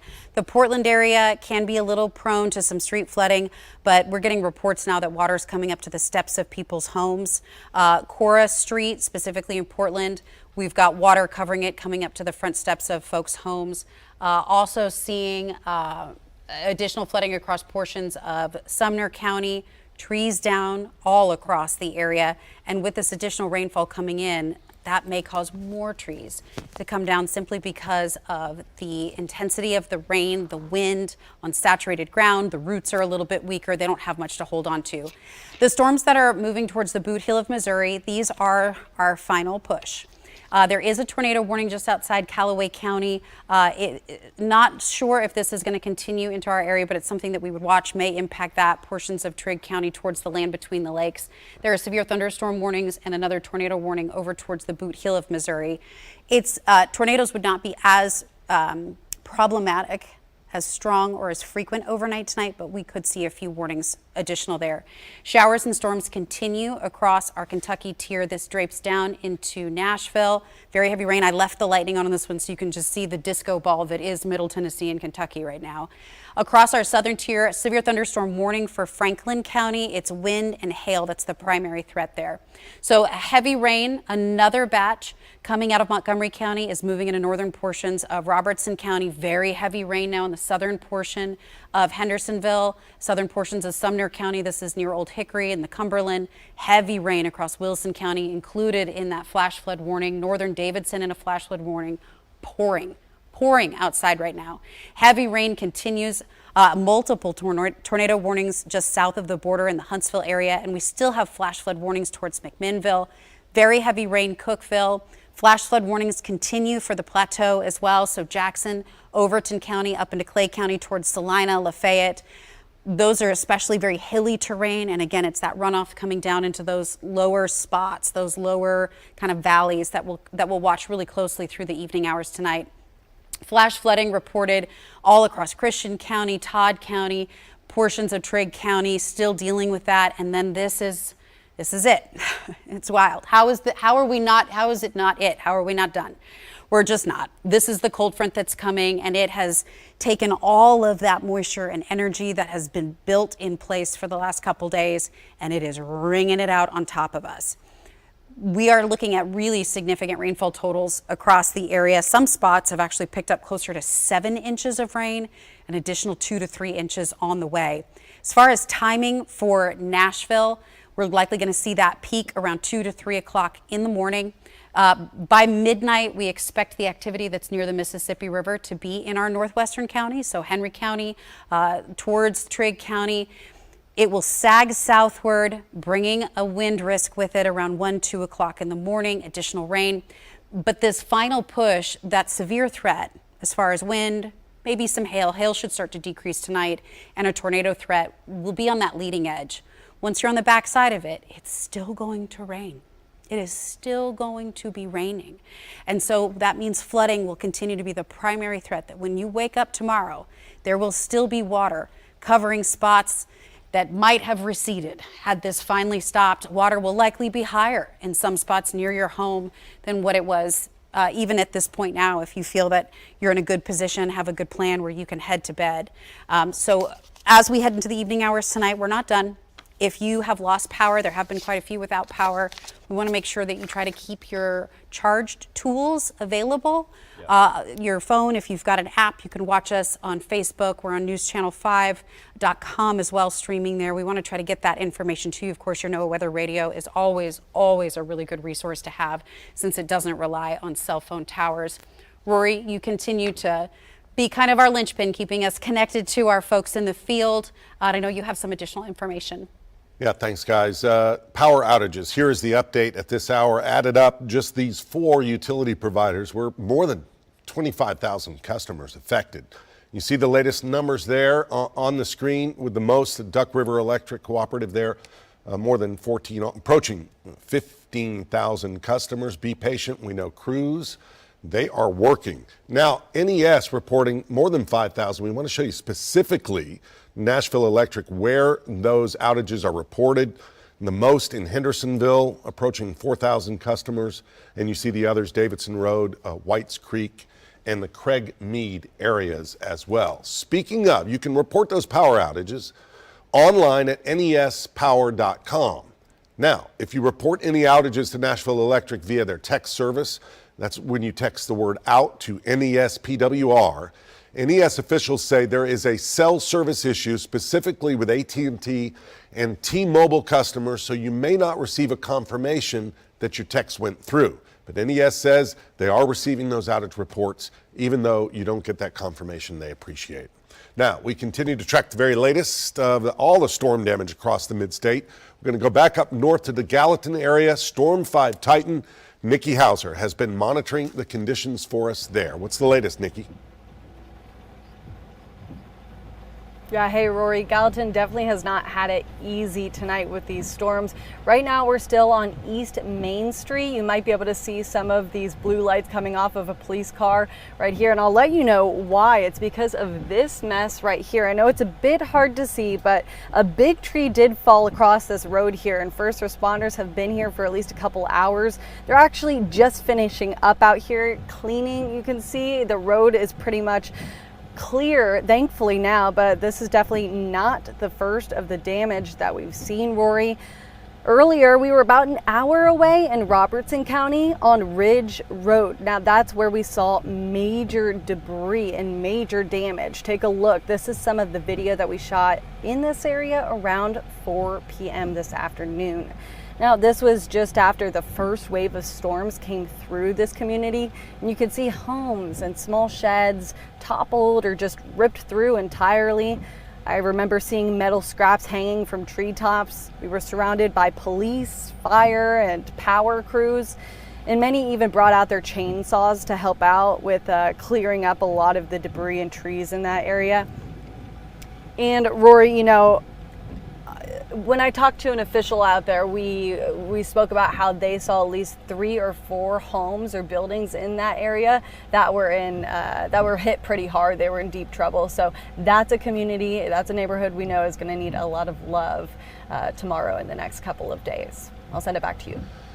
All right, thanks, Nikki. So that's to the north, and we know a lot of damage to the south. In fact, we now have new information from folks at the Maury County Fire Department, specifically Chief Deputy Richard Schatz there, who spoke earlier, says he thinks they're really lucky more people didn't die given the widespread damage. He actually walks us through what happened as the storm hit, and they realized they faced an emergency situation with some serious damage. At approximately 5:55 p.m. today, we were alerted to a tornado touchdown in the area of Bear Creek Pike and Old Highway 99. The tornado tracked for approximately 2 miles across roads Blackburn Lane and Lucia Road, portions of Claire Mathis, approximately 2 mile track. Multiple houses have been completely destroyed and just different levels of damage. All homes have been had a primary search completed. We no longer have any pending rescues. We do have multiple injuries that have been transported by Maury Regional EMS and can confirm currently 1 fatality. Units are still conducting secondary searches, but most houses have all houses have had a primary search completed. Initial trees down did, hinder some initial efforts. Heavy equipment has gained access to all areas. We have been able to make access to all homes. Heavy equipment is now going to try to work on opening both lanes of travel. There's at least 1 lane of travel open on all roadways locally. So our heavy equipment partners from highways, TDOT, local municipalities have all come in and cleared roads and really allowed our emergency crews to make access to these people that needed help. Again, Richard Schatz with Maury County Fire, again mentioning that mutual aid, guys. So many communities immediately showing up, and they have done so much work in a short period of time and have more to ahead of them tonight. In fact, we understand he grew up in the area. His parents' house was one of those damaged, a lot on his mind. A final reminder, please, they don't need curious folks out on the roads tonight adding to the congestion. Please stay away and stay safe. One last note as we head back over to the weather desk. We understand the FAA has issued yet another ground stop for Nashville International Airport as the severe weather affects the entire region, guys. And we continue to track heavy rain. It doesn't surprise me that they don't want airplanes trying to get up and down in this. Heavy rain, storms, gusty wind. We have a couple severe thunderstorm warnings in effect right now. There are no tornado warnings in effect for our area, but we are under a tornado watch. That means watch out, a tornado could impact us. There is a warning in effect for Graves County, just outside our area near Mayfield. And that just feels like a gut punch after a day like today, targeting communities that have been so hard hit in recent years. This tornado warning is in effect until 11:15. If the rotation can hold together, the worst of this is going to be in the Mayfield area in about 4 minutes. So that is some folks there can see us. It's not a primary spot where we are their dominant newsmaker, but we care about our neighbors. We care about our friends to the west. We care about folks that we know have been through a lot. If this can hold together, it may impact our western Kentucky counties. It's something that we will also continue to keep a close eye on. Hands down, flooding is indeed our biggest threat. These are thunderstorms. I just turned the lightning off because there's so much lightning out there that you can't pick out the details of the storm. Heavy rain is now blanketing I-40. This green line that looks like it's pushing due south, that's an outflow boundary. That's wind that has shot out ahead of the storms that were in Robertson County. These are important because they often are the initiation point for additional showers, and that's exactly what happened. As this line moved, you see how rain blossomed in another one. The general movement of these showers is to the east, but what got them going, what got the air lifting so it could come down as rain, was that outflow boundary. So as this continues to sink southward, it may start to generate some additional rain in Williamson County, might see this kick up the intensity across portions of Murray County as well. And same thing, they usually will stop at some point, but as long as that boundary can go, it's going to keep lifting the air out ahead of it. Severe thunderstorm warning for Lincoln and southern portions of Franklin County. This is for wind and hail near the Winchester area. And then it's just more rain on top of our flood warnings, including McMinnville up towards Smithville, DeKalb County, White County, Sparta. These little purple pink bullseyes that you see, those are just torrential rainfall rates. Until our cold front clears us, we're not actually going to start to get some drier air into the area. And unfortunately, that's not going to happen until daybreak tonight or daybreak tomorrow. We don't do daybreak at night. That's a morning thing. Been a long day. It has been a long day. So we're going to, as that leading edge begins to work across the area, we'll start to see some improvement. We're just not there yet. Again, here's a look at rain chances. We are expecting to see that increase as we head into the overnight hours, which it's raining right now. So that is going to continue through the overnight hours. If you have lost power, we do want to make sure that you still have a way to stay weather connected, having even just any sort of resource to get information, whether it's a cellular device, a weather radio, a good old-fashioned telephone, and taking care of each other, taking care of your neighbors, using the tools that you have, strategically putting yourself in a place to set you up for safety as we get through this final push tonight. And a lot more rain coming. I want to show you some of our TDOT SmartWay cameras. This is I-24 east of 440, and look as the cars go by, the spray on the road. More rain on the way. The roads are very slick. Another view there from that TDOT camera. Now taking a look at our Skynet camera towards Nashville International Airport. We said there's a ground stop in effect. It's issued by the FAA, but there is a plane taxiing. A ground stop prevents basically the passengers from boarding the plane or deplaning as they come in, because it's not safe for the ground crews to be out there as well. And as heavy showers continue to push back over the area with lightning in the region, that is what warrants when we get these ground stops out there. So looking right now, we've got rainfall over the Nashville area. Not seeing any lightning at this time around the area where, as you look towards the east and where Nashville International is, but still, at least directly over the airport. Not too far from it, getting towards Wilson County, south of Mount Juliet. There are a couple lightning strikes. A host of flash flood warnings continuing, and really seeing an uptick in lightning in this storm here that has prompted the tornado warning in Graves County, Kentucky. I know that's just outside the News Channel 5 coverage area officially, but we know from experience from a couple years ago, there are many people that live in our Kentucky counties that have loved ones that live in Mayfield, and even down here in Middle Tennessee. So please make sure that your loved ones in Mayfield, they are in their safe place right now, because they do have that active tornado warning at this time. Severe thunderstorm warning for another 10 minutes until 11 o'clock for Franklin, Lincoln, and even more counties. But as we really get in for a closer check on this, that's severe energy with this part of the storm. It's out of parts of Lincoln County and really even Franklin County. That's really the only spot seeing it. Moore County, you're in the clear from the severe part of this, but still some pretty strong thunderstorms in the region, and the concerns will continue as we go for the rest of the evening for flash flooding. Flooding concerns, again, remaining a very big thing. I want to show you our Skynet site, and let me get this loaded back up, because this is in Clarksville. An area that is seeing rainfall right now, an area that, as we zoom in with the Power of 5 radars, does have a flash flood warning that is in effect until about, looks like maybe 11:30, as it does clip parts of Montgomery County right there and going just east of Clarksville. It's not populating on the map, but you can still see part of the outline of the warned area. Now take a look at the Skynet site. What was it, about 20 minutes ago, Bree, we spoke? And it was 3.5-ish, that was 4.36. Yeah. Gallatin was at 3.5. And in about 20 minutes, we have added almost an inch of rain, with more on the way.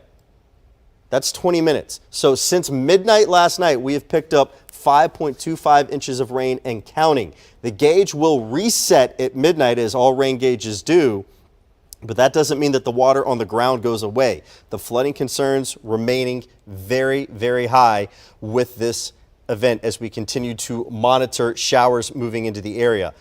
We have got power outages. We have got reports of tornadoes today. Rory, it has been a very active day, and now we are starting to see basically verification in these rain gauges of major flooding concerns that will continue as we go through the overnight. Wow. Thank you, guys. In Murray County, again, significant damage has been reported there. We want to get back out to our Hunter Hoagland, who is live east of Columbia, kind of in the, not far from I-65, monitoring the conditions. We see crews on the area. What do you know, Hunter? Yeah, again, still here in Maury County off Old Highway 99 and Lucia Road. As Henry mentioned, right, that rain really starting to pick up. You can see it now coming down. I'll keep the hit brief. We've got some lightning overhead as well. But if you're just joining us, this is where we have been for much of the night. I'm going to have Dan kind of pan off to this intersection over here. This has been a staging area for a lot of first responders here tonight. I can't even begin to describe how many we have seen out here. Really over there at Lucia Church of Christ, kind of also in the parking lot of this fire station, now being dispersed in really every direction out here, trying to get to the brunt of this damage. I want to show you the video too off Clara Mathis Road. This was shot by our photographer Bud Nelson a little bit ago. Really some of the worst that we have seen all night long. And this is an area where search and rescue is still going door to door in this area tonight. Now, I did talk with the chief deputy out here with Maury County Fire. He says a lot of this search and rescue, again, is secondary. He says nobody to their knowledge is trapped right now. Of course, this is preliminary information and it could change. But unfortunately, we do know, too, in this area that one person died, others sent to the hospital. He didn't have any specifics on that. Of course, he said they're going to be out here working through the night to try and get some of those numbers. But again, they're up against a lot out here, right? You can see from some of these shots out here that traffic is just a mess. One, given the road conditions out here. Two, just everybody trying to get through. The chief deputy out here, he said, if I could reiterate to any of the public who is here watching, it is just stay off the roads. They said, hey guys, we need some space to work, and we can't do that if there's extra drivers out here on the roads. So they ask if you're at home and you're watching, stay at home as long as you can. Now, we are going to have another update tomorrow morning at 7 o'clock. That is when Columbia Fire is going to give a joint agency press conference where I'm told they will have hard numbers on how many homes were damaged and how many people were injured. Our team will be covering that all throughout the morning. But for now, I am live in Maury County tonight. Hunter Hoagland, Rory, we'll send it back to you.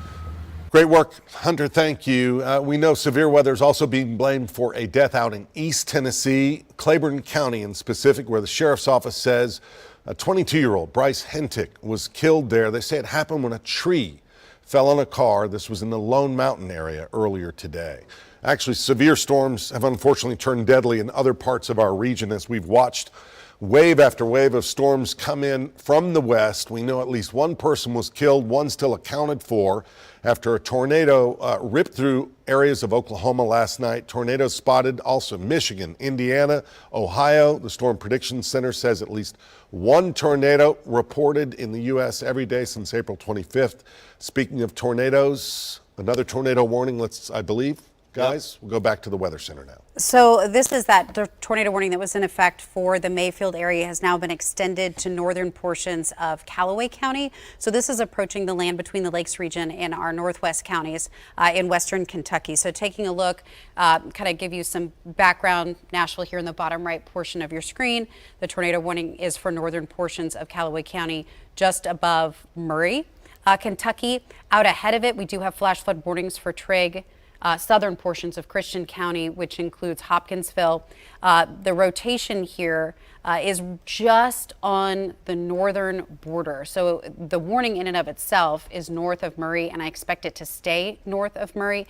It's also become a bit more broad with time, and I would sure like to see this thing fall apart because I think everybody just is ready to say uncle and say this enough is enough. 11:45 is when this warning is set to expire.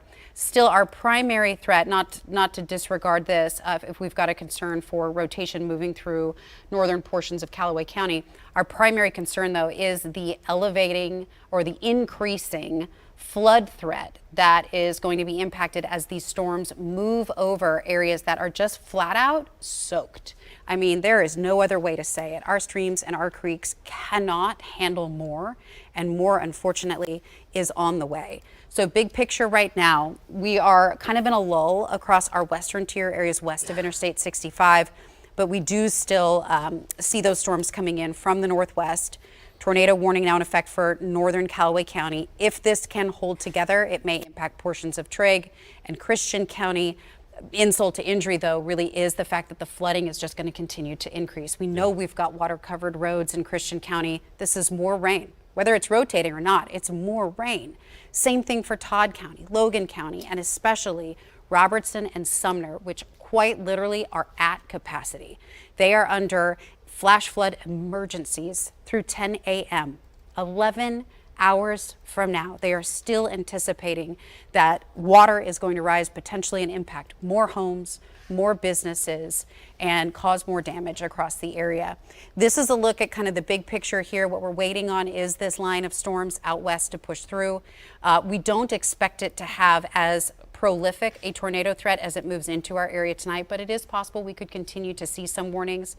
That leading edge finally exits our area around 4 to 5 o'clock in the morning for our southern tier. Clearly, it'll exit areas northeast a little bit faster than that. We'll start to be able to issue the all clear for a wind, tornado, hail concern, not for the flood threat until mid-morning tomorrow. I mean, this was already a prolonged Storm 5 alert, and it just is continuing into the overnight hours tonight. Yeah, unfortunately. So I want to take a look real quick at some of the rain totals in Kentucky, in Hopkinsville. Our sky.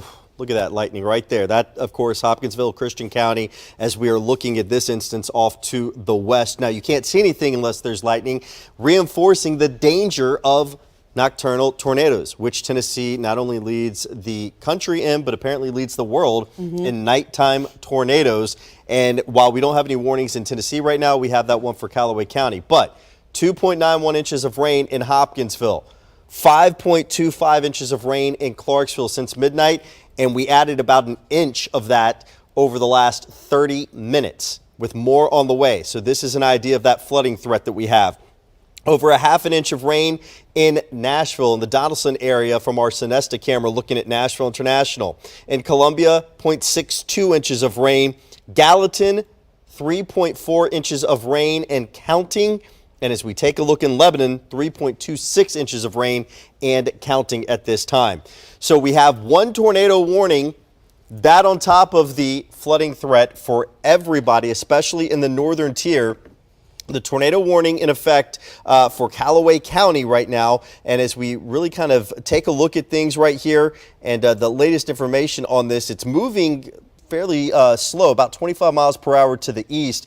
And the tornado warning goes until 11:45. So I'm going to put a track on this right in here and take this out about an hour and 10 minutes, which would put it at about 20 miles from its current location. So right now it is over the Harvey area. Kirksey at 11:16, Hardin at 11:23. Again, this tornado warning going until 11:45 as it moves to the east at 25 miles per hour. Pleasant Hill at 11:28, Pirates Cove. That's at 11:32, Shiloh at 11:42, and then Fenton, 2 minutes after its current expiration time of 11:47, Golden Pond, that would be 11:56. So changing this back over now to the Power of 5 radars, we're going to turn the lightning on with it too, and you can see there's a lot of energy with this storm.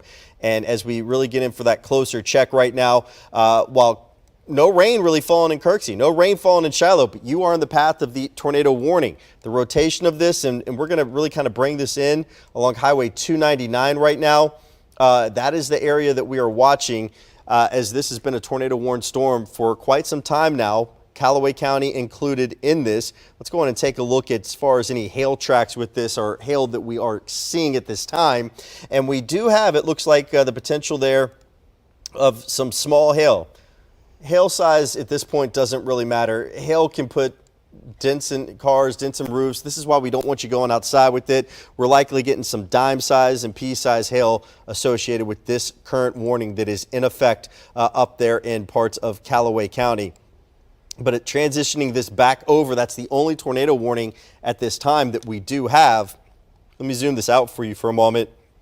And I do want to show you something that we have not seen in a while. No active warnings other than the flash flood warnings, but severe thunderstorm warnings or tornado warnings in Middle Tennessee.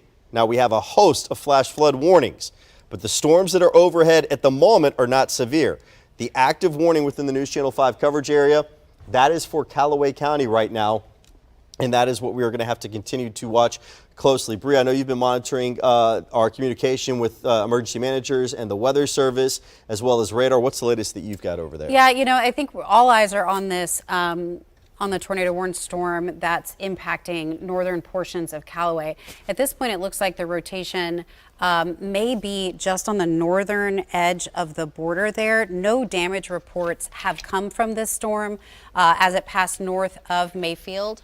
Moving closer towards the Benton area, and it is looking a bit more diffuse. Back behind it, these storms are posing a straight line wind threat near Fancy Farm and stretching down towards New Madrid, down towards the boot heel of Missouri. So I'm hopeful that this is going to present less of a rotating threat for us. If it could hold together or if it could tighten up, it could potentially impact portions of Trigg County and Christian County.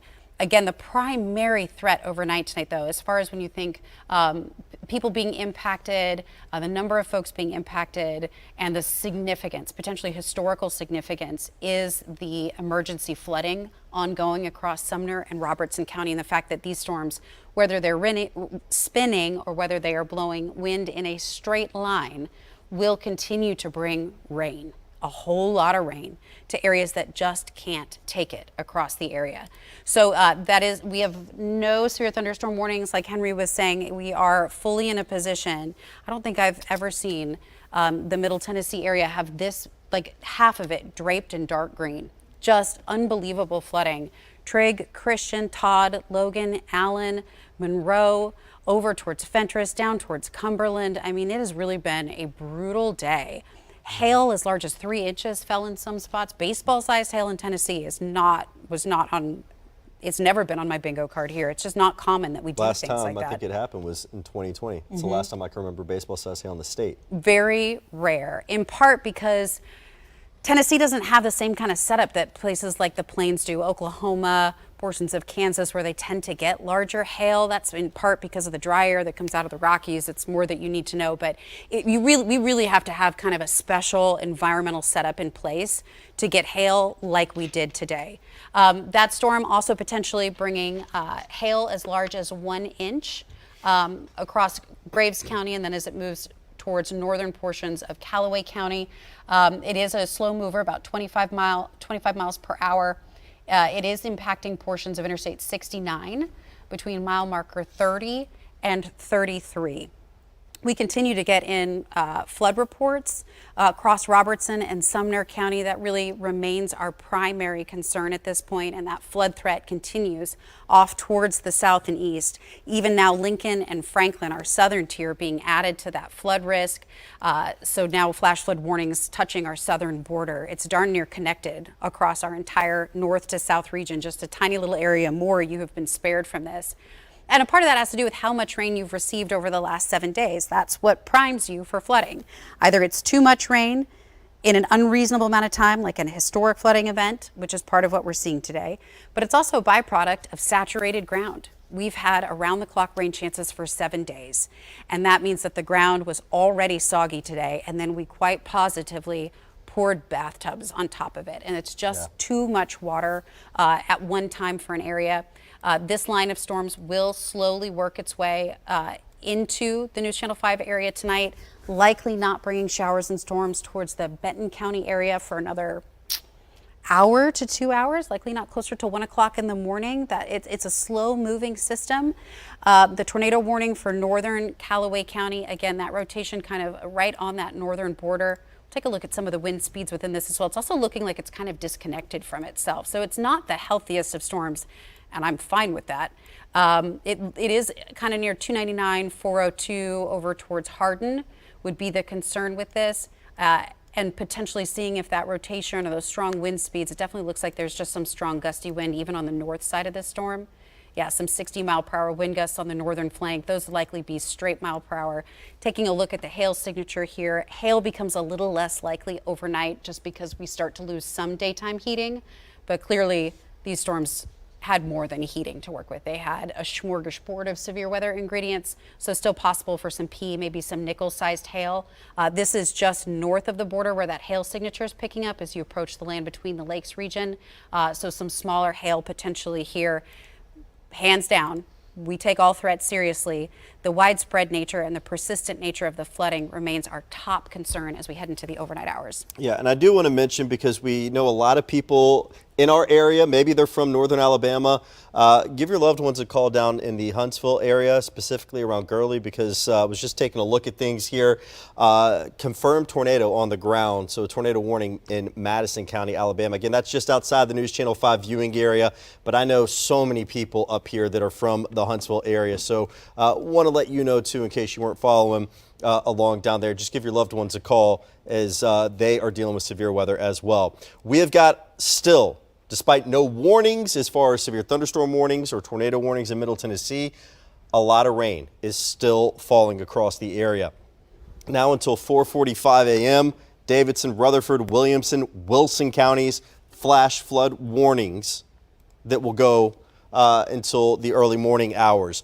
As we pan to the south a bit, Bedford, Coffee, Grundy, Warren counties, that flash flood warning now going until 5 a.m. in the morning, and bringing it in even closer to a few of the other counties, Cumberland, Putnam, Warren, White counties.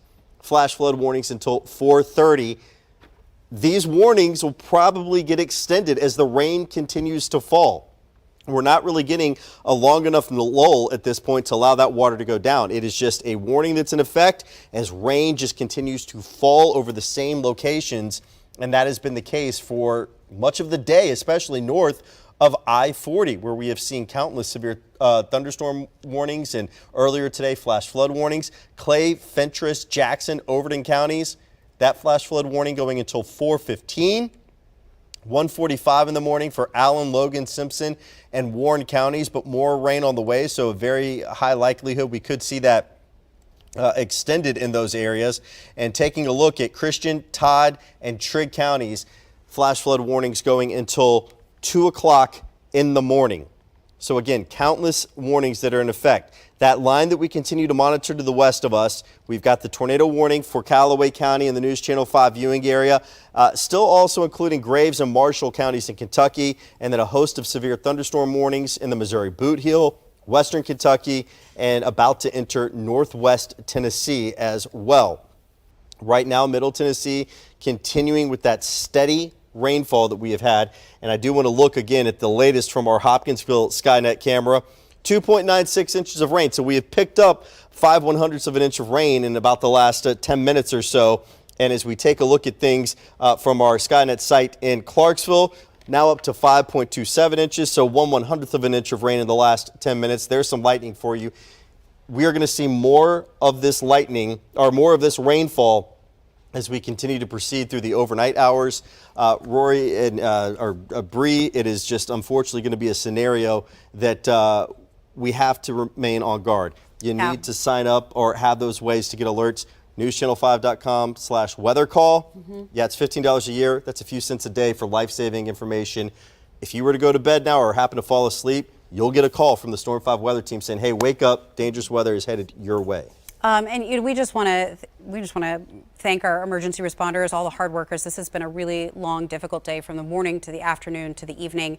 Katie, also here with us tonight, she's been working diligently on responding to questions on social media. I know there's been a lot of folks that have stayed connected to us through Facebook, through Twitter, X, whatever, Instagram, and have been able to share pictures, reports, resources there. At this point, historic flooding is our top priority. We are going to be here all night long, making sure that we have eyeballs on this and we are communicating this information to you. Flash flood warnings will continue through 10 a.m. tomorrow morning. The rain will stop sooner than that, but the runoff will continue to cause that rainfall to rise. And so we are going to continue to watch that. The tornado warned storm in Callaway County continues to show a kind of a decrease in that rotation structure, and it also looks like the rotation has moved just to the north of the border there. So with that in mind, and that we do not have anything currently rotating within our county borders, we are going to sign off at this point and send you back to programming. But Henry, me, Katie, we're going to be here. We're going to do updates every commercial break just to let you know the status of what's going on this evening. So you're going to hear from us regularly. We're going to continue to update on social media. Leland and Nikki D are tagging us out. We are handing the clickers off again at 1 o'clock in the morning. So you can be rest assured that you have a team of people here. If there's something you need to communicate, you can do that via email, social channels, and we're going to be on every commercial break, making sure that you know what's happening. It's our priority that you are safe. It's our priority that you are informed about what's happening across the area. This is going to take days to really unfold and peel back the stories of this historic severe weather day. And the most important thing we want folks to know, Rory, Henry, Katie, is to be very, very careful in the morning. Yeah. We will have images of first light. We'll get Sky 5 up if we can, make sure folks know the breadth of the flooding and what roads are passable, what roads are not, because we don't want you to get trapped in it. Your job is to stay safe. Your job is to stay connected, and y'all have done a great job at that today. Speaking of great job to you. Just a great commitment today to keeping everybody informed and safe. Our weather team, really everyone here at News Channel 5, we have our crews out. We have our directors working. We have assignments desk compiling information, get you everything. Our web crew as well. We'll hope you stay safe, and the morning crew will be here at 4 a.m. and again, updates throughout the night. Be safe, everybody.